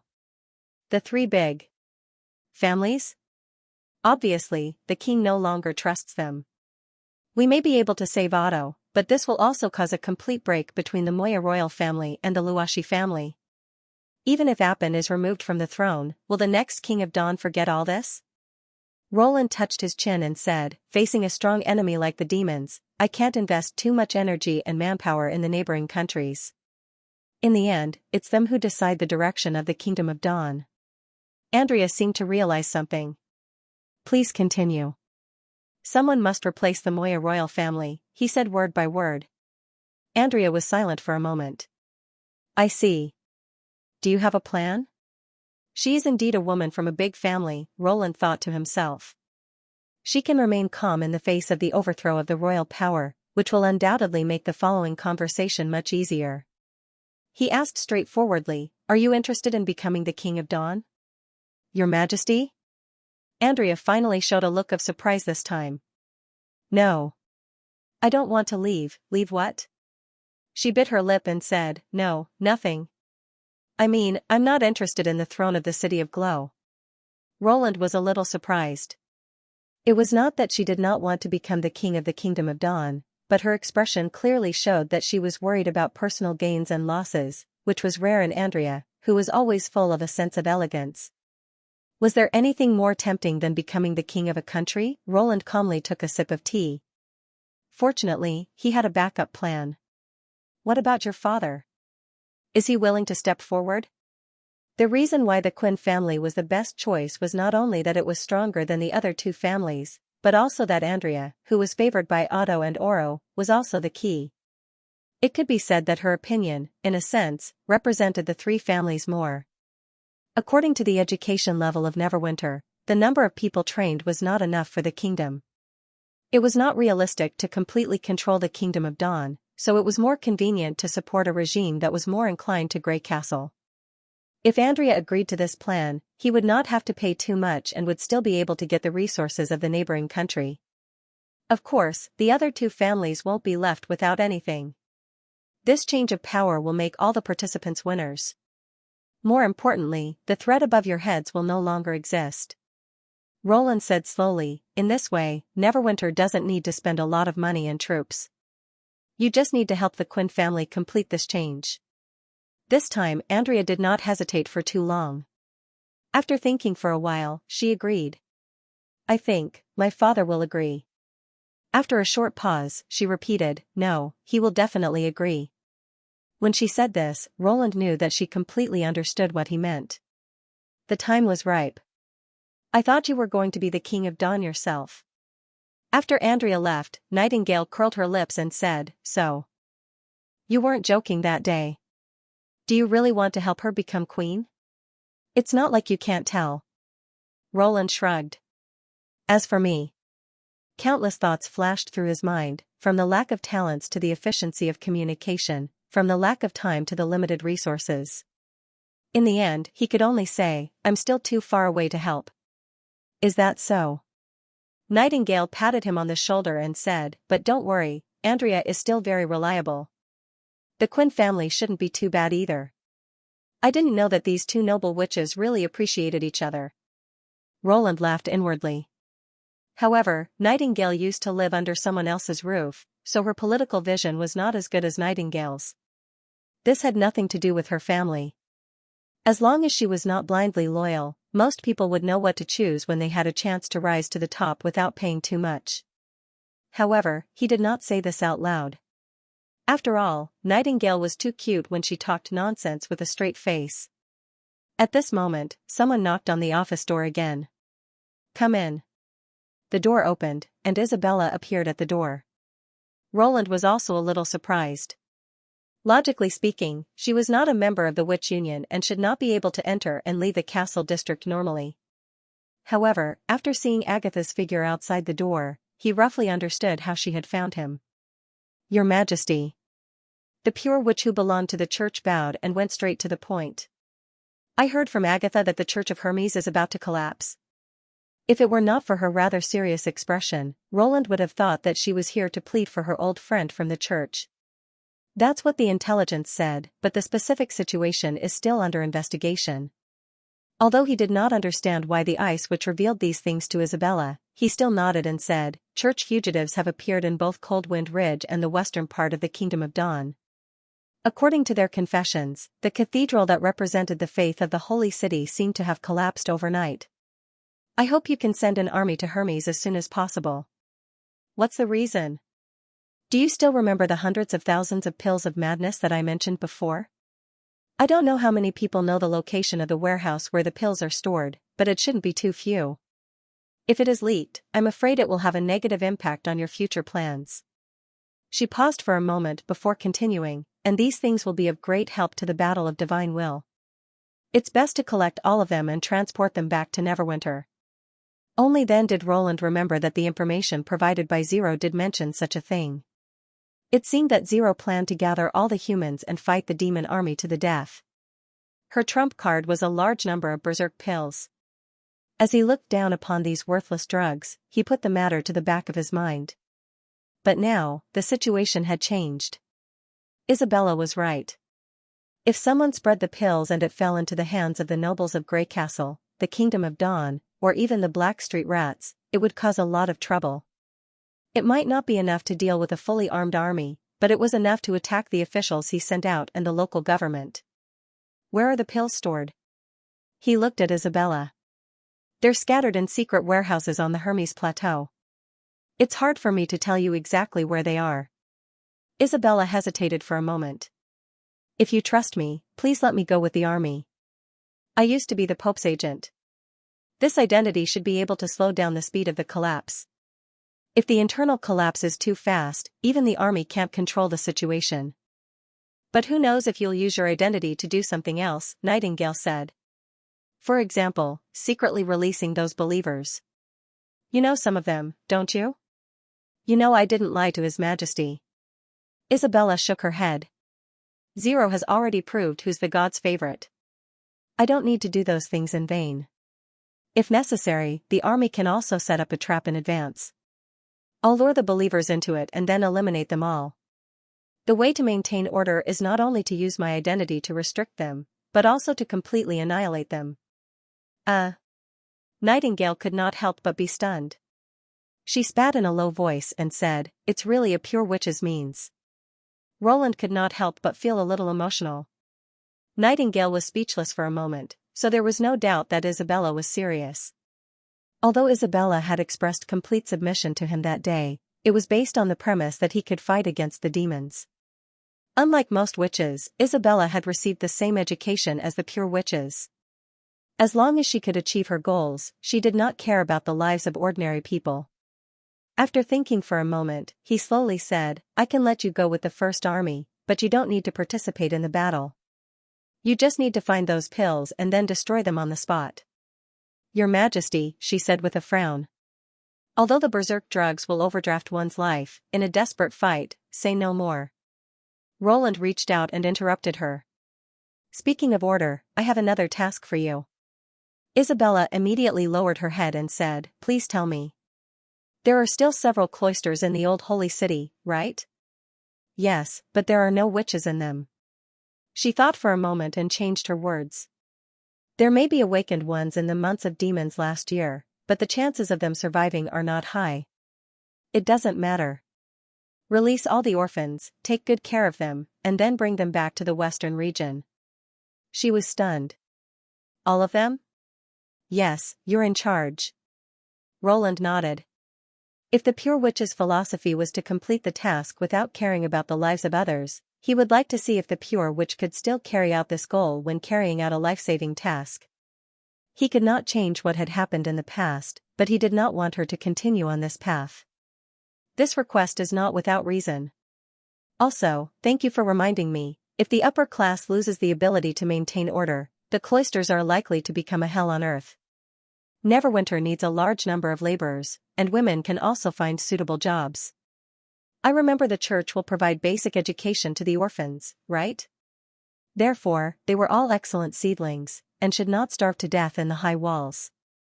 I want you to bring them back, as much as possible, without missing any of them." Isabella was silent for a long time. "That will require a lot of food." "Someone will prepare it for you." A complicated look emerged in the eyes of the pure witch. This scene seemed familiar. On the day she was announced to be pardoned, took off the shackles, and obtained limited freedom, she showed the same look. If her heart could be heard, the biggest question must be why. But she didn't say anything. Instead, she slowly bent down. Edith returned to her residence, took off her coat, and threw it on the hanger at the door. She could not help but take a deep breath at the rich aroma coming from the living room. Saliva gushed out of her dry lips and tongue. She did not feel it during the meeting in the Ministry of Defense, but now her stomach was growling. "Why are you back so late today?" Cole's voice came first, and then he poked his head out from behind the door frame, holding a spoon in his hand. "The war is about to start. The Ministry of Defense has a lot of work to do, especially when it comes to the Kingdom of Dawn. The situation is more complicated." She took off her leather boots, put on a soft sock, and walked into the living room. "You can eat first if you come back so late again." "I don't care." Cole curled his lips. "But His Majesty hasn't decided whether to interfere with the King of Dawn or not, right? If you make a plan now and he adopts Barev's strategy, won't your efforts be in vain? Do you really think he doesn't have any ideas?" Edith patted her brother's head as she walked past him. "Roland Wimbledon is not a king who relies on his subordinates to make decisions." "What did you see?" Cole asked curiously. "If you want to know, you have to pay the price." She glanced at him, and his body suddenly trembled and he did not continue the conversation. There were 2 dishes and a soup on the table, and the main ingredient was Neverwinter's specialty, bird beak mushrooms. Recently, this extremely delicious and juicy mushroom began to appear in the convenience market in large quantities, either because of the increasing number of hunters or because of the discovery of a new source. At the same time, the price of this mushroom did not rise but fell, and it seemed to be replacing meat. It was a pity that bird beak mushrooms could not be stored for a long time due to their fat characteristics. Otherwise, it would be an excellent business outside the western region. Edith put a piece of roasted mushroom into her mouth. The slightly charred mushroom cap and melted butter perfectly. After a crisp sound, she felt her entire mouth was filled with juice, and she let out a long hum of satisfaction. She had to admit that she had underestimated her brother. Apart from his indecisiveness and weakness in martial arts, Cole's talent in learning was beyond her expectations. Take cooking for example. He had only eaten these mushrooms once or twice at His Majesty's banquets, but they looked decent. It was impossible to do this without a clever mind. It was the same for the clerical work in the city hall. He had only been doing it for a few months, but he was already an official recorder at important meetings in the Lord's castle. This speed had already surpassed many of his peers. If it were the noble children in the north who thought that they were the best, they might not be able to do better. Of course, the most important thing was that he was very obedient. Thinking of this, Edith felt that the dinner was even more delicious. After all, the more capable his subordinates were, the easier it would be to do certain things. Sis. Halfway through his meal, Cole could not help but ask, "Why didn't you speak during the conference these few days?" She put down her spoon and raised her eyebrows. "His Majesty asked you about the things you're good at, right? Since you saw through His Majesty's intention, why didn't you say it for him?" Cole muttered. "Didn't you see the way Berev looked at you?" That smug smile was almost overflowing. "That's also a secret. According to the usual practice, heir." He bowed his head, and his expression showed that he was in a dilemma. After hesitating for a long time, he shook his head, as if trying to suppress his curiosity. "But for the sake of this delicious dinner, I'll take it as you've already paid the price." Edith smiled slightly. "How much do you know about Andrea in the Witch Union?" "Andrea?" Cole thought for a moment. "Her name has never appeared on the schedule, and her ability, it has nothing to do with her ability," the Pearl of the Northern region interrupted. "It's normal that you don't know about her. She's a combat witch, and she rarely shows herself. Only a few people know about her background. As far as I know, Andrea is a noble from the Kingdom of Dawn, and her family background is quite noble. She's also an old friend of Luashi. After knowing this, we can roughly deduce the rest." Then she briefly explained her speculation. "Now do you understand why I couldn't speak up at the meeting? Once the emotional card is revealed, what could have been achieved will no longer be possible. Wouldn't His Majesty blame me for this?" Cole's eyes widened. "How do you know all this? Do you think I applied to go to the Great Snow Mountain just to prove that only people who have been to the front line are suitable to serve as important officials?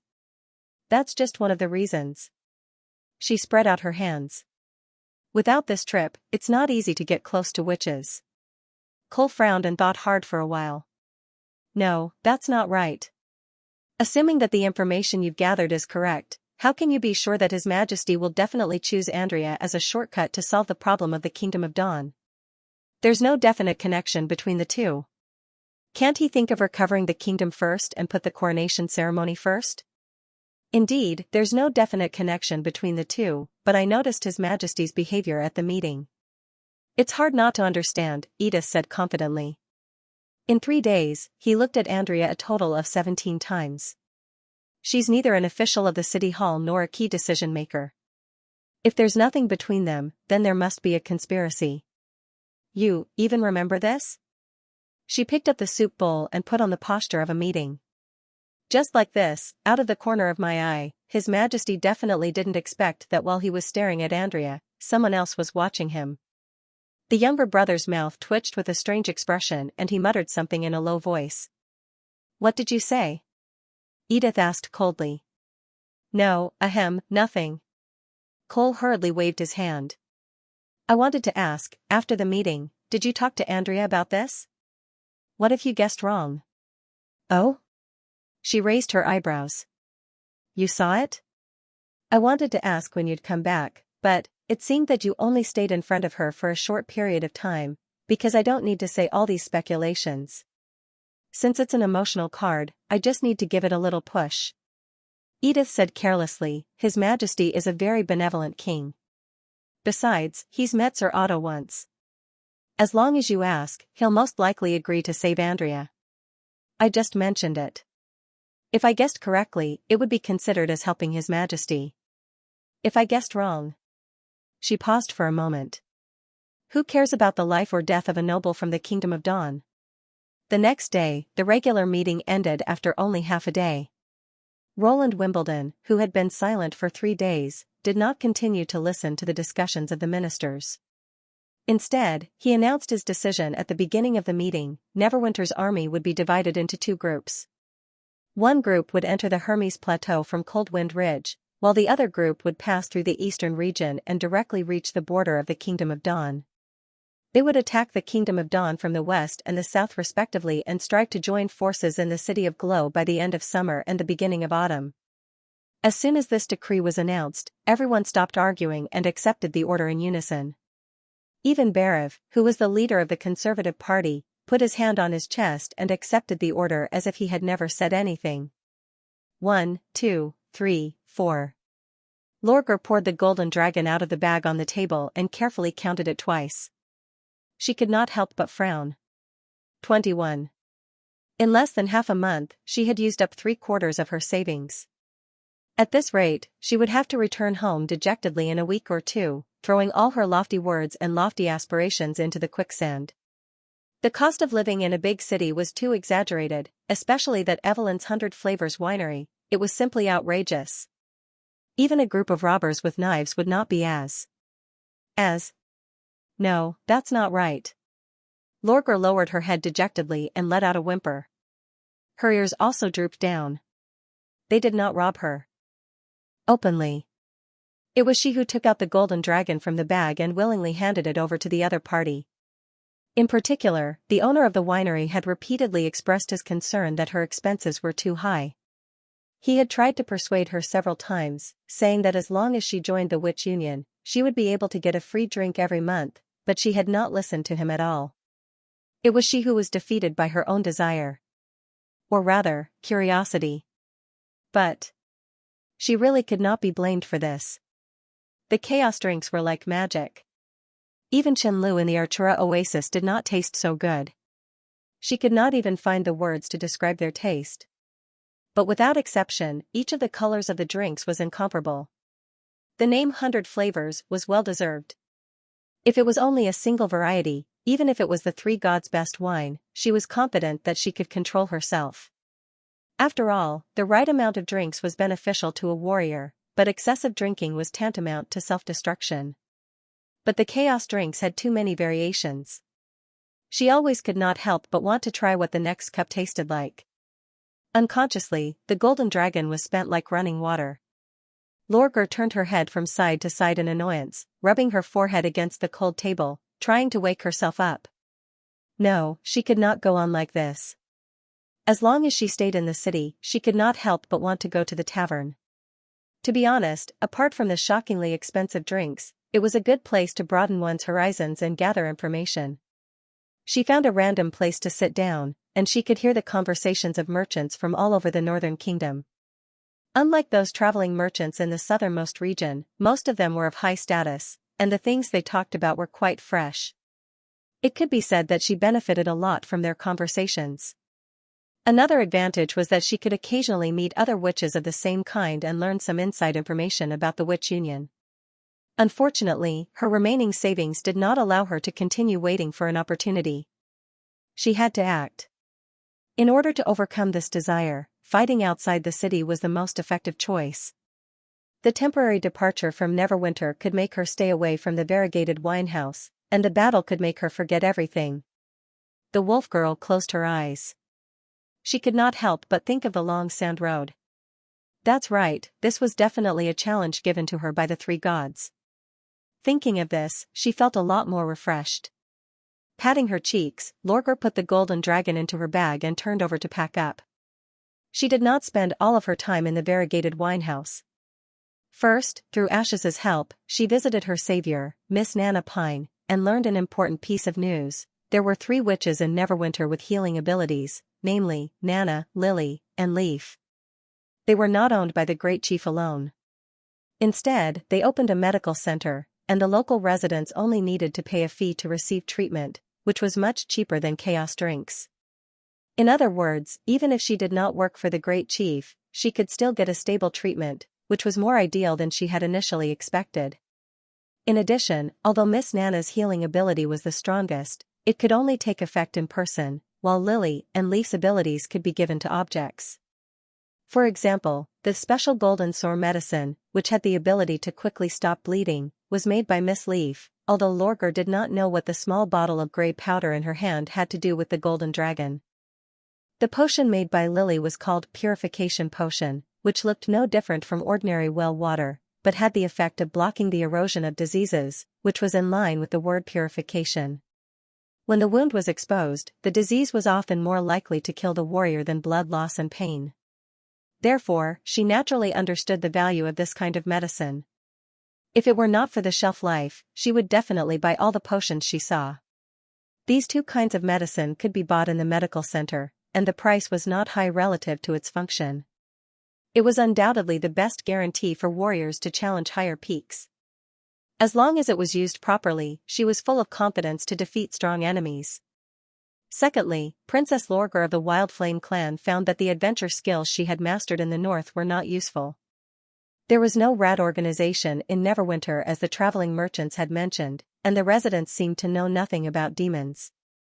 She asked dozens of people, and all the answers were "I don't know," which also attracted some black-clothed men to follow her. Now, her understanding of demons was still limited to what Ashes had revealed to her and a conversation she overheard in the Byway Winehouse. There was an abandoned city in the desert to the north of Neverwinter, and the demons seemed to have appeared there. According to her past experience, she should not easily attack when there was such a lack of information. But now she urgently needed to get rid of the temptation of the chaos drinks, and at the same time, prove herself to the great chief, so she had to adapt to the situation. Since it was a challenge, it must be full of dangers and setbacks. She was fully prepared in her heart. Out of the border of Neverwinter, Lorgar found an uninhabited dense forest, took off her clothes, transformed into a giant wolf, and then flew all the way north with her luggage in her mouth. She did not know the specific location of the abandoned city, nor did she know whether she could encounter demons, but desert wolves had extremely sharp hearing and smell. For her, the wild was not much more dangerous than human settlements. In the past, in the southernmost region, she used this ability to find well-hidden opponents again and then destroy them. She believed it would be the same this time. Feeling the melted snow and mud under her feet, Lorgar even had a vague feeling that the three gods would guide her to meet the real enemy. However, before she could run far, she suddenly heard a whistling sound in the air rapidly approaching. Something was swooping down on her. This kind of air-tearing warning was quite familiar. In the holy duel on the burning platform, the four-winged eagle launched a surprise attack in this way. She might not have been able to dodge such a swift attack before, but now she had enough experience to deal with everything. An excellent Sand Nation warrior would never be hit by the same attack twice. Lorgar exerted strength on one leg and suddenly rolled to one side. At the same time, she turned her body 90 degrees so that she could see the direction of the attacker. Then she inserted her thick and powerful hind legs into the mud. Her muscles were already stretched to the maximum, and her sharp claws stretched out of her flesh pads.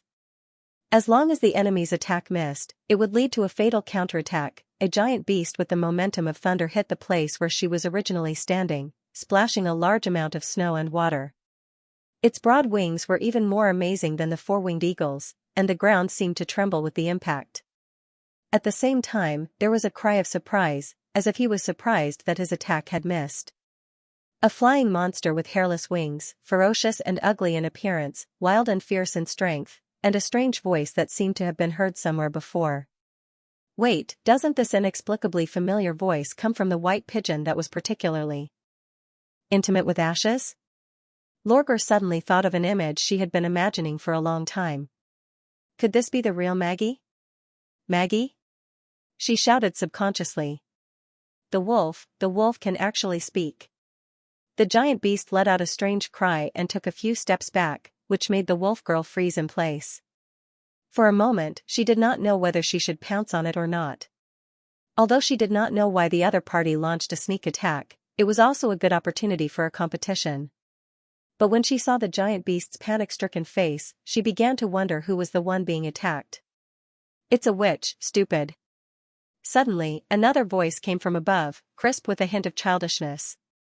Who are you? Why do you know us? Lorgar looked up and could not help but squint slightly.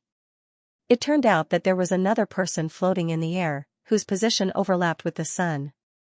The dazzling sunlight bloomed around her, and she could only vaguely see her flying short blonde hair and the silver weapon in her hand. Although this guy looked quite young, he was unexpectedly rich in combat experience. The skill of turning his back to the sun to dazzle the opponent was not something an ordinary person could master. Since there was no intention of a competition, Lorgar also stopped. Although she liked challenges, she was not the kind of rude person who would pester the other party regardless of whether they were willing or not. Moreover, Ashes had warned her that Maggie's enemies will eventually be in big trouble. It was better to avoid trouble on the road of practicing alone. She put down the bag in her mouth and changed back to human form. I'm Lorgar Burnflame from the desert. I came here with Ashes and Andrea. On the way here, she mentioned. Well, Maggie. Ah, I remember. The giant beast's body also rapidly shrank, and in the blink of an eye, she became a tiny little thing only up to her waist, and her snow-white hair almost reached the ground. I saw this person when I went to pick up Ashes, Coo. She didn't mention me? The little girl cried discontentedly. Your name is Lightning, the greatest explorer in the western region, no, the greatest explorer in the whole Grey Castle. She said and then dived down and landed in front of the wolf girl. Remember? Coo. Why did you take off your clothes? Maggie curiously looked at her chest, and then touched her own. Is this also a conjuration? Coo. Lightning withdrew her hand from Maggie's head. It's just a difference in ability, you don't need to stare at her. Lorgar put on her coat. Then why did you attack me? I thought you were a mutated snow wolf. She put away her confident expression and said a little embarrassedly, cleaning up the demonic beasts that are still wandering in the barbarian land, bringing fresh prey for the castle, and monitoring the entire northwest. These are all our jobs. There's also bird nests, beehives, and roasted game, Coo. That's not a job. Lightning quickly interrupted. Anyway, almost no one comes to this area, and the months of demons just passed, so. I see. Lorgar nodded and accepted the explanation. She had heard more than once that the border of the Northern Kingdom would become dangerous during the months of demons. After the battle with the four-winged eagle, she had also learned a lot of information about hybrid demonic beasts from Ashes. If she was patrolling in the air, it would not be strange for the huge desert wolf to be a wolf-shaped demonic beast. What about you? The little girl asked. This is the barbarian land. There are not only remnants of demonic beasts, but also more terrible things. What do you want to do here alone? More terrible things. Do you mean demons? Princess Lorgar said calmly.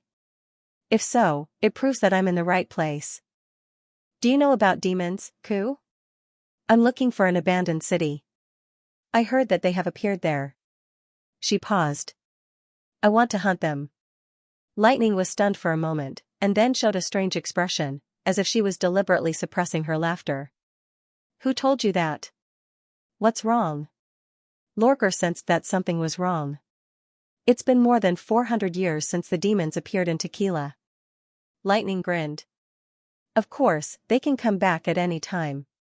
We patrol this area to prevent such a situation from happening. But if we want to reach the abandoned city, it will take at least 7 or 8 days. And the barbarian land is so big. If we deviate a little, we won't be able to see the city. You know, this place was originally called the Fertile Plains. It's bigger than the whole of Grey Castle. No, it's bigger than the 4 kingdoms combined. Is that so? The wolf girl could not help but frown. She was not worried about the long journey. In the past, when she practiced her skills, she could stay in the wild for a month or 2. It did not matter if there were no demons for the time being. She had always been patient when hunting, and living in the wild, she did not have to worry about spending all her golden dragon unknowingly. However, if this place was really as big as she said, it would be troublesome not to find the target. But the courage and adventurous spirit you showed is commendable. Lightning said with her hands on her hips. You set foot on the road of exploration with only a few words. This is the potential of an excellent explorer. Although I don't know why you didn't join the Witch Union, it's the same if you join the Neverwinter Exploration Group. So, do you want to explore this misty land with us?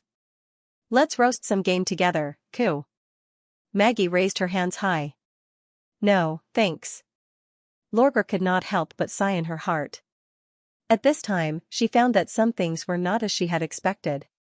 For example, Maggie was indeed very strong after transforming, at least as strong as a four-winged eagle, but her mind was completely different from that of a warrior. She came here to climb to the top, not to play with a child. Forget it. I'll take my time to explore this plane. Maybe this is also a challenge arranged by the three gods. Wait. Just as the wolf girl was about to set off again, Lightning's words stopped her. If you join the Neverwinter exploration group, I can take you to the Tequila ruins. You've been there? Lorgar's ears pricked up. As night fell, the shadow from the direction of the impassable mountain range gradually shrouded them like a growing ridge. Eventually, it merged with the sky and completely engulfed the brown and green land. It was the first time for Lorgar to see such a scene. When flying in the sky, even a giant like Maggie could only cast a small shadow on the mountains, rivers, and fields. When the shadow behind them nibbled at them, it seemed slow, but there was nowhere for them to escape. No matter how fast they flew, it was useless. She had a deeper understanding of the vastness of the barbarian land. Lightning approached them and whistled. Let's land. We're here. Ow. The giant beast began to fall, and the wolf girl on its back suddenly felt herself floating. The feeling of falling made her a little flustered, and her hands involuntarily grasped the fur. Before long, the three of them landed on a small hill. This is the secret base of the exploration group. Lightning waved her hand. Follow me. The little girl suddenly disappeared after going around a huge tree stump. Xianxia followed and found that the tree stump was actually hollow. There was a small door on the side facing the steep slope, and there were piles of firewood and simple stone chairs inside. Even if we fly to Tequila, it'll still take us 2 days.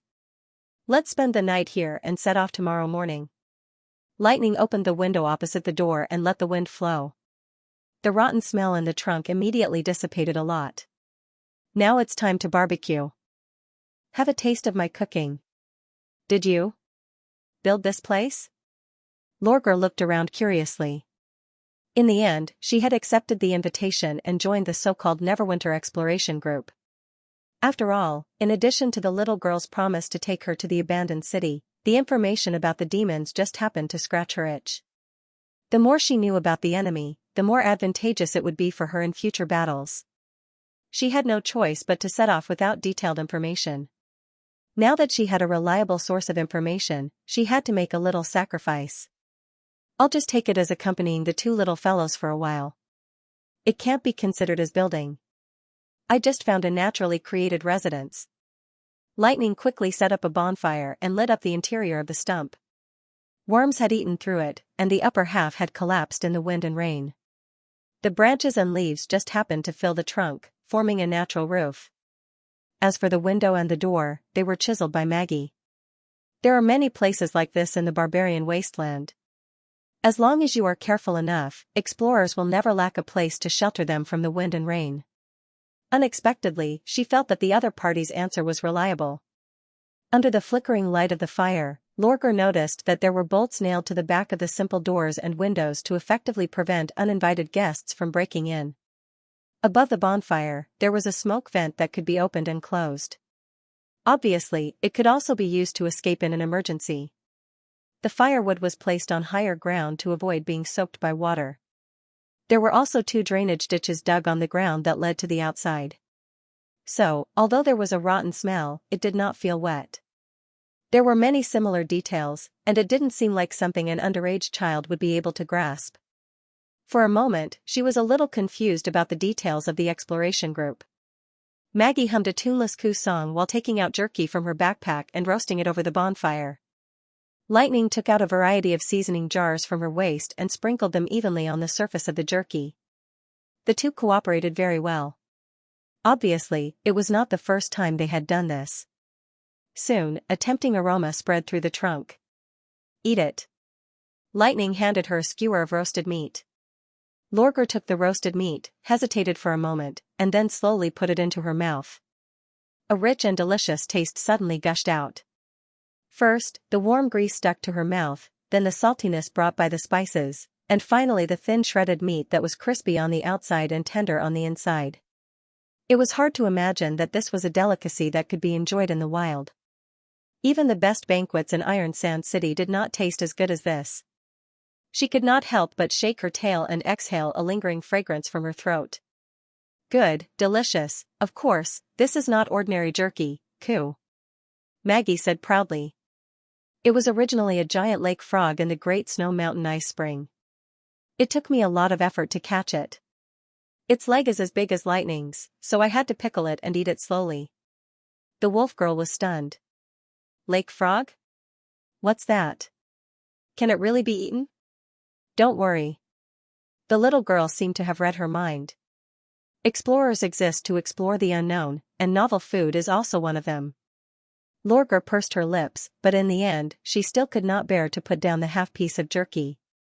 She closed her eyes and swallowed it. After savoring the aftertaste between her lips and teeth, she looked at Lightning and asked, "Are there only 2 of you in the Neverwinter exploration group?" "Now there are 3 of us," Lightning corrected. "What about the other members of the Witch Union? Why do you want to invite me to join?" Princess Lorgar thought for a moment and chose to speak frankly.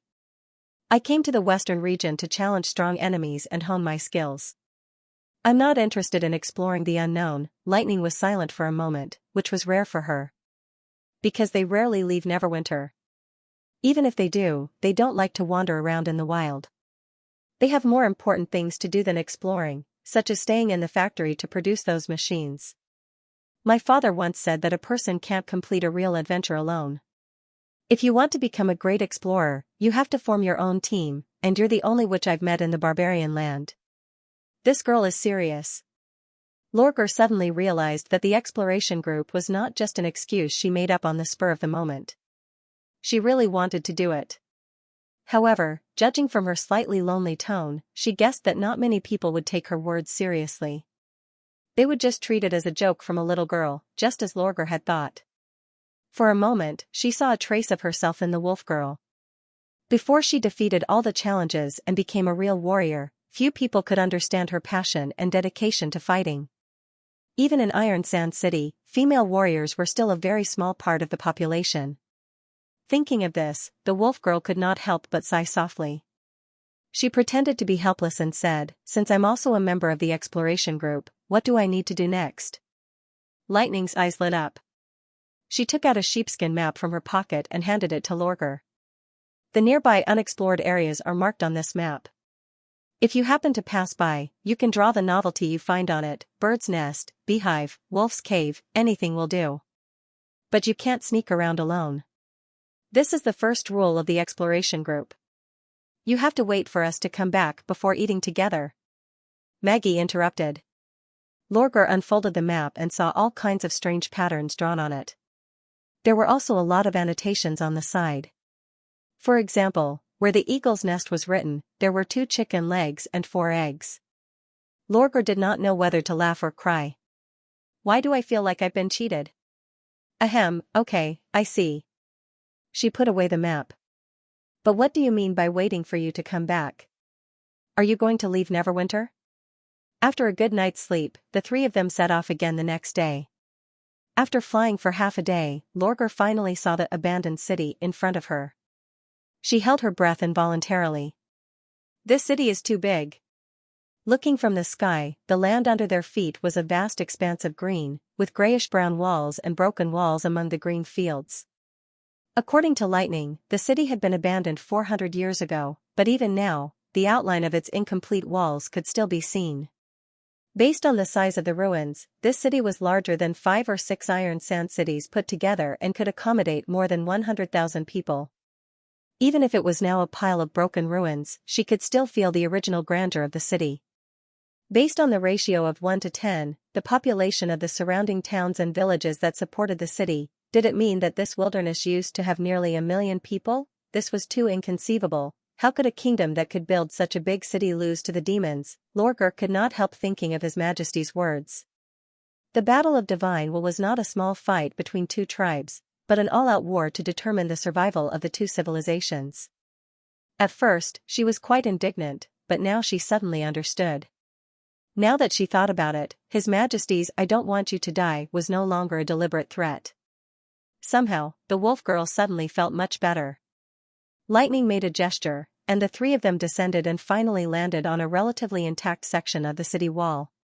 The mottled top of the wall was about 20 steps wide. Enough for two four-wheeled carriages to travel side by side. On the wall that was covered in moss and vines, a few circular holes could be vaguely seen. It was unknown how much force was needed to leave such a mark on the giant stone. You should already know. The little girl came over and said, this was originally the last line of defense of the Witch Empire. Unfortunately, they failed to resist the demon's attack. In other words, the witches that Ashes had mentioned, who could live for more than 400 years and would never die, were actually the surviving members of the Witch Empire. Was it because of their destruction that the current four kingdoms and the church that regarded witches as heretics came into existence? The wolf girl did not ask what was on her mind.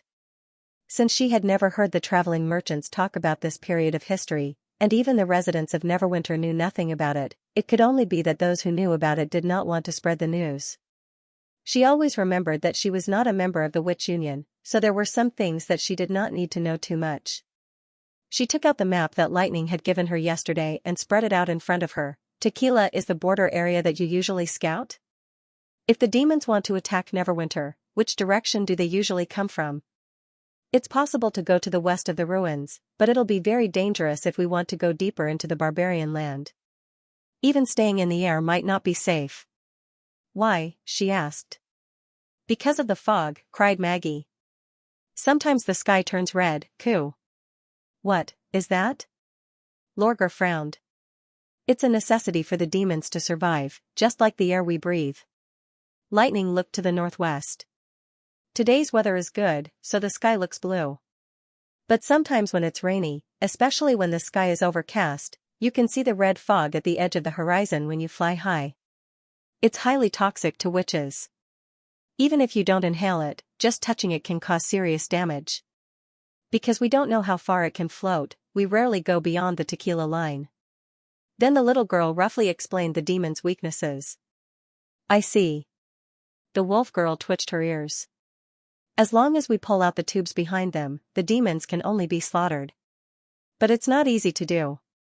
Like the senior demons I mentioned last night, they almost have no flaws. Lightning warned. If you really encounter the enemy, you'd better retreat immediately and inform His Majesty. Don't worry. I know what I'm doing. Lorgar patted her chest and said, full of fighting spirit. It was true that the enemy was terrifying, but it was also because of this that the challenge was worthwhile. Moreover, the strength of a group did not mean that an individual could not be defeated. She believed that as long as she found the right opportunity, she could always hunt down a lone target. Even if the demons did not appear for the time being, she could still use hybrid demonic beasts as a substitute. She had seen several large demonic beasts in the forest when she flew on Maggie's back. Looking at the desolate wilderness, Lorgar felt that she had found the feeling of moving forward again. Green replaced the yellow sand, but the road became clearer and began to extend further.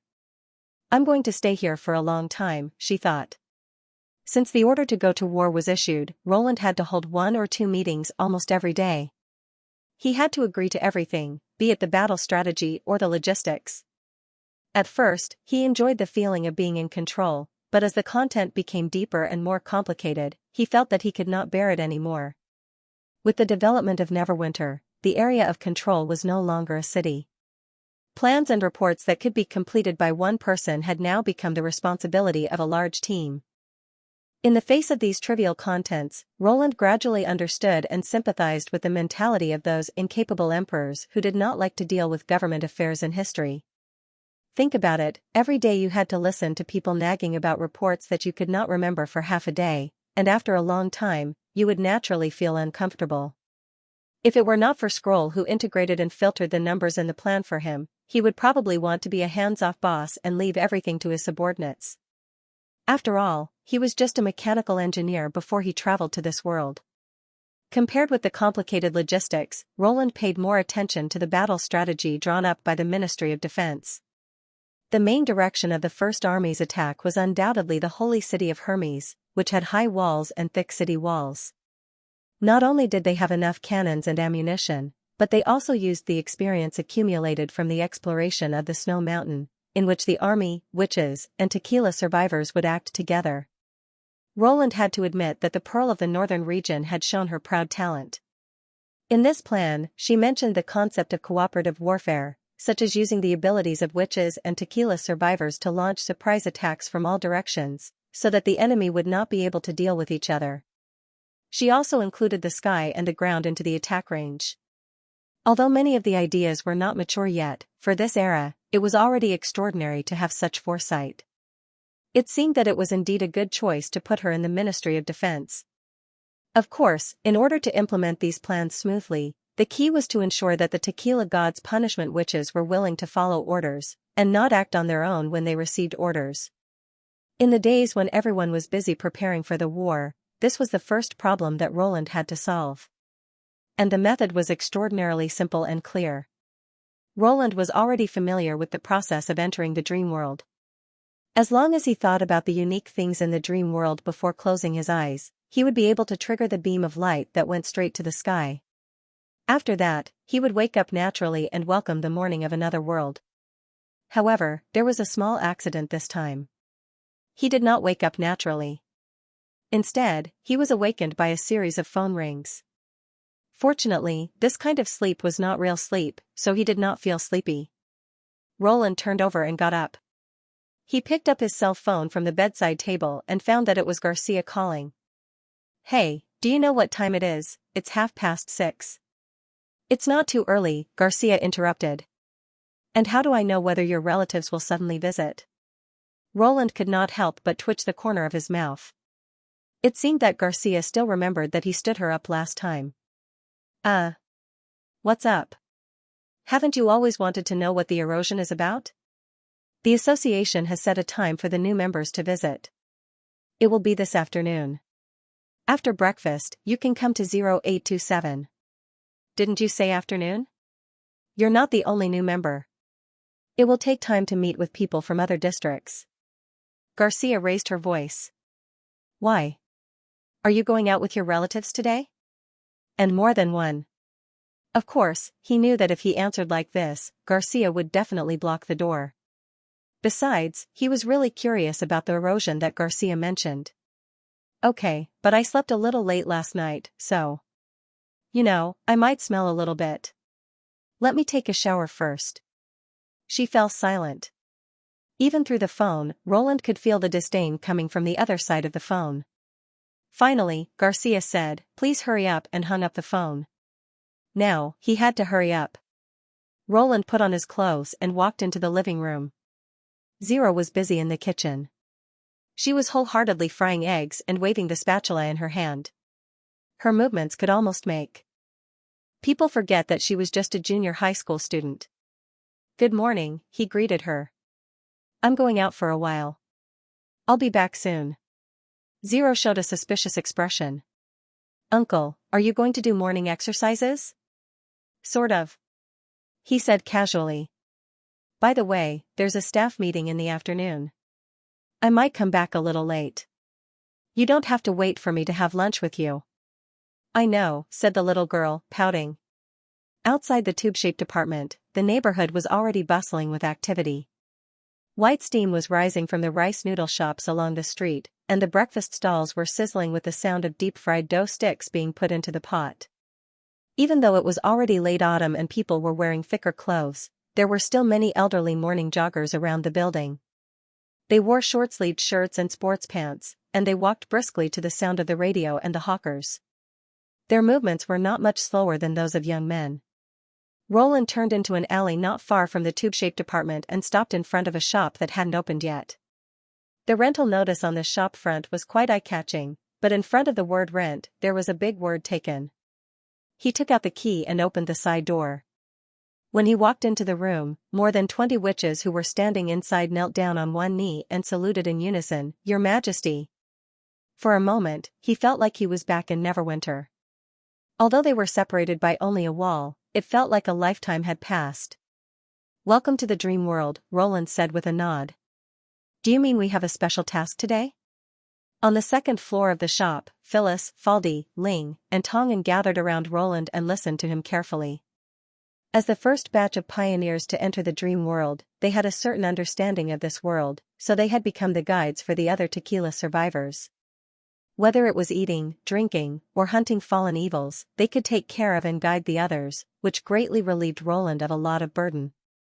This shop was the new foothold that he had rented with the help of a middleman. Compared with the previous warehouse, this place was much more spacious and less suspicious. Roland repeated the notice from the Martialist Association. According to Garcia, when the association organizes newcomers to learn the inside story, they'll bring them to the headquarters. The specific location of this place has always been unknown to outsiders, so I want to take this opportunity to find the base where they hide the force of nature. I need your help to do that. Let my bug follow you. Faldi summoned the magic bug nest and picked up a beetle to pinch on her fingertip. That way, I'll know your location at all times. After getting his consent, the witch placed the beetle on his collar. The beetle quickly crawled into his long hair and hid itself. Roland could only vaguely feel that there was something extra on the back of his neck. Phyllis and Ling will follow me. Roland suppressed his discomfort and turned to look at the other two witches. Do you remember how to take a taxi? Phyllis nodded and said, wave your hand and tell the driver to keep an eye on the one in front and pay him when we arrive. Don't talk when you're driving. Keep silent no matter what the driver asks. Ling patted her chest and added, don't worry, Your Majesty. We remember it very well. That's good, Roland said approvingly. When the car stops, Ling, see if you can sneak in. Although there's no godstone of retaliation in this world, I don't know if the Martialist Association has any other means to interfere with the operation of magic power. If you can't do it, don't force yourself. Your most important task is to hide yourself, understand? Yes, Your Majesty, the three witches said in unison. Then. Your Majesty, what about me? Donnan pointed at herself expectantly. You stay here and take care of the Tequila sisters. Roland took out 10 $100 bills from his wallet and handed them to Donnan. This is for the takeout, including breakfast, lunch, and dinner. Postpone the entertainment scheduled for tomorrow. Hey. But I'm also good at sneaking in, Donnan said reluctantly. It's exactly because you're good at sneaking in that I need you to stay here. If anything happens, you're the only one who can evacuate without attracting attention. Roland patted her shoulder and said, of course, if you've settled everyone down, I'll take you to the cinema next time. I got it. Hearing the word special, Donnan immediately became energetic again. Please leave it to me. He had asked the four witches to call for takeout before, and the Tequila witch's outstanding ability to learn quickly helped them master this skill. As long as one of them stayed here, there should not be any big mistakes. After explaining everything, Roland returned to the apartment as fast as he could, only to find that he had underestimated Garcia's vigilance. He saw a familiar figure leaning against the corridor at the entrance of apartment 0825. She was talking on the phone while overlooking the busy crowd downstairs. She was wearing a gray and white t-shirt, loose black trousers, and a pair of high-top sneakers, which made her look youthful and energetic. If Roland did not know her real identity, he would have thought that she was a lively and cheerful girl next door that often appeared on TV. Although he could see a little anger on her face, she was not as cold and mean as he remembered. After taking off the gorgeous brocade robe, this casual and simple sportswear unexpectedly matched the Princess of Wimbledon, who used to be the Queen of Clearwater. Garcia noticed Roland when he was about to reach the door. That's it. I have something to do. I have to hang up. If you want to persuade me in the future, please don't call me again. The Clovers are here to talk about the demolition again? Roland asked, pretending that nothing had happened. It's none of your business. She put away the phone and looked suspicious. Where have you been? Didn't you say you wanted to take a shower? Do you know how to get rid of the smell? One is to wash it, and the other is to cover it up with another smell, he said calmly. The girl who lives in my house needs to go to school and needs to use the bathroom. I can't fight with her, can I? So I thought I might as well run a few laps and sweat a little. No wonder martialists always look clean. Well, that's not important. What's important is that I didn't sneak away. I'm standing right in front of you, isn't that right? That's not important. Garcia stared at him for a while and then said, I don't want to interfere with your private life, but it's not good for you to indulge yourself too much. Besides, there's also the problem of education. What? Roland was surprised. Those girls, Garcia frowned. The ones who left your house. Can't you do it outside? Do you have to bring them home? I thought you forgot that there's an underage girl living in the house. Roland almost choked on his words. In order to hide it from Zero, he deliberately let the tequila witches disconnect their consciousness and enter the dream world after the little fellow went to school. As for whether other people saw it or not, it did not matter. However, when it came out of Garcia's mouth, the meaning was completely different. It's true that some martialists will become less restrained after becoming famous. Money and fame always make people lose themselves, but don't forget that we're fighting for this world. We must always maintain a high fighting spirit and never slack off. Indulging in desire will only make your skills dull. Ahem, I understand. Roland saw that she was about to start a moral education, so he quickly interrupted her. We can talk about this later. Can you let me change first? Don't delay the departure time. Garcia shut her mouth unhappily and glared at him. Go ahead.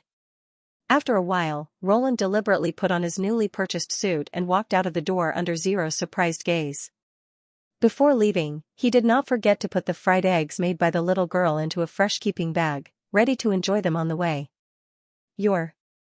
Garcia, who was guarding the door, blinked. It's my first time going to the headquarters, so it's better to be formal. Roland shrugged and said, this counts as entering the system. It's a bit disrespectful if I'm too casual. What do you think? Whatever. She shook her head. But I didn't expect you to actually look good dressed like this. Of course, you get what you pay for, Roland thought to himself. This custom-made suit had cost him a lot of robbery fees. After all, clothes make the man.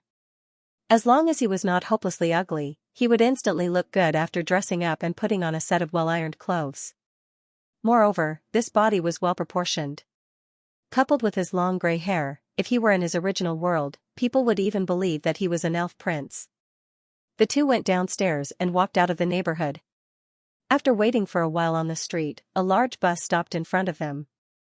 Roland noticed that this bus did not have a license plate and the windows were covered by black curtains, so he could not see what was going on inside.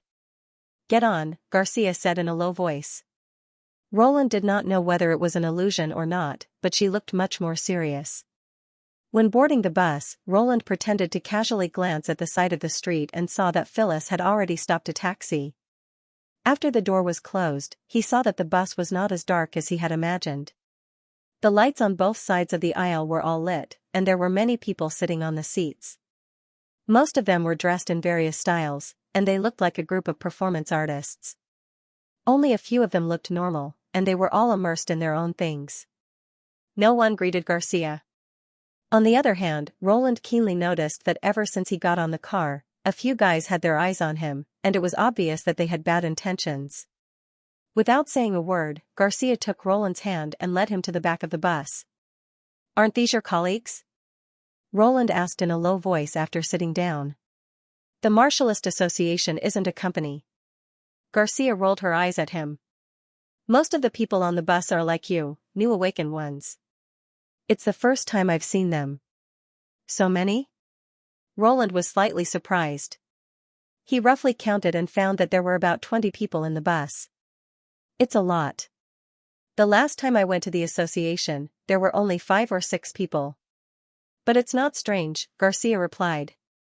Although ordinary people know nothing about the changes in the world, the awakened with the force of nature can always sense something strange. Do you remember what I said before? Not all the awakened will be on our side. There are no fewer awakened ones than the association's martialists. Now that the erosion has intensified and more fallen evils have appeared, they are in a more and more dangerous situation. In the future, more and more people will join the association. So most of the people on the bus are wild martialists or rogue cultivators? That's a good description. Garcia raised the corner of her mouth. I guess it's very likely. But you can tell me in private, but don't say it in front of them. The reason why these people don't want to join the association is that they don't want to be restrained. If an ordinary person has the wrong mentality, it's easy for them to become arrogant and think that they are extraordinary. This not only hinders their progress, but also makes them very temperamental. I've already felt that, Roland said casually. There was such a conflict in the past. A wild, martialist who joined the association killed several members of the association during a hunting mission, which caused a very bad influence. In the end, the defender appeared and eliminated them. So if they do anything provocative, just pretend that you didn't see it. This kind of behavior will be severely punished by the association. Can wild awakened ones be so strong? These people are often attacked by fallen evils, so they are much more experienced in combat and have better judgment than new awakened ones. But as long as you practice hard and don't indulge in your desires, you'll grow much faster than them. After all, they're too busy with mundane affairs. At this point, Xianxia sighed. The force of nature is a means of self-protection given by God, not a tool to plunder others. If we can't stop the erosion, the whole world may cease to exist. Many people enjoy the pleasure brought by power, but they forget their responsibilities. This sentence sounds somewhat familiar. Roland thought for a moment. Maybe more than 800 years ago, those witches who were aware of the dangers of the demons established the union with the same mentality. After an unknown period of time, it suddenly became quiet outside the window. The friction between the wheels and the ground became deep and monotonous, as if they were driving alone in an empty tunnel. After another half an hour, the bus finally stopped. Just when Roland thought they had arrived at their destination, the bus trembled slightly, and then he felt a clear sense of weightlessness. This is... Roland looked at Xianxia. The elevator, Xianxia replied proudly. Wait a moment. You'll see it soon. Not long after she said this, the indicator light beside the window jumped from red to green, and then the curtain automatically rose, revealing the scene outside the bus. Roland immediately understood the reason for the pride in her tone. The bus was parked on a huge iron plate, surrounded by concrete walls painted with yellow and black warning paint. 5 or 6 metal tracks were embedded in the walls, and the sound of gears grinding could be heard. Every time they descended a certain distance, they could see dazzling spotlights and huge numbers. In just a few minutes, they had descended more than 100 meters, and the numbers were still increasing. With the constantly rotating orange warning lights on the outer edge of the iron plate, this scene was like a scene in a science fiction movie. Being underground, he suddenly felt that the third border city he had built was overshadowed. Compared to this magnificent way of entry, the underground city, which still relied on hemp ropes and steam engines to transport people, was almost no different from the urban-rural fringe. In his mind, the strength of the association, which could build such a facility, suddenly rose by several levels.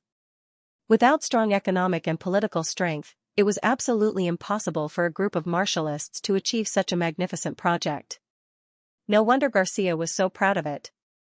Even those wild awakened ones with strange tempers were shocked by the scene. There was a lot of discussion in the carriage. Everyone couldn't help but look out the window, as if they wanted to find out how deep this place was hidden. This is a good show of strength, Roland thought to himself. The curtains were probably closed to prevent the newcomers from knowing the specific location of the headquarters, but after entering the underground, they were not afraid. Instead of letting people admire this magnificent project, it was better to say that they were demonstrating the strength of the association. He just didn't know whether Ling, who was following them, could find a chance to sneak in. When the number turned to 235, the iron plate finally stopped descending, and several tunnels appeared on the wall. The bus started again and drove into one of the tunnels. This time, it only took them a short distance to reach the destination.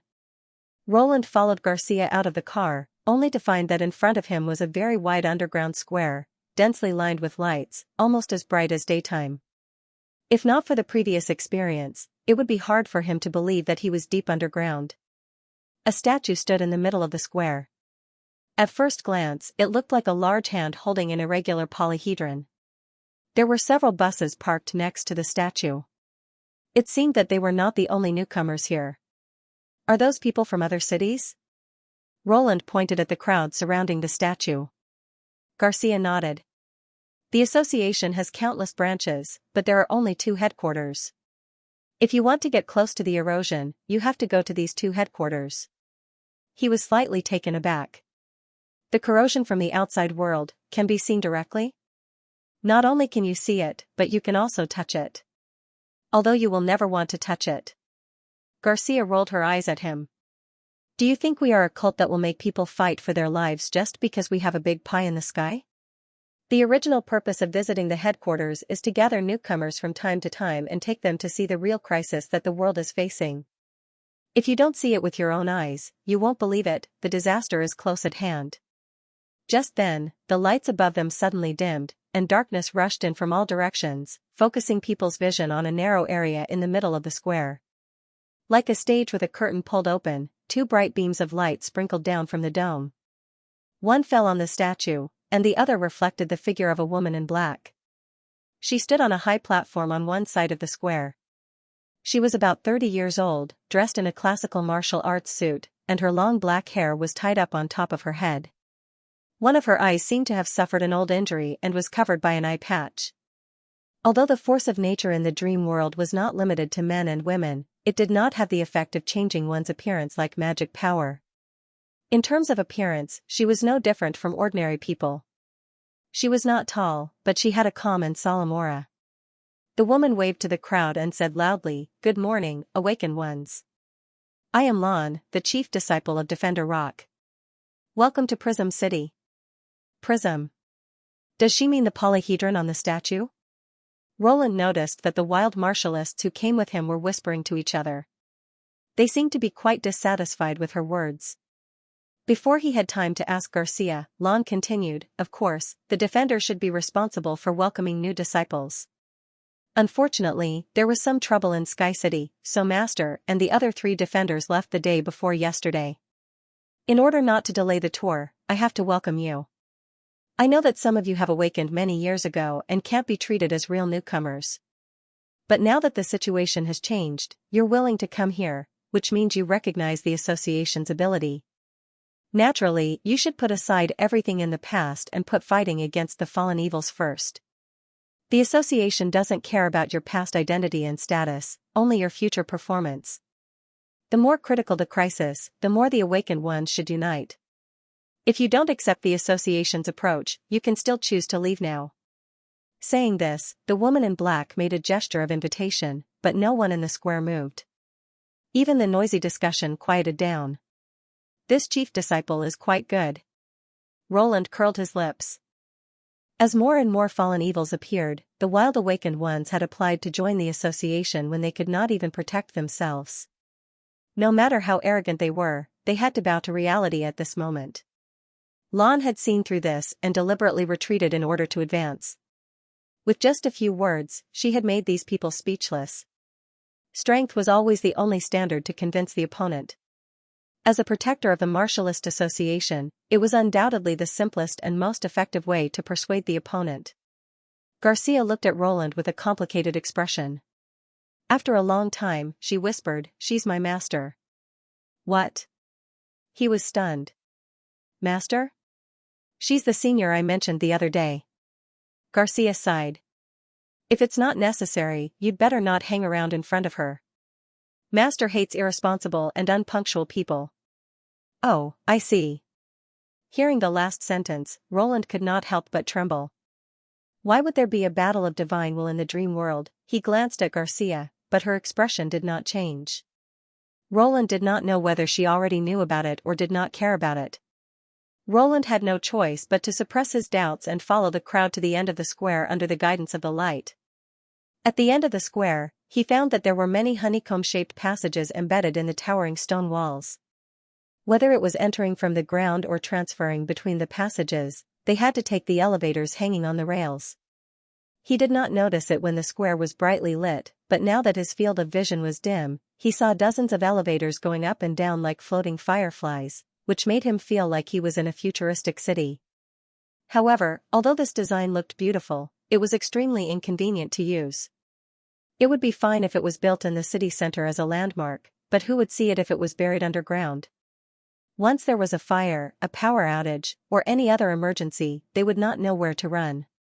Of course, it was against common sense to build the headquarters underground. If it was just to prevent others from invading or to keep it a secret, it would not make sense. If it was not that the Martialist Association had too much money to spend, then there must be other reasons. After entering the 24th passage, Roland found that the ground under his feet was also a transmission ladder. As long as he stood still, it would automatically move forward. This kind of extravagance was simply astonishing. This place used to be a mine. The elevator passage on the wall is just an abandoned mine.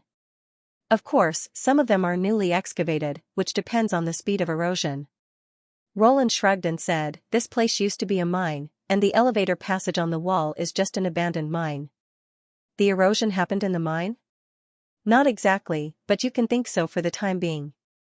So the association built the headquarters underground to prevent the erosion from spreading? Garcia showed a strange expression. No, nothing can prevent the erosion from spreading. The headquarters is not guarding against the erosion, but against the awakened with bad intentions. Seeing that Roland wanted to ask more, she shook her head gently. You'll understand when you see it. The passage soon led them to another hall, which was decorated like a staircase conference room. The floor dropped down until a podium was formed at the bottom. The security measures here were obviously much tighter. Martial artists wearing the same clothes could be seen everywhere. They stood expressionlessly on both sides of the hall, coldly staring at the newcomers, completely without any intention of welcoming them. Didn't they say that martial artists were straightforward, passionate, and unconstrained? Roland cursed in his heart.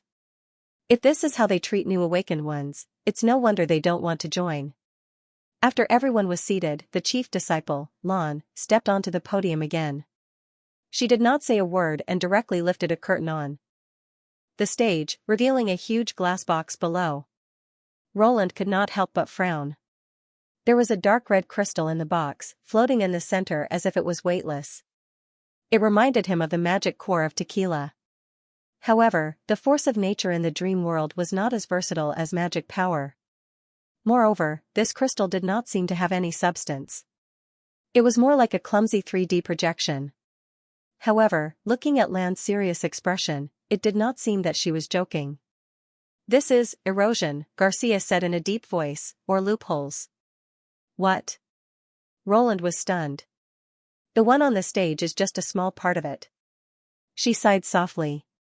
"Our world is becoming riddled with holes. This is the essence of the erosion. I think some of you have already guessed or sensed." Lan glanced at the audience and said word by word, "An evil force has entered our world. It has caused an endless number of fallen evils and seriously threatened the safety of the awakened ones. But I have to say that this idea is wrong. There has never been any evil force. It is just an overlay from another world." The audience burst into an uproar. "What do you mean? Can you be more specific? What do you mean by another world? When did the Martialist Association become an Academy of Sciences? Then what are the fallen evils? Aliens?" Completely different from the real newcomers, the awakened warriors did not care about Lan's identity as the chief disciple at all and directly shouted. "Silence." Lan was unmoved. "If you have anything to say, wait until the next show." As she said this, the glass box slowly rose up and exposed the crystal. Then 3 hanging rods hung down from the top of the podium, each with a camera hanging on top. At the same time, the wall behind Lan also lit up. It turned out to be a huge screen with 3 different angles from 3 cameras. Roland soon noticed a phenomenon that made his blood freeze. No matter which direction the camera shot from, the irregular crystal always showed the same appearance. How is this possible? Shouldn't it be a perfect sphere that can do this? Things with edges and corners represented discontinuous changes. Visually, each facet must be different, but he couldn't find any signs of rotation in the 3 images. It was as if it wasn't an object, but a red spot on the screen. His brain had subconsciously identified it as a virtual image and the crystal itself did not exist. However, Lan's next move surprised Roland. He saw that the chief disciple took an iron rod from his assistant and inserted it directly into the red crystal. The rod did not penetrate the virtual image as he expected, but disappeared directly in front of everyone. Through the screen, he could see that the 3 cameras faithfully restored the original appearance of the iron rod. The grinding marks on it were clearly visible, and the angle was completely correct. However, the red spot remained the same, as if 3 iron rods had pierced into the same place from different angles. When Lan pulled it back, the stick in her hand was surprisingly missing a section. The hall suddenly became quiet. In the face of such a strange phenomenon, everyone fell into silence, as if an invisible hand had covered their mouths. After a while, someone stood up and said, "Can I go on stage and have a look?" "Go ahead." Lan nodded. The man walked up to the podium and stared at the red crystal for a long time. Suddenly, he groaned and reached out to grab it. His skin glowed with a pale silver light, which was obviously the use of the force of nature. Warriors who could do this could not be underestimated. Roland had heard from Xianxia that the release of the force of nature was similar to that of the fallen evils to some extent, and ordinary weapons could not hurt them. To practice this kind of skill, one either had extraordinary talent or had experienced many years of life-and-death battles, and was far stronger than ordinary martialists. This was probably the reason why they were so arrogant. Lan stood with her hands behind her back, showing no intention of stopping him. Then there was a shrill scream. The man did not grab anything at all. His hand passed through the crystal without any hindrance, but the part that touched the crystal disappeared without a trace, just like the iron rod. He raised his hand, and there was only half a bloody palm left on his wrist. Everyone sucked in a breath of cold air in unison. Now Roland finally understood what Xianxia meant when she said, "You absolutely don't want to touch it, because any contact would only turn into nothingness." When the wounded were taken away by the martialists for treatment, several more people stood up one after another, hoping to go on stage and have a look. Lan also agreed, but this group of people was much more careful when observing. In the end, the chief disciple simply arranged for everyone to take turns to go on stage and see this incredible scene at close range. Roland was no exception. When it was his turn to go on stage, he pretended to walk around the crystal twice as if nothing had happened, but his heart was in turmoil. The red ripples surging inside the crystal were so familiar. In the divine realm, he had also seen a similar scene. "You're Roland, right?" As Roland stared at the erosion in deep thought, Lan suddenly spoke. "Ah. Yes, it's me." Roland recovered from his heavy thoughts, and Xianxia's words suddenly flashed in his mind. "Wait, is she looking for trouble with me for standing her up? I've heard Xianxia mention you several times." She didn't look at Roland, so Roland couldn't see her expression. "She said that you're one of the few independent awakened who hasn't been affected by desires, which is very rare for ordinary people. She's very happy that you're willing to join the association." Really?" Roland braced himself and replied. The independent she mentioned should be the same as Wild, but he remembered that the night he agreed to join, Xianxia asked him to fill out the application with almost no expression on her face. How could she be happy? "Although I hate people who are not punctual, this is a common problem for most people. After all, you can't feel the passage of time, and you can't hear it ticking. So, for some special people, it's not an intolerable shortcoming." Inexplicably, Roland felt that when the chief disciple said these words, there was a hint of emotion. "But there's one thing you need to know. Even though there aren't many special people, there are still quite a few of them. If you don't cherish your own uniqueness and make full use of it, you'll be eliminated sooner or later." Was this a warning to him to serve the association wholeheartedly and not to stir up trouble like the other wild awakened ones? Roland frowned in his heart. He really did not like this kind of preaching warning. He might not have minded it before, but after becoming the king of Grey Castle, his state of mind had changed. "You can leave now." Lan turned around and said unhurriedly, "Listen carefully to what I'm going to say next. It may help you." "Next?" Roland curled his lips and did not take this short conversation seriously. Now, a huge cloud of confusion was shrouding him. As for whether the Martialist Association could defeat the erosion and save the world, he did not care at all. After returning to his seat, he was still frowning. What on earth was God thinking? According to the research data of the underground civilization, the Bloody Moon was the key to transforming magic power and the foundation of the dream world. In a sense, it was equivalent to the mastermind behind the scenes. Even if it wanted to swallow the dream world, it did not have to show its original appearance, did it? The witches could see the real body of the Bloody Moon because it was the real world, but this place was a fictitious territory based on his and Zero's memories. Didn't this mean that the person with the tube at the back of the brain could see the circuit signals running behind the world? Or could it be that his previous speculations were all wrong, and there was a deviation in his understanding of the information, causing him to guess in the wrong direction? Well, do you believe me now? Garcia glanced at him. That's definitely not something that can exist in reality. I never suspected you. Roland shook his head and temporarily suppressed the distracting thoughts in his heart. But your master isn't as scary as you say. What's wrong with master? She was slightly stunned.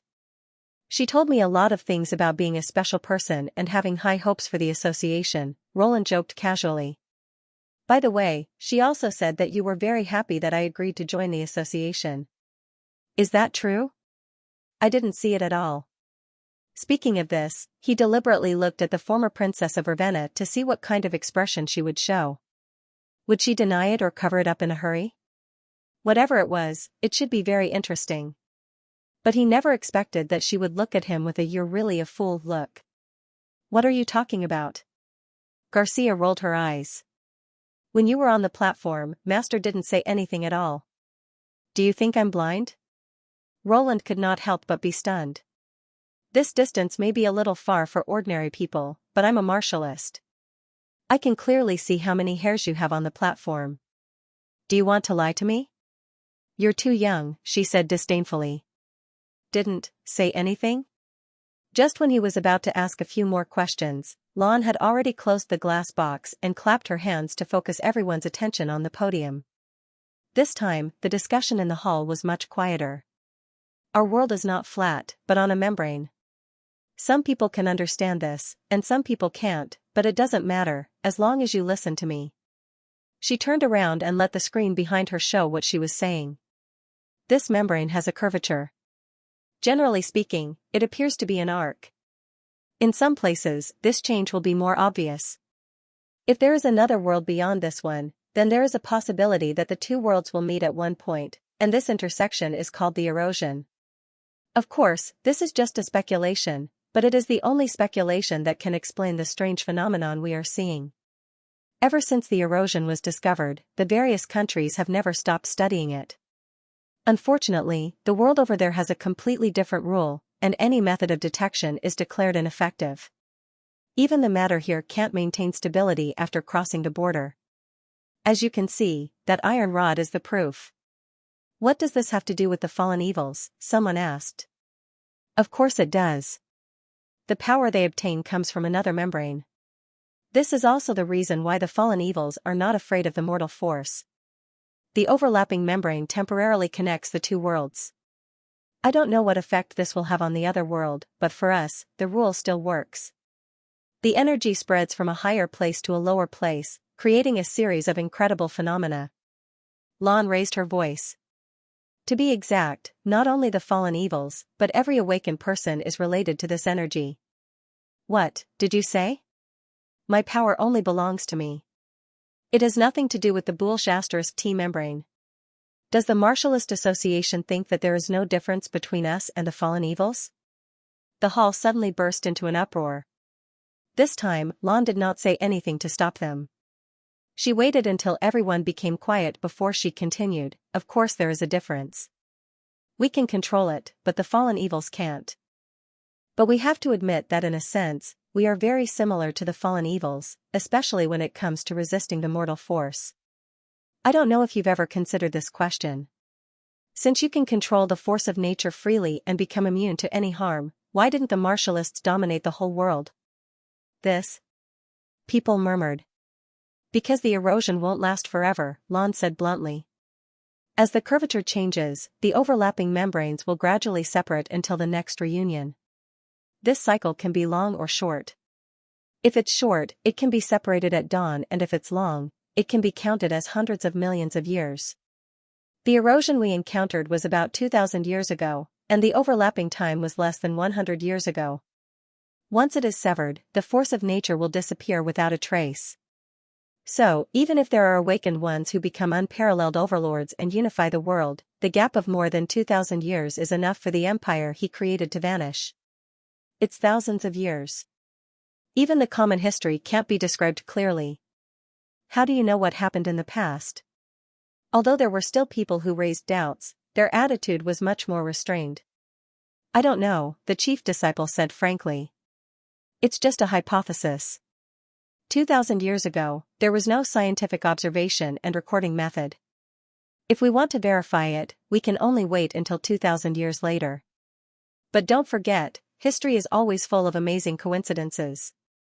As long as we compare the biographies and history books of various regions, we will find that many heroes and legends were born in that period. Further back, it was the era of the emergence of myths. Most of the myths are related to doomsday and salvation. Can we think that it was the erosion that caused all of this?" There was a brief silence. After a while, someone asked, "Even if those heroes were awakened by the force of nature, what does it have to do with us? According to you, even if we don't do anything, the erosion will end by itself. So what's the point of fighting against the erosion?" "Your Majesty." "Your Majesty?" Nightingale's voice snapped Roland out of his daze. "The director is still waiting for your reply." "Ah, I understand." Roland blinked and collected his thoughts. He handed the report back to Berev. "Do as you say." "Yes." Berev placed his hand on his chest. Before he left, he solemnly added, "Please take care of yourself, Your Majesty." After the director left the office, Roland asked Nightingale, "What's wrong? Do I look bad?" "Well, you look fine." The latter deliberately sized him up for a while before saying, "You've been spacing out a lot lately. Could it be related to the dream world's erosion?" Roland shook his head. "The changes in the dream world won't affect anything. It's just that some things seem a little strange when I think back on them. There's nothing to worry about." "Is that so?" "That's good." Nightingale curled her lips. It was already the 4th day since he left the dream world. Although Faldi had successfully located the headquarters of the association, Ling could not sneak in. According to her, there had never been a place like that. It was built so deep underground that one could not even see their own fingers, but there was no shadow to hide in. Her head was full of light ribbons. She had waited for a few hours, but the light had never been extinguished. After the incident, Ling was rather dispirited and asked Roland to punish her, but the latter naturally rejected her without hesitation. The following tour plan was carried out very smoothly. After that, Roland did not stop bringing new tequila witches into the dream world. However, what he had seen and heard in the headquarters that day was still weighing on his heart like a stubborn stone. The entire incident, from top to bottom, revealed an indescribable strangeness. First, there was the conclusion about the membrane world. He had always thought that the dream world was a modern society filled with the force of nature and order. To integrate his and Jialuo's memories and to maintain internal self-consistency. In other words, no matter how many incredible phenomena there were, they were all rules set for the sake of self-consistency. Most of these rules were derived from his consciousness, so he could understand and easily accept them. However, what Chief Disciple Lan had said was completely beyond the scope of his knowledge. The only thing Roland knew was that the membrane theory was developed from the superstring theory. That was all. These two theories were particularly mysterious, and he had never read them in depth. Unlike quantum mechanics, he had at least read one or two popular science books. In the dream world, they were supposed to be invisible and hidden, just like those books that only had a cover and were completely blank when opened. However, whether it was Lan's explanation or the derivation formulas and proofs displayed on the screen in the hall, they all seemed plausible. It was the first time he had seen something he could not understand in a dream. It felt like a high school student dreaming of the pinnacle of physics, the grand unified theory. It was absurd and unbelievable. This even caused him to feel that the current dreamscape was completely different from the world he'd first entered. It was as if something was growing wildly in a place he couldn't see. Another strange thing was the chief disciple herself. After Garcia's reminder, Roland realized that martialists had better eyesight, hearing, and reflexes than ordinary people. If Lan spoke to him on the stage, not only the guards around him, but also the newcomers in the first 2 rows of the hall should have been able to hear them. However, the fact was that no one looked at the two of them at that time. Even though it was not a whisper in their ears, it did not attract any attention. At that time, he did not pay much attention to it, but later he remembered that a newcomer who was taken care of by the chief disciple alone would definitely attract attention. What the other party said puzzled him as well. Listen carefully to what I'm going to say. It may be helpful to you. How would talking about the origin of the erosion and the relationship between martialists and fallen evils help him? Even if he wholeheartedly wanted to join the association and become a person who could save the world, it did not matter whether he knew these things or not. All these strange signs made Roland feel a little resistant to the dream world. He planned to temporarily stop the connection with the dream world after all the gods' punishment witches had entered and enjoyed themselves once. At the critical moment of the battle of divine will, it was better to be safe. Your Majesty? Nightingale's voice came to his ears again, this time with a faint heat. You look like you're in a daze again. Ahem, I'm really fine. Roland shook his head and put aside the distracting thoughts. I just have a little more things to think about recently, so I'm a little tired. But why do I feel that your words are a little insincere? Nightingale sat on the table and crossed her legs. Could it be that in the dream world, you and those witches, that's impossible? He did not know whether to laugh or cry. I just took them to experience different flavors of food. Well, that's true. Nightingale blinked and revealed a sly smile. I'm also a little worried. I can't go to that world, so I can't protect you at all times. If they suddenly attack, it will be troublesome. After all, you've been unconscious for hundreds of years. Now that you've finally recovered, you'll definitely want to relive all the feelings of the past. There were more than 20 witches there. How could you withstand them all at once? You're getting more and more ridiculous. Roland glared at her. Who did you learn all these ideas from?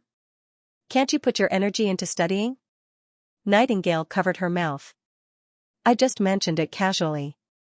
If I had your ability, it would definitely loudly remind me that you're lying. Roland snorted. You wanted to ask this question from the beginning, didn't you? Okay, I admit it. But it's not just me. Nightingale stuck out her tongue and disappeared. I was asked to ask this question by someone. Asked by someone? Before Roland could ask who asked him to ask, there was a knock on the office door. He had to take back his words for the time being. Come in. The door opened, and a tall man quickly walked in. He then neatly closed his legs and raised his hand to salute Roland. Your Majesty, Iron Axe reporting to you. It took about 4 or 5 days to travel from the port of Clearwater to Neverwinter, and it was quite exhausting to travel all the way by ship. However, there was not a trace of fatigue on this alien officer's face. His eyes were still full of vigor and high fighting spirit. Very good. Roland nodded gratifyingly. You should already know the battle plan of Neverwinter, right? I heard from Brian, Iron Axe replied. The First Army will be divided into 2 groups. They will recover Grey Castle from the east and the west, and finally cross the border to attack the City of Glow in the Kingdom of Dawn. But there's one thing I don't understand.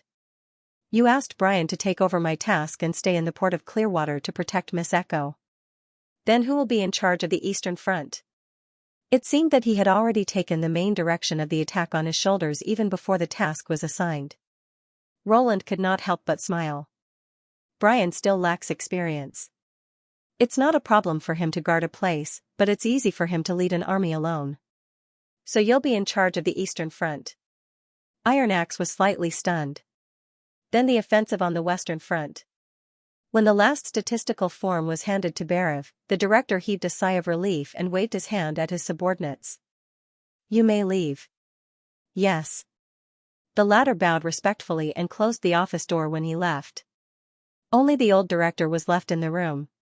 He opened the drawer and took out more than 10 forms. He spread them on the table and stacked the latest one on top of them. In this way, all the supplies His Majesty needed for the war were ready. Berev gently stroked the papers as if he was caressing the tender and smooth skin of a young girl. The rows of numbers on them looked like complicated passwords to ordinary people, but to him, they were a beautiful movement.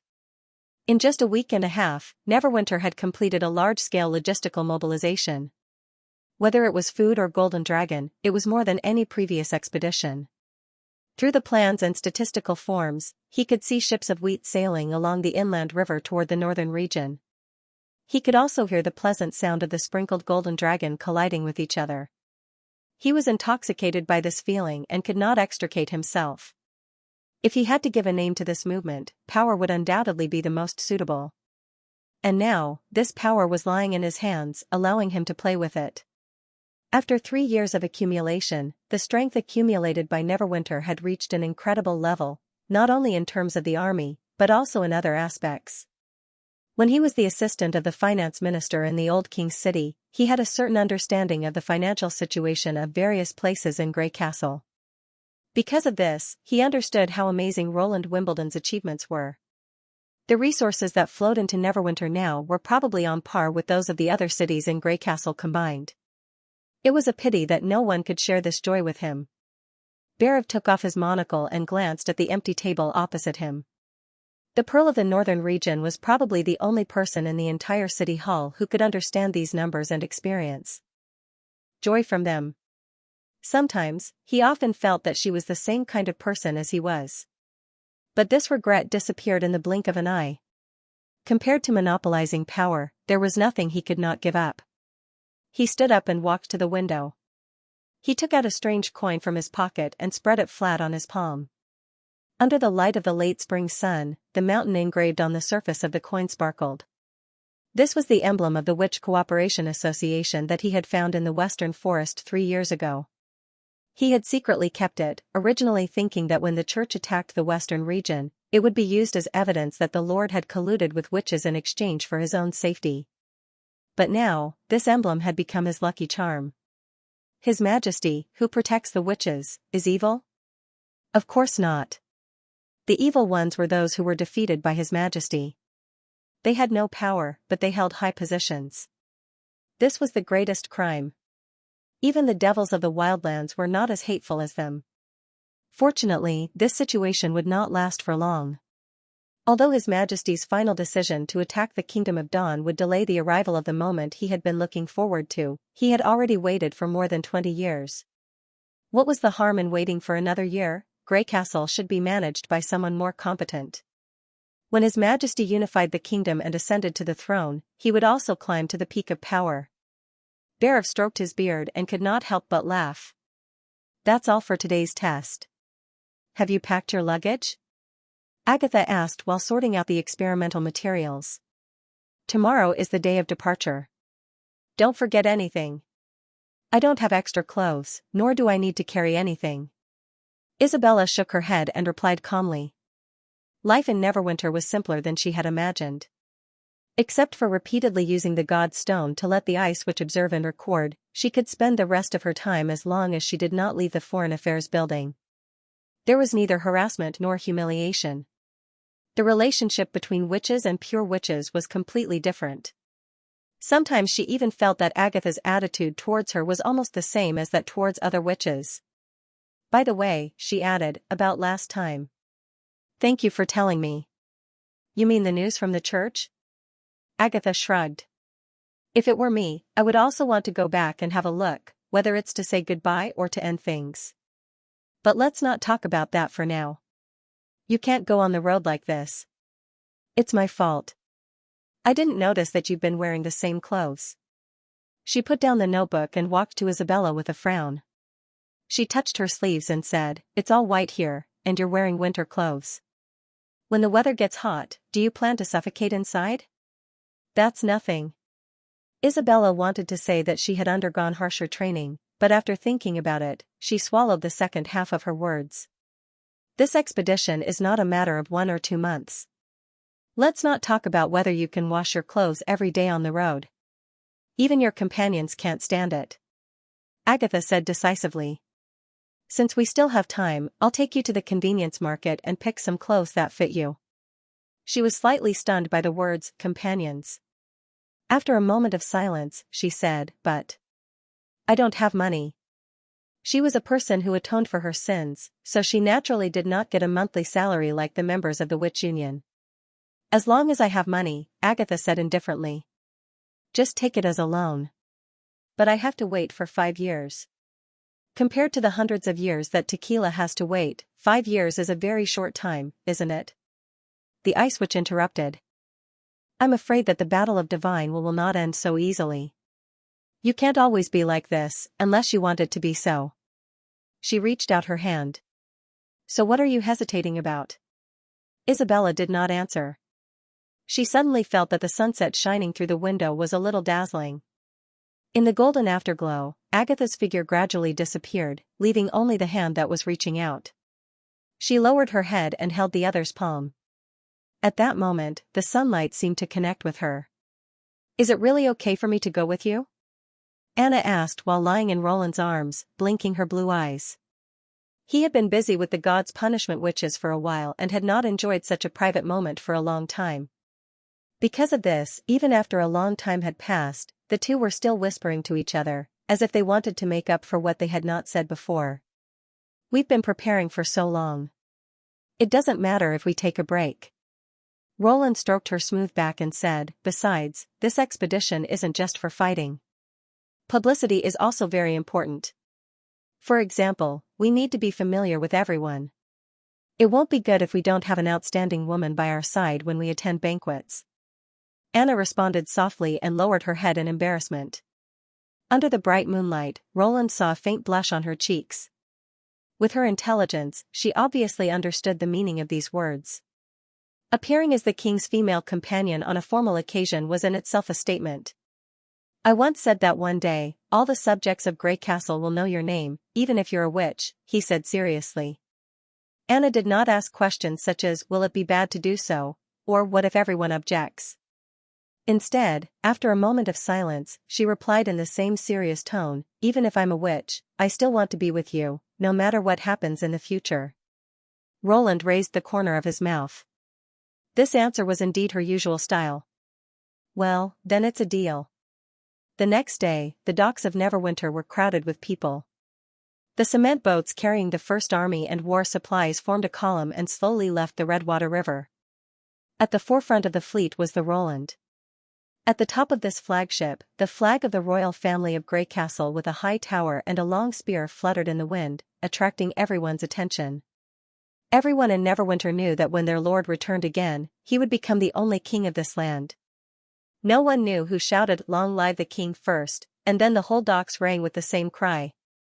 It sounded like thunder rolling across the sky, or like a horn of departure, on the 10th day of the expedition, on the Redwater River. Roland stood on the bow of the shallow water gunboat and looked at the sparkling river in front of him, feeling quite heroic. Behind him was a huge fleet. Although a part of it had turned around and sailed to the eastern region 3 days ago, the remaining 10 paddle steamers were still a rare sight on the river. Behind him was a huge fleet. Although a part of it had turned around and sailed to the eastern region 3 days ago, the remaining 10 paddle steamers were still a rare sight on the river. After entering the central area of Grey Castle, there were obviously fewer ships, which meant that the trade center of the kingdom was moving to the western region. However, the influence of the major cities in the central region was still there. Compared with the many single-masted boats in the western region, most of the sailboats running here were much more exquisite and beautiful. Along the way, all the merchant ships they encountered along the way moved aside to avoid them. The bold sailors would lie on the side of the ship and point at the flagships made of steel in amazement. And the captains and merchants who recognized the meaning of the flag of the high tower and long spear would put their hands on their chests and bow their heads to salute this fleet. Roland was very satisfied with the wealth he had accumulated in 3 years, but he was even more gratified by the young officials trained by the city hall. They did not have a century-old lineage, nor did they have a rich family background. They just received a short-term universal education and learned to read and write. In the past, they would at most do some clerical chores for the nobles, but in Neverwinter, they gradually became the backbone of various departments. Because of the lack of a backer, the new generation of officials wholeheartedly supported Roland. Except for him, no one else would use civilians without regard for their status. Because they had never held a management position, they would carefully act according to the rules, tirelessly ask for instructions from their superiors if they encountered any problems, and did not suffer from the arrogance and conceit of the nobles. Because they were selected from ordinary subjects, they were completely hands-on. The officials of the Ministry of Agriculture led the farmers to plant wheat, and the officials of the Ministry of Construction demonstrated the characteristics of cement to the new workers. This was a common sight in Neverwinter. A strong centralized government must have a strong control over the people at the grassroots level in order to give full play to its vast and efficient potential. This just happened to meet this requirement. Of course, the leap from the civilian class to the manager was not without drawbacks. Just like a poor man who had never owned any property but suddenly received a windfall, it was easy for him to fall into the trap of greed and short-sightedness. According to the education level of Neverwinter, there was no need to mention personal qualities and professional ethics. Fortunately, Roland had Nightingale by his side. The internal investigation of the Security Bureau could effectively curb such tendencies. After several rounds of screening and severe punishment, the people who remained in the city hall basically understood the king's bottom line. The ever-growing number of young officials had become Roland's insurance to expand his influence. It could even be said that his plan to reclaim the kingdom was based on the number of available officials. Now, he finally had the foundation to unify the entire country. Informed the general staff to come to the upper observation room for a meeting, Roland turned around and said to Nightingale, they should come up with a plan on how to take over Redwater City. In fact, it was not the first time for the Neverwinter fleet to go to Redwater City. As early as half a year ago, during the tooth extraction operation, the First Army had visited this central city. Therefore, the general staff's plan was reasonable. Your Majesty, Redwater City is a city second only to the Old King City in the central region. It not only has a vast territory, but also has many nobles. I'm afraid we can't force the Lord to give up his power like Willowtown did a week ago. Sir Schilt, the father of the Light of Dawn, further explained, the governor of Redwater City, Earl Delta, is not an ambitious man, which can be seen from the city's tax revenue. He sits at the intersection of the inland rivers, so he can ask for more. The Delta family has been operating here for generations. Even if he gives up his fief, he won't be in dire straits. Compared with rebellion and losing his life, the Earl should make a wise choice. But it doesn't mean that other nobles will follow suit. It's not easy to unite their opinions, especially the Tri-River family and the Rock Ridge family. It's said that they don't get along well with Earl Delta. He pointed to the location on the map. And once your request is officially announced, it's likely that the opponents will gather together, just like what happened in the Western region. So we speculate that the First Army may go into battle and force them to give up their power. Of course, it's not a bad thing. Eliminating the rebels can reduce the trouble of subsequent management, and your powerful strength will certainly deter the rest of the people with bad intentions. So we suggest that you summon Earl Delta alone and persuade him before announcing the decree. Although those nobles should more or less know your intention. If there's anyone who disobeys, you can directly send troops to wipe them out. Roland nodded and looked at the map in silence. He didn't mind using the truth to persuade the opponents. The First Army was originally used for this. But Sir Schilt's words, just like what happened in the Western region, made him a little worried. At that time, it took longer to wipe out the 5 big families than to conquer Longsong's stronghold in King's City. The reason was that the area of these fiefs was much larger than a city, and it would take several days just to circle around them. But there were more fiefs around Redwater City. If they really wanted to wipe them out one by one, plus the follow-up pacification measures, it would probably take at least 2 or 3 weeks. Isn't there a faster way? Your Majesty, faster means. I don't want to spend too much time on this. There are still several cities to go. If we do this to all of them, when we arrive at Coldwind Ridge, half of the summer will have passed. This. Sir and the others were speechless for a while. There is a way, but it may damage your reputation, Edith suddenly said. Call them together and announce it on the spot. Oh? Roland looked at her. Go on. I've encountered the same problem as you, but it was even worse. The Pearl of the Northern Region briefly described her scheme against the House family and the list of family. If we followed the tradition of the nobles and expressed our intentions before acting, I'm afraid the Northern Region would still be in their hands. After listening to her plan, everyone in the advisor department could not help but gasp. Your Majesty, this. It's hard to convince people without evidence and without a trial. If this gets out, I'm afraid other nobles will be suspicious. Have you forgotten that besides His Majesty, there shouldn't be any other nobles in Grey Castle? Edith spread out her hands. In the past, when the nobles dealt with civilians, they didn't need a trial. Speaking of this, she looked at Roland. But whether to do this or not depends on you. After all, things like reputation. Only the winner has the right to write history, Roland interrupted her. For example, if you don't say it, no one will know you've done such a thing. I have to thank you for your trust in me. In addition, this matter will not be spread. As for the takeover plan of Redwater City, we'll do as you think. Then he saw a strange light in Edith's eyes. At that moment, the Pearl of the Northern Region's breathing seemed to quicken. However, she quickly concealed her expression and lowered her head. In the mansion of Rock Ridge, Earl George Neri finally received the messenger from the Western Region. He opened the letter and read it quickly. His face became gloomier and gloomier. What does the letter say? A restless baron asked. From the river god emblem on his chest, it could be seen that he was a member of the Leviathan family, whose territory was located at the intersection of the rivers. It was a well-known family in the area. And there were more than 20 nobles like him in the study. It could be said that half of the nobles near Redwater City had gathered here. George looked at him coldly and did not answer immediately. Instead, he handed the letter to Guy Urian, the Earl of Tri-River. After Guy Urian read it, George said slowly, Roland Wimbledon deprived the Lord of Willowtown of all his power and occupied his territory. Did the new king really do that? What the hell? Then is the purpose of his trip really like what the previous news said? He wants to take back all of our titles? Why? It was passed down from my grandfather's generation. Willowtown is too close to Stronghold and small, but it doesn't mean that Redwater City will do the same, right? Someone suddenly said. He didn't swallow King City before, which means he can't swallow it anymore. Maybe we should wait and see.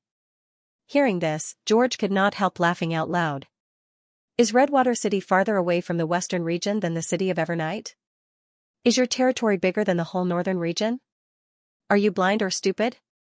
It's not like Roland Wimbledon wants to take back the power of all the nobles. The example of the Northern Region is right in front of you, and the news of the merchants repeatedly mentioned this. Now, even Willowtown has become a living proof, and you're still wondering if you're the next unlucky one? Please watch your words, Your Excellency. These mean and rude remarks made the nobles frown. Let me do it. Guy waved his hand at the Earl of Rock. In fact, you all know that our new king is definitely not an ordinary person. After being sent to Border Town, everything he had done was beyond imagination. It was meaningless to use the previous rules and experience to measure the gains and losses. I also asked someone to go to the Western Region to inquire about it. Roland Wimbledon has no intention of hiding his thoughts at all. No more land, only titles for the nobles. These have basically become the slogans of his territory, and they are openly hung in the city square. His calm tone calmed everyone down. You may say that Redwater City is not his territory, but Longsong Stronghold was not his to begin with, let alone the Northern Region. Roland Wimbledon will become the king of Greycastle sooner or later. At that time, even if he claims that the whole kingdom is his territory, we can only accept it, and this is almost certain. Guy paused. If you lose your fief and your subjects, what will you have left? But what can we do?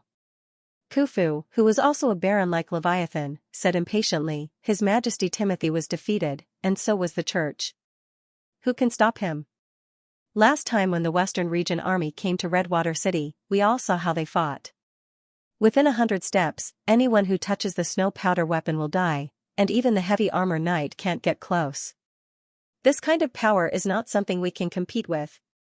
His words aroused a chorus of agreement. Of course there is a way, George said coldly. Although snow powder weapons are powerful, they are not without weaknesses, they need an open space to be used. The larger the space, the more powerful it is. But if it is compressed into a narrow environment, its effect will be very limited. A narrow environment? For example, the Lord's castle. He glanced at the nobles present one by one and said word by word, when Roland Wimbledon arrives in Redwater City, he will definitely live in the castle, there are only a few guards there. As long as we can send more people in, the situation will become favorable for us. Lord Delta has agreed to cooperate with you? Leviathan asked in surprise. With his character, how could he do such a thing? Even if you put a knife to his neck, he probably won't be able to resist. George shook his head disdainfully. But this guy has helped me a lot. There are many secret passages in the castle that connect to the outer city. As long as we spread out our men and arrange them in advance, it will be fine. How did you know about this? It's all thanks to Earl Delta. If he didn't like to dig around in the city, I wouldn't have been able to buy this information from the craftsman. As the saying goes, even a rabbit has several nests. I don't know whether I should praise him for being cautious or timid, George sneered. I originally planned to use this trick on him, but now it's not a waste to use it on Prince Roland. But this is treason, Khufu murmured. And if we kill Roland Wimbledon, his army will also crush us into powder. Who said we want to kill him? George knocked on the table unhappily. We just need to control the situation and capture Roland in our hands. As long as the new king doesn't die, his army won't dare to act recklessly, and we can even force the other side to retreat. Once this news spreads, those nobles will undoubtedly stand on our side immediately. Don't forget, his actual control is only in the western region. When the time comes, whether the Duke of the northern region will insist on standing on his side is still a question mark. But he's not the real king, Baron, Gaiurian interrupted. He hasn't carried out a coronation, and he hasn't announced it to the world. We can find another Wimbledon bloodline, someone who believes in the nobility and follows the ancient tradition of the royal family to be king. As long as we look carefully in the king's city, we will find such a person. If it really comes to that, maybe we don't even need to look, someone will already stand up. George lowered his voice. And you all should know how much benefit we can gain from this. On one side, we will lose everything, and on the other side, we will have a glorious family. Is there any need to hesitate? There was a commotion among the nobles. It was obvious that they had made a general choice in their hearts. George Neri was not surprised by this result. The nobles he found were more inclined to stand on Timothy's side. Even if the second prince was dead, they would not side with Prince Roland, who seriously hindered their interests. Coupled with the temptation of benefits, it was enough to make this group of cowards become bold. However, their ability was limited. Without a leader, they would just be a plate of loose sand. Only he himself was the most suitable candidate to be the Lord of Redwater City and manage the central region. After a moment, Leviathan and the others seemed to have made up their minds. What should we do next? 2 days later, Roland Wimbledon's fleet arrived at the dock of Redwater City. Earl Delta, who had already received the news, attached great importance to it. He not only sent people to clean the dock from inside to outside, but also hung silk satin and colored flags in eye-catching places. On the day of arrival, he personally led the crowd out of the city gate and welcomed them in the suburbs. His attitude was much more cordial than when the first army visited. As great nobles in the central region, George Neri and Gaiurian were naturally in the welcoming line. It had to be said that the new king's extravagance was really eye-catching. It was not the first time that George had seen the steel ship named after Prince Roland, but it was still shocking to see it again after more than half a year. There were many more stone ships neatly lined up behind. The snow-white chimneys blended with the thick smoke, like a row of pillars supporting the sky. When the soldiers in the same uniform filed down the dock, he could not help but feel a surge of envy. If the Rock family also had such an army to serve him, he could even look forward to the throne in the hall of the king's city, let alone Redwater City. This fool, I really don't know how he's enlightened, George spat. 5 or 6 years ago when I was in the king's city, he was obviously the most unbearable one. Not to mention compared to the few eldest sons, even his little sister who was still wet behind the ears looked better than him. Doesn't this show that Prince Roland is the one who hides the most? The Earl of Tri-River shrugged. To be able to stand out in the borderland and develop to the point where it is today, it's not something a fool can do. Remember to put on a smiling face later and try to show as much enthusiasm as possible.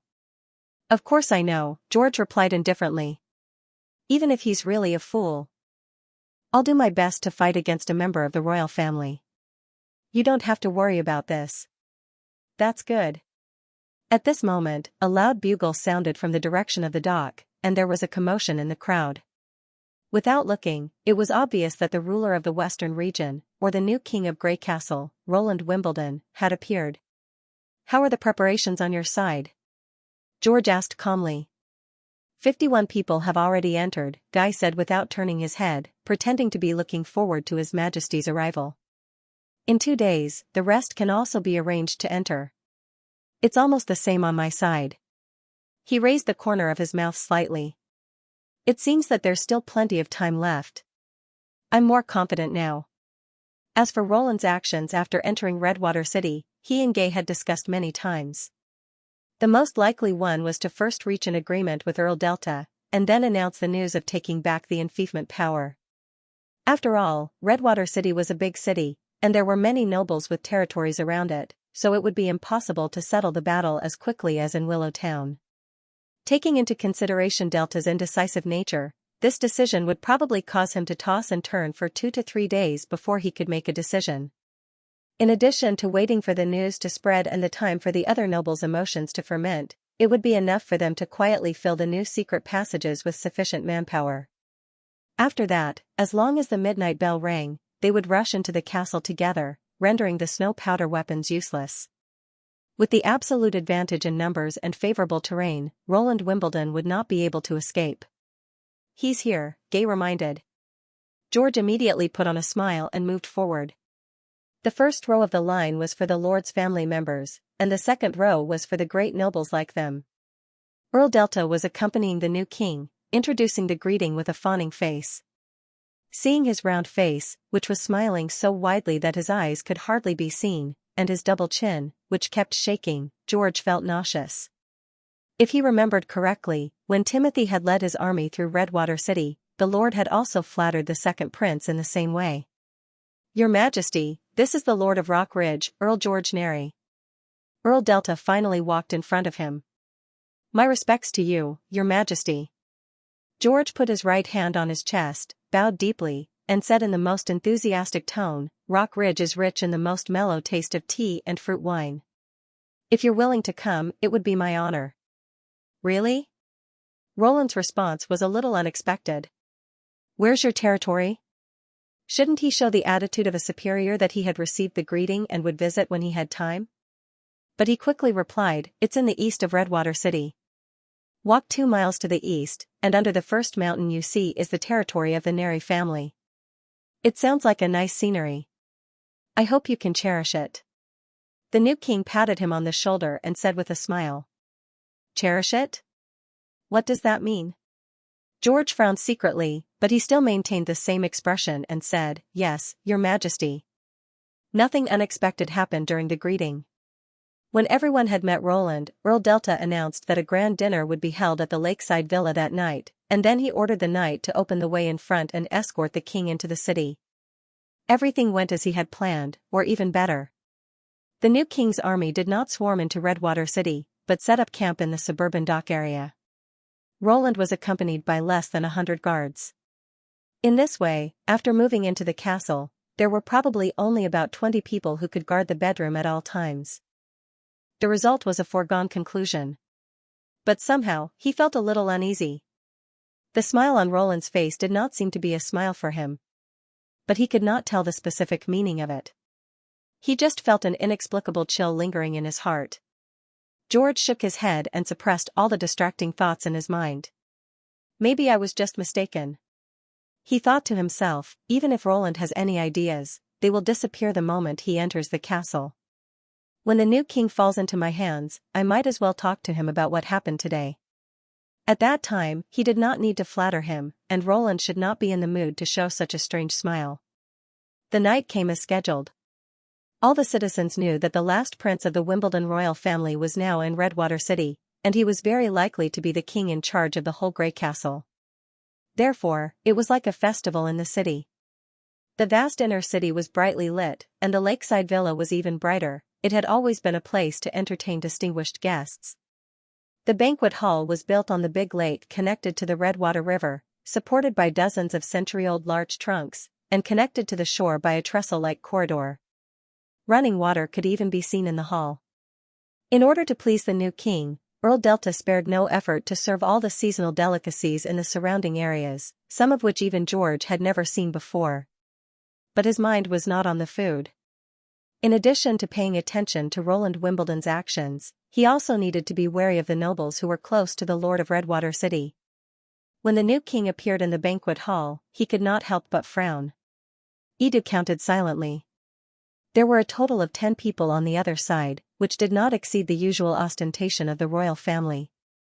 6 of them were obviously guards, wearing short robes and leather pants that were convenient for movement. After entering the hall, they spread out and occupied several corners. It was not strange for the lord to have female guards. He kept 2 of them in his mansion. He did not expect them to be very powerful, but they were used to improve his taste, especially when he was hunting in the wild. Whenever he took off the leather armor that was more tempting than it was protecting and pressed the other party into the mud, he would always be in high spirits. But it was strange to bring them to such a formal occasion. There was an insurmountable gap in strength between women and men, which was determined at birth. Therefore, most of the outstanding guards and knight were male. No one would bring these vases as attendants when they were not looking for fun. What's more, these people's appearances were simply hard to look at. Edu was not picky, but no brothel in Redwater City would let such women in. Not only were their facial features ugly, but their skin was extremely rough. They seemed to be in their 30s or 40s, with wrinkles and dark spots that almost spread from their foreheads to their cheeks. Although their bodies were well proportioned after a long period of exercise, as long as one saw their faces, one would lose all interest. Did Roland Wimbledon like this kind of woman? However, when he looked at the woman who was holding the new king's arm, he immediately rejected his guess. She was a young woman who looked impeccable from every angle. Her lake blue eyes were like transparent gems, making it hard to look away. He had no doubt that they were the most beautiful eyes he had ever seen. Her appearance brought a brief silence in the hall. Even Edith Conte, the pearl of the northern region, had not caused such an effect. If she had not been so close to the new king, most of the nobles would have swarmed to her.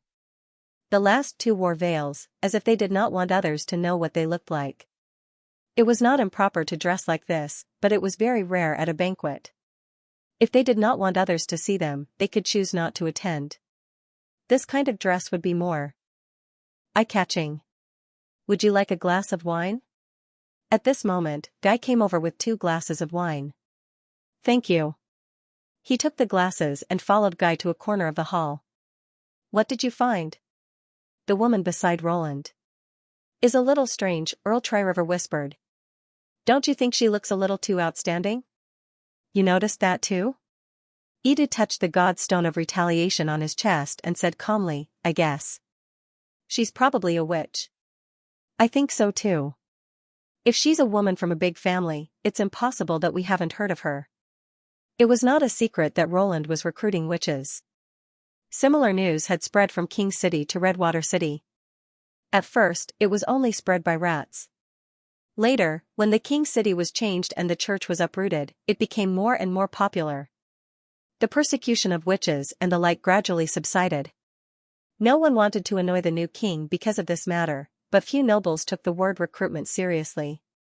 In their view, witches played the same role as female guards. They were usually kept by their side to admire, and when needed, they could use witches at will. After all, the appearance of witches was obvious to all. Even when the church and Timothy strictly searched for witches, some people could not help but take risks. But it was hard to understand why he brought a witch to the banquet. Was it because the new king no longer worried about his private life after so many victories, or did he really think of that woman as? The second thought had just emerged, but Edu threw it to the back of his mind. Witches could not bear children, which alone made it impossible for her to become a legal wife. Bringing a witch to the banquet should be a whim of the king. But this was also good. When Roland fell into his hands, it would undoubtedly be an excellent incriminating evidence. To put it lightly, it was a disregard for etiquette and aristocratic traditions. To put it more seriously, it was an insult to the women brought by other nobles. Of course, this accusation had little impact on the members of the royal family, but for the witch, it was an unforgivable felony. As for how to deal with it, it was up to him. The Earl of Tririver obviously saw through his thoughts. He grinned and said, "You can't enjoy it alone. I can forget anyone but you, my old friend." Ida raised his glass and said, "I'll definitely let you enjoy it first." The two looked at each other for a moment and could not help but laugh. The banquet went smoothly. After toasting with the new king, it was time for free activities. The nobles gathered in groups according to their titles and genders. The men talked about the recent hunts, harvests, and romantic encounters, while the women talked about which shops had the smoothest silk and the most luxurious jewels. Iduneri was also surrounded by many nobles. At least their momentum was no weaker than that of the Lord of Redwater City. Some of the former fence-sitters also came to his side. Apparently, they had heard the rumor that the new king was ready to take action against his fief. This made him feel more confident, and even the inexplicable uneasiness he had felt before was somewhat diluted. That was right, time was on his side. Roland Wimbledon was, after all, an outsider. If he wanted to make any changes, he would have to put in a lot of effort. The Rock family had been here for more than 100 years, and they were stronger at the right time and in the right place. The other side's underestimation of the enemy and arrogance intensified this point. He even felt that he and the Earl of Tririver's attendants, as well as Leviathan and the others, could directly take down the new king. However, after thinking for a moment, Ida gave up this idea. After all, the lakeside villa was open on all sides, which was not good for defense. If an accident happened during the transfer, it would be easy to waste all the previous efforts. It was better to wait for the new king to enter the castle. In 2 days, the young king would be a bird in a cage. At this moment, Earl Delta suddenly clapped his hands and gathered everyone's eyes to the center of the hall. "Everyone, please be quiet. His Majesty Roland Wimbledon has something to say to you." "Is he going to give a closing speech?" Ida carelessly put a piece of tender rib into his mouth. It seemed that the banquet was finally coming to an end. "First of all, I have to thank the Earl for arranging this sumptuous banquet. I'm also very happy to see so many people invited to attend." Roland looked around the hall and said with a smile, "If I remember correctly, almost all the nobles around Redwater City, big or small, are here, right?" Seeing Roland smile, Ida suddenly felt a chill in his heart. There he goes again. That smile without a smile. Although the corners of his mouth were raised, there was no emotion at all. What on earth is he thinking? "Except for 2 who are not feeling well, all the other invitees are here, Your Majesty." Delta nodded. "What?" George blinked and doubted his own ears for a moment. He looked at the Earl of Tririver beside him and found that the Earl was also at a loss. For a moment, all the nobles looked the same as Guy. It was supposed to be an explosive news, but no one responded to it. This is not part of the plan. Has Earl Delta been persuaded by Roland Wimbledon in advance? He looked at the Lord of Redwater City, but the answer he got was no. The Earl's reaction was not much calmer than the others. He also stared at the new king in disbelief. Obviously, he did not know that the new king would do this when he arranged this banquet and invited everyone. For Delta, the trip to the lakeside villa was just a routine banquet. And the others also attended the banquet as usual. This was just Roland's unilateral action. Is he crazy? I think many of you already know that the enfeoffment system seriously hinders the mobility and division of personnel, thus restricting the development of productivity. Considering that Grey Castle and even the whole human race will fall into a big crisis, I have to make a difficult decision, that is, to recover all the land and power, so that the people of Grey Castle can act together. Division of personnel? Productivity? Big crisis? George swallowed. What the hell is this guy talking about? Who knows these things? However, the new king did not seem to care about what they thought. He continued as if there was no one else present. For now, this decision is correct and necessary. The western region and the northern region of Grey Castle are successful examples. The disappearance of the enfeoffment did not cause a loss of order in the local areas. Instead, it became more orderly. The unified government decrees, planning, and deployment gradually changed the productivity from small family-inherited workshop production to large factory production. At the same time, it also created a lot of wealth. Those who actively participated in it have benefited greatly. This is an undeniable fact. I think you can see the results. I'm not saying this to uproot the nobles. I just want to tell you that losing the enfeoffment and title doesn't mean that you have nothing. Under the new system, you can get more opportunities. For example, if a cake is only the size of a palm, even if you swallow it all, you can only fill your stomach. However, if he could make it the size of a table, he would be satisfied even if he only ate a corner of it. Since the reform is beneficial to both sides, it is not difficult to understand why it should be promoted comprehensively. Regarding this matter, many of you have already known, right? Indeed, many nobles are aware of your intentions, but I didn't expect you to be so impulsive. George's mind spun rapidly. After the initial shock, he gradually calmed down and unexpectedly discovered that this unforeseen event was not a bad thing. Instead, it was very beneficial to him. With so many nobles present, it was almost impossible for them to reach a consensus. On the contrary, the conflict was triggered in advance, which saved him the effort of building up momentum after he took over the castle. After all, compared with persuading the Lord of Redwater City to act, this was too direct, and it was even easy to push those who originally supported Earl Delta to his side. Sure enough, after the nobles came back to their senses, someone said, "Your Majesty, I don't know much about the specific situation in the Northwest and Northwest. Can you give me a few days to think about it before giving you an answer? Yeah, this kind of thing is too important. I have a few relatives. I can't make the decision alone. Your Majesty, can you guarantee that each of us will get more wealth? If the reform fails and we lose our fiefs, doesn't it mean that we'll lose the original cake? Your policy is absolutely wise, but I'm not cut out for business, Your Majesty." "That's right, that's it." Edu was secretly delighted. The more doubts there were, the more it showed his foresight and foresight.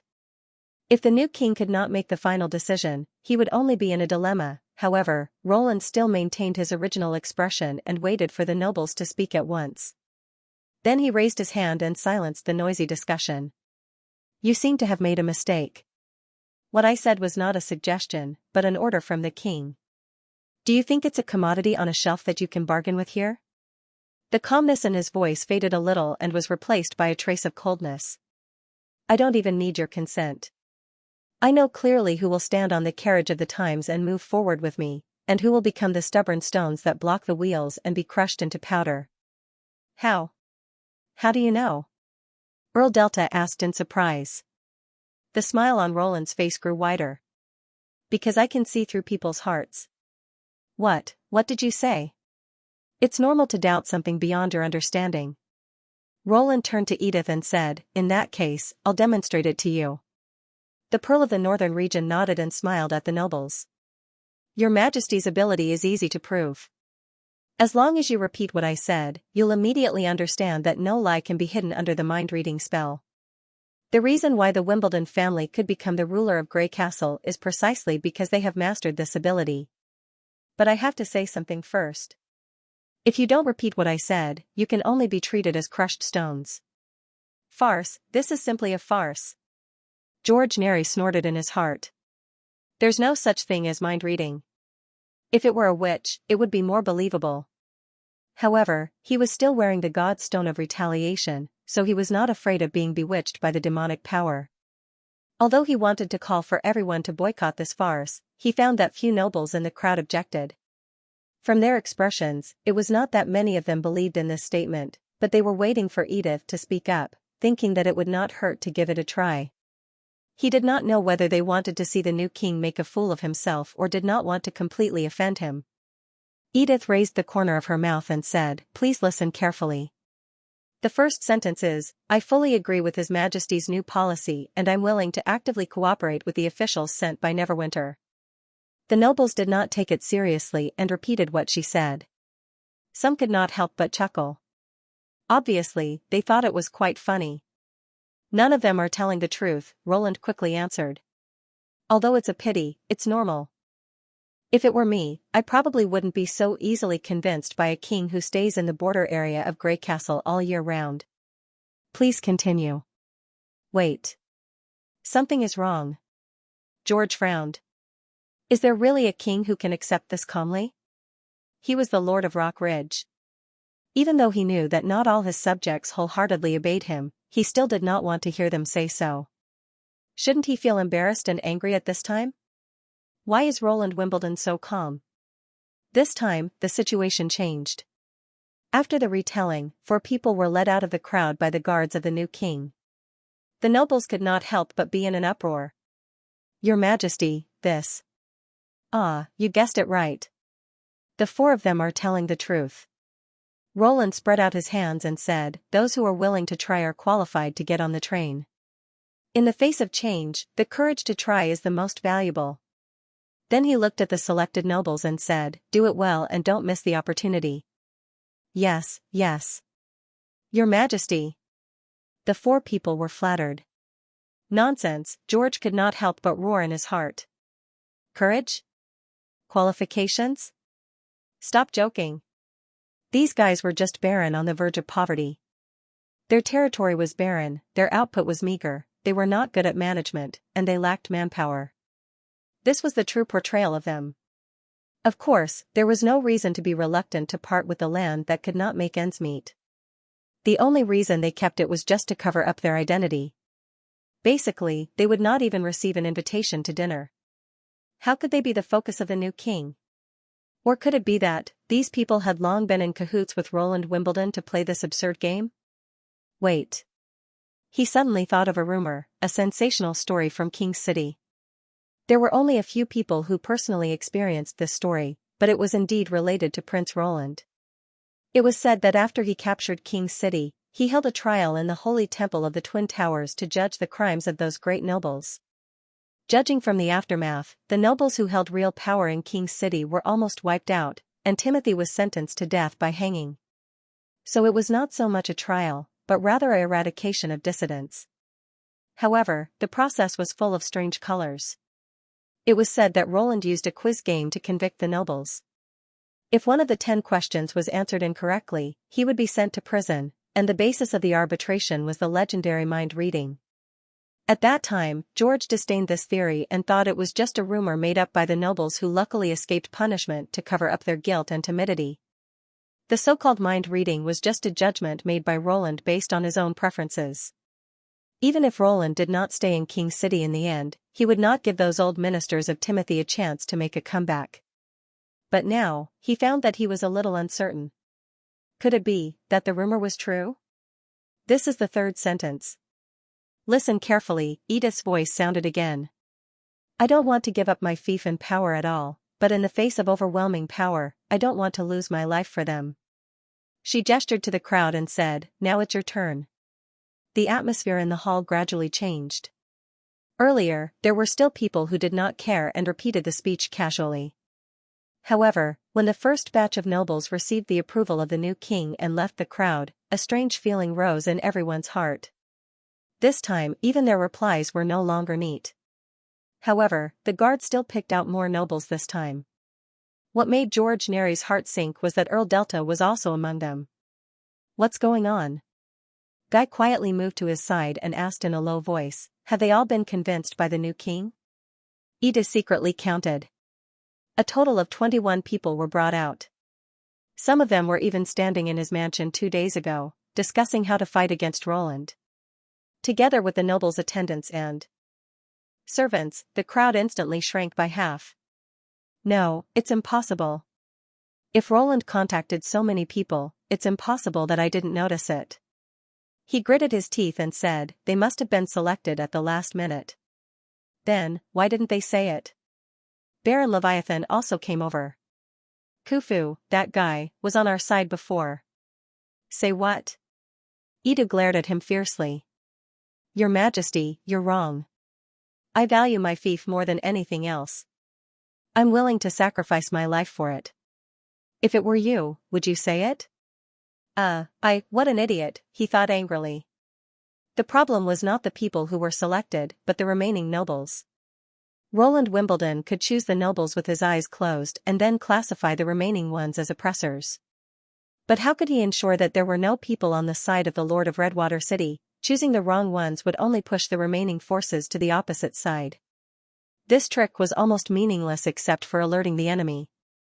Or does he just want to show off his mind-reading ability in front of everyone? Ida looked around the hall and once again confirmed that the new king had only brought 6 guards. Even if the new king reduced the number of people to 1 or 2 and wanted to make an example out of them, as long as they made a scene in public, the 6 guards would not necessarily be able to suppress them. At least, he and the Earl of Tri-River would not sit idly by. It's not an embarrassing answer to obey power. Roland smiled at the second group of nobles. Since ancient times, power has always been the basis for determining the hierarchy of human beings. The importance of sizing up the situation is no less than that of courage. Your ancestors were able to occupy a place in Grey Castle and pass on their bloodlines instead of being obliterated in the long river of history. This in itself is a proof of power. I'm very happy that you can inherit this. In addition, I also promise that you will not be treated differently from the first group of nobles. As long as you remember today's answer, if you encounter similar problems in the future, think about the power I have. Then he looked at the Pearl of the Northern region and said, "Read the next sentence." Edith nodded and said, "The 4th sentence, I don't want to give up on either side, nor do I know which one to choose." This statement was very short, but only 5 or 6 of the remaining nobles spoke. Most of them chose to remain silent because they had realized that they were being divided. Among those who repeated the story, the guard only picked out 3 of them. "Ahem, Your Majesty, we believe that you can see through people's minds. Let's stop here. Yes, after all, this is a welcome banquet. You see." Earl Delta and the Earl of Tri-River tried to dissuade Roland. "There are fewer neutrals than I thought," Roland said as if he hadn't heard anything. "Wavering and hesitating isn't a good quality, especially in the midst of the ever-changing tide of change. But you belong to the category that can be reformed. Stay here for a while. Maybe you'll change your mind after a quarter of an hour." He paused and looked at the remaining nobles. "Next is the last sentence. But I think you should have guessed its content, or rather, your thoughts. In this case, I'll say it myself. In any case, I'm not willing to give up my fief and power. For this, I'm willing to take risks. As long as I can overthrow the king, my family and wealth will live forever." At that moment, the bonfire seemed to move without wind. No one in the hall spoke, and the air seemed to freeze. "It doesn't matter if you don't answer. As I said before, this is not a suggestion, but an order." Roland said slowly, "Those who don't repeat are not qualified to go with me. Your path ends here." "What do you mean?" George's face darkened. "There's no evidence, no trial, and only 1 sentence. Do you want to convict us?" There were still 27 nobles left, which was far more than he had expected. According to their titles, each of them had 2 to 4 attendants, which added up to more than 60 people, including many reserve knight. What good would it do for the new king to force them to this point? Wasn't he afraid of getting himself into trouble? "Your Majesty, if it's a joke, it's enough." Guy still put on a kind face and calmly advised, "The last sentence is too serious. We can't bear it." "How can you be sure that everyone thinks that way?" "At least I'll never betray the Wimbledon family." "Yes. I'm wronged. I've never thought that way." "Your Majesty, please investigate." The nobles shouted. "You know what? The more you talk, the more you can distinguish truth from falsehood." Roland remained unmoved and took a crystal glass from Edith's hand. "If you have anything to say, save it for shovel and oars." "Oars?" "Yes, you'll be sent to the North Slope mine for 20 years for the crime of rebellion. After all, you're still plotting in your mind and haven't put it into practice yet." The new king's tone was mixed with a sense of danger. "But if you resist, the rebellion will become a real action, and the mine will no longer tolerate you. Only death awaits all of you." At this point, he finished the wine in his glass in one gulp and casually threw the glass away. The glass arced through the air and fell at George's feet, breaking into pieces with a crash. "Crazy, this guy. Is absolutely crazy." George Neri could not believe that things would turn out this way. Why did the new king think that they would not resist and would just surrender, 6 people against more than 60 people? Could it be that these guards were made of iron? Even if they had witches, they had no chance of winning against the nobles who wore god stones of retaliation. Following the new king's order, the 6 female guards did not rush forward together. Instead, 2 of them guarded the exit and in front of Roland, while the other 4 drew their daggers and approached the nobles step by step. The crowd suddenly heard the sound of swords being unsheathed. No one was willing to put down their weapons and kneel down to surrender under such a great disparity in strength. Your Majesty. The Lord of Redwater City turned pale. Calm down, everyone. We can talk about it slowly. It was too late. George and Guy looked at each other and immediately confirmed each other's thoughts. The plan had changed. They would fight in this manner. Although this place was not suitable for defense, almost all the nobles of Redwater City were here. As long as he could control Roland, he was sure that he could win most of them over to his side. As Prince Roland had said, strength was the standard to measure everything. Unfortunately, in the lakeside villa, strength was not on the side of the nobles. I can't accept it. Guy shouted and walked out of the crowd with a sword in his hand. He finally changed his kind and honest expression and became serious. If this is a trial with conclusive evidence, I have nothing to say. But this kind of ruling is like child's play. No real noble can accept it. Even if Wimbledon 3 asked me this, I still insist on this answer. Your Highness, you forced me to do this. Behind him, there were 4 tall attendants, each of whom stood with their heads held high, completely unafraid of the opponents being the nobles of the royal family. In terms of momentum, Earl Tri-River even overwhelmed the new king and his entourage. Well done, George thought to himself. Even the prince could not refute such a righteous declaration. The second half of the sentence included all the nobles and was encouraging and provocative. Next, as long as they could take down Roland, they would be able to settle the matter, and the other side definitely wouldn't have thought that this count, who was nearly 40 years old and already had half a head of white hair, was an absolute expert. Guy Julian was born with monstrous strength. At the age of 15, he led 2 knights to wipe out a group of bandits at the mouth of the river. After he became an adult, he was even more proficient in all kinds of weapons, and it was difficult for him to meet a match in competitions between nobles. Some people called him Gay the Giant and believed that if he was not a great noble but a knight, the history books would record the title of the strongest knight. As for the 4 attendants, all of them were at the level of a knight. As long as they could stall the new king's guard for a while, Roland Wimbledon would not be able to resist the Earl of Tri-River at all. Go and help him, said George to his valet. Keep an eye on Miss Edith. Yes. A few more people stepped out of the crowd.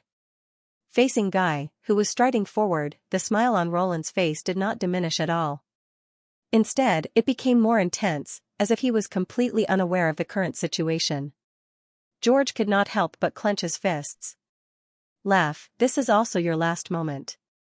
You won't even have the chance to cry later. Go. When the distance between the 2 sides was less than 10 steps, Guy suddenly sped up and slashed at the female guard with his sword. His strength was so great that people could even hear the whistling sound of the sword breaking through the air. This attack could only be dodged, not resisted. Once the guard stepped aside, there would be no one in front of Roland. Ding, stab, then George heard 2 sounds. The former was the crisp and pleasant sound of metal colliding, and the latter was the subtle sound of the blade and the flesh touching each other. Half of the long sword flew into the air, spun several times in the air, and then stabbed into the wooden floor upside down. Then came the head of the Earl of Tri-River. It slid smoothly down from the neck and hit the floor with a thud. After bouncing twice, it stopped moving, and the blood from the stump drew a bright red arc. What the hell happened? How could the enemy cut off Giant Guy's neck with just one sword? How is this possible? However, before he came to his senses, there were sounds of swords clashing and chaotic screams around the crowd. The sword was like a signal, and the 4 female guards attacked from several directions at the same time, immediately setting off a storm of blood. George was horrified to find that these people were almost too fast to be seen with the naked eye, and their strength was astonishing. Anything in their hands could become a deadly weapon, even fists and fingers. It was as if the nobles were not fighting human beings, but steel statues. Monsters, they are a group of monsters, he roared in his heart. How could mortals train their bodies to such an extent? But if you try to resist, the rebellion will become a real action, and the mind will naturally not tolerate you anymore. Only death awaits you. At that moment, George Neri suddenly remembered the words of the new king. It was as if a bolt of lightning had flashed across his mind. Is this the moment he was waiting for?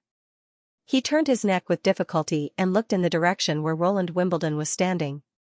An irrepressible chill rose from the soles of his feet and went straight up his spine. At this moment, he found that he finally understood the meaning of that smile. This is a complete trap. He deliberately left the First Army outside the city, only brought 100 guards with him, and only brought 6 guards with him to the banquet. He pretended to be stubborn and didn't give them any room to retreat. All these actions were just to lure them into attacking him. Escorting them to the mine? No. Roland did not intend to let the remaining nobles go. If they surrendered, the new king would only be extremely disappointed. Yes. It was a smile of expectation. He expected them to follow the path he laid out and step into the abyss, and he expected them to dig their own graves. Only in this way could the new king feel happy. However, this smile was full of malice to George, so he could not feel the smile it should have. Instead, he felt extremely gloomy. Let us go. Your Majesty, I surrender. Me too. The Leviathan family swears allegiance to you. I'll give you anything you want. I beg you to forgive me.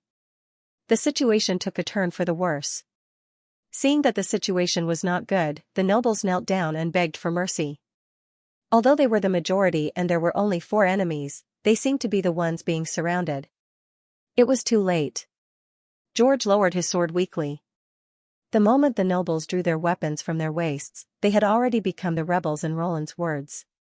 The emotions of unwillingness, grievance, fear, and anger alternated, but in the end, they were reduced to nothingness by a long sword. It was a wonderful feeling. Edith took a deep breath and savored the smell of blood in the air. She also felt the fear spreading in everyone's heart.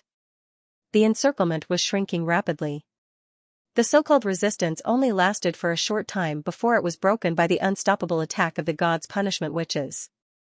In the eyes of these tequila survivors, the superior nobles were no different from ordinary people. As long as they had no ability, they were all ordinary people. They would not hesitate to attack. However, they weren't killing for themselves at the moment. Instead, they were being instructed by another mortal.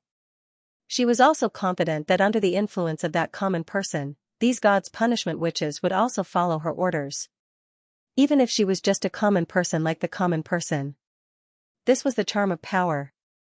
Through the connection and negotiation between people, interests, goals, desires were mixed together to form a strange order. Through it, even a common person could control a power far greater than their own. Your Majesty, the screening is finished. When the last person fell, number 76 Phyllis dropped her sword, which was full of cracks, and turned to report to Roland. More than 60 corpses were lying in a mess. The blood that flowed out condensed into dark red lumps, which looked like hot wax in the light of the bonfire. All the nobles who were still alive looked pale and did not dare to make a sound, for fear that they would become the next corpse.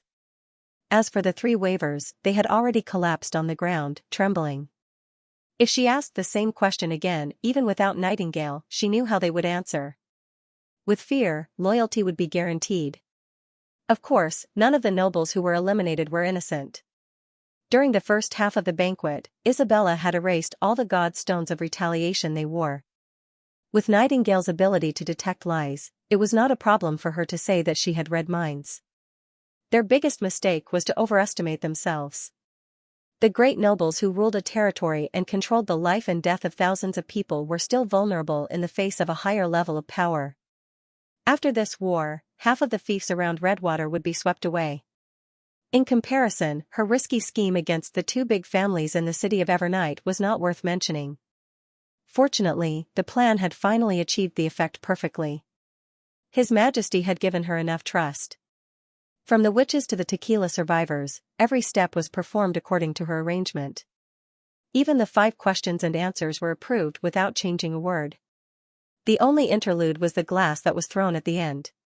She did not know why His Majesty had to use the wine cup as a signal to attack. According to common sense, this step was purely superfluous. The movement of throwing the cup was difficult to be seen by all the guards at the same time, and the sound of it breaking was easy to cover up. Moreover, he had to prepare wine in advance, which was really puzzling. But from the effect of doing it, it unexpectedly added a sense of mystery to him. Together with the theory of mind reading, it made the deterrent effect go up another level. This was probably the level that only kings could comprehend. Edith suppressed her excitement and licked her lips. It was indeed the right choice to work for Roland Wimbledon. Thinking of this, she could not help but look at the king, hoping to share this happiness with him. However, she found that the anticipation on the king's face had disappeared without a trace, and there was even a vague sense of rejection and boredom in his eyes. "Is there another banquet hall in the villa?" Roland asked in a low voice. It's right next door," Earl Delta gulped. "Let everyone go there. I have something to say." He nodded. "As for these rebels, ask your men to count them and make a list for me. I want them tonight." Yes, your majesty." "And open all the doors and windows. Dispose of the bodies as soon as possible. The smell of rust is really disgusting. I'll send someone to do it right now." The Pearl of the Northern region suddenly realized that His Majesty was not looking forward to this killing. He was looking forward to the departure of these nobles and leaving a Redwater city under the control of City Hall. For bystanders, the deterrent effect of escorting the mine was obviously not as effective as a pile of corpses. But as far as killing itself was concerned, he did not like it very much. Even the smell of blood in the hall made him feel disgusted. The joy she felt earlier immediately dissipated a lot. After realizing this, Edith hesitated a little. Wasn't the plan he had laid out a little too much? Maybe it would be better to kill half of them on the spot and drag the rest out. After all, if the preference shown was too different from that of the superior, it was easy to arouse their resentment. In that case, her road to power would be much more difficult. After everyone moved to the next hall, Roland finally relaxed his knitted brows. He cleared his throat and said loudly, "Don't worry, everyone. Only the rebels will be severely punished. Now that the rebellion has been quelled, the most urgent task is to restore the order in Redwater City, and we still need your help and cooperation. Please give us your orders, Your Majesty." The nobles all knelt down and said. Roland nodded with satisfaction. "Get up. This is the first task I'll give you. After the fief is returned to the king, the original boundaries will be meaningless. I need you to gather in Redwater City, not only the mansions, but also the freedmen, serfs, and domestic animals in the fief. But, Your Majesty, if you move all the people in the surrounding area here, Redwater City will not have enough food to feed them." Earl Delta bit the bullet and said, "Even if you arrange all these people to work in the fields, there is not enough farmland nearby to cultivate. If you forcibly drive them away, I'm afraid it will cause famine and riots. First of all, this year you will plant a kind of wheat called Golden 2, which has a yield close to 10 times that of ordinary wheat. Secondly, the people who can't live in the fief can be moved to the western region. No matter how many there are, I will take them in." Gasps could be heard from the audience. 10 times? Does such wheat really exist? But our subjects. After you take back the fief, those people will naturally not be your subjects anymore. They can decide whether to stay or go." Roland interrupted. Before, the land utilization rate was too low, and the population was scattered. There were only a few thousand people in an autonomous territory of tens of thousands of acres, which was extremely inconvenient for the implementation of the policy. Therefore, it is necessary to shrink the city as the center. I know you're confused about the revolution, but it's exactly because of the reorganization that Neverwinter has become so prosperous today. It doesn't matter if you don't know how to do it. There will be people who will teach you how to benefit from the reform." "Teach us?" Earl Delta was stunned. "That's right, a City Hall official personally trained by Neverwinter. They will form a management department to replace the former lords and govern the various areas for me. You can choose to join it and gain power and status, but your income will be greatly limited. You can also find opportunities to become a part of the large-scale production. There is no upper limit to the wealth you can get, but you can't interfere with the government's orders. Instead, you have to obey it and complete every task assigned by the City Hall. Roland said slowly. Don't worry. Tomorrow, the core management system will be established. You can learn about it in detail before making a decision. But remember, no matter which direction you choose, your achievements will far exceed the value of a fief. An hour later, the nobles slowly dispersed. Roland heaved a sigh of relief. So, Redwater City is under control. Next, there are Silver City and the Old King City. But the latter has been cleaned up and only needs to be managed by simple arrangements, Edith replied. I don't know how the other road is going. He looked out of the window. At this time, the moon had already risen in the sky, and the quiet lake seemed to be glowing with a silver light. If there is no accident, Iron Axe should be able to arrive at Valencia tomorrow. Probably. Edith's heart skipped a beat. She thought of the conversation she had with Iron Axe before she set off and Roland's expression today. She suddenly felt a little uncertain. I hope everything goes well. Roland shrugged. You go back to the general staff. You have a lot of work to do tonight. According to the plan, after getting the list of rebels, the First Army would split up that night and clear out their territory as quickly as possible. This was why the army was stationed outside the city. Yes. Edith said absent-mindedly. I'll take my leave. By the way, Roland stopped her when she walked to the door of the hall. What a wonderful plan. Well done. Well done? Is that so? His Majesty doesn't mind what I've done? At that moment, the Pearl of the Northern region felt an unprecedented sense of satisfaction. So that's how it is. She suddenly understood her direction on the road to power. Since His Majesty didn't want to get involved in these plans and tricks, she would be the one to carry them out. And this was exactly what she was good at. Is that Valencia? Iron Axe turned the telescope and looked at the city in the distance. It was gray and brown in color. According to the map, it should be it. After all, there's only one San Juan River, so it's unlikely that we got the wrong direction, the adjutant Beerpaw replied. Like Iron Axe, he was a hunter from Border Town and was one of the earliest people to serve the Lord. It's a bit strange. He frowned. What's strange? Valencia is the main city of the eastern region and a major trade center of Grey Castle. The Old King City, Eagle City, and Valencia form the prosperous central region of the kingdom. I've even heard of it when I was in the southernmost region, Iron Axe explained. Iron Axe explained, but don't you think the number of merchant ships we've encountered these days is pitifully small? I don't know. Beerpaw shrugged. Maybe the previous pirate attack scared the merchants out of their wits and they don't dare to do business here anymore. The attack happened 2 years ago. No matter how serious the looting was, it should have recovered by now. The city wall in his sight was ugly and bloated. The brown wall seemed to have been deliberately widened. Perhaps due to the lack of stone, the new wall was made of red mud mixed with a lot of gravel and wood. It looked like the rubble wall in the early days of Border Town. In addition, the surface of the wall was covered with a layer of shiny stuff, which Iron Axe could not see clearly because of the distance. The new and old walls were stacked together, which doubled the width of the top of the wall. However, this transformation was not very thorough.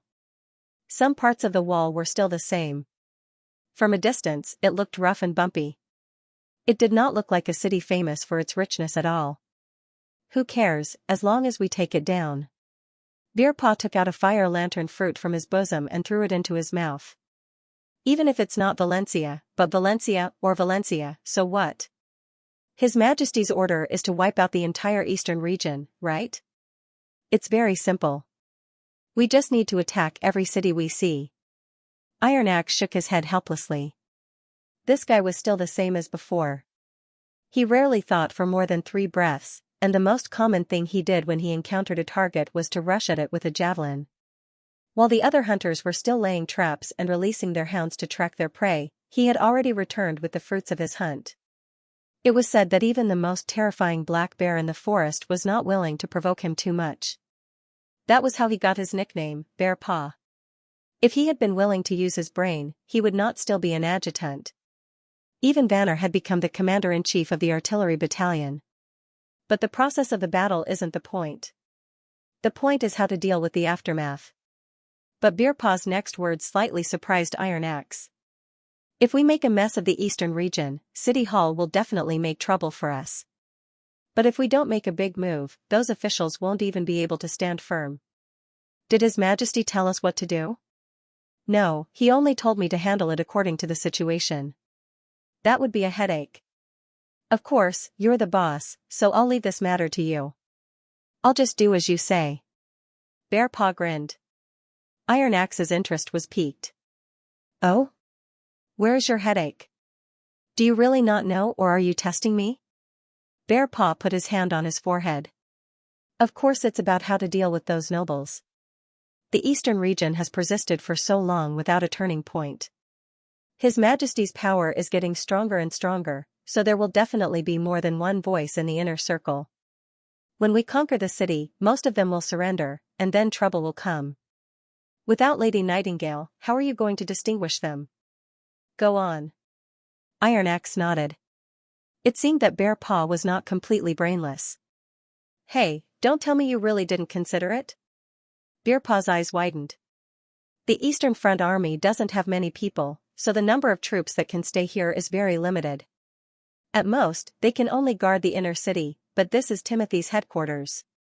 If those nobles surrender and are willing to cooperate with us, it'll be fine. But what if they have evil intentions and always want to seize power? Even if there were only a small group of such people, they could make the eastern region restless. After the army left, the city hall would be useless. If the situation was serious, the officials sent by the city hall might not survive. Poisoning, assassination, bribery. These methods can't be defended by guns. Then what do you think? Iron Axe asked curiously. Boss, it's your business. Bearpaw rolled his eyes and spat the chewed fruit seeds into the rolling river. Just hypothetically, for example, you're the commander-in-chief of the Eastern Front Army. Just say it casually. Well. Bearpaw thought for a while and then sighed. There's no good way. If Lady Nightingale can't come, we can only rely on time to distinguish them. Or we can bribe more rats and take precautions. Then we can use the method of Neverwinter to establish a police force to maintain order. We can use as few people as possible from the surrendered nobles until the end of the war. Sure enough. Iron Axe whispered. What? No, nothing. He put away the telescope. There's nothing for you to do here. Go and inform the people on the other ships to prepare for landing. We're approaching the suburban dock. Got it. At the mention of the war, Bearpaw immediately became spirited. After floating on the river for so long, I can finally fight. Looking at the adjutant's back, Iron Axe exhaled and leaned over the porthole of the command room, deep in thought. He could not help but think of the conversation Edith had with him the day before the army set off. The meeting place was in a private room of Evelyn's tavern, which did not look like a place to talk business. Iron Axe had thought that Edith intended to congratulate the success of the operation as an official of the Ministry of Defense and to get familiar with the army. He did not expect that there was only the Pearl of the Northern region in the private room, and what she said was shocking enough. The content of their conversation happened to be the headache that Bearpaw had been nagging about. To this day, he clearly remembered every single word that the other party had said. Why do you think His Majesty put you in charge of the Eastern Front Army? Edith's opening remarks surprised him. I only follow orders and don't ask why. But orders don't explain every detail, especially when it's inconvenient to mention something, the Pearl of the Northern region said methodically while sipping her chaos drink. You think it's because you're the only one who can take charge. But is that really the case? You should know better than me how strong the people in the eastern region are. Any regular army of 500 or 600 people can easily defeat them. In other words, a commander at the level of a battalion commander is enough to deal with the war on the Eastern Front. On the contrary, the Western Front Army has to deal with the holy city of Hermes, which is not only complicated but also much more dangerous. If there's no special reason, it's more appropriate for you to help His Majesty command the Western Front Army and hand over the Eastern Front Army to someone else. Iron Axe did not answer at that time, but he faintly agreed with Edith. As for this special reason, it's actually very simple. It's your attitude towards the nobles. Edith continued, as a Majin Sandman, you won't have any inexplicable fear or tolerance for the nobles of Grey Castle. The key to recovering the eastern region is how to deal with the rebellious nobles.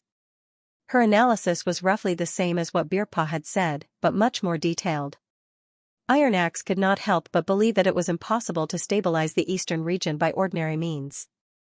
His Majesty needed people and resources, and he didn't have time to waste on a bunch of scums. The only problem was, His Majesty didn't say so. Of course not. His Majesty is a merciful God, so there are some things that only we can do, Edith said slowly. But he didn't give us no hints. For this operation, the City Hall sent a total of 265 people to accompany the army. They're all managers that His Majesty has painstakingly trained to take over the land that needs to be recovered. The Eastern Front Army accounted for more than 2/3 of the total. You should understand the reason. Iron Axe still remembered that moment. It was like a bolt of lightning flashed across his heart. Don't let His Majesty down, Edith said at last. Sir, the First Army is ready to land. The fleet can dock at any time. Suddenly, a subordinate's report interrupted his thoughts. The sound of a brass trumpet came from afar, breaking the peace of noon. The birds in the courtyard stopped chirping as if they had sensed something. For a moment, the castle hall seemed solemn and depressing. Duke William Borg knew it was time for the decisive battle. He moved his eyes away from the mural of King Timothy and turned to look at an exquisite full-body armor. It was the armor passed down from his grandfather. After many repairs and polishing, every piece of the armor was soaked in oil and could almost be regarded as another layer of skin. A line of small words was engraved on the right armguard, which was the family's admonition, be loyal and remember. He wore this armor and captured the rebellious old duke in a chaotic battle against a rain of arrows. He was then conferred the title of the new guardian of the eastern region by His Majesty. Although Timothy had fallen, his duty as a guardian would not be interrupted. He would never let down this honor. Your Excellency, Prince Roland's troops are approaching Valencia. There are no traces of large firearms in the troops. A subordinate walked into the hall and reported to him. Very well. William nodded. Inform the others to be in position. I'll be there immediately. Yes, Your Excellency. He then took off his coat and walked to the armor. He said to his chief knight, Galena, put on the armor for me. Yes, Your Excellency. The woman rolled up her sleeves and began to undress him. Her calloused and rough hands were now as soft as water, gently taking off his coat and undershirt. It was hard to imagine that Galena had also used these hands to hold a spear and pierce through the enemy's armor and shield in battle. He was intoxicated by this scene whenever he saw it. Do you regret it? Of course not, Your Excellency, Galena replied calmly. When you decided to appoint a woman as your chief knight, I decided to follow you forever. No matter what happens, I'll do my duty. But this time, the enemy is stronger than before. If it's possible, the Duke was interrupted by the sudden tightening of his belt. Since you know the enemy is strong, why did you refuse the covenant of the King of Dawn? It's fine if you don't agree, but you even chased the messenger out of Valencia in public. If the other side finds out, they will definitely blame you for not knowing what's good for you. TSK, let's not talk about whether the help of the City of Glow can resist the army of Prince Roland. It's already too much to ask me to provide a harbor for his troops. William twitched his mouth. His Majesty granted me the eastern region. What's the difference between giving it to Appin Moya and Roland Wimbledon? If I were to agree, it would be tantamount to betraying His Majesty's trust. Then my answer is the same, Gryna said without hesitation. Loyalty is not a quality unique to the Borg family. Sir, please don't mention those words again, or it will be no different from an insult to me. William was silent for a long while before he said, unfortunately, most of the nobles have forgotten this. I understand. Come with me. Although the opponent is strong, I will not let them take Valencia easily. I have been waiting for this battle for a long time. Yes, my lady. The female knight chuckled. Bale. He shouted the name of the clerk. Come to me. Soon, a bald middle-aged man came into the hall.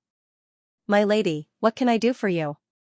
Remember, after a night's rest, the minions of the Kingslayer Roland Wimbledon officially launch an attack on Valencia today. Willian Borg, the guardian of the eastern region, the Duke of Valencia, in the name of the late king, is determined to stop the enemy here. His chief knight, Grinavine, is also with him. Their courage and loyalty are beyond doubt. May God bless them. Willian paused. Of course. If you think this account is a little subjective, you can omit the last sentence. Vale nodded and quickly wrote down the Lord's statement on a notebook with a charcoal pen he carried with him. I think there's no harm in adding it, my lady. There is no absolutely objective record in this world. I'm the clerk of Valencia, so it's not surprising that I'm a little biased. In other words, this is part of objectivity. Then keep it. But no matter what the result is, you have to record it truthfully. Do you understand? Willian emphasized. It's your mission to record the cause and process of this incident in its entirety. Please rest assured, my lady. The clerk bowed. I'll make sure the world remembers this period of history. Willian did not say anything else. He picked up the steel sword hanging on the wall and walked out of the castle without looking back. The two climbed up the watchtower on the city wall. The bonfire was already lit.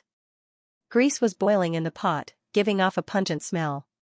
The household soldiers were busy moving up and down the wall, moving stones and rolling logs onto the battlements. According to the experience of the battle in King's City, Roland's most threatening means of siege was a kind of snow powder weapon called artillery. Its range was far greater than that of a catapult. Until the fall of the city, His Majesty had not been able to produce a similar product. On the day when King's City was breached, Timothy entrusted his confidant with the formula of snow powder, the principle of the weapon, and the manufacturing method to Willian. His purpose was self-evident. After the Duke took over the project, he invested a lot of energy and money into it.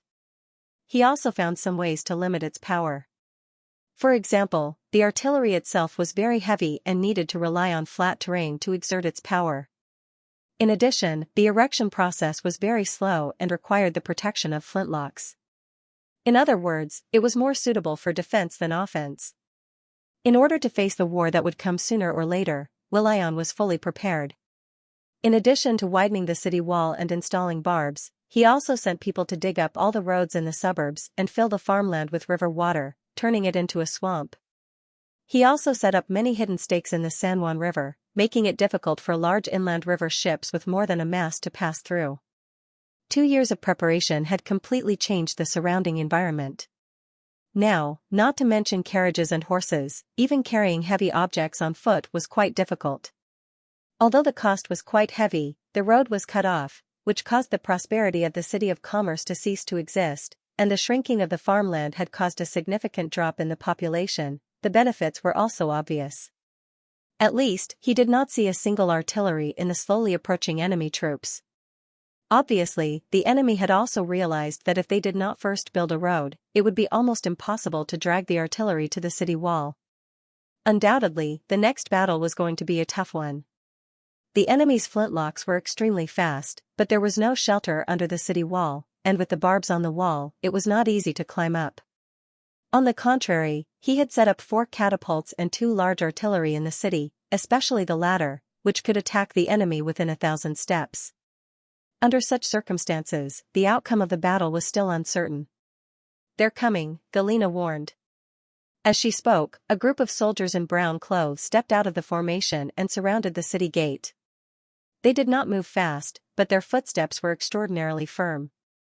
Very quickly, this group of people lost their orderly formation due to the muddy ground. They scattered in 2s and 3s, like old farmers who were immersed in farming. In addition to the grayish-black spears on their backs, they also carried a thigh-thick barrel, but judging from the weight, it was definitely not a kind of artillery. Willian estimated the distance, raised the red flag and waved it down. Thick black smoke immediately rose from both ends of the city.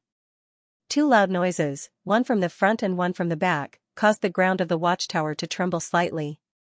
After the explosions, cheers came from below the city wall. Apparently, it was a great boost to morale to strike before the enemy. But Willian knew that the first round of shooting was just that. Sure enough, after a few breaths, two clumps of mud rose in the field. Not only did they not hit the enemy, but they also missed the target. The shell bounced up after hitting the ground and rolled forward for a short distance, plowing a shallow trench about 3 feet long in the muddy battlefield. Today was not a windless day, which meant that the boulder cannon needed more tests to hit the target. He knew very well that the cannon built by Xianxia was far inferior to the long-barreled cannon used by Roland, even more so than flintlocks. The most obvious difference was that the boulder cannon could not move freely. To prevent the cannon from exploding, the craftsman melted almost all the bronze utensils in the city, including the ancient clock on the clock tower. After many experiments, the finished product was strong enough to crush any carriage. The bore was about an arm thick and could only be set up on a specially built turret. The pitch and orientation were controlled by a noose, and it took at least a quarter of an hour to reload after each shot. In addition, the ball-shaped shell was polished granite, which could not cause a violent explosion like the one Roland used to bombard King's City. Will.i.am had also tried to use hollow shells that could be wrapped in snow powder, but they were extremely unstable and the production rate was very low because of the iron shell. He had never understood where Roland had gotten so many materials. Therefore, from the beginning, the Duke's defensive strategy was to limit the enemy's cannon as much as possible. As long as the enemy was forced to come close to the city wall, his boulder cannon would eventually hit the enemy. After a round of shooting, Roland's army unexpectedly stopped advancing. It seemed that they were shocked by this unexpected attack and began to retreat. They only stopped when they were about 100 steps away from the landing point of the cannonball. "What are they doing?" Galina asked in confusion. Will.i.am looked up and saw that the 100 or so men had shed their gear and were digging. At first glance, it looked as if they were trying to clear a patch of ground in the field. "He's probably scared and wants to adjust his team to fight a protracted battle," said a viscount who was also watching the battle from the watchtower. "I heard that Roland Wimbledon has completely abandoned the night. The army is made up of a bunch of country bumpkins who haven't seen much. They won all the way with high-quality firearms and basically didn't encounter any setbacks. Now that they have to withstand our attacks and take over the city walls, they must be hesitating." "That move, earth to mud, was done beautifully, my lord. But our income and squires have also decreased a lot," another man said with a frown. "Many of our subjects escaped during the months of demons this year, and half of our workshops have been abandoned. If possible, we'd better negotiate with Roland Wimbledon. Without equal conditions, there's no basis for negotiation. We have to win the next battle first." "Shut up, all of you," Will.i.am said unhappily. "I will never surrender to the Kingslayer. If you would rather abandon your noble status and betray His Majesty Timothy, I'll throw you into the cellar first and let you accompany the rioters." The crowd suddenly fell silent. In order to prepare for this defensive battle, Xianxia had indeed paid a great price. Not only had it changed from a commercial center to a stronghold, but he had also made some helpless moves that he had initially been unwilling to do. But in the eyes of the Duke, it was all worth it. If Prince Roland had tried to rope in the nobles to control the kingdom of Grey Castle from the very beginning, he would have failed long ago. However, Roland had chosen a rebellious path, which was to overthrow the entire aristocratic system and take all the power for himself. As long as he could thwart Roland's attack here, the others would change their minds and support him to continue to rule the eastern region, and more opponents would emerge in Grey Castle. It could be said that he was fighting for His Majesty Timothy against Roland, and also to defend the traditional noble system. "My lord, the boulder cannons have been loaded," an attendant reported. "Shall we continue shooting?" Galina asked. "No, wait a little longer. Unless we add snow powder, it'll be difficult for us to hit that position." Will.i.am shook his head. He somewhat regretted giving the order so soon. He had thought that the earlier they fired, the earlier they could complete the calibration, but he did not expect that they would stop moving forward after one shot. Now, watching the group of people busily working in the mud, he felt a faint sense of unease. The shoveled flat ground was only big enough for 2 people to stand on. It did not look like they were preparing for setting up camp. More than 100 people were divided into more than 10 groups, and after clearing the ground, they began to fiddle with the long green tubes. Through the telescope, Howren could see their movements clearly. The long tube seemed to be just one of the components. There was a tripod at the bottom, and there was a concave iron plate at the end. There were also several strange sticks stuck into the tube. These things had been carried on the backs of the people, and it took them less than a quarter of an hour to put them together, which showed the ingenuity of the design. However, the next moment, the Duke could hardly believe his eyes. He saw them put a spindle-shaped jar into the tube, and then a puff of white smoke quickly sprayed out from the top of the tube.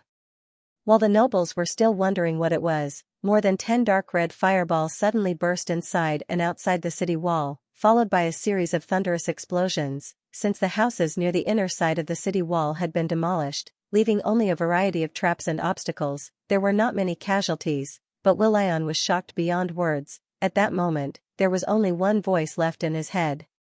"Is that a cannon? But how could it be a cannon?" Although the Duke had not seen Roland's artillery with his own eyes, he had heard of it many times. They were divided into two types according to the length of the barrel. The former could be mounted on a four-wheeled carriage, while the latter had to be transported by ship. Either way, it was not something that could be carried by human hands. It took all the craftsmen and materials in Valencia 2 years to forge these two barely usable cannons. This was due to the lack of skill and experience, but in principle, it was no different from Roland's firearms.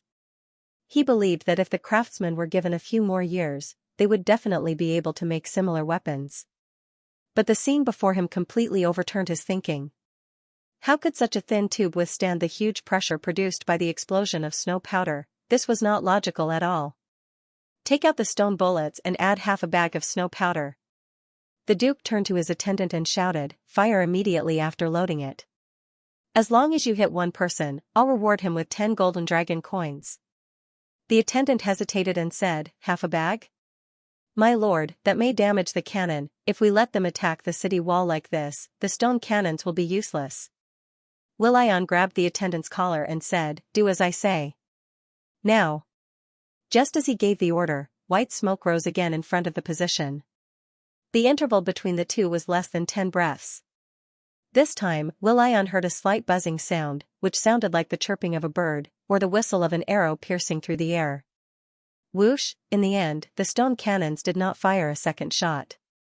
To make it easier for the operators to observe the enemy and the landing point, the Duke had built 6 high platforms in the city for the cannons and catapults. In other words, the height of the towers was higher than the city walls, and any movement of the enemy could not escape the eyes of the attackers. This was supposed to be a foolproof choice. The high vantage point could not only improve the shooting efficiency, increase the range of the cannons and catapults, but also put a strong sense of pressure on the enemy. But in the face of the incredible cannons of Roland's army, the high platforms became eye-catching targets. For the first time, Will.i.am felt that a quarter of an hour was so long. The explosions on the city wall seemed to have never stopped. Just as the family soldiers were working hard to load snow powder, a cannonball landed on the high platform on the right. In an instant, it was as if a bright sun had risen on the platform, engulfing the huge stone cannon and more than 20 people. Then, the bright red flames turned into countless tentacles, rushing in all directions. The buildings in the city also shook violently, raising a cloud of yellow dust. A broken bronze pipe flew out of the flames and hit the side of another platform before falling straight to the ground. It fell into a group of people who were moving stones. The body of flesh showed its fragility and powerlessness at this moment. When the barrel rolled twice and stopped, there was already a pile of red and brown meat on the ground. And those unlucky people whose hands and feet were crushed, but who were still breathing, held their broken limbs and screamed, hoping that someone would give them a quick death. But Will.i.am had no time to care about them. The watchtower was also an obvious target for the enemy. As soon as the top of the wall turned into a sea of fire, the nobles lost the courage to continue watching and immediately retreated. And this decision was obviously the right one. The speed of the enemy's cannons was far faster than they had imagined. Almost every 10 breaths, a round of cannonballs would hit the ground, and the accuracy was getting higher and higher. The area around the city walls had become an extremely dangerous area.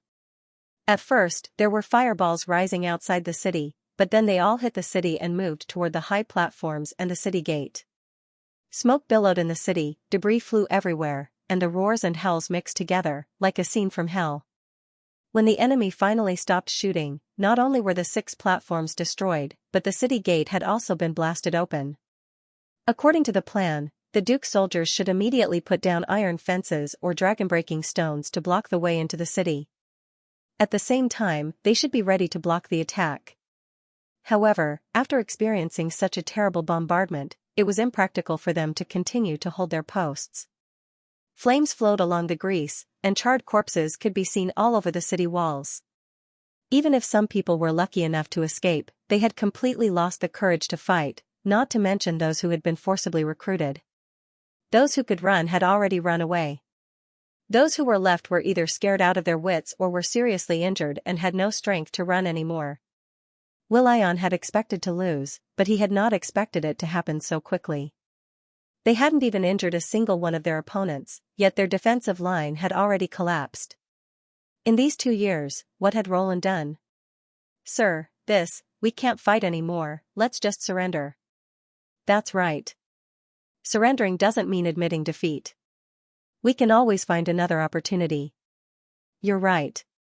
As long as they stay in the eastern region, they'll get their revenge sooner or later. If His Majesty Timothy were here, he wouldn't blame you. You've done your best. You can only blame the enemy for being too cruel. After a moment of silence, Will.i.on turned to look at Gryna. Gryna had pushed away a burning wooden beam to protect him when she retreated. The scattered charcoal had burned off a corner of her hair and left 2 black marks on her face. Even so, her eyes were still as bright as before, without a trace of frustration or embarrassment. "I'll listen to you." The Duke took a deep breath and said, "You surrender." "Sir, what about you?" "I didn't prepare for 2 years just to leave a reputation of surrendering without a fight," he said slowly. "I have to make Roland understand that powerful force can't conquer everything. His Majesty Timothy also has fearless vassals." "Gryna, where's my knight regiment?" Chief Knight said without hesitation, "They're all on standby in the second ambush zone. No need to hide. Let them all come to the city gate," Will.i.on ordered. "Viscount Audiobook, withdraw all the traps we've prepared." "Withdraw? Why?" the nobles asked in surprise. "Those traps alone can't stop the enemy. It's better to let them in and have a head-on charge. At this point, someone has to give us an explanation." The Duke found himself surprisingly calm at the last moment. No matter what, this scene would be recorded in the history books, and he would have a clear conscience about His Majesty. An hour later, Roland's army finally appeared at the city gate. They moved very cautiously. First, a small team dismantled the broken door planks and occupied both entrances and exits. Then, the rest of the troops followed. Stepping into the city, they quickly piled up a simple camp in the middle of the long street and pushed 2 strange flintlocks to the front. Will.i.on did not care what they were going to do. He raised the reins and slowly led the Knight Regiment out from the corner of the street and lined up along the street. The 7th Knight Regiment and 15 squires were his last counterattack force. This also convinced the Duke of the necessity and superiority of the aristocratic system. In the face of such a desperate situation, only the nobles who understood loyalty, honor, and duty could still muster up the courage to charge at the enemy. He pulled down his helmet and set up his spear. Facing the increasing number of invaders, he let out a long sigh. "Although we've failed today, history will not forget us. Everyone's name will become a poem and be sung in songs. Muster up the courage and fight fearlessly to the last moment. Knight of the Borg family, charge with me. Victory!" Will.i.on waved the reins and led his men to speed up along the long street, charging at the enemy's position. The billowing smoke and the unextinguished flames were the best embellishments on the battlefield. For a moment, the Duke felt that this was the right place for him. Soon, the charging distance was shortened by half and the horses' speed increased to the maximum. However, he did not hear the drumming of hooves behind him. Turning around, Will.i.on could not help but be stunned. He was surprised to find that the more than 20 people who had charged at the beginning had disappeared. Only Galena was still by his side. There was more than one road on this street.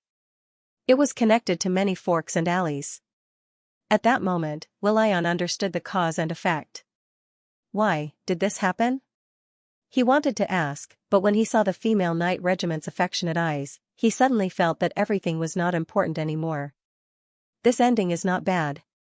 At least I have you by my side, don't you? Will smiled. He lowered his spear and aimed at the nearest enemy.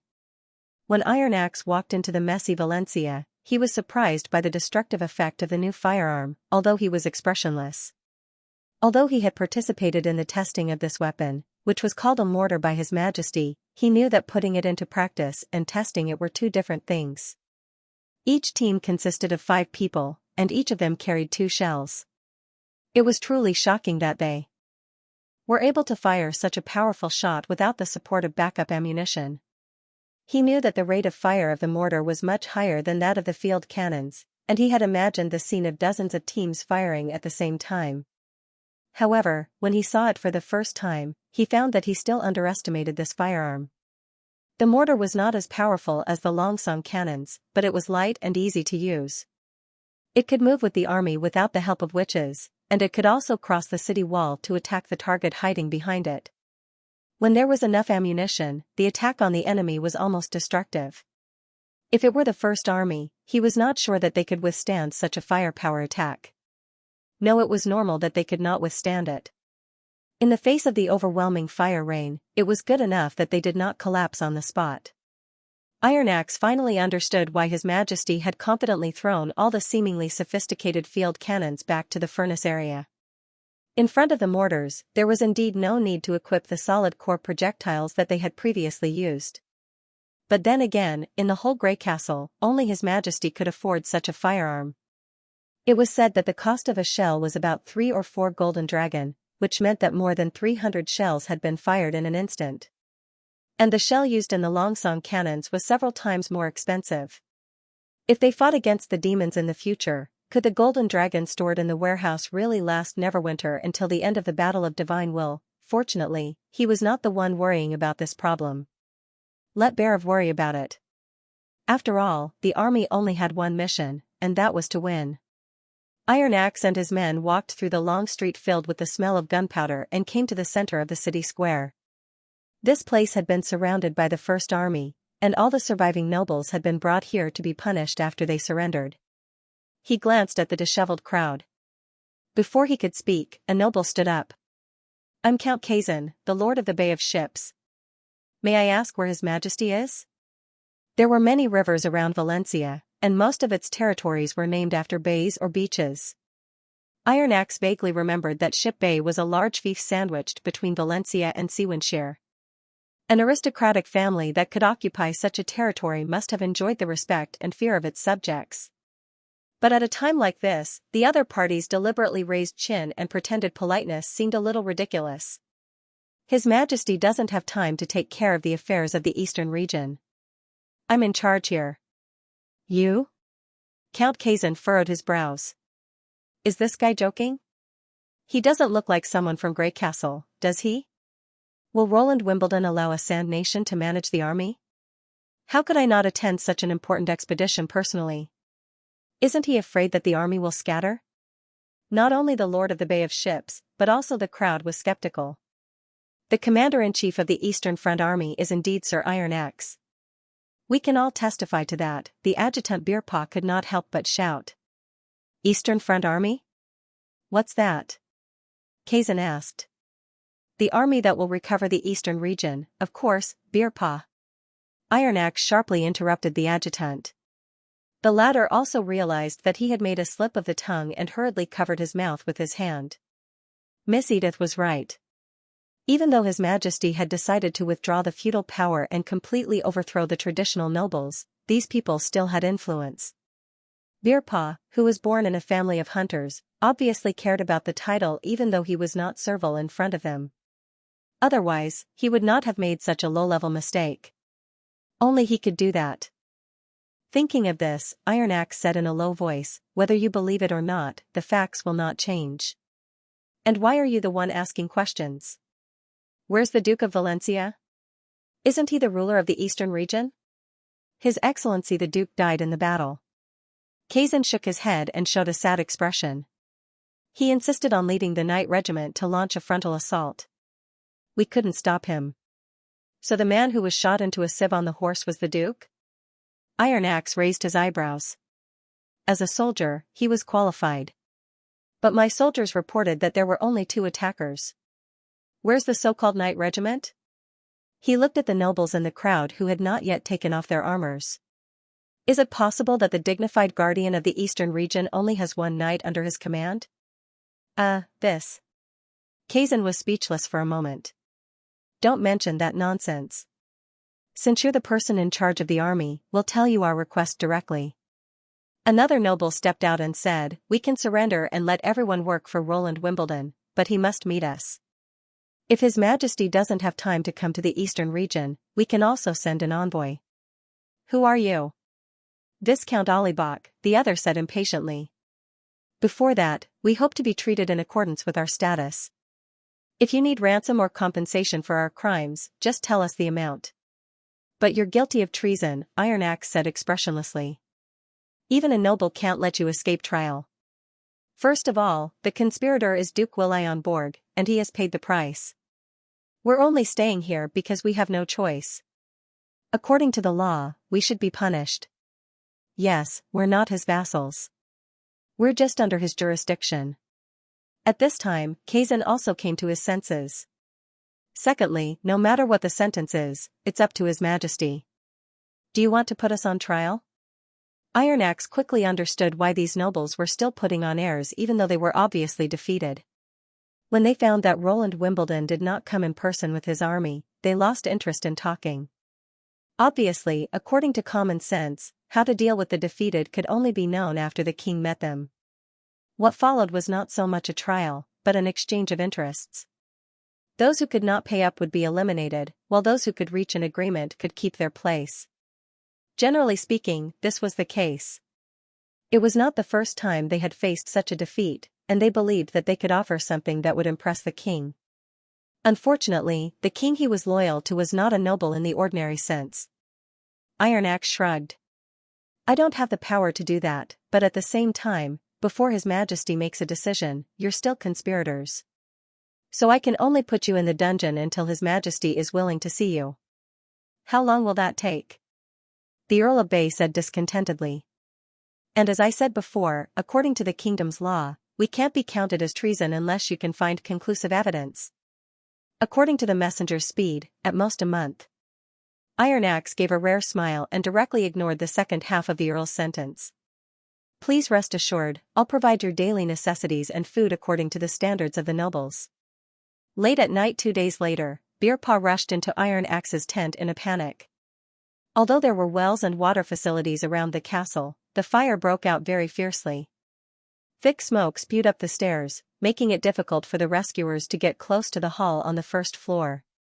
The First Army quickly withdrew from the castle and sealed off the area. The fire burned for more than 4 hours, and they could not enter the dungeon until the next afternoon. By then, there was nothing left in the dungeon. After that, it was time to clean up and investigate the scene. The officers who came with the army set up a temporary city hall and began to take over the administration of Valencia. The dungeon fire soon came to an end. A group of rats who hated Duke Borg, who had turned the prosperous city into a poor stronghold, sneaked into the castle through a secret passage and set the piles of wheat straw in the dungeon on fire. Therefore, this was a very vicious case of arson, which not only posed a major threat to the order of the eastern region, but also provoked the First Army of Neverwinter. In addition to vigorously publicizing the results of the investigation, the First Army and City Hall also launched a citywide campaign to wipe out the rats. Leniency for those who confess, severity for those who resist, rewards for those who report, and distribution of food. In addition, the stored food found in the mansions of various nobles was put into the market and relief, and the lifeless city suddenly became noisy. On the night when the order to kill the rats was issued, Bearspaw once again went into Iron Axe's tent.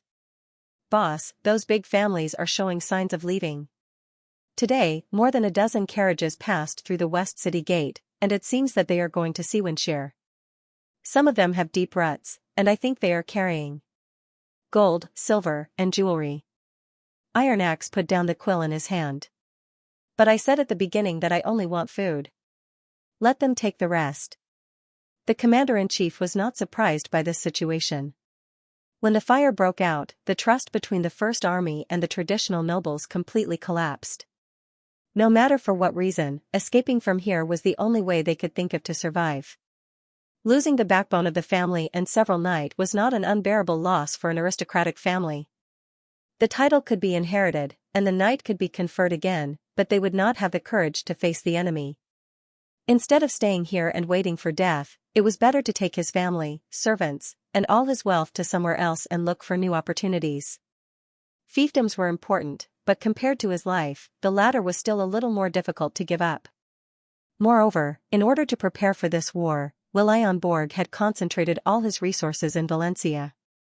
Most of the nearby territories were severely abandoned, and it would take at least 2 or 3 years for them to recover. Otherwise, they would not have made up their minds so quickly. Boss, there's one more thing. Beerpaw paused halfway through his sentence. For the simple-minded adjutant, this was a rare expression. Speak, Iron Axe said sternly. The fire in the dungeon was set by you? Beerpaw hesitated for a while before finally asking in a low voice. Why do you say that? Let's not talk about the fact that there's an iron door in the secret passage that's hard to break through with just the strength of a few rats. I don't think the troops stationed there are so lax that they didn't notice that someone was arson. Besides, I also went to the dungeon to check. The fire didn't seem to come from the room, but spread from the corridor to both sides. And according to the burnt remains, it should be caused by oil. Iron Axe nodded and said, You're right. I gave the order. Beerpaw probably did not expect Iron Axe to admit it so readily. He was stunned for a while and asked. Why? This kind of thing can be done by me. It's easier to make mistakes if you know. That's not what I'm asking. The adjutant shook his head. What I mean is, didn't they surrender? I see. Iron Axe pondered for a moment. In short, I didn't have time to screen whether they were really willing to surrender or not. His Majesty also didn't have time to judge them.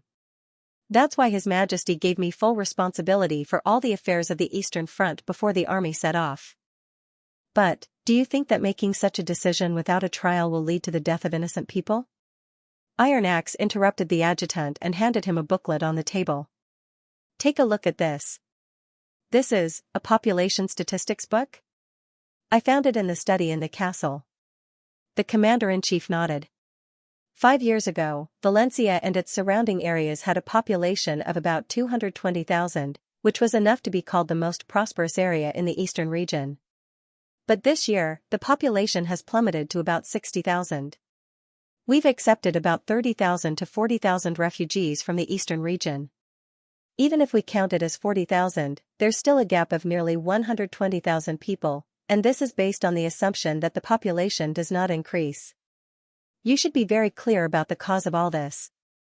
Beerpaw gasped and said, the farmland that was flooded. And this Valencia that has changed beyond recognition. Iron Axe stood up and walked to the candlestick with his hands clasped behind his back. In order to block the road and thicken the city wall, William obviously conscripted all the nearby subjects. Without the permission and assistance of other lords, he couldn't have done this alone.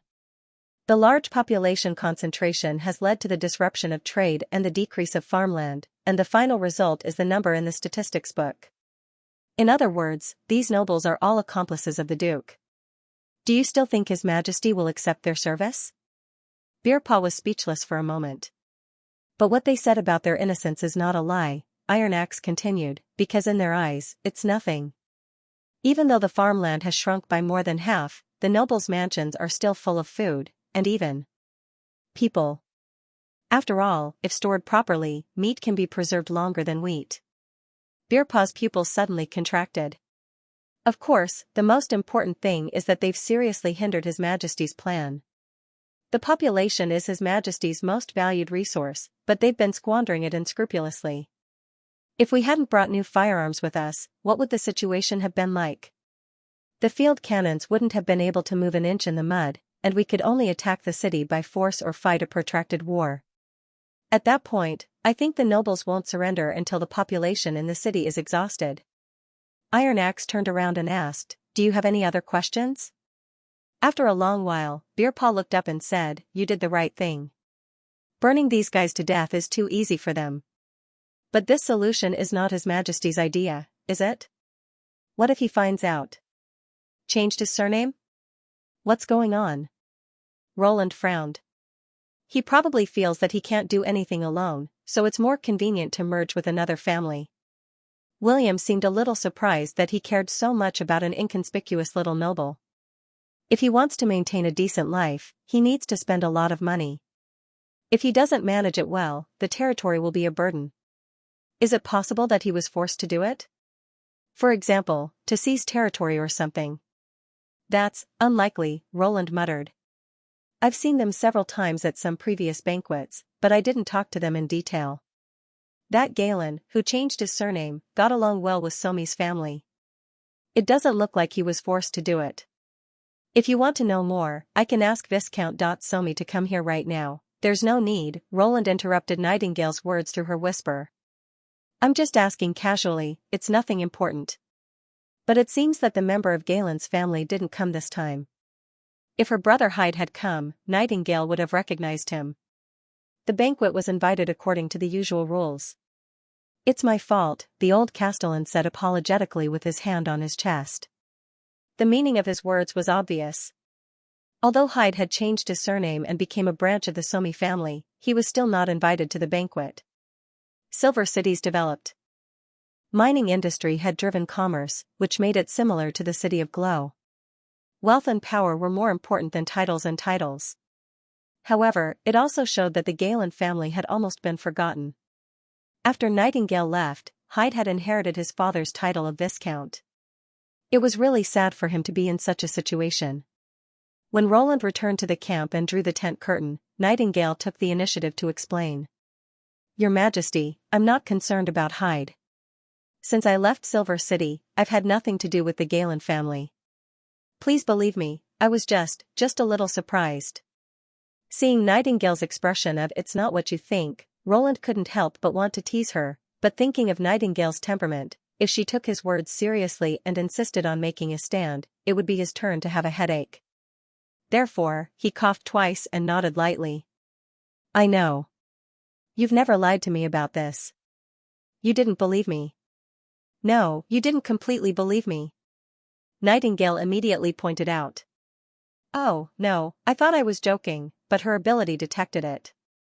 Roland had to take a deep breath and get rid of the distracting thoughts in his mind. Then he looked into her eyes and said seriously, I believe you. This time, it was Nightingale's turn to feel uncomfortable. She blushed and unconsciously looked away. I'm really just surprised. It has nothing to do with the person who betrayed me. Although Roland wanted to say that it was normal for him to care about it, it was better for him to play along with her. What are you surprised about? The Somis used to have a good relationship with my father. Nightingale said in a low voice. After my father passed away, they came to visit me in old Guyland's mansion. But when he found out I was a witch, old Guyland forbade me from seeing them again. I didn't expect that Viscount Somi would accept Hyde into his family. This really surprised me. Roland, who had lived in this world for many years, immediately understood what Nightingale meant. If the two families really had a good relationship, Viscount Somi should have helped her brother to rebuild the family business after old Guyland's death. This was not uncommon in noble stories. The fallen heir would make a comeback with the help of others and repay them with several times the wealth. Some even let their descendants marry each other. These were all stories that everyone loved to talk about. But it was not the same for the only heir to change his surname. This meant that the Guyland family would be completely severed and the title of Viscount would no longer be passed on. Now that Roland had decided to take back all the enfeoffment power, it did not matter whether Hyde was a noble or not. However, from the perspective of a traditional noble, this was even more serious than a plot to steal money. It did not seem like something that a family with a good relationship would do. If you think it's strange, you can check it out. Roland sat back at the desk and spread out a stack of parchments. This was his job every time he went to a place, to check the local population and financial situation. I have Sylvie and the gods' punishment witches to protect me, so I'll be absolutely safe in the camp. You don't have to stay with me all the time. Nightingale hesitated. But this is the Guyland family's business, and it has nothing to do with me. Of course you can't say that your father's territory has nothing to do with you. Roland thought to himself, and your childhood mansion is also on that land. It's rare for me to come here, and I don't have to worry about being chased by the church. I'll just take it as a revisit. Perhaps it was the words childhood mansion that moved Nightingale. After a long silence, she made up her mind. Then you have to promise me that if you want to leave the camp, you must call me back first. Besides, I'll just take a look. I won't do anything else. I know. Roland smiled and shook his head. Now he felt as if he was forcing her to go. However, it was better to face the past than to keep it in her heart. Only after experiencing it could she really let it go. Nightingale was still too young and too. The next day, at dawn, Nightingale left the camp and walked along the road to the east of Silver City. In her memory, her home was very big. In addition to a big two-story house, there was also a wide farmland that was large enough to cover her footprints. Beside the farmland was a stream that flowed out of the mountain forest. In summer, she could catch a lot of crabs. Further east, she would come across a steep ravine. Her family often said that there might be a hidden gem vein under the ravine. When she got married, they would give her the biggest gem in the ravine as a dowry. But after leaving Silver City with the Witch Cooperation Association, Nightingale gradually understood that her family's territory could be counted as one of the lowest among the nobles. If it was in other places, it was estimated that it wouldn't be much different from a knight's territory. The water source was a stream, so the farmland area was inevitably limited. As for the gem vein in the ravine, it was probably only her family's wishful thinking. Even if it really existed, they wouldn't have enough gold royals to develop it. However, when she set foot on this land again several years later, the impression in her memory still did not fade in the slightest. Even though it looked a lot smaller, and the ridge full of weeds was no longer endless, but the memories of her childhood added an indescribable sense of freshness to it. She couldn't help but understand what Wendy meant when she said, "Getting rid of the nightmare of the past doesn't mean that we have to cut off the past." When approaching the location of the mansion, Nightingale couldn't help but be startled. She had thought that this unattended mansion would become dilapidated, but she didn't expect that it not only looked new, but also expanded several times on the original basis. Passing through the courtyard wall, she saw that there were many people gathered inside. They were dressed in simple clothes, and some of them even looked no different from beggars. Several servants shuttled through the crowd, giving them bowls of hot porridge, and from time to time the crowd burst into a burst of gratitude. Is this relief food distribution? She followed the crowd's gaze to the end of the courtyard, and saw a man standing at the door of the house, smiling in response to the crowd's gratitude. Whether it was the way he dressed or the way he behaved, he was very much like a noble. That man was her former brother. The expected chaos did not come to Valencia, and the situation was completely beyond Bale's imagination.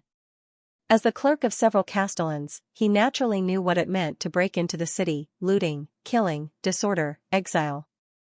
Whether it was a knight, a mob, or a pirate, it made no difference. It was the same when King Timothy put down the rebellion and when the new duke took over the throne. The food and wealth in the city were the best rewards for those who seized power, and it was only natural for them to keep as much as possible, just like the nobles were born to be nobler than the common people. The records in the history books had proved its correctness many times. However, the situation was completely different this time. Roland's army not only did not attack the people, but also carried out relief and pacification work. A large pile of wheat found in the Duke's castle was cooked into oatmeal and distributed to the hungry people. A large number of recruitment notices were posted in the center of the square, and in addition to food, the participants could also get a certain amount of pay. Did Roland's soldiers not mind that these things, which originally belonged to them, were distributed to a group of unrelated people? Did Prince Roland travel thousands of miles to conquer Valencia just to squander his own treasury? Throughout all kinds of books, Bale had never seen such a ridiculous precedent in history. But these only surprised him at most, and there was another thing that made the clerk feel a deep fear. That was the castle fire a few days ago. The propaganda saying that the rats set the fire was full of loopholes. He had served 3 dukes and lived in the castle for more than 20 years, but he had never found the entrance or exit of the secret passage. For such a life-or-death escape route, it must be designed to be very hidden and safe, and it would be difficult to find it even from the inside, let alone from the outside. If those guys had this ability, they would not have been reduced to the rats on the Black Street. The fire was set by Roland's people. After realizing this, Bale felt his heart suddenly clench. For the first time, the nobles were no longer nobler than the common people, and their lives were the same as those who were stuffed into the city walls, without any security to speak of. Perhaps even more dangerous. The big families that had not been wiped out by Roland apparently also thought of this, and their reaction was very direct, that was to leave Valencia. And even Grey Castle. So what next? Would such a thing befall him? Over the past few days, the scribe's hair had been falling out in clumps, and the area of his head had grown larger and larger. This fear did not come from blind imagination. In the past 10 years or so, he was known as a nobleman without a title, or the nobleman closest to nobility. He had served many lords, seen many things, and read more books than most of the children of the aristocratic families. Because of this, no matter if it was Garcia's looting or the change of control of the eastern region, he was able to get through them unscathed. Even if the people in the city were sifted again and again like rice straws, he still had the energy to observe and record the scenes. But now, Belle could not even fall asleep. Although the powerful army had not attacked any non-nobles, even ordinary people who had worked for the big families, he was not sure that they would continue to do so in the future. He couldn't beg those families to take him with them because he was still a commoner. He didn't want to sit still and wait for death.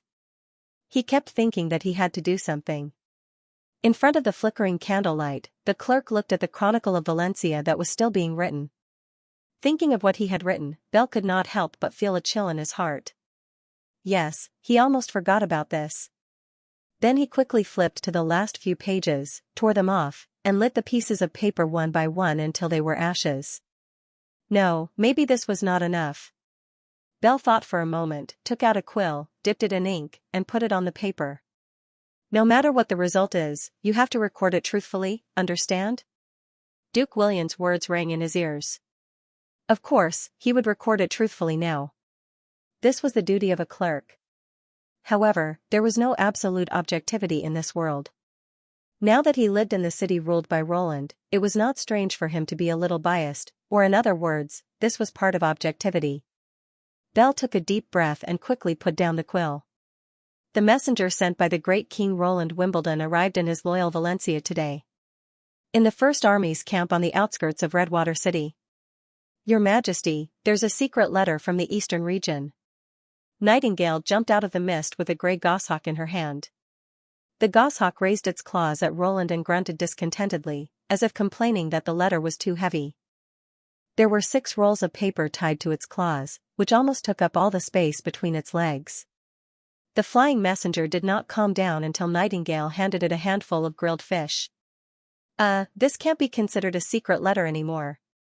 Roland opened the 6 densely written notes in turn and quickly skimmed through them. The sender was Iron Axe, and the main content of the letter was a routine post-war summary and situation report. The first half of the battle was exactly as he had predicted.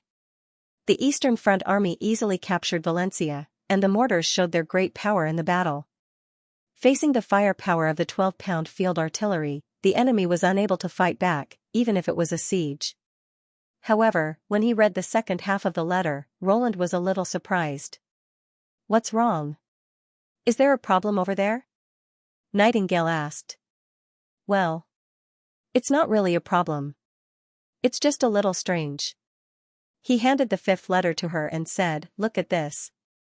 Burning the dungeon that imprisoned the nobles? Nightingale glanced at it and immediately caught the key point. Didn't you order this? Roland shook his head and said, No, I just told him that he would be fully responsible for the war on the Eastern Front. Then. What's strange about it? She was puzzled. Since he's fully responsible, it's normal for him to take any action, right?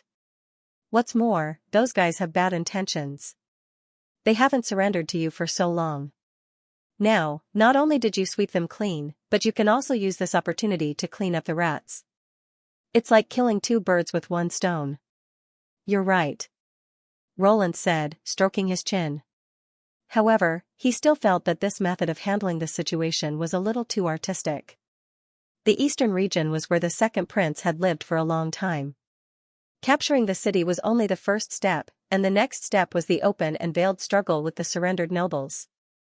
Therefore, he handed over most of the novice officials trained by the city hall to the Eastern Front Army, and appointed Iron Axe, who was from the Sand Nation, as the commander of the Eastern Front Army. According to his expectation, after capturing Valencia, in order to eliminate the enemy, Iron Axe would most likely exert his torture skills to the extreme. Even the high priests of the church could not stand the torture of the Magians, let alone those delicate nobles. Through bloody trials and executions, he would gradually destroy the old power of the nobles and establish a new order in the eastern region. But directly burning it did not seem to be in line with Iron Axe's style. Roland thought for a moment and decided to put this little surprise to the back of his mind. He would wait until the two armies converged before asking. After all, as Nightingale had said, the effect of this fire was surprisingly good. The big families were directly scared out of their wits. They no longer cared about their own fiefdoms and began to swarm out of the country. It seems that I have to work harder. Roland shrugged inwardly. It was not a glorious thing to be left behind by his subordinates. Fortunately, Redwater City had basically recovered its stability. 70% of the nobles who had passed the screening had decided to continue their original businesses, while the rest hoped to try their luck in City Hall. Although the basic requirement to apply for the administrative examination was literacy, Roland believed that these people had little chance of passing the final examination and becoming official officials. After all, it was not easy to change the habits of the nobles. Of course, even being a clerk was much better than being killed. There were even 3 nobles who wanted to join the First Army. They were all knights, and under Nightingale's observation, they didn't have any malicious intentions.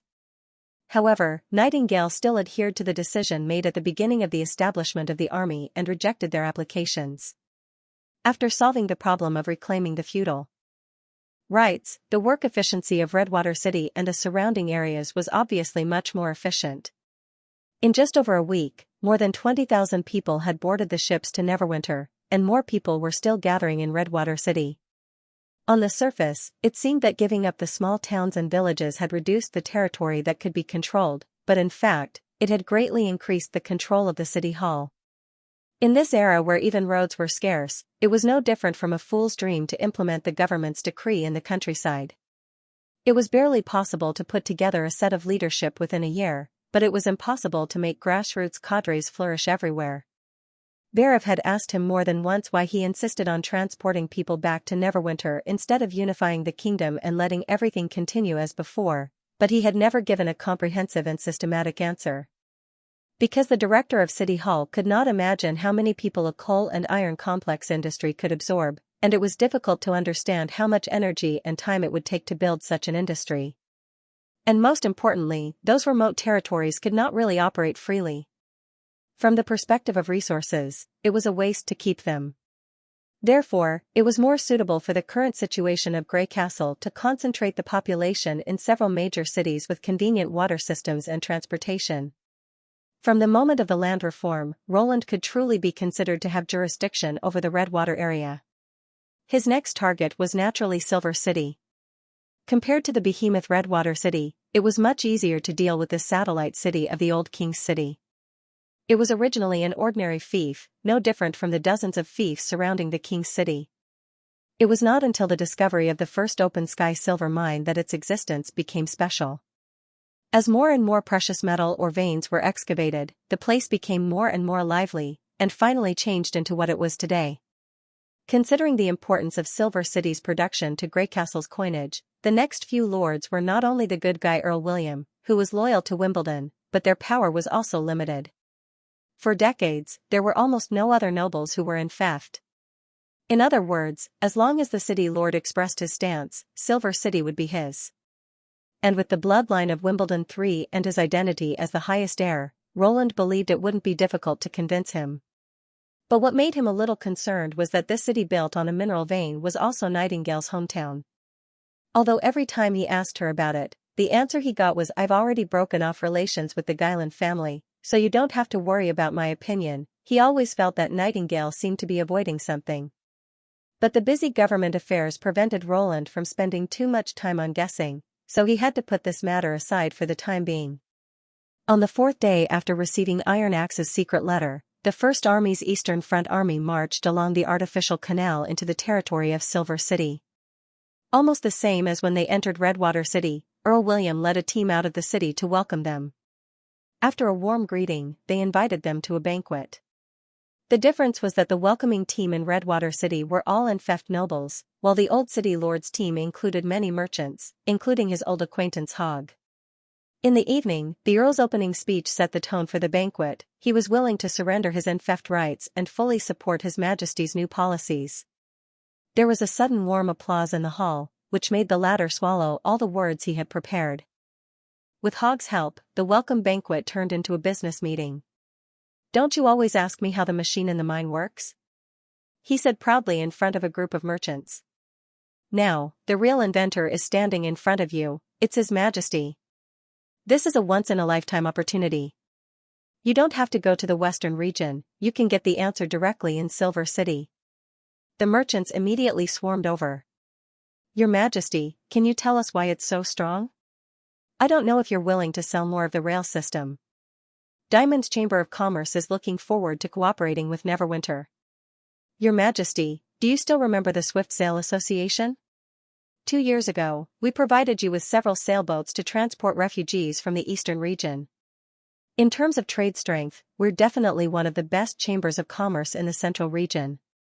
If possible, the Swift Sail Association hopes to purchase a complete set of steam engine manufacturing equipment. Of course, the price will definitely be generous."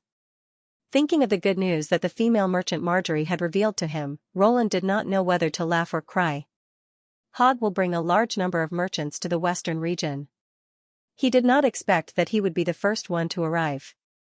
If the rest of Grey Castle was like Silver City, how wonderful the world would be.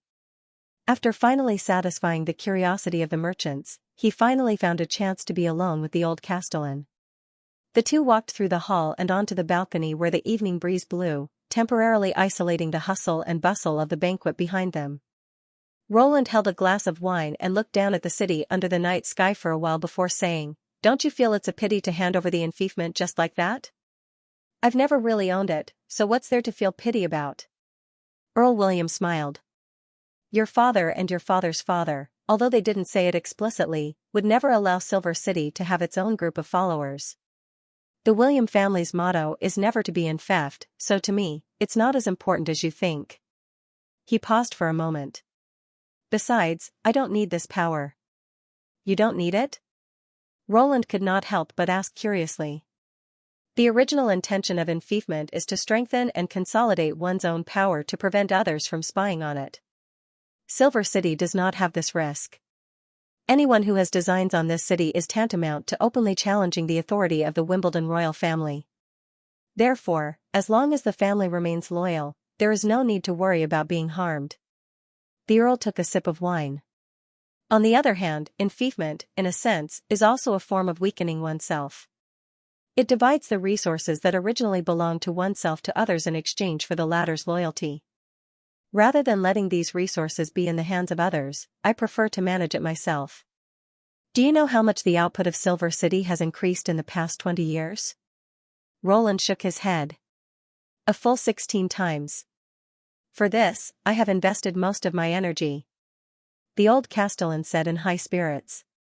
"In the beginning, it was only an open-air silver mine. Now, there are more than 10 types of mineral veins.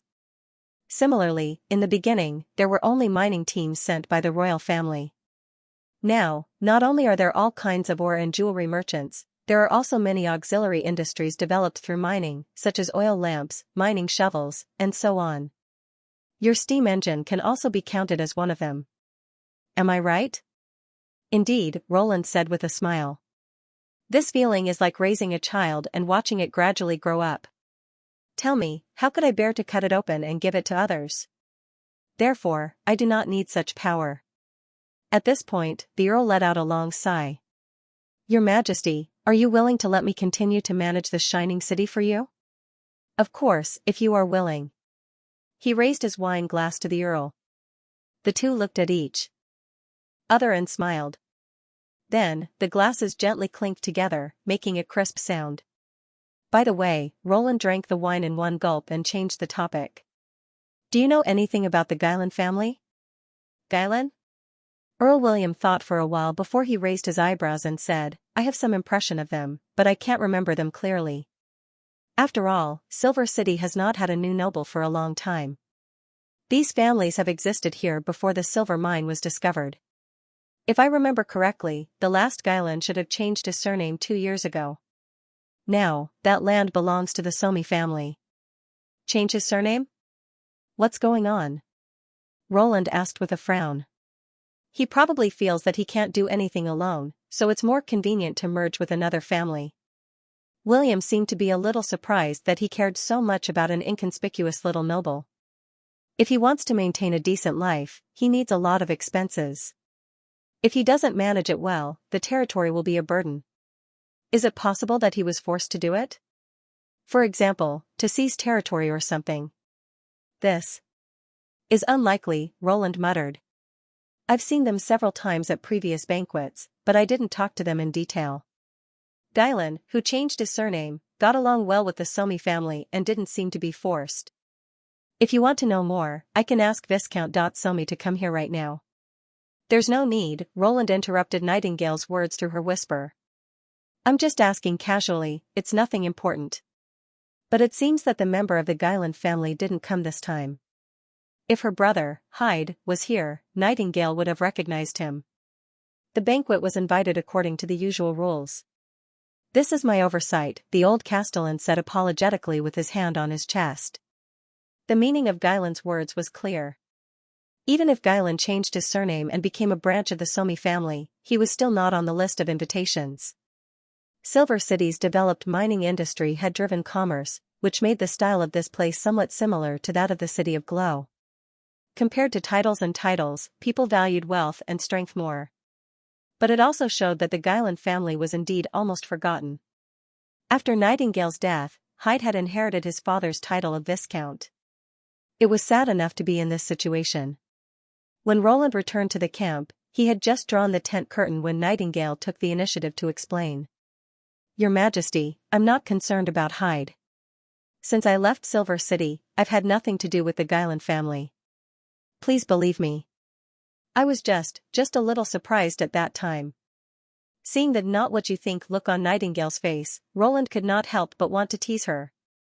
But when he thought of Nightingale's temperament, if she took it seriously and insisted on telling the truth, it would be his turn to have a headache. So he coughed twice and nodded lightly. I know. You never lied to me about this. You didn't believe me. No, not completely.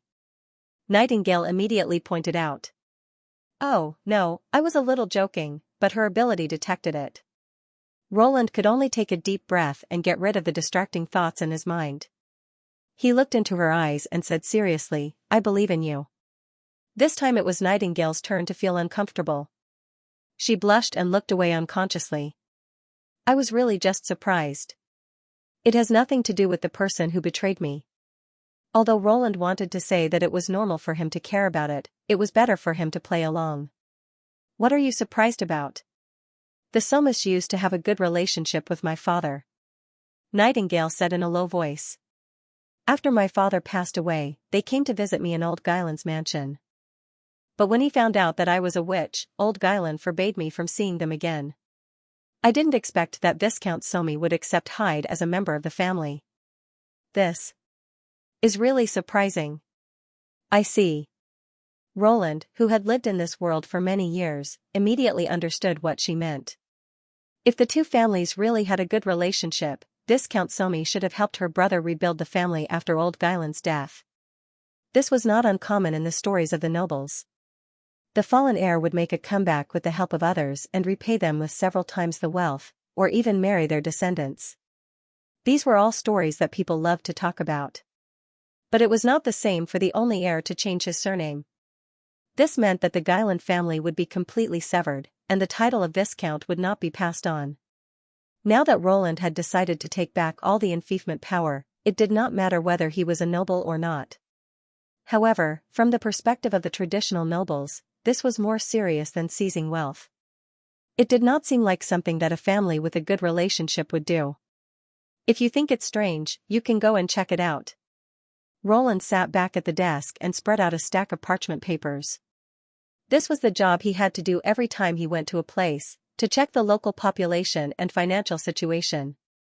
I have Sylvie and the gods' punishment witches to protect me. I'll be absolutely safe in the camp. You don't have to stay with me all the time. Nightingale hesitated. But these are the Guyland family's affairs. They have nothing to do with me. Of course, I can't say that your father's territory has nothing to do with it. Although now it has to be handed over to the state, he thought, and the mansion you lived in when you were a child is also on that piece of land. It's rare to come here, and I don't have to worry about being chased by the church. Perhaps the words childhood mansion moved Nightingale. After a long silence, she made a decision. Then you have to promise me that if you want to leave the camp, you have to call me back first. Besides, I'll just take a look. I won't do anything else. I know. Roland smiled and shook his head. Now it felt like he was forcing her to go. However, it was better to face the past than to keep it in her heart. Only after experiencing it could she really let it go. Nightingale was still too young and, a little too young. At dawn the next day, Nightingale left the camp and walked along the main road to the east of Silver City. In her memory, her home was very big. In addition to a big two-story house, there was also a wide farmland that was large enough to cover her footprints. Beside the farmland was a stream that flowed out of the forest. In summer, she could catch a lot of crabs. Further east, she would encounter a steep ravine. Her family often said that there might be a hidden gem vein underneath. When she got married, they would give her the biggest gem in the ravine as a dowry. However, after leaving Silver City with the Witch Cooperation Association, Nightingale gradually understood that her family's territory was considered to be the lowest among the nobles. If it was placed in other places, it would probably not be much different from the average knight's territory. The water source was a small stream, so the farmland area was inevitably limited. As for the gem vein in the ravine, it was probably the wishful thinking of her family. Even if it really existed, there was not enough golden dragon to develop it. However, when she set foot on this land again several years later, the impression in her memory still did not fade in the slightest. Even though it looked a lot smaller, and the ridge full of weeds was no longer endless, but the memories of her childhood added an indescribable sense of freshness to it. She could not help but understand what Vendi meant when she said, getting rid of the nightmare of the past does not mean cutting off the past. As she approached the location of the mansion, Nightingale could not help but be startled. She originally thought that this uncared-for house would become dilapidated, but she did not expect that it not only looked new, but also expanded several times from the original foundation. After passing through the courtyard wall, she saw that there were many people gathered inside. They were dressed in simple and crude clothes, and some of them were no different from beggars. A few servants shuttled through the crowd, handing out bowls of hot porridge to them. From time to time, the crowd would burst into a burst of gratitude. Was this relief food distribution? She followed the gaze of the people to the end of the courtyard. A man stood at the door of the house, smiling in response to the gratitude of the crowd. Whether it was the way he dressed or the way he behaved, he was very much like a well-off noble. That person was her former brother. According to the Lord of Silver City, it was impossible for the down-and-out Guyland family to have enough money to help the poor. That was to say, the expansion of the house and the distribution of hot porridge should be the work of Viscount Somi. Regardless of the reason why they chose to bring Hyde into their family instead of selflessly helping him out like the rumors spread among the nobles, the outcome didn't seem too bad. A person who was willing to give money and food to the needy and did not ask for anything in return was not a bad person. Moreover, the Somi family had expressed their goodwill through Hyde, which was, in a sense, a kind of compensation. To say the least, even if Hyde had been living a terrible life, she would not have intervened. She just came here to see her childhood home and to reminisce about the past. When Nightingale was about to go somewhere else, she suddenly had a strange feeling. She stopped. What's wrong, she thought. The poor people in ragged clothes, the servants who maintained order, the guards who guarded the mansion, and the nobles who presided over the overall situation.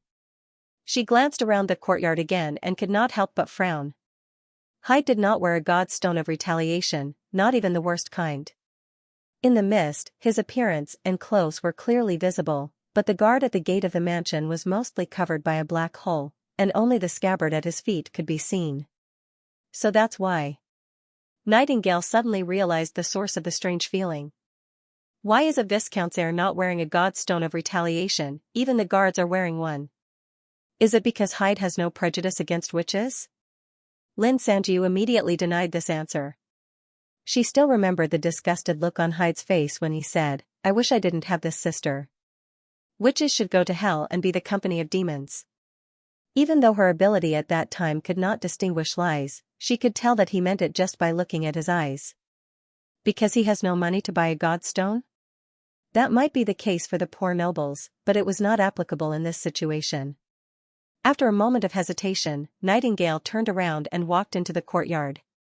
The moment she passed through the gate of the mansion, she heard the conversation between the two guards. Nobles are really scary people. This guy's life isn't much different from ours, and he's as obedient as a dog in front of his lordship. But after changing his clothes, he's completely different. Could it be that this is what his lordship always talks about? "Don't talk nonsense," the other man scolded. "The Viscount is in the house now. If anyone hears you, tell him that you can forget about this month's salary. Don't worry. My ears are very sensitive. I'll be able to detect anyone approaching." The man shrugged. "Besides, I didn't make that up. The adults have a bad temper, and they scolded me so loudly that the people upstairs and downstairs could hear them clearly. Since you know he has a bad temper, all the more you shouldn't cause trouble at this time," the latter said impatiently. "No matter how His Excellency scolds him, he's still a noble. What are you? Is there a surname in the clan? Even the foreman of the neighboring village is more famous than you. If it wasn't for your uncle asking me to watch over you, I wouldn't have cared what you were saying." Yes, I'll shut up, okay?" "Huh?" He suddenly froze. "What's wrong? Why do I feel like someone passed by?" He looked around and said, "Maybe it's an illusion." Ignoring the guards at the door, Nightingale went through the wall and quickly found the Viscount's room through the godstone field. The higher the status, the better the godstone. Nightingale often used this method to identify the target when she carried out assassination missions in the past, and she rarely failed. When she heard that Somi was here, she vaguely realized that the distribution of porridge in the courtyard might not be as simple as it seemed. The Viscount was not alone in the room.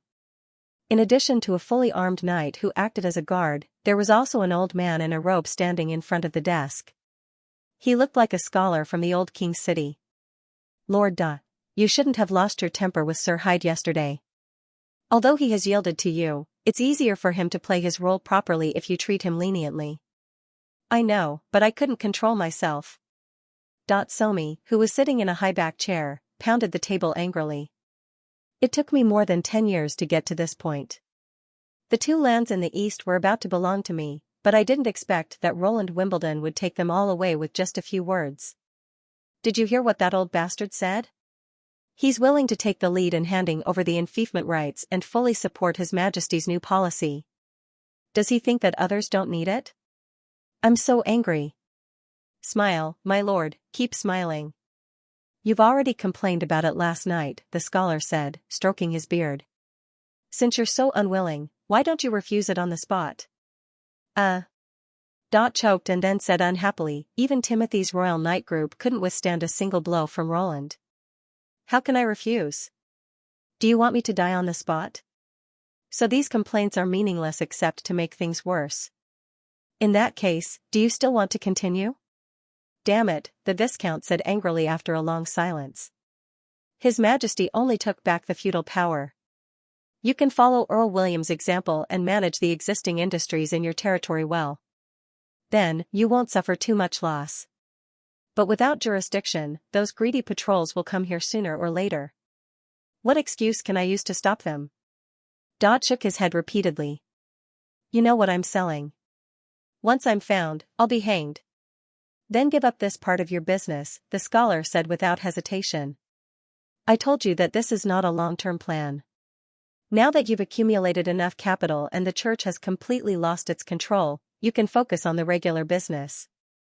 Otherwise, why did you go through so much trouble to get the Guyland family's land?" Isn't it just to get off the single log bridge? The Viscount hesitated for a long time.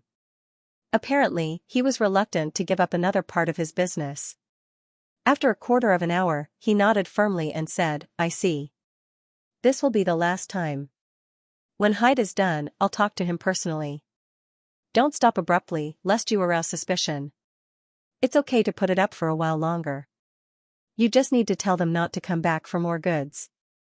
Okay, I'll do as you say. After deciding to give up the unstable business mentioned by the scholar, Doc completely relaxed. He leaned back in his chair and laughed. The two from the Guyland family must have no idea what they missed. In that case, I have no choice but to accept it.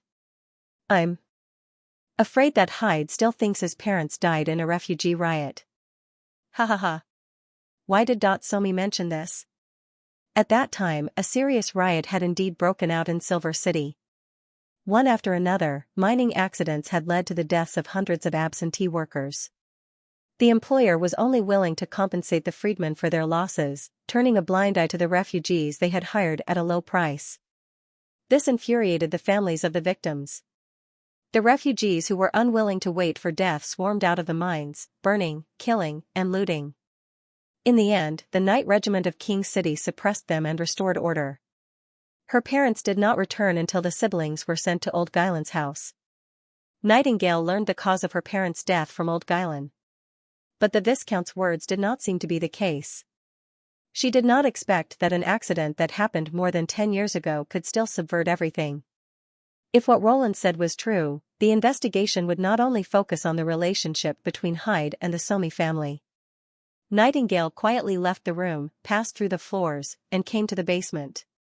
She then activated the sigil of listening that she always carried with her.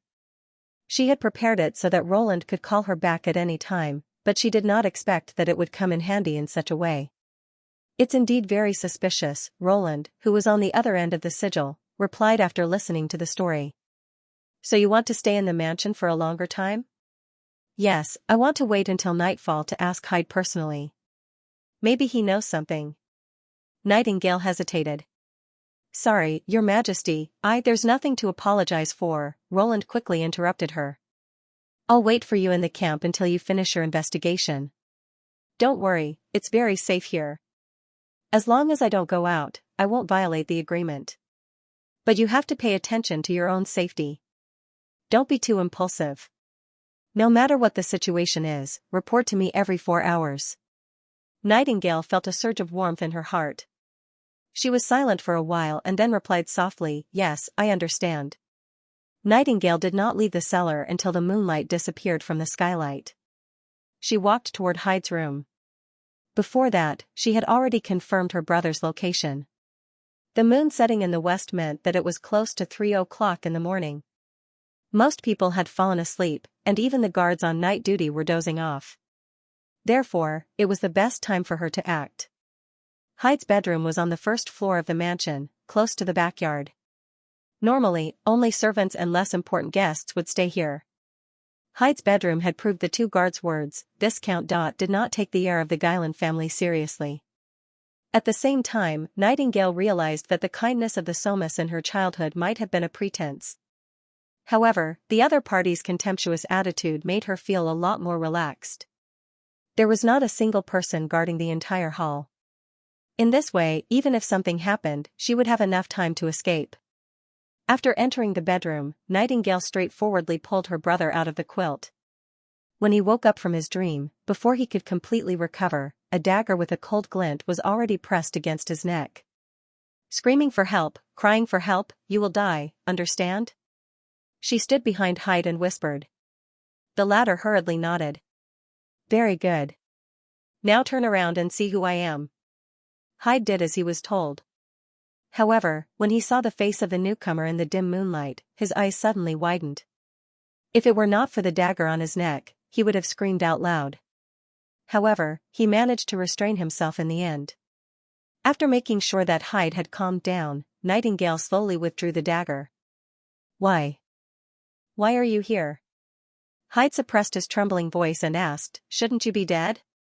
The moment she heard him speak, memories of the past suddenly surged into her mind. At that moment, Nightingale felt as if she had returned to old Guyland's house. The pain of being betrayed by her own brother and the oppression of her distant relatives made her feel so much pain that she wanted to die. Even her consciousness became a little dazed. It was this person in front of her who had personally torn apart her most vulnerable side and exposed it in front of an insecure outsider. Why do you say that? She bit her tongue to dispel the distracting thoughts in her mind. Because. Hyde swallowed his saliva. Timothy searched King City and the surrounding cities several times and claimed that all the witches had been executed by him. No, but, Veronica, sister. I don't want you to die. When I heard the news, I was also very shocked. I thought that if you didn't leave without permission, maybe you would be fine. Veronica. She had not heard this name for a long time. However, after so many years, she was not as trusting as she used to be. The trembling magic told her the answer. The latter half of Hyde's words were all lies. How did you get together with Viscount Somi? This. He paused for a moment. After the death of old Guyland, there were constant quarrels in the family. I don't know the details, but I know that when I inherited the title, there was almost no money left in the family. At that time, Lord Viscount came knocking on my door, and I had no other choice. Lie, he forced you to join the Somi family? Yes, he said that if I didn't agree, he would get rid of me. Then what are you doing for him now? Nightingale asked calmly. Helping the poor? No, Hyde gritted his teeth. He was just using me as a cover. In fact, he was selling Dreamland water. Those rats who helped him transport goods were among the crowd. I only discovered his trick recently. The magic did not respond to the first half of Hyde's words, but the latter half was still a lie.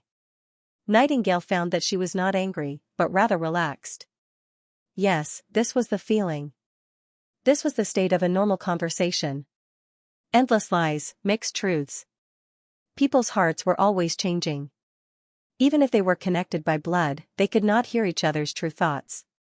Since the awakening of her ability, she had long been accustomed to such situations, whether it was in the face of lies or in the process of stripping the truth from layers of deception. Instead, it was Roland's conversation, in which she could not detect the pulsation of magic, that made it difficult for her to adapt. At this moment, the shadowy killer who lurked in the darkness and made the nobles in the central region tremble had returned.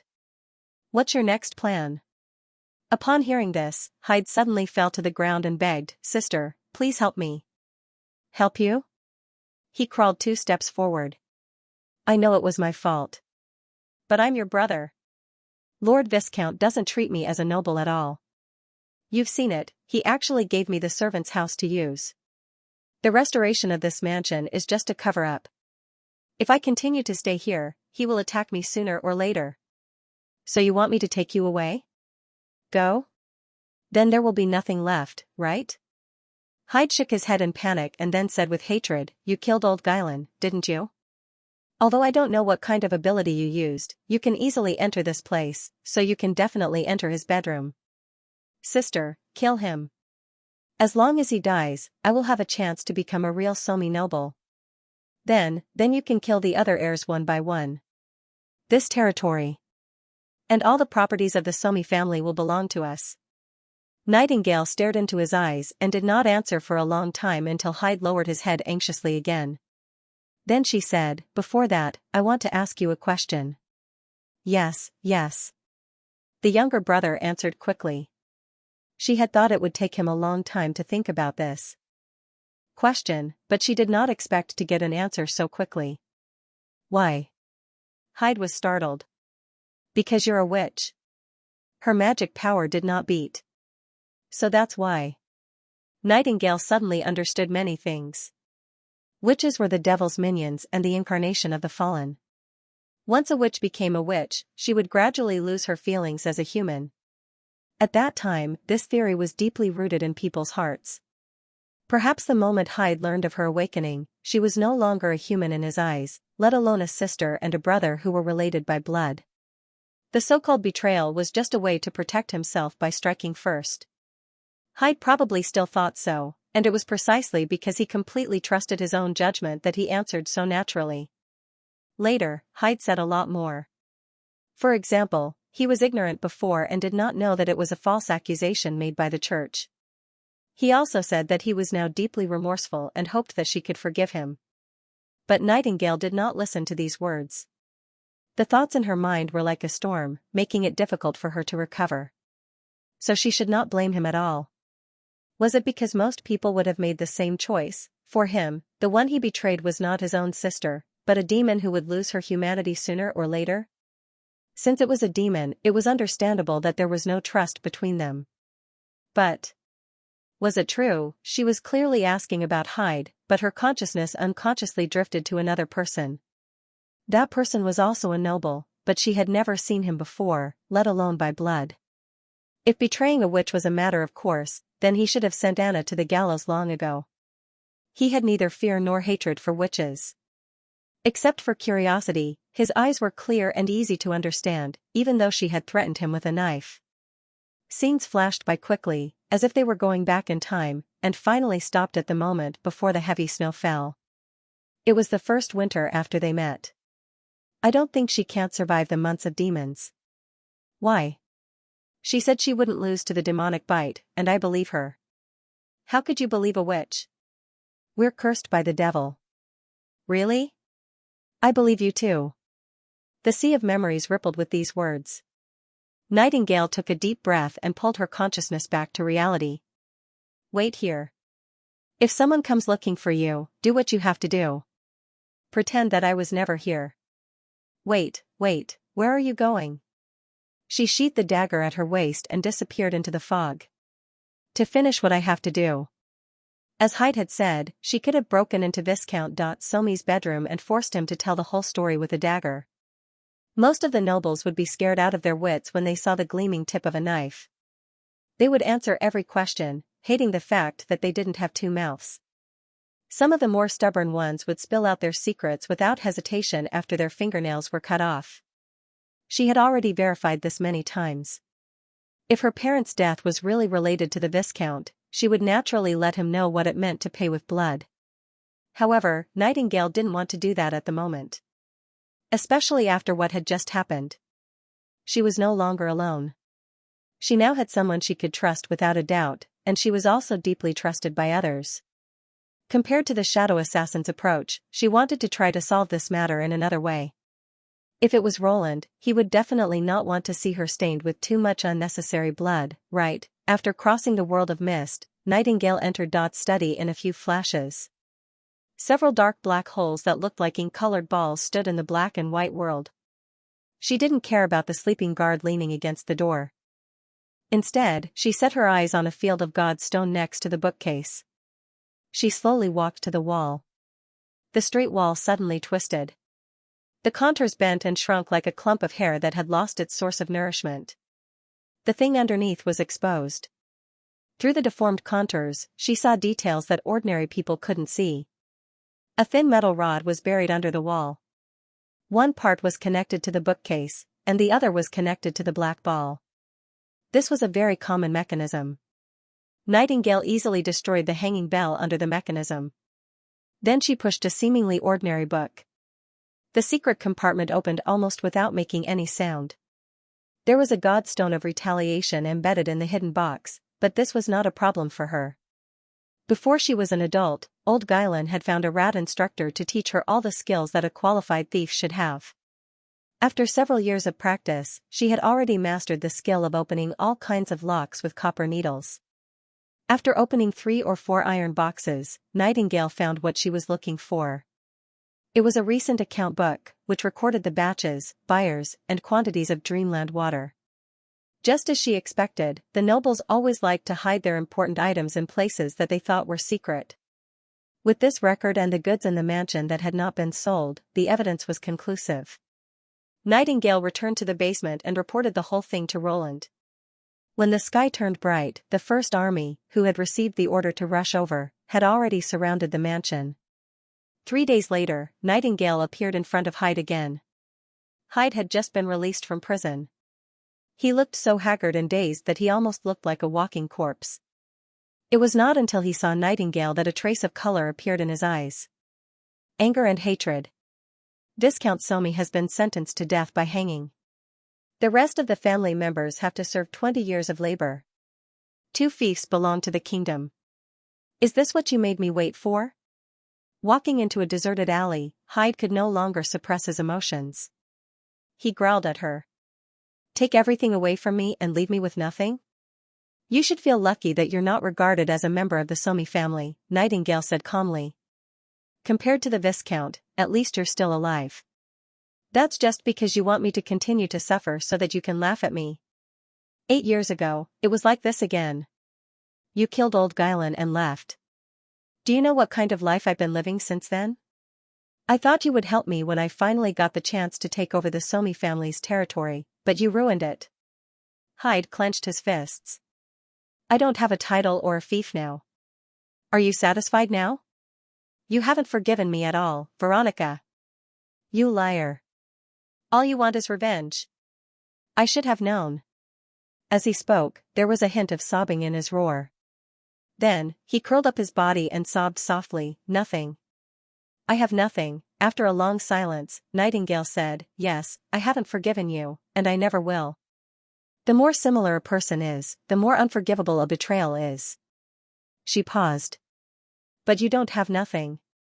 At least I gave you freedom.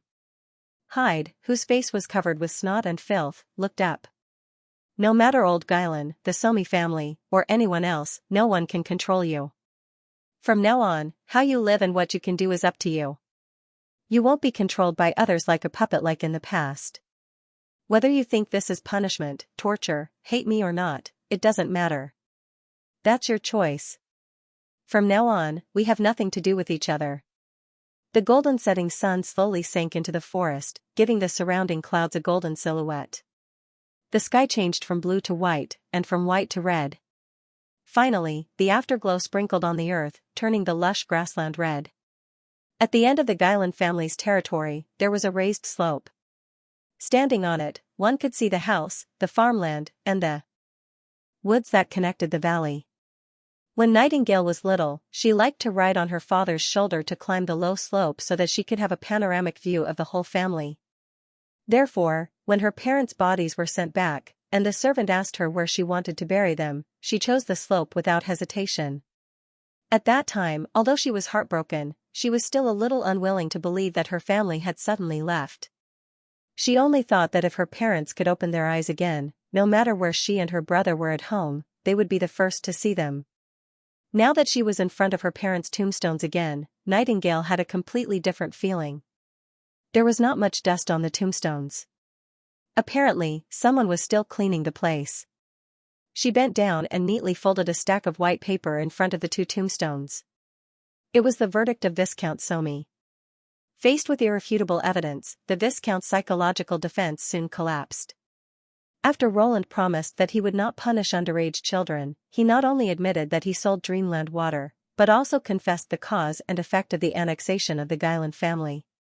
It turned out that the valley that separated the 2 families' territories did hide a treasure. However, it was not a gemstone vein, but a suspected gold mine. The person who found it was the Somi farmer. Due to the different terrain, the ravine that was considered a valley to the Guylan family was gradually leveled with the ground in the Somi territory. Farmers often went downstream to fetch water and bathe.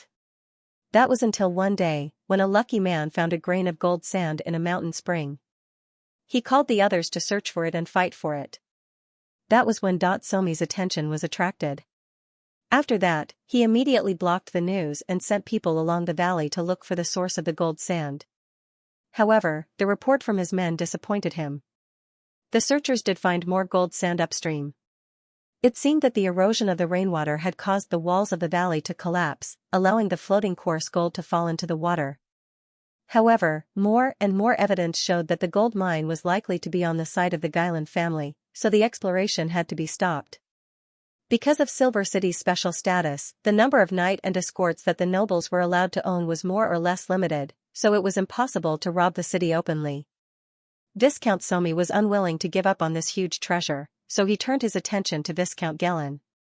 His breakthrough was old Guylan, a distant relative of the Gylans. The plan was simple but ruthless. He took advantage of the fact that old Guylan had neither a title nor a fief to entice him to cooperate with him. He promised that as long as he gave him a piece of land, the Gailan family would have a new master. The latter obviously could not resist the temptation of becoming a true noble and agreed to his scheme. So bribed the rats and killed the Gailans while the refugees were rioting. Old Gailan took in Hyde and Nightingale, who were still minors, and began to manage the territory on his behalf. As long as Hyde came of age, it would be easy to force him to give up his fief and title. An heir without protection was no different from a caged bird. Even if other nobles suspected him, they would only think that old Gailan was too greedy. At this point, it was a foregone conclusion. However, Nightingale's awakening revealed a flaw in the plan. She disappeared without a trace after killing old Gailan on the day she came of age, and old Gailan did not get the title he dreamed of until the moment he breathed his last. Somi had to change his plan. He could rope in old Gailan, but he could not get everyone in the Gailan family to side with him. After all, there was only one title that he could use as a bargaining chip. He had to use it when it mattered. Ironically, it was Hyde who he finally found. When Nightingale heard this, she thought it was ridiculous. Hyde's property was used as a bargaining chip, and Hyde naively thought that the Viscount would help him. Without much hesitation, he agreed to the proposal of the person who killed his family. With the Viscount's support, Hyde stood out from a group of relatives who were fighting for power and profit. He finally kept his title and became the official heir of the Gailan family. Then, as promised, he merged into the Somi family. It was not that he kept his promise. After the internal strife, the family's industry was on the verge of collapse, and most of his subjects had been lost.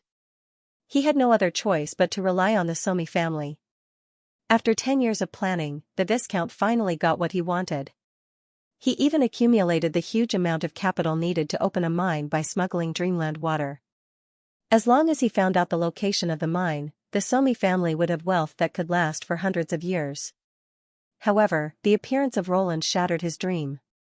For a suspected gold mine, he murdered nobles of the same rank and broke up several families. Nearly 20 people died in the vicious scheme, but all he got was a noose around his neck. From beginning to end, he did not even get a glimpse of the gold mine.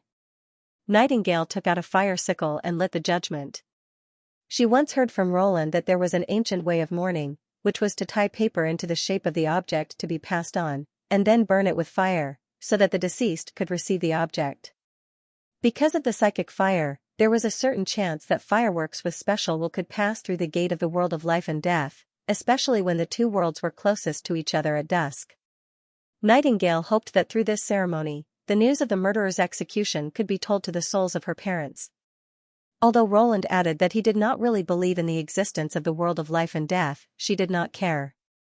Rather than saying that he was comforting his parents, it was more like he was comforting himself.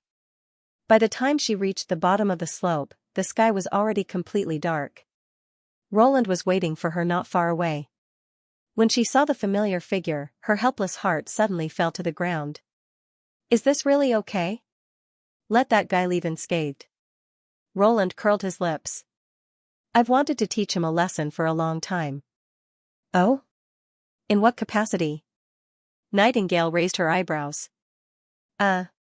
He coughed twice. "Of course, as a king." Nightingale smiled and shook her head. "His business is over, and it has nothing to do with me anymore. If you really want, you can send someone to find him and beat him up again." "Since you've said so, then forget it," Roland said as he spread out his hands. "Well, by the way." Nightingale suddenly stopped and knelt on one knee. She put her hand on her chest and saluted as if she was swearing allegiance for the first time. "Your Majesty, from now on, can you also allow me to stay by your side and serve you?" "Why do you suddenly mention this?" Roland was stunned. "Didn't I say it before?" "But I want to hear you say it again," Nightingale insisted. The string of magic did not tremble in the slightest. It was as quiet and gentle as the earth in the night. It was great to meet him. The king was coming. Ever since Roland Wimbledon's army entered Redwater City, the news began to spread in the streets and alleys of the old king's city and reached its peak after the Lord of Silver City surrendered. Although a small number of people repeatedly stressed that he had not ascended to the throne, compared to the title of rebel king and invader a year ago, most people now believed that the future king of Greycastle was none other than Roland. It was even possible that he had come here for the coronation. However, the new king did not seem to be very active. He would stay in a city for a few weeks, so when the news came true, it was already the middle of summer. The rising temperature did not dampen people's spirits. Taverns were full of people talking about the coronation ceremony, ribbons were tied on both sides of the street, and all the houses higher than 2 stories near the palace were rented out. The old king's city, which had gradually become desolate, seemed to have regained its former vitality. Perhaps it was only at this time that the people living here could remember the style of a king's city. After a year, Roland set foot on this territory again. The moment he passed through the city gate, the flower petals collected by the girls were scattered all over the sky, and the cheers of the people instantly ignited the whole city. They were not praising the wisdom or benevolence of the new king, but for the people of the king's city, it was just a habit. Nini and Pod were one of them. Because they happened to live in a tower close to the main street, they got the best seats overlooking the whole scene. Their parents were too busy entertaining the spectators who rented the houses, so they had no time to discipline the 2 kids. They were also happy to climb to the top of the tower and lie on the red tiles to watch the grand scene of the army entering the city. He's here, he's here. Is the man standing on the carriage His Majesty the King? He looks much younger than the second prince, Nini exclaimed. Wow, look, he's waving to us. Sir Timothy would never do such a thing. He's waving to everyone in this direction. Pod shrugged. We're so high up, it would be strange if he noticed us. Of course, we are included in everyone. Isn't that right? Nini said confidently. Just by looking at his appearance, he is much kinder than the second prince. Then the kind king hanged a large number of nobles, including His Highness Timothy, his brother. The makeshift gallows in the square are still there. If we count the rats, he would be the ruler who killed the most people in the capital. Hey, why do you always disagree with me? Nini glared at him angrily. I don't like him, Pod pouted. He doesn't treat this city as his home at all. He tells everyone that there are more jobs in the western region and encourages people to go there. What should we do? Isn't it all because of him that my father's tavern has lost more than half of its customers? Then who do you like, the second prince? I'm also disgusting. Just to catch a witch, he made the whole city restless. The old king is still the best, at least he won't, oh my god, look. The woman next to His Majesty. Nini did not wait for him to finish. She immediately forgot about the topic of dispute and pointed at the open carriage of the king and exclaimed, she turned around. Oh my god, she's so beautiful. Pod could only sigh helplessly. However, this discovery seemed to have become the new focus of attention. The significance of being able to sit in the same carriage with the king was self-evident. The noisy discussion on both sides of the street suddenly became louder. Obviously, everyone was full of interest in this strange and beautiful woman. Right at this moment, the 2 of them suddenly heard a strange whistling sound. Before they could react, a gray figure flashed past them like an arrow that left the bow and went straight into the tower. Then there was a panicked scream from downstairs, as if someone had fallen to the ground, and the crisp sound of a wine glass breaking could be heard. What was that? Nini said in surprise. I don't know, but it seems to be coming for our house.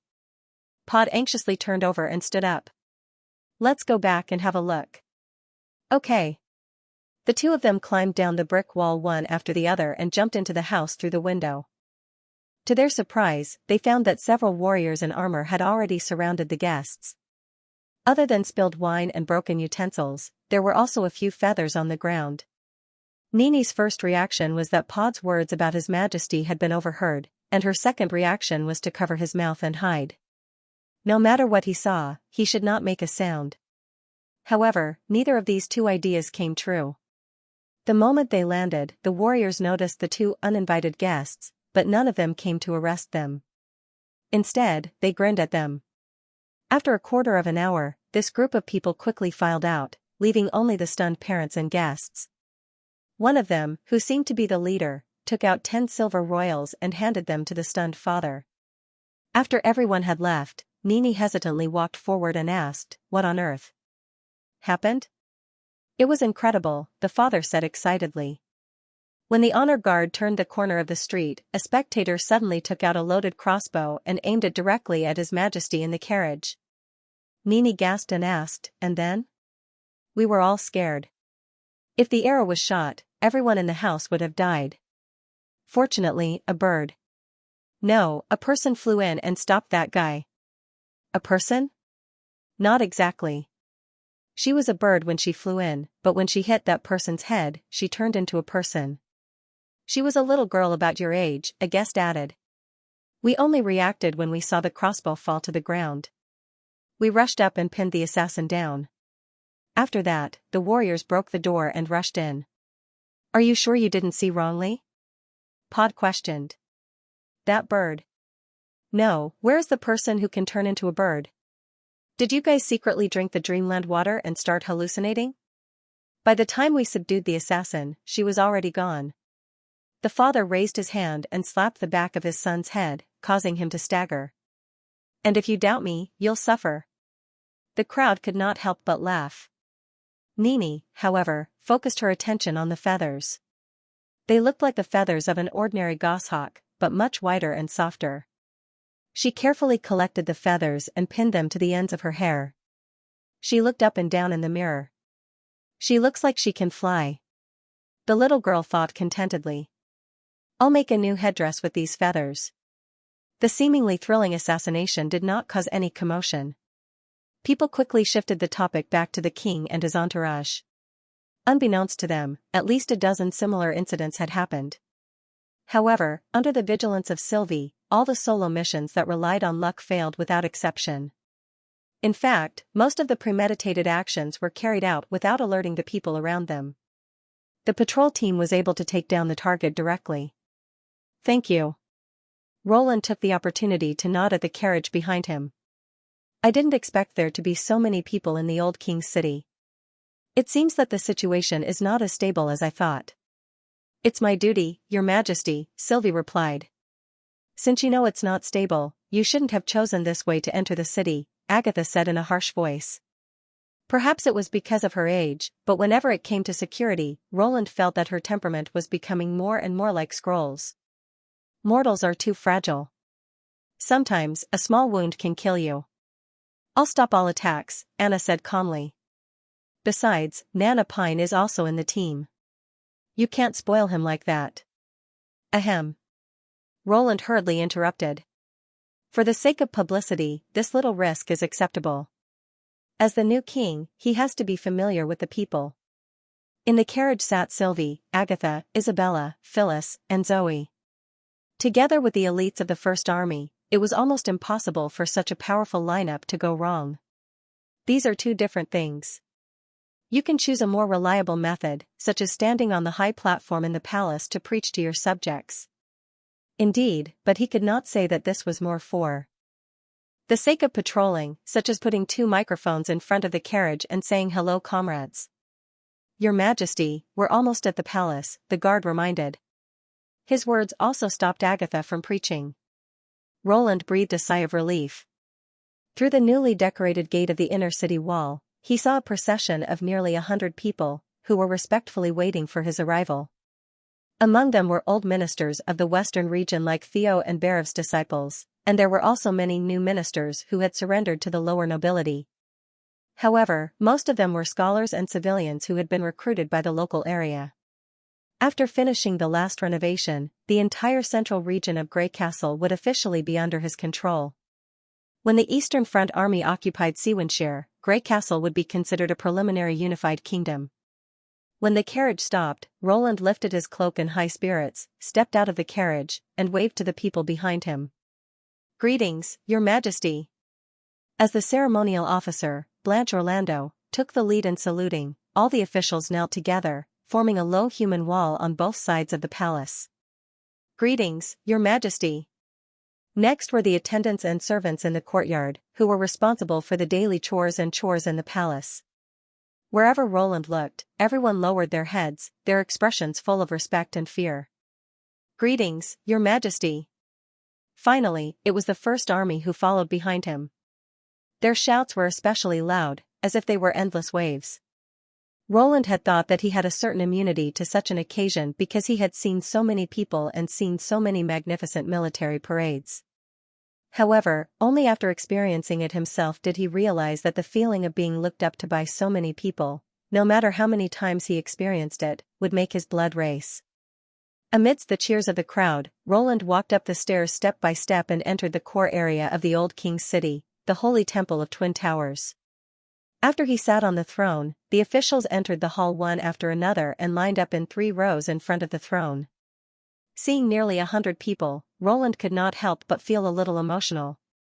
The City of Dawn was indeed the center of the Grey Castle Kingdom in the past. In just a year, it had recruited so many people who could read and write. What was even more commendable was that most of them were civilians. Apart from Neverwinter, this level of education was probably one of the best in this era. "Your Majesty, this is your scepter." Blanche handed over a golden scepter, which was not only engraved with exquisite patterns, but also embedded with a clear sapphire at the end. It was made by a professional goldsmith.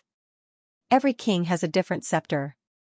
Roland was not interested in this naked symbol of power, because it was too straightforward and crude, making people feel like he was a nouveau riche. However, he soon realized that this object wasn't just for show. After all, it wasn't easy to get everyone's attention in such a spacious hall. But the scepter could do this very well. He raised the scepter and knocked on the floor. Soon, the crowd quieted down. "You all know who I am, so there's no need for any opening remarks." Roland scanned the entire hall and said slowly, "The purpose of my trip is very simple. Firstly, it's to eliminate threats, and secondly, it's to restore order." The former does not only refer to those who oppose the new policy, but also those who obstruct the implementation of the new policy. No matter if they were nobles, merchants, freedmen, or rats, as long as they are detrimental to the new policy, they will end up no different from rebels. The latter is to formalize order, which is to establish an administrative system similar to that of Neverwinter. You should have already heard that once you become an official of the city hall, you can enjoy generous remuneration and treatment, and the road to promotion has nothing to do with bloodline or family background. In other words, as long as you have enough ability, even a commoner can have the opportunity to become a minister of a department, or even the prime minister. The crowd immediately started whispering to each other. Not to mention the commoners, even a small noble wouldn't dare to dream of such a high position in the past.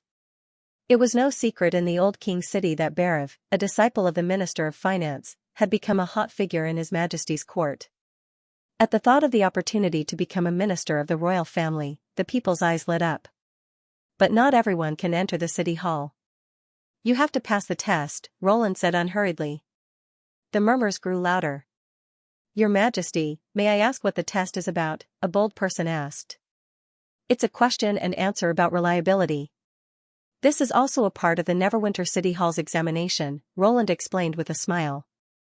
"You don't have to answer all the questions correctly to pass, but you have to at least meet the minimum requirements.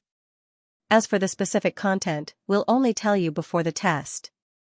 In fact, this set of questions and answers was a variation of the 10 questions of loyalty written by Scroll. At the same time, some questions about the people's attitude towards work and expectations were added, mainly to ensure the purity of the team. The reason why it was not called a loyalty question and answer was to avoid scaring away people who thought too much. In this era, disloyalty was definitely a serious crime, and it could be a big or small crime. Did it count for insulting the royal family in their hearts? Did it count for making up stories about the king when they were drunk? However, which commoner did not complain in private? Not to mention the nobles. According to the law, these were all acts of disloyalty. If they heard that this was going to be investigated, most people would try to avoid it. Of course, Nightingale would not be able to investigate everyone clearly in the future. But at least in the initial stage, Roland still hoped to ensure the political system was as reliable as possible.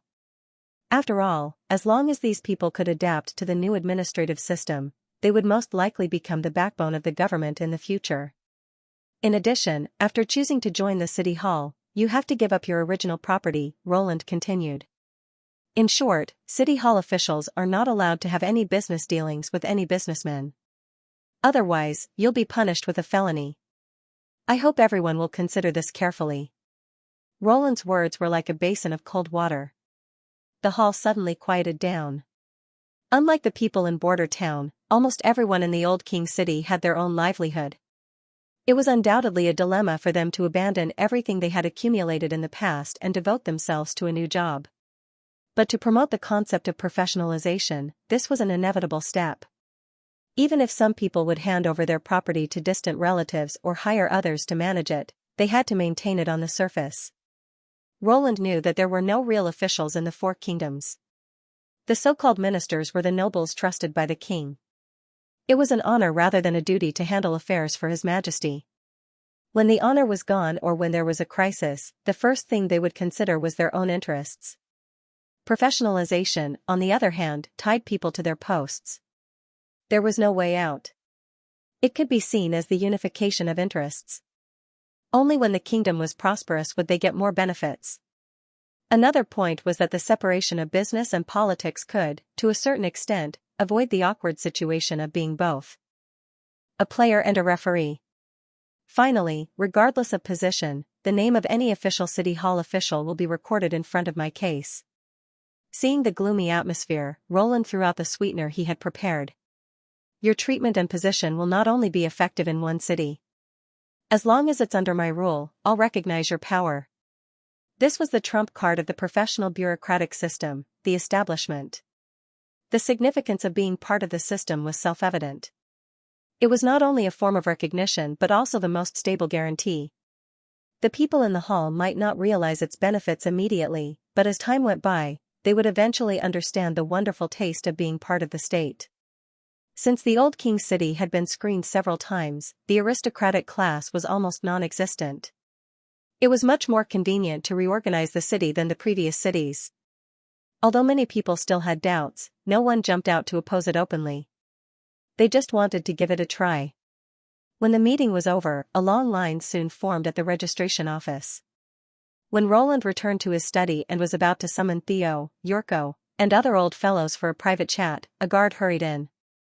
Your Majesty, a messenger from the guard stationed in the northern region reported that they found the army of the Kingdom of Dawn west of Hermes. How's the situation in the west? As soon as Nail and Uncle Sang walked into the central tent, Eagle Face, the commander of the northern region garrison, asked eagerly. The number of those people is still increasing. The veteran saluted and gave a brief account of the surveillance over the past week. I was shocked. I didn't expect the Kingdom of Dawn to be able to gather so many soldiers. How many?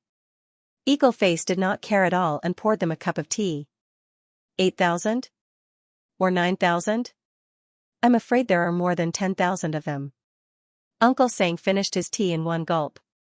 The tents alone extend for nearly a mile.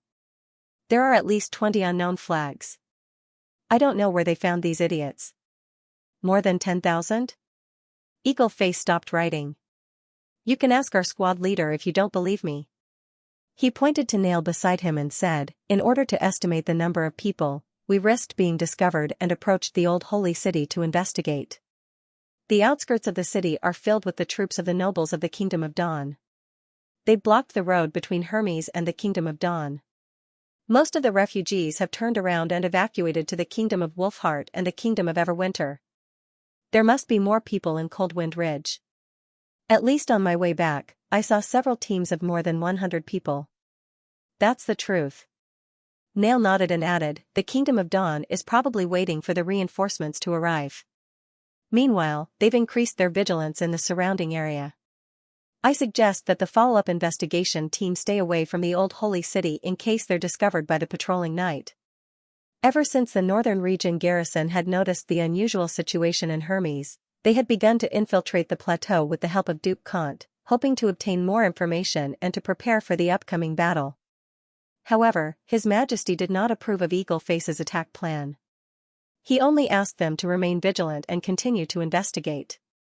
The deputy battalion commander had no choice but to give up the idea of launching a large-scale attack. He picked suitable people from the garrison to disguise themselves as refugees and took turns to monitor the new and old holy cities. Meanwhile, he continued to send information to Neverwinter. Of course, he had done something in the past few months. After confirming that the Holy City was not playing a trick, the northern region garrison took back Coldwind Ridge. As for the appearance of the army of the Kingdom of Dawn, it happened 2 or 3 weeks ago. Sir, are you worried that these people will harm His Majesty's plan? Ha ha ha, how is that possible? Eagle Face burst into laughter. Even if they double in number, they're just a bunch of slow targets in front of the First Army. Even the God's Punishment Army can't break through the defense line blocked by machine guns. How can they get close to His Majesty? On the contrary, it was better to have more people. First, let them charge the walls of the Holy City and test out the strength of the Church. It would be best if both sides suffered heavy losses. If it really comes to that, His Majesty will definitely agree with my plan. He paused for a moment. Thank you for your hard work in this round of investigation. Go and have a rest. Yes, sir, Uncle Sang saluted. Nail did not turn around and leave. Instead, he hesitated and said, "Can't we defeat them in advance?" Both of them were stunned. What? His Majesty doesn't allow us to attack Hermes, but it doesn't mean that he won't allow us to stop the army of the Kingdom of Dawn, right? Nail bit his lip and said, if we wait until they attack the Holy City, I'm afraid that the foot of Mount Hermes will be in ruins. The veteran sighed. Did you see something? Eagle Face frowned. Looting and slaughtering. Nail covered his forehead with his hand and almost did not want to recall those bloody scenes. They haven't entered the old Holy City yet. They just stationed on the periphery. They caught the surrounding residents and impaled them on sharp wooden sticks. Then, they used the sticks to block the barracks. As for the women, they suffered even worse. Enough, Eagle Face interrupted him. This is a common thing in war. Both the Church and the Kingdom of Dawn are His Majesty's enemies. It's better to let the enemy exhaust the enemy than to exhaust ourselves. And don't forget that we're an army, a sharp sword in His Majesty's hand. It's also our duty to kill people. But it's different. Nail insisted. We're fighting for His Majesty's goal, but they're just killing for the sake of killing. Those villagers are not believers, but in front of them, they're even worse than prey. Sir, he's just a little irritated. Seeing the displeased look on Eagle Face, Uncle Sang hurriedly said, You too. Do you know what you're talking about? As long as the Church doesn't fall, we can't cross the Hermes Plateau under their watch. How can we stop those people from the Kingdom of Dawn? The new Holy City was like a huge fortress, connecting the plateau and the flat area into a whole. The 4 city gates on the periphery corresponded to 4 passages leading to different kingdoms. Although the new city was unguarded and refugees could freely enter and exit, it did not mean that the Church would sit back and watch the First Army march into the territory of the Kingdom of Dawn. Nail naturally knew this.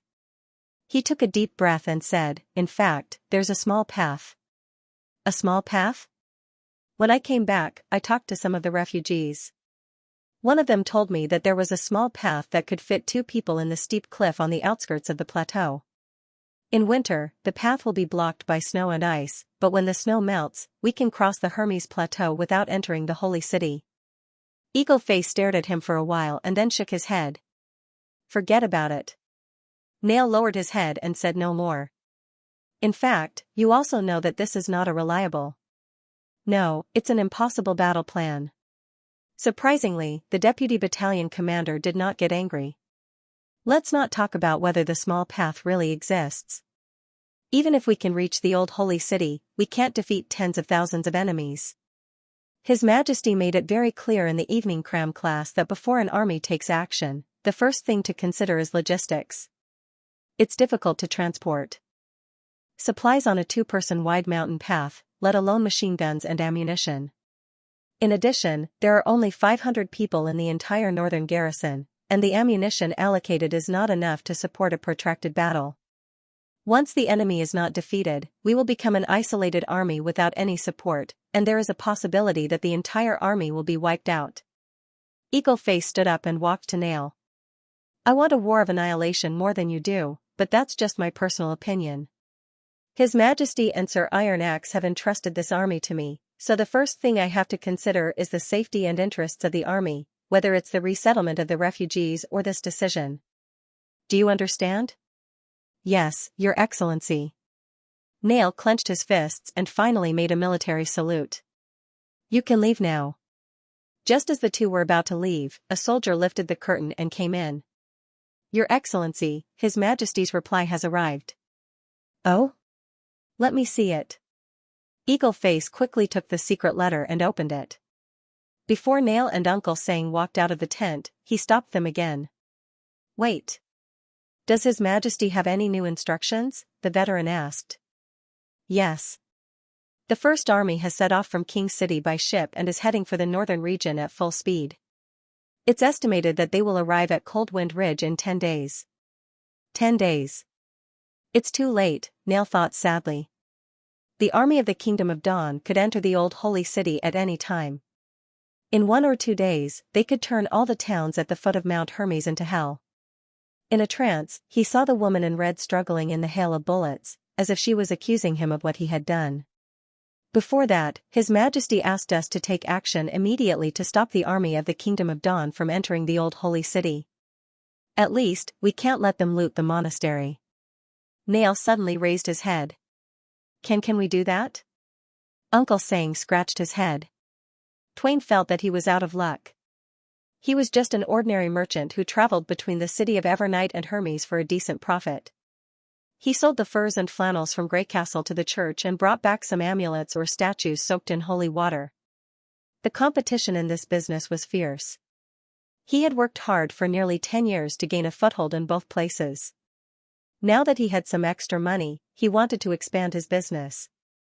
Therefore, he bought a house with a warehouse outside the new holy city to store his goods. Just when he was about to make a fortune, the situation in the north took a turn for the worse. First, the new king of Greycastle had a fierce conflict with the church. The demand for items of faith such as amulets had plummeted, so he had to return home empty-handed, losing almost 1/5 of his income. But as long as he could still do the fur business, he would not lose all his money. Moreover, because of the conflict, the price of the furs increased. At that time, he thought that the church would win sooner or later. As a frequent visitor to the holy city, he naturally knew how powerful the church was. The knight, who could do whatever he wanted in the kingdom, was no match for a judgment warrior who had undergone strict training in Hermes. However, to his surprise, the church not only lost, but also suffered a crushing defeat. His business was completely halted. Even when the price was reduced by 30%, no one was interested. It was not until the holy city collapsed and the warehouse was ransacked that Twain realized that this place had become a dangerous place. In other words, ever since he learned that the cathedral had collapsed overnight, he had a hunch that something bad was about to happen. However, he was still reluctant to abandon his hard-earned property. The news of the appearance of the army of the Kingdom of Dawn at the foot of Mount Hermes was the last straw that broke the camel's back. The purpose of that group of people appearing here was self-evident. There was no doubt that they were after the wealth accumulated by the church for hundreds of years. Once they became enraged, not to mention the furs, he was afraid that he would lose his life here. After making the decision, Twain followed the merchants all the way south. After several days of hard work, they finally returned to the territory of Greycastle. The soldiers stationed at the border did not make things difficult for them. After a simple interrogation, they were brought to a special camp and told that the Duke of the Northern Territory's caravan would take them back to the city in 2 days. Twain originally thought that this nightmare had finally come to an end. Although his business of several years had gone up in smoke, at least he was still alive. He still had a house in Evernight City that could shelter him from the wind and rain, and his wife and children were still waiting for him. Unlike his old rival, the miser Sakaz, who died on the way to escape. Thinking of this, he felt much better. But in less than a day, this sense of security disappeared without a trace. 2 warriors of the new king found him and brought him out of the camp. He tried to give them a few silver royals in an attempt to find out what was going on, but he was refused. Could it be that the other party wanted to take advantage of him? Tangan couldn't help but clutch the money pouch in his arms. This was the last of his family property. If it was snatched away, he really wouldn't be able to continue living. But should he not give it to her? He didn't have the courage to do so. He definitely couldn't refuse a brutal army that could defeat the church. If he angered this group of killers, he would probably end up even worse. As he walked, Tangan couldn't help but want to howl. Why was he so unlucky? There were so many merchants, but why did they pick him? Was it because he threw all the talismans and statues into the ravine that he couldn't sell and was cursed by the gods? This feeling of despair caused his mind to be distracted, and he did not quickly recover until a commander who claimed to be the deputy battalion commander asked him a question. What, trail? The commander didn't get angry. Instead, he asked again calmly, one of my soldiers said that you know of a trail that doesn't pass through the new holy city and goes directly to the foot of Mount Hermes. Is that right? It's the one you told me about. Some merchants often use it to smuggle some high-value goods. You followed them a few times, the other added. Wait. Not for the golden dragon in my arms? Tang Yan stole a glance at the latter and found that the one who spoke was the young warrior he met on the road. He seemed to be called Nail. At that time, Tang Yan saw that Nail was quite enthusiastic, so he chatted with him for a while, hoping to win his approval by stealing the church's business tax. He didn't expect that his action would bring him so much trouble, but now that things had come to this, it was useless to regret. Well, there's indeed such a trail. The locals call it the Cloud Ladder, Tang Yan replied reluctantly. It only appears after the snow melts every year. It's impassable when it's foggy and raining. It's said that there are several exits, but I only know the one that leads to the direction of the Kingdom of Dawn. Very well, the commander nodded. Take my men there. As long as they pass, I'll reward you. I wouldn't dare, sir. Tang Yan immediately knelt down.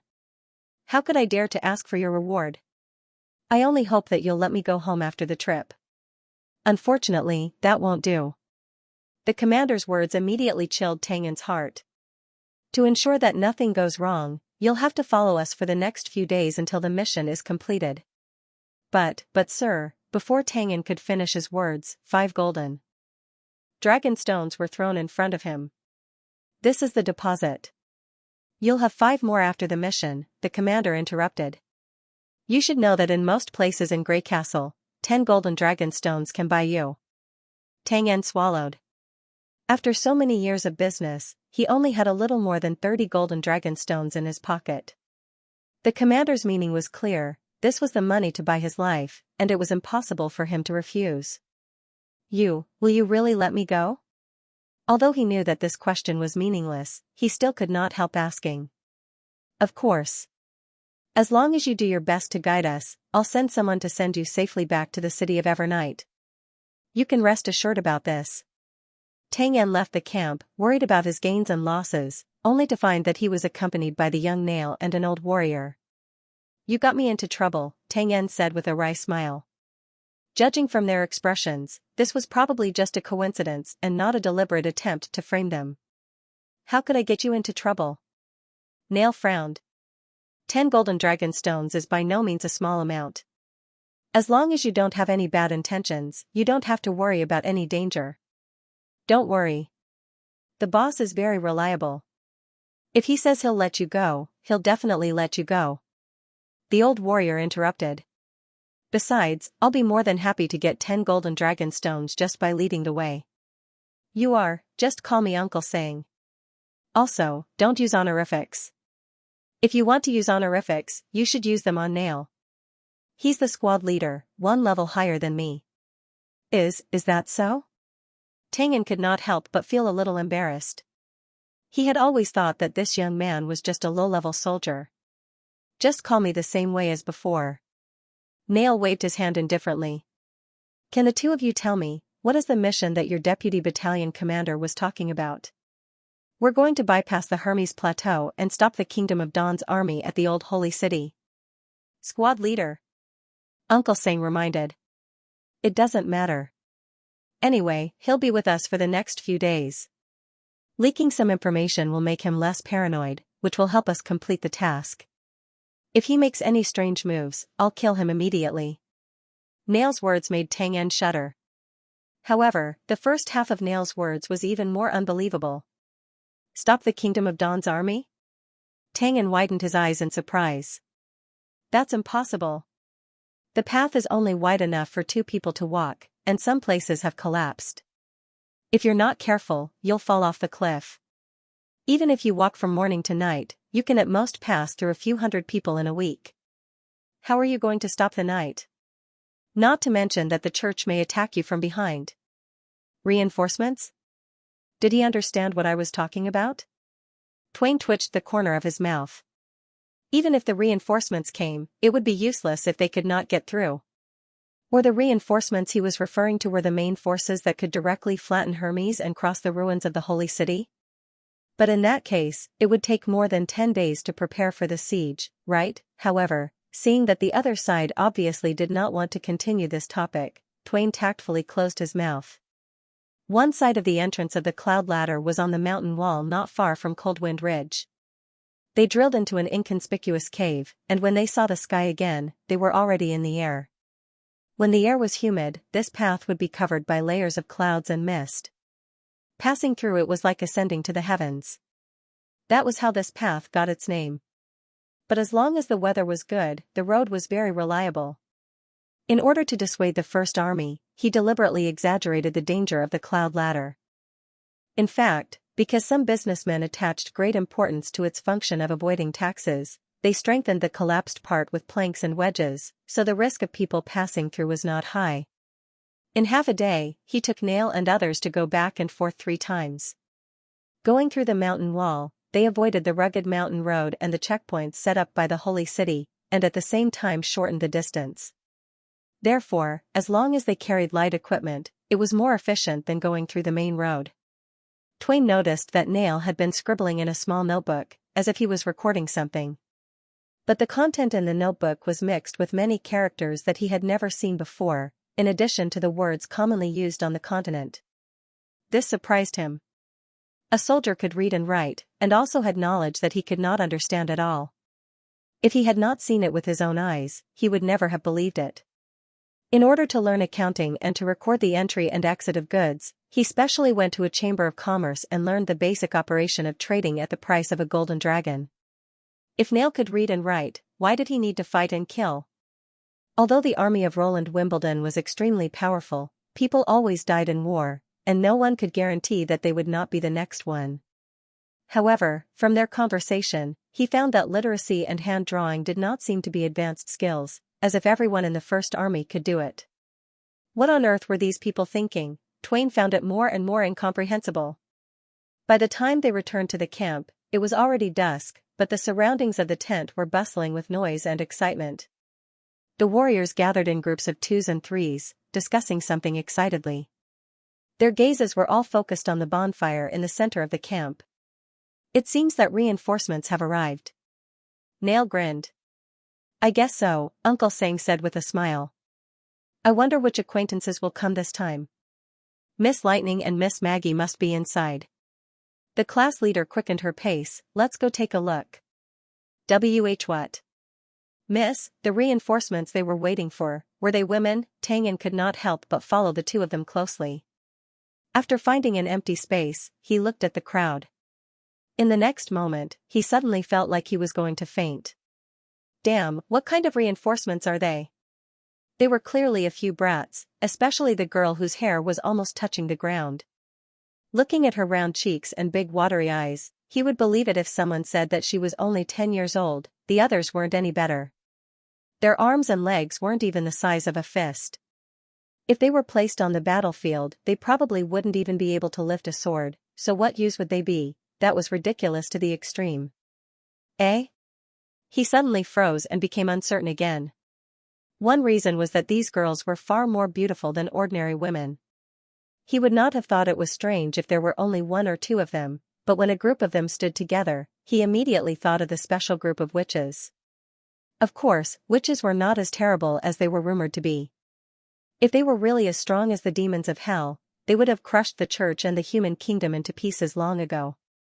As a knowledgeable businessman, Tang knew that as long as a knight wore a god's stone of retaliation, he could easily kill several witches. Without their abilities, witches were not much stronger than ordinary people. However, it was hard to say if another person joined the battle. Tang held his breath and focused all his attention on the blue-haired girl. He had seen her at the celebration in the city of Evernight. Although she was not the most beautiful one in the crowd, she was the most attractive one. Anyone who saw her once would never forget this woman with a unique temperament. Edith Conte, the daughter of the Duke of the City of Evernight, was nicknamed the Pearl of the Northern Region. She could be as beautiful as a flower when socializing, and she could also chop off her opponent's head with a long sword in battle. It was said that her swordsmanship was as outstanding as her facial features. However, the most frightening thing about her was her way of doing things. She was unexpected, eccentric, and impossible to guard against. Those who dared to look down on her just because she was a woman had all paid a heavy price. The residents of the city of Evernight could talk about the rumors about the Pearl of the Northern Region for days and nights. It seemed that Duke Conte had completely sided with the new king. Otherwise, he would never have allowed his beloved daughter to come to the military camp without the protection of guards. Moreover, judging from the respectful attitude of the deputy battalion commander, Edith was worthy of the title of Pearl even though she had left the northern region. After all, the army led by Edith could even defeat the church. With the witches, Edith Conte, and a group of killers, they might be able to cause great trouble to the army of the Kingdom of Dawn. In addition to the reinforcements, there was another thing that aroused Tang Yan's curiosity. Beside the bonfire, there was an oddly shaped iron frame. Its outline was symmetrical, and it looked a bit like a shoulder pole at first glance. Each of its two ends was connected to a frame, and in each frame were 3 rows of metal cylinders with large heads and sharp tails. Tang Yan could not tell what material they were made of. It was just a metal object, but it made him feel a little uneasy. After looking at it for a while, Tang Yan finally noticed where the uneasiness came from. There were 9 cylinders as long as a man, and they were almost exactly the same in shape. From the round head all the way to the tucked tail, it displayed a silky and smooth curve. This detail made his palms sweat involuntarily. Metal was the toughest metal. To bend it into a fixed shape, it must be repeatedly burned and hammered. However, according to the blacksmiths he had met, those who could hammer a piece of iron into a square and smooth surface were already the best blacksmiths. To hammer a 5-foot-long piece of iron into a uniform arc?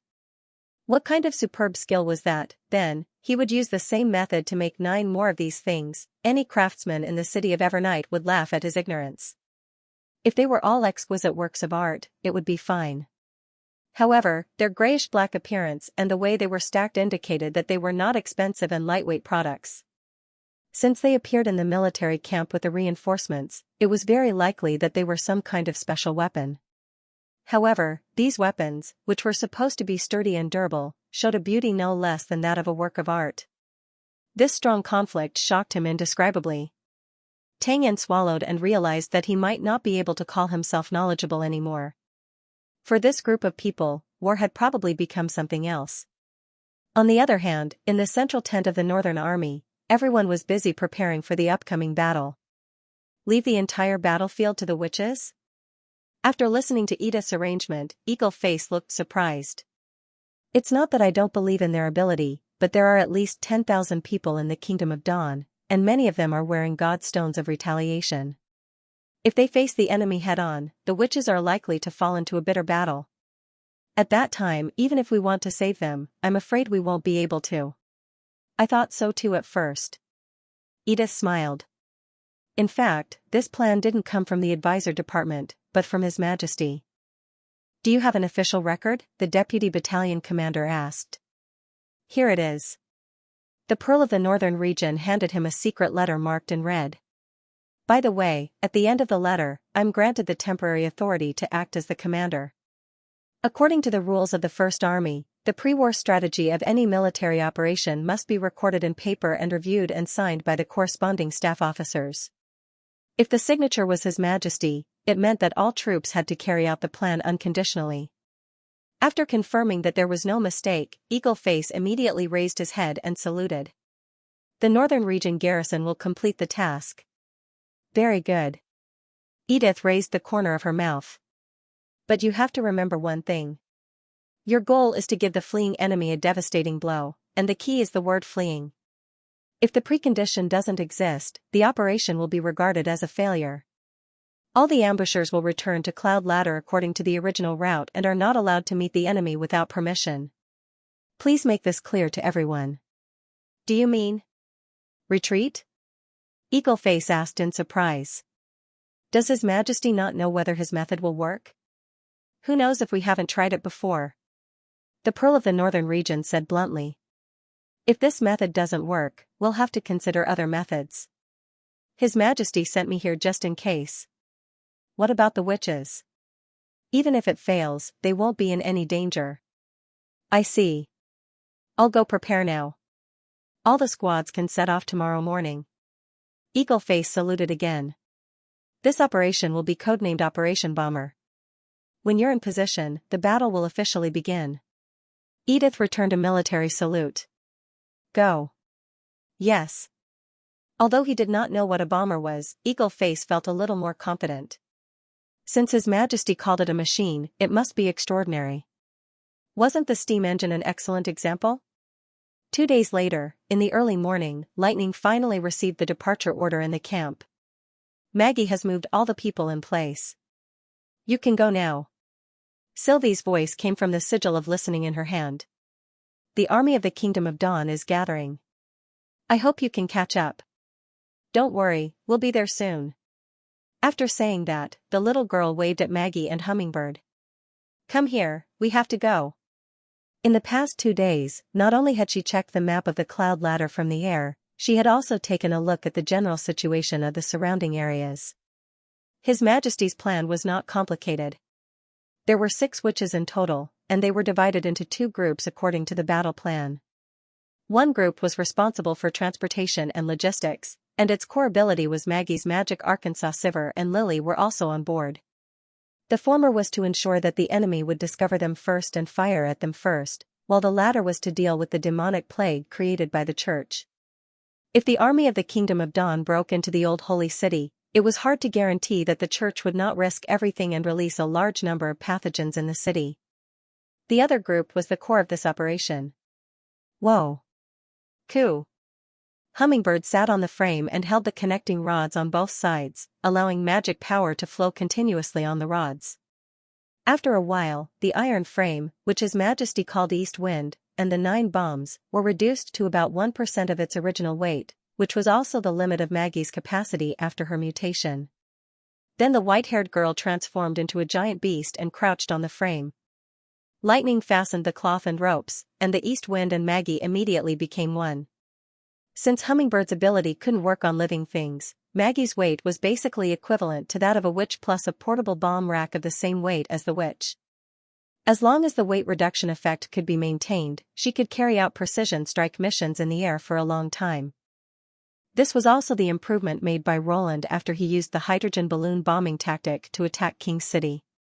Compared with a balloon, Maggie's flying speed was much faster, and she was more flexible when carrying out missions. If they used dives to drop the bombs, Lightning would not have to adjust the speed, and the latter would have enough energy to carry out reconnaissance and guidance work. Of course, Hummingbird's magic power could not support the East Wind for a whole day. Although her magic power had increased a lot due to the training of the carrier artillery, it was already very good for her to be able to carry such a huge and heavy bomb for half a day. After all, the bomb body, guide head, and charge were usually transported separately. Fortunately, for the army of the Kingdom of Dawn, which was close at hand, half a day was enough. All roads are clear. Take off. I repeat, take off. Lightning pulled down her goggles and leaped into the air. Ah. Again. Hummingbird covered her forehead and sighed. Ow ow ow. When Maggie flapped her wide wings, a huge shadow seemed to rise from the ground. The tents in the camp swayed left and right in the airwaves, as if a gale had passed through. Then she adjusted her direction and flew toward the foot of Mount Hermes. An hour later, the 3 of them successfully flew over the Old Holy City and easily found the target of this operation. The large army of tens of thousands of soldiers was very eye-catching even from a high altitude. From afar, this army looked like an overflowing stream. At the rear, they could barely maintain their formation, but when they arrived in the city, they were completely scattered. Countless colorful spots were slowly wriggling like ants, nibbling away at the territory of the Old Holy City bit by bit. Lightning did not like the church at all. She could only say that it was karma for them to suffer such a disaster. However, in addition to the believers, there were also many innocent people in the city, especially the orphans who were kidnapped by the church from all over the world and were still locked up in several monasteries. They should not be buried here with the old holy city. The little girl took a deep breath and kept rising until she felt a little difficult to breathe. Then she opened her arms and began to dive along the middle of the stream, but in the opposite direction. The rapid fall made her feel as if her internal organs were moving backward. This process should not be very pleasant, but it gave her a kind of pleasure as if she was flying as fast as lightning. Lightning did not look back. She knew that Maggie must be behind her. After years of living together, they had a seamless cooperation. The number of people and objects on the ground was increasing rapidly. Some night apparently also noticed the dark shadow falling from the sky. Lightning could even faintly see the fear on their faces. When the human and the beast flew to the middle of the crowd, Lightning suddenly pulled herself up and shouted, "Now, drop the bomb." With a click, the bolt popped up and the bomb, which weighed 5 times as much as Nightingale, slid out of the bracket and flew toward the crowd. After leaving the east wind, the bomb immediately regained its weight, but its speed did not decrease. This change instantly gave it great kinetic energy. The friction between the projectile and the air made a strange whistling sound, like a whistle, but also like the mountain wind passing through a cave. The people on the ground raised their heads at the same time, watching this incredible scene. At this moment, most of the nobles of the Kingdom of Dawn were relieved. Compared to Maggie's terrifying and huge body, the 2 bombs were not even worth mentioning. Even if they were thrown from such a height and hit their heads, there would be nothing left of them, but only 3 or 4 unlucky people would die. In order to get a share of the loot from the collapsing church, many responded to this expedition. From the guardian duke to the newly promoted knight, all of them prepared their horses and recruited followers. They followed the King of Dawn and marched westward. Therefore, the troop was unprecedentedly large. It was an army of more than 10,000 people. Even 30 or 40 of them died, let alone 3 or 4. The devil beasts, on the other hand, were even more frightening. Once they pounced into the crowd, they would bite and trample, causing at least hundreds of casualties, not to mention the losses caused by the ignorant serfs who were scared out of their wits and frantically fled. As long as the giant beasts did not land, they were not too worried. Of course, it could also be that the enemy was afraid to openly confront the army of the Kingdom of Dawn. After all, it was very likely that the witches were behind this. Besides the god stone of retaliation, they had also prepared a lot of tools to deal with witches. Since the target of the robbery was the church, these tools were naturally indispensable. Many knights had put down their longbows and put away their god stone arrows. They were betting on which family's troop the 2 black stones would fall on. There was no evacuation, no crouching. Under everyone's gaze, the 2 missiles were like arrows that left the bow, crashing head-on into the slow-moving army in a nearly straight-line trajectory. 2 scarlet flames suddenly appeared in the middle of the stream. The people and animals at the landing point of the bombs were directly turned into ashes. The expanding airflow formed an explosive wind, which spread in all directions like a ripple. At this speed, the hot wind was no different from a steel wall. Those who crashed into it were immediately smashed into pieces, with broken limbs and internal organs flying everywhere. The shockwave weakened very quickly, and after 100 steps, it no longer had the ability to tear apart the body. However, for a missile, its destructive power was far more than that. Different from the battle in the King's City, the area between the Kingdom of Dawn and the Old Holy City was a spacious plain. Neither the shockwave nor the shrapnel could block it. The high-density crowd, who were completely defenseless and standing upright, became the best target for the shrapnel. The thousands of iron balls in the shell, together with the broken shell, pierced through the crowd at a speed several times faster than the speed of sound. One iron ball could penetrate more than 10 people before stopping, not to mention the steel shell that was full of energy. The bomb's power was almost unreservedly. From the sky, the rising black smoke looked like a high wall that stopped the surging stream. However, before the nobles of the Kingdom of Dawn could recover from the shock, Lightning had climbed to the highest point and started the second round of dives. East wind, attack again. Maggie followed closely behind. She folded her wings and dove down along the track created by lightning. She let out a long and sonorous howl. Ow! Ow! Ow! Ow! 8 bombs were mounted on 2 mounts on the left and right respectively and dropped according to the slide. They could be used 4 times in a row, or they could be dropped on the same target in one go. To achieve the best deterrent effect, Lightning intended to dive 4 times and try to drop the bombs in the back of the stream that had not yet dispersed. However, when the third round of bombs dropped, the army of the Kingdom of Dawn collapsed. For those who were still alive, it was not an explosion but a divine punishment. Everywhere hit by the heavenly thunder was scorched earth and corpses were everywhere. Whether it was the unarmored serfs or the heavily armored knight, they were no different in front of the hellish flames. No one knew how long this attack would last. The deafening explosions and the screams of the seriously injured were torturing the nobles' nerves. What was most unacceptable was that in the face of such an incredible attack, the only thing they could do was to pray that the black stones would not fall near them next time. The giant beasts hovering and diving in the air would not get close to the attack range of the arrows. The nobles could only passively take the hits and were almost helpless. Such a battle was completely beyond their common sense. The nobles came to plunder wealth. If they could not even save their own lives, what was the use of money? Even if they could loot a large box of golden dragon, they could not transport it back after all the servants died. After weighing the 2 factors, the conclusion was self-evident. When the knight, who strictly ordered the serfs not to escape from the battlefield, turned around and spurred his horse, the nobles soon lost their restraint. The stream began to flow again, but this time in a completely different direction. First, there were 2 batches, then groups. The scattered nobles who had already entered the city lost their source, and the more orderly troops at the back became a pile of scattered sand. But for the army of the Kingdom of Dawn, the nightmare had just begun. The first army, who had been hiding in the field on the side of the road, calmly pulled the trigger when the enemy swarmed in. This was a textbook attack from the side.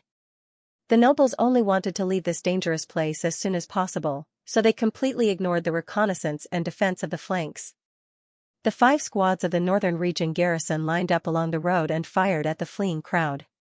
They did not need to worry about hitting the target with heavy machine guns or revolving rifles. Within a distance of less than 300 meters, they only needed to use up the bullets in the barrels as soon as possible. The straw, which was half a man's height, became the best cover for the ambushers.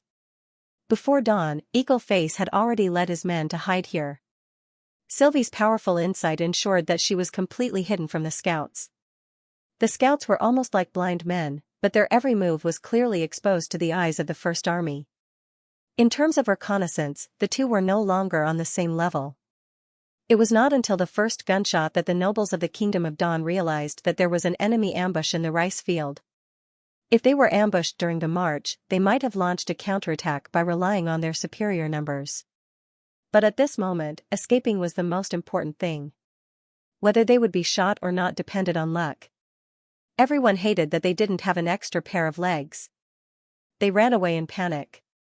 The nobles even drove their mounts to charge through the crowd, completely disregarding the lives of their subjects. Twain, who had been forced to follow the First Army, found that he had underestimated the First Army's strength. From the beginning to the end of the battle, the 2 sides had not even touched each other. Uncle Sang and his men just kept firing at the troops of the Kingdom of Dawn. There was no overwhelming rain of arrows, no sweat, and no blood. Twain could see nothing in the battle line, which was more than a kilometer long. However, from time to time, the troops of the Kingdom of Dawn fell in groups, as if they were cooperating with the First Army. This made the battle look like a child's play, like an empty drama. However, from the screams coming from the side of the road, Twain knew that it was just an illusion. The more relaxed the First Army was, the more powerful they were. He finally understood what Nail meant by the fighting style of the First Army. A troop of hundreds of soldiers acted like a single person. When they were silent, they were like ghosts. When they attacked, they were also silent. Everything was carried out according to the plan. Their discipline was unprecedented. Compared to the lethal weapons, Tang An felt that the northern garrison was not much inferior. Under the cover of the night, they had set up an ambush before dawn. All 5 platoons had gone into battle, and there was not a single supervising team behind them, as the commander, Eagle Face, did not stay in the camp but stayed in the ambush circle closest to the old holy city. Everyone was highly focused and had a clear division of labor. Every order was executed quickly. If it were not for these details, even if they had fierce weapons, they would not have been able to achieve such results. After witnessing the whole battle, Twain could not help but feel lucky that he had chosen to leave Hermes in time. If he had stayed in the Holy City and waited for the first army to invade the city, a businessman like him would have been punished as a sponsor of the enemy. Well, he sighed secretly. It was too dangerous outside. If he could go back safely this time, he might as well do business in the city of Evernight. Although he did not have much money, it should not be a problem to feed his family. Fuer and the paradise on earth should also miss him very much. Twain thought, I really hope I can get home earlier. In the evening, Eagle Face walked into the temporary tent and saluted Edith. Then he handed her a booklet and said, the battlefield has been preliminarily cleaned. This is the report of each squad. I've summarized it. Thank you for your hard work. The Pearl of the Northern Region took the booklet and flipped through it. It was expected that the First Army had no casualties, but the Kingdom of Dawn had found more than 1,000 corpses and more than 600 wounded, which meant that the First Army had lost about 20% of its soldiers. Not many of them were killed by bullets. Most of them were killed by aerial bombardment and trampling on each other. The strafing along the way only exacerbated the chaos. This was also in line with the General Staff's deduction. After all, the number of soldiers stationed in the north was too small. It was impossible to transport enough ammunition by relying on the magic arc alone. Coupled with the fact that they lacked the means to pursue and attack, it was expected that more than half of the enemies would escape. As long as the task of driving away the army of the Kingdom of Dawn was accomplished, it would be considered a successful battle. In the end, more than 1,800 people abandoned their weapons and surrendered. Among them, 25 were nobles, and the one with the highest rank was a count who called himself the Lord of 100 Flowers. But what piqued Edith's interest was another baron called Raymond Peyton. According to the report, he repeatedly emphasized that he was an old acquaintance of a high-ranking official of the Kingdom of Grey Castle and a friend of the King of Grey Castle, even though he promised to pay the ransom and requested to be treated well. Did he really say that? She shook the booklet at Eagle Face. I guess he's just talking nonsense. Or maybe he thinks that the King of Grey Castle is still Timothy Wimbledon. The deputy battalion commander frowned. What do you plan to do with these surrendered nobles? It's impossible to ransom them. Throw them into prison for now. Edith pondered for a moment. Maybe they'll be useful in the future. As for the non-nobles, just dismiss them on the spot. We don't have enough food to give them. Yes. Did you find the whereabouts of the King of Dawn, Apan-Moya? No one with his characteristics was found among the corpses. Eagle Face shook his head. When we interrogated the captives, someone seemed to have seen Apan. But at that time, he and a group of knights seemed to have changed their clothes and didn't carry any flags or family emblems. The others wanted to retreat with them, but they were stopped by the knight. Because of the long distance and the chaos, the guy couldn't be sure that the other party was Apan. Where did they meet? In the old holy city. Then it's most likely him. Edith shrugged. To gather such a large army, the king is indispensable. If the king is in the army, where do you think he should go? The front? Eagle Face said uncertainly. To be precise, the back of the vanguard, she explained. There are no walls in the old holy city, so it's all about speed. So when it comes to plundering, the king should be the first to do it. His knight regiment is usually the vanguard, so they can eliminate the threat in advance and ensure that they are the first to enter the city. So when the bomber operation began, they were already in the city? Yes. Because of this, Apan escaped the air attack of Maggie and Miss Hummingbird, and had enough time to identify the situation and choose the right direction to escape. That being said, it's a good decision to put down the king's dignity and escape in disguise within an hour. Edith raised the corner of her mouth imperceptibly and licked her lips gently. Damn it. We let the biggest fish escape. Eagle Face said angrily. If I could prepare a pursuing force in advance. It's no use, she interrupted. On such a wide plain, unless you can predict his escape route, it's impossible to intercept him. The ambush on the main road just took advantage of the enemy's habit of retreating and herd mentality. So when they fled to the wheat field on the other side, the killing effect of the flintlock was greatly reduced. The deputy battalion commander did not refute, but still looked very upset. You don't have to blame yourself. You know, it's not necessarily a bad thing. Edith smiled. Why? Eagle Face looked up in surprise. It's complicated to explain. You just need to understand that fear is contagious. When those people realize how terrible it is to be the enemy of Grey Castle, will they still ignore His Majesty's warning? The Pearl of the Northern region paused. I'm afraid that Apen Moya's throne won't be so easy to sit on. Seeing that she did not want to talk about it further, Eagle Face did not ask further. So what should we do next? Occupy the old holy city directly? When Isabella saw the familiar city again, she could not help but feel a little emotional. She did not expect that in just over a year, the church had changed from the only hope for mankind to defeat the demons to an obstacle in the battle of divine will. Although she had lived here for a long time, she did not have much affection for the church. His Holiness O'Brien's daily teaching made her understand that the result was always more important than the process. If the demons could not be stopped, all the gains and losses would be meaningless. She carried out this teaching and chose Zero, who was more promising than Archbishop Maine. After Zero was defeated, she joined Roland Wimbledon. If there was a leader with more potential than Roland, she would still make the same choice. Because it was righteous. Compared to personal interests, she put the continuation of the human race first. Having said that, Isabella still had some regrets in her heart. She just couldn't figure out what went wrong for the time being. She did not understand until she returned to the old holy city. She was feeling sorry for Zero. As a pure witch who had lived for a long time, Zero should have been able to keep a distance from her. Many pure witches had secretly complained about the moodiness of the Heart Snatcher, but surprisingly, Zero felt that she was inexplicably easy to get along with.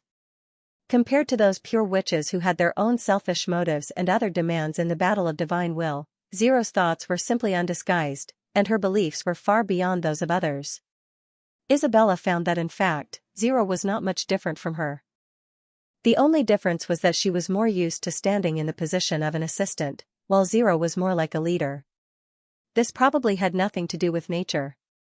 It was just an inevitable choice for Zero after living for more than 200 years. If Isabella had met Roland 10 years earlier, the holy city would not have become what it was today. Unfortunately, it all happened a little too late.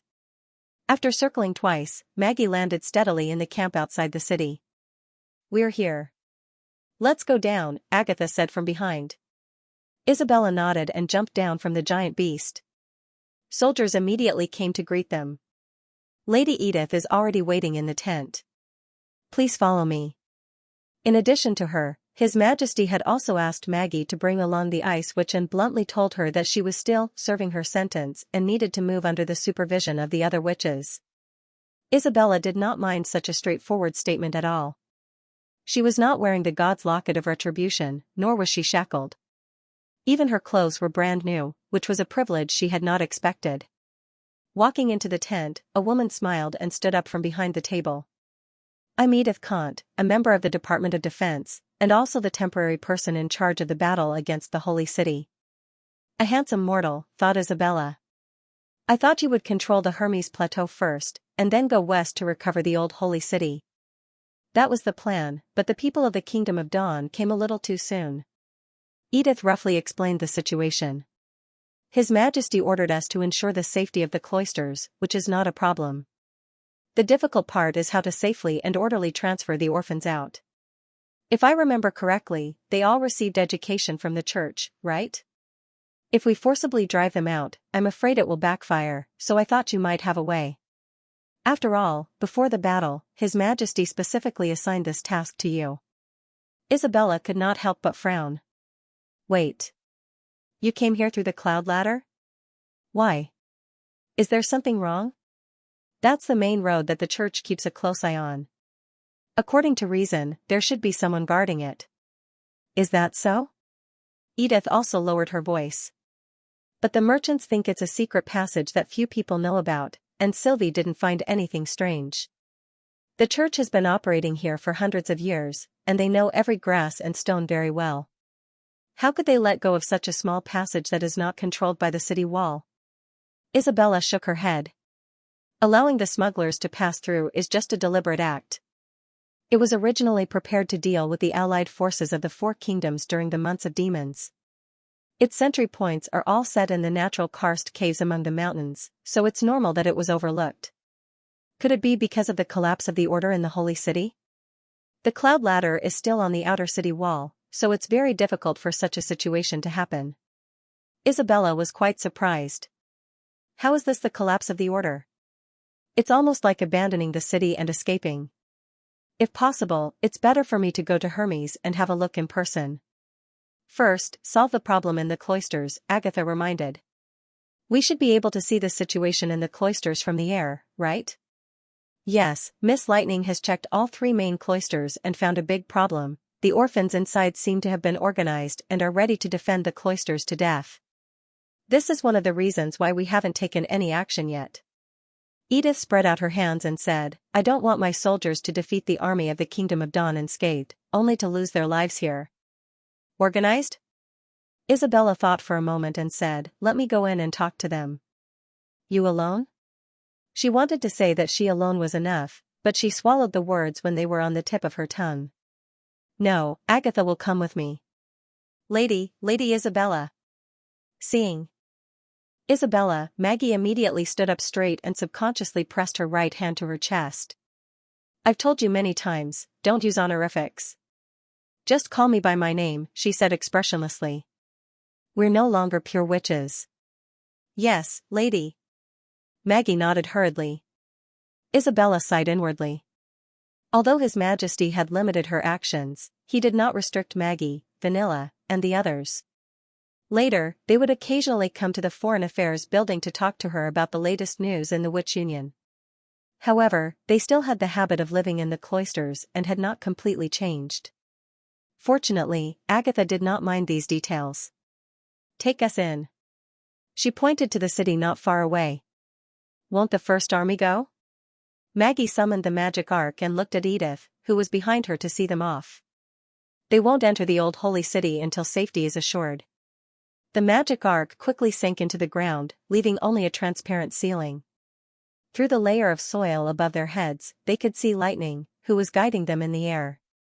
Although there were 4 cloisters in the old holy city, in fact, they were almost equivalent to one. They were built around the Reflection Church and were connected by underground passages. A secret passage led directly to the Privy Temple in the mountains, mainly to facilitate the transportation of new witches for the conversion ceremony. However, since the awakening of the extraordinary led to the burning of one of the cloisters, the connecting passage had been sealed. The magic ark quietly sneaked into the west cloisters, which was the closest to the outer circle. As Lightning had said, the huge courtyard was empty. 2 sallow and emaciated girls stood at the entrance of the lobby, holding long spears that were taller than them. Let's go up and send them here, Isabella said. Don't we sneak in and have a look first? Maggie asked in surprise. There are too many god stones hidden inside. There's no need to take this risk. Large god stones were often placed in important places like the cloisters, which could cover more than 100 steps, far beyond her range of elimination. The magic ark quickly jumped out of the ground, causing a panic among the guards. In their eyes, the 2 of them almost appeared in the courtyard out of nowhere. A sharp whistle immediately sounded, and the closed doors and windows were opened one after another. A group of orphans, led by a dozen nuns, swarmed out, holding swords, wooden shields, short bows, and crossbows, and rushed toward the 2. Agatha had already condensed ice in her hands. If the orphans shot, she would be able to wrap Isabella in it at any time. Wait. Everyone stop. Suddenly, the leading nun shouted loudly. Are you Lady Isabella who serves His Holiness? Another nun asked in a trembling voice. Following this question, everyone stopped in their tracks. That's me. Isabella nodded calmly. It seemed that they did not forget her. In this way, the task given by His Majesty could be completed successfully. However, the next reaction of the crowd caught her by surprise. It's really Lady Isabella. Great, we're saved. No, it's Her Holiness Isabella. Her Holiness, please save us. Her Holiness. Please don't leave us behind. I'm not the Pope. His Holiness has. Isabella was about to deny, but Agatha patted her on the shoulder and stopped her. The mission is more important. His Majesty won't mind. Isabella instantly understood the meaning behind the seemingly unrelated words. She also knew that this method was more convenient, but for a king who valued power, this was indeed a dangerous signal. Thinking of what she had seen and heard in Neverwinter, she hesitated for a moment and then took back her words. What do you mean by saving you? Where are the judgment warriors and the priests? They ran away. No, some of them were called away by the holy city. We committed a crime and killed the priest. That's not her fault. No food, no clothes. No supplies for 2 whole months. Have we been abandoned? What nonsense are you talking about? Isn't His Holiness here? Suddenly there was a lot of people talking at the same time. Be quiet. Isabella said impatiently. One person is enough. She glanced at the crowd and pointed to the nun who was the leader. You first. Stand up and talk. Yes, Your Holiness. The nun respectfully touched her head to the ground and then struggled to get up. The last news I received from Hermes was more than a month ago. An hour later, Isabella finally had a general understanding of what had happened here. Since the battle in Coldwind Ridge, the supply of the cloister had been going from bad to worse. At first, the amount of food was reduced, but later, the number of meals was reduced by half. Since the 3 courtyards were closed, the news came from outside, so the order was relatively stable. The clergy and the judgment warriors who were stationed there encouraged everyone to pray hard and get through this difficult time with a strong attitude. They also said that the situation would get better soon. But it was not true. The so-called last news was that the church had transferred all the judgment army and priests away 1.5 months ago. The nuns did not know what order they had received. They only knew that the believers who had not been transferred away came out of the hall with ashen faces, as if they had lost their souls. After that, the cloister became a place of disaster. According to the principle of automatic replacement, they appointed themselves as the new priests, but they no longer led the people in prayer, nor were they willing to follow the strict rules set by their predecessors. Not only did they enjoy the small amount of food in the warehouse without restraint, but they also further reduced the orphans' meals. When the nun went to negotiate with them, she learned of an earth-shattering news, which was the collapse of the Hermes Cathedral. The church was on the brink of death. In order to fight the enemy to the death, the higher-ups decided to abandon the old holy city and transfer all the official personnel back to the plateau. The final order left to the monastery was to defend themselves against the invading enemies and dedicate their lives to God until the very last moment. Although these changes sounded unbelievable, the fact that the passage connecting to the Reflection Church was sealed seemed to prove their theory. Faced with this bad news, the nuns were divided into 2 groups. Some of them were completely disappointed and joined the new priests, while the others were hesitant and did not know what to do. According to the leading nun, the church was so powerful in the past that they hardly needed to think, and they had never considered their own fate.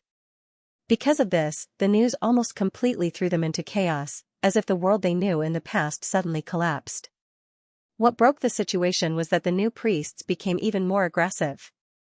They were originally low-level believers, and their status in the cloister was only a little higher than that of the nuns. Usually, they were responsible for assisting the manager in managing the affairs of the cloister, and it was almost impossible for them to be promoted. The truly capable people would not be assigned to this place. Now that they had finally tasted the sweetness of power and lost the supervision of the higher-ups, things naturally got out of hand. For example, the blessing of the choir and the teacher's class. In fact, this kind of thing itself was illegal, but the management of the cloister in the holy city was not strict, so there were often big figures with special hobbies who came here to enjoy themselves. This was not a secret in the courtyard. It was not until the escape of the extraordinary that the church strengthened the supervision in this area. But now, they had no worries. The blessing changed from a single person to a forced obedience of the whole class, and even evolved into a trade of body for food. This not only completely violated the law of the church, but also pushed the hesitant nuns to the side of the orphans. Although these girls of different ages were all from the 4 kingdoms, they were taught to read books, and learned to sing and sing. After a long time, they were not without feelings. Coupled with the orders given by the church, the nuns began to resist the instructions of the new priests, and secretly took out the food from the warehouse to distribute to the starving children. But no matter how much they scrimped, they could not make food out of thin air. The food in the warehouse was getting less and less, and the priests also noticed the nuns' betrayal, and conflicts broke out. When they smuggled food, they caught and executed 2 nuns on the spot. This was intended to frighten the crowd, but it aroused the uneasiness of the rest of the nuns. After some planning and coordination, the leaders launched a counterattack one night. The priests, who were indulging in pleasure, were caught off guard. The orphans, who had an absolute advantage in numbers, worked together and captured them all. Not only that, but the leaders also contacted the other 2 cloisters through the tunnel and used the same method to deal with the ugly believers. Just when everyone tried to select a representative to cross the high wall of the courtyard and report the plight here to Hermes, the army of the Kingdom of Dawn appeared on the border of the old holy city. Since they had been abandoned, there was no other way but to resist. Everyone knew that once the enemy attacked the cloisters, even if they did not resist, they would not end well, so the scene that Isabella saw at the beginning. After listening to the statement of the nun, Isabella had a lot of doubts in her heart. She had also heard about the bad habits in the cloisters, and it was not surprising that the incompetent quickly became corrupt after obtaining power. What surprised her was the order announced by the church. To fight the enemy to the death? If so, it was impossible for them to abandon the outer wall and neglect the surveillance of the mountain trail. What was the difference between this and surrendering the first line of defense, even if the holy city was really short of manpower to the extent that they could not even take care of the cloud ladder? It was impossible for them to say abandon the old holy city. Because most people did not know the secrets of the church, but she knew clearly that neither the new holy city on the plateau nor the old city at the foot of the mountain was the core of the church. There was only one real core of the church, which was the pivotal mechanism hidden deep underground. Whether it was the mining of God's stones, the research on sigil of magic stones, or the transformation ceremony of the God's punishment army, they were all carried out in this secret mechanism which had been built 400 years ago. There was a secret passage leading to the pivotal temple in the old holy city, and even the main exit. How could such an important position be abandoned so easily? Either the church was covering something up, or the nuns were lying. If it was the latter, Isabella could not think of any reason for them to fabricate an order. After all, it was a fact that they had been abandoned. Judging from the dispirited faces of these people, the cloister would become a place of death in another half a month. If it was the former, the church had recalled all the clergy to Hermes, but did not set up any defenses against the cloud ladder and the old holy city. What on earth did they want to do? Isabella temporarily suppressed the speculation in her mind and looked at the leader. What's your name? Your Holiness, my name is Autumn. Haven't you ever thought of escaping from here? What? The nun was stunned. Although the walls of this courtyard are high and the gate thick, it's not impossible to climb over. 1.5 months is enough for you to build a wooden ladder, or pile firewood under the gate to burn the door or melt the iron chains. All of these are feasible methods. Isabella asked curiously, since you've thought of sending a representative to report the situation, why didn't you choose to go out together? Even the food supply here has been cut off. Even without the army of the Kingdom of Dawn, staying here will only lead to death. After a long silence, Autumn murmured, but where can we go if we leave here? Her words made everyone present lower their heads. I've never left the cloister. Me neither. Although we don't have enough to eat, at least we can eat something every day. It's not much better outside, one of the orphans said. If we ask for food from others, we'll become the same as before. The book says that we shouldn't take begging for granted. I don't want to live like before. I see. Looking at the confused faces of the people, Isabella suddenly understood. They did not stay here because of the church's order, but because their living habits made it difficult for them to have other choices. This was a mixed message. It would be easy to deal with the nuns and kill those who were loyal to the holy city. However, if these orphans became die-hard believers of the church, His Majesty would have a headache. I also want to ask you a question. She took a deep breath and asked in a deep voice, why do you call me your holiness? Well. Xiao looked timid. She hesitated for a while and said, His Holiness Main has passed away, the 3 archbishops have passed away one after another, and Hermes has not issued a new appointment order. According to the principle of automatic replacement, you are the one closest to the temple. Lord Isabella, please save us. Don't leave us here. We are willing to accept any punishment. Please take us to Hermes. The nuns begged again. It seemed that the reason why they called her Your Majesty was not premeditated, but because they wanted to regain the attention of the sacred city, Isabella thought. Although the principle of replacement did not apply to the higher-ups of the church, those who had fallen into the water would not care about such details. As long as there was a chance of survival, they would grab it tightly, even if it was a straw. Thinking of this, she quickly came up with an idea. I'm here to tell you something important. Listen up. Everyone immediately held their breath. The church is no longer the church it used to be, Isabella said loudly. Maine is not the real pope. He not only betrayed Sir O'Brien but also stole the throne of the pope. In fact, Sir O'Brien wants someone else to succeed him. Her words were like a stone that caused 1,000 ripples, and the crowd suddenly burst into an uproar. That person is his first pure witch, 0. She did not know what His Majesty would think of these words, but since she had started, she decided to do her best. Grey Castle is not the enemy of the church. To fight against a real strong enemy, Sir O'Brien even hopes to form an alliance with Grey Castle. Do you mean, demonic beasts? Someone could not help but ask. More terrible than demonic beasts. Isabella shook her head. These are all recorded in the holy scriptures of the church, and only a few people can see them. Maine was not willing to let the pure witches take away his power, so he secretly launched a rebellion and framed 0, who wanted to be an ambassador to Grey Castle. That was how the Battle of Coldwind Ridge broke out. Fortunately, Maine's trick did not succeed. I survived the battle, but the masterminds of the rebellion all died within a month. There is no doubt that this is the punishment of God. So there was no battle to the death, and there was no need to stay in the cloister until the last moment. She paused. You are safe now. Both the nuns and the orphans showed a look of disbelief. Then, the punishment for the priests, they are not qualified to be called priests for what they did. I forgive you. The courtyard was silent for a moment, and then there was a huge burst of cheers. That's great, Your Holiness is merciful. Long live Her Holiness Isabella. Long live the Pope. Isabella pressed her hand down to calm everyone down. I've already said that I'm not the Pope, and the principle of replacement doesn't apply to the transfer of power.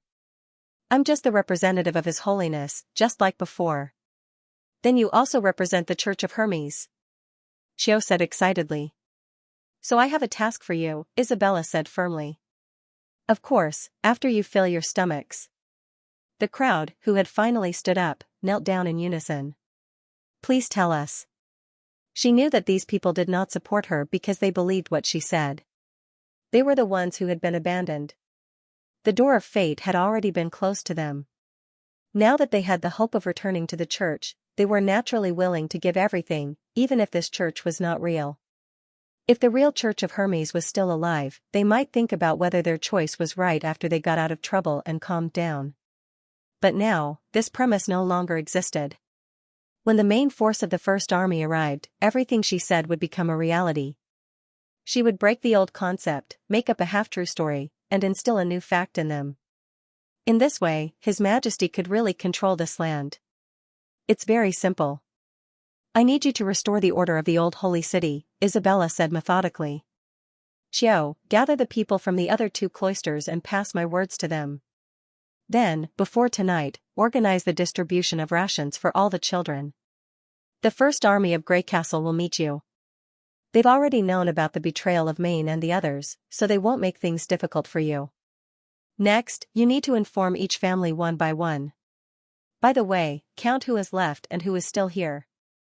If you see any priests or followers of the traitor faction, inform me immediately. As Isabella issued her orders, the nuns quickly responded and then turned around to busy themselves. Although their situation was not substantially better than half an hour ago, at this moment, everyone's expression was completely different. The gate was quickly dismantled. When a nun and the children lined up to leave the cloister, one of them suddenly bowed deeply to her.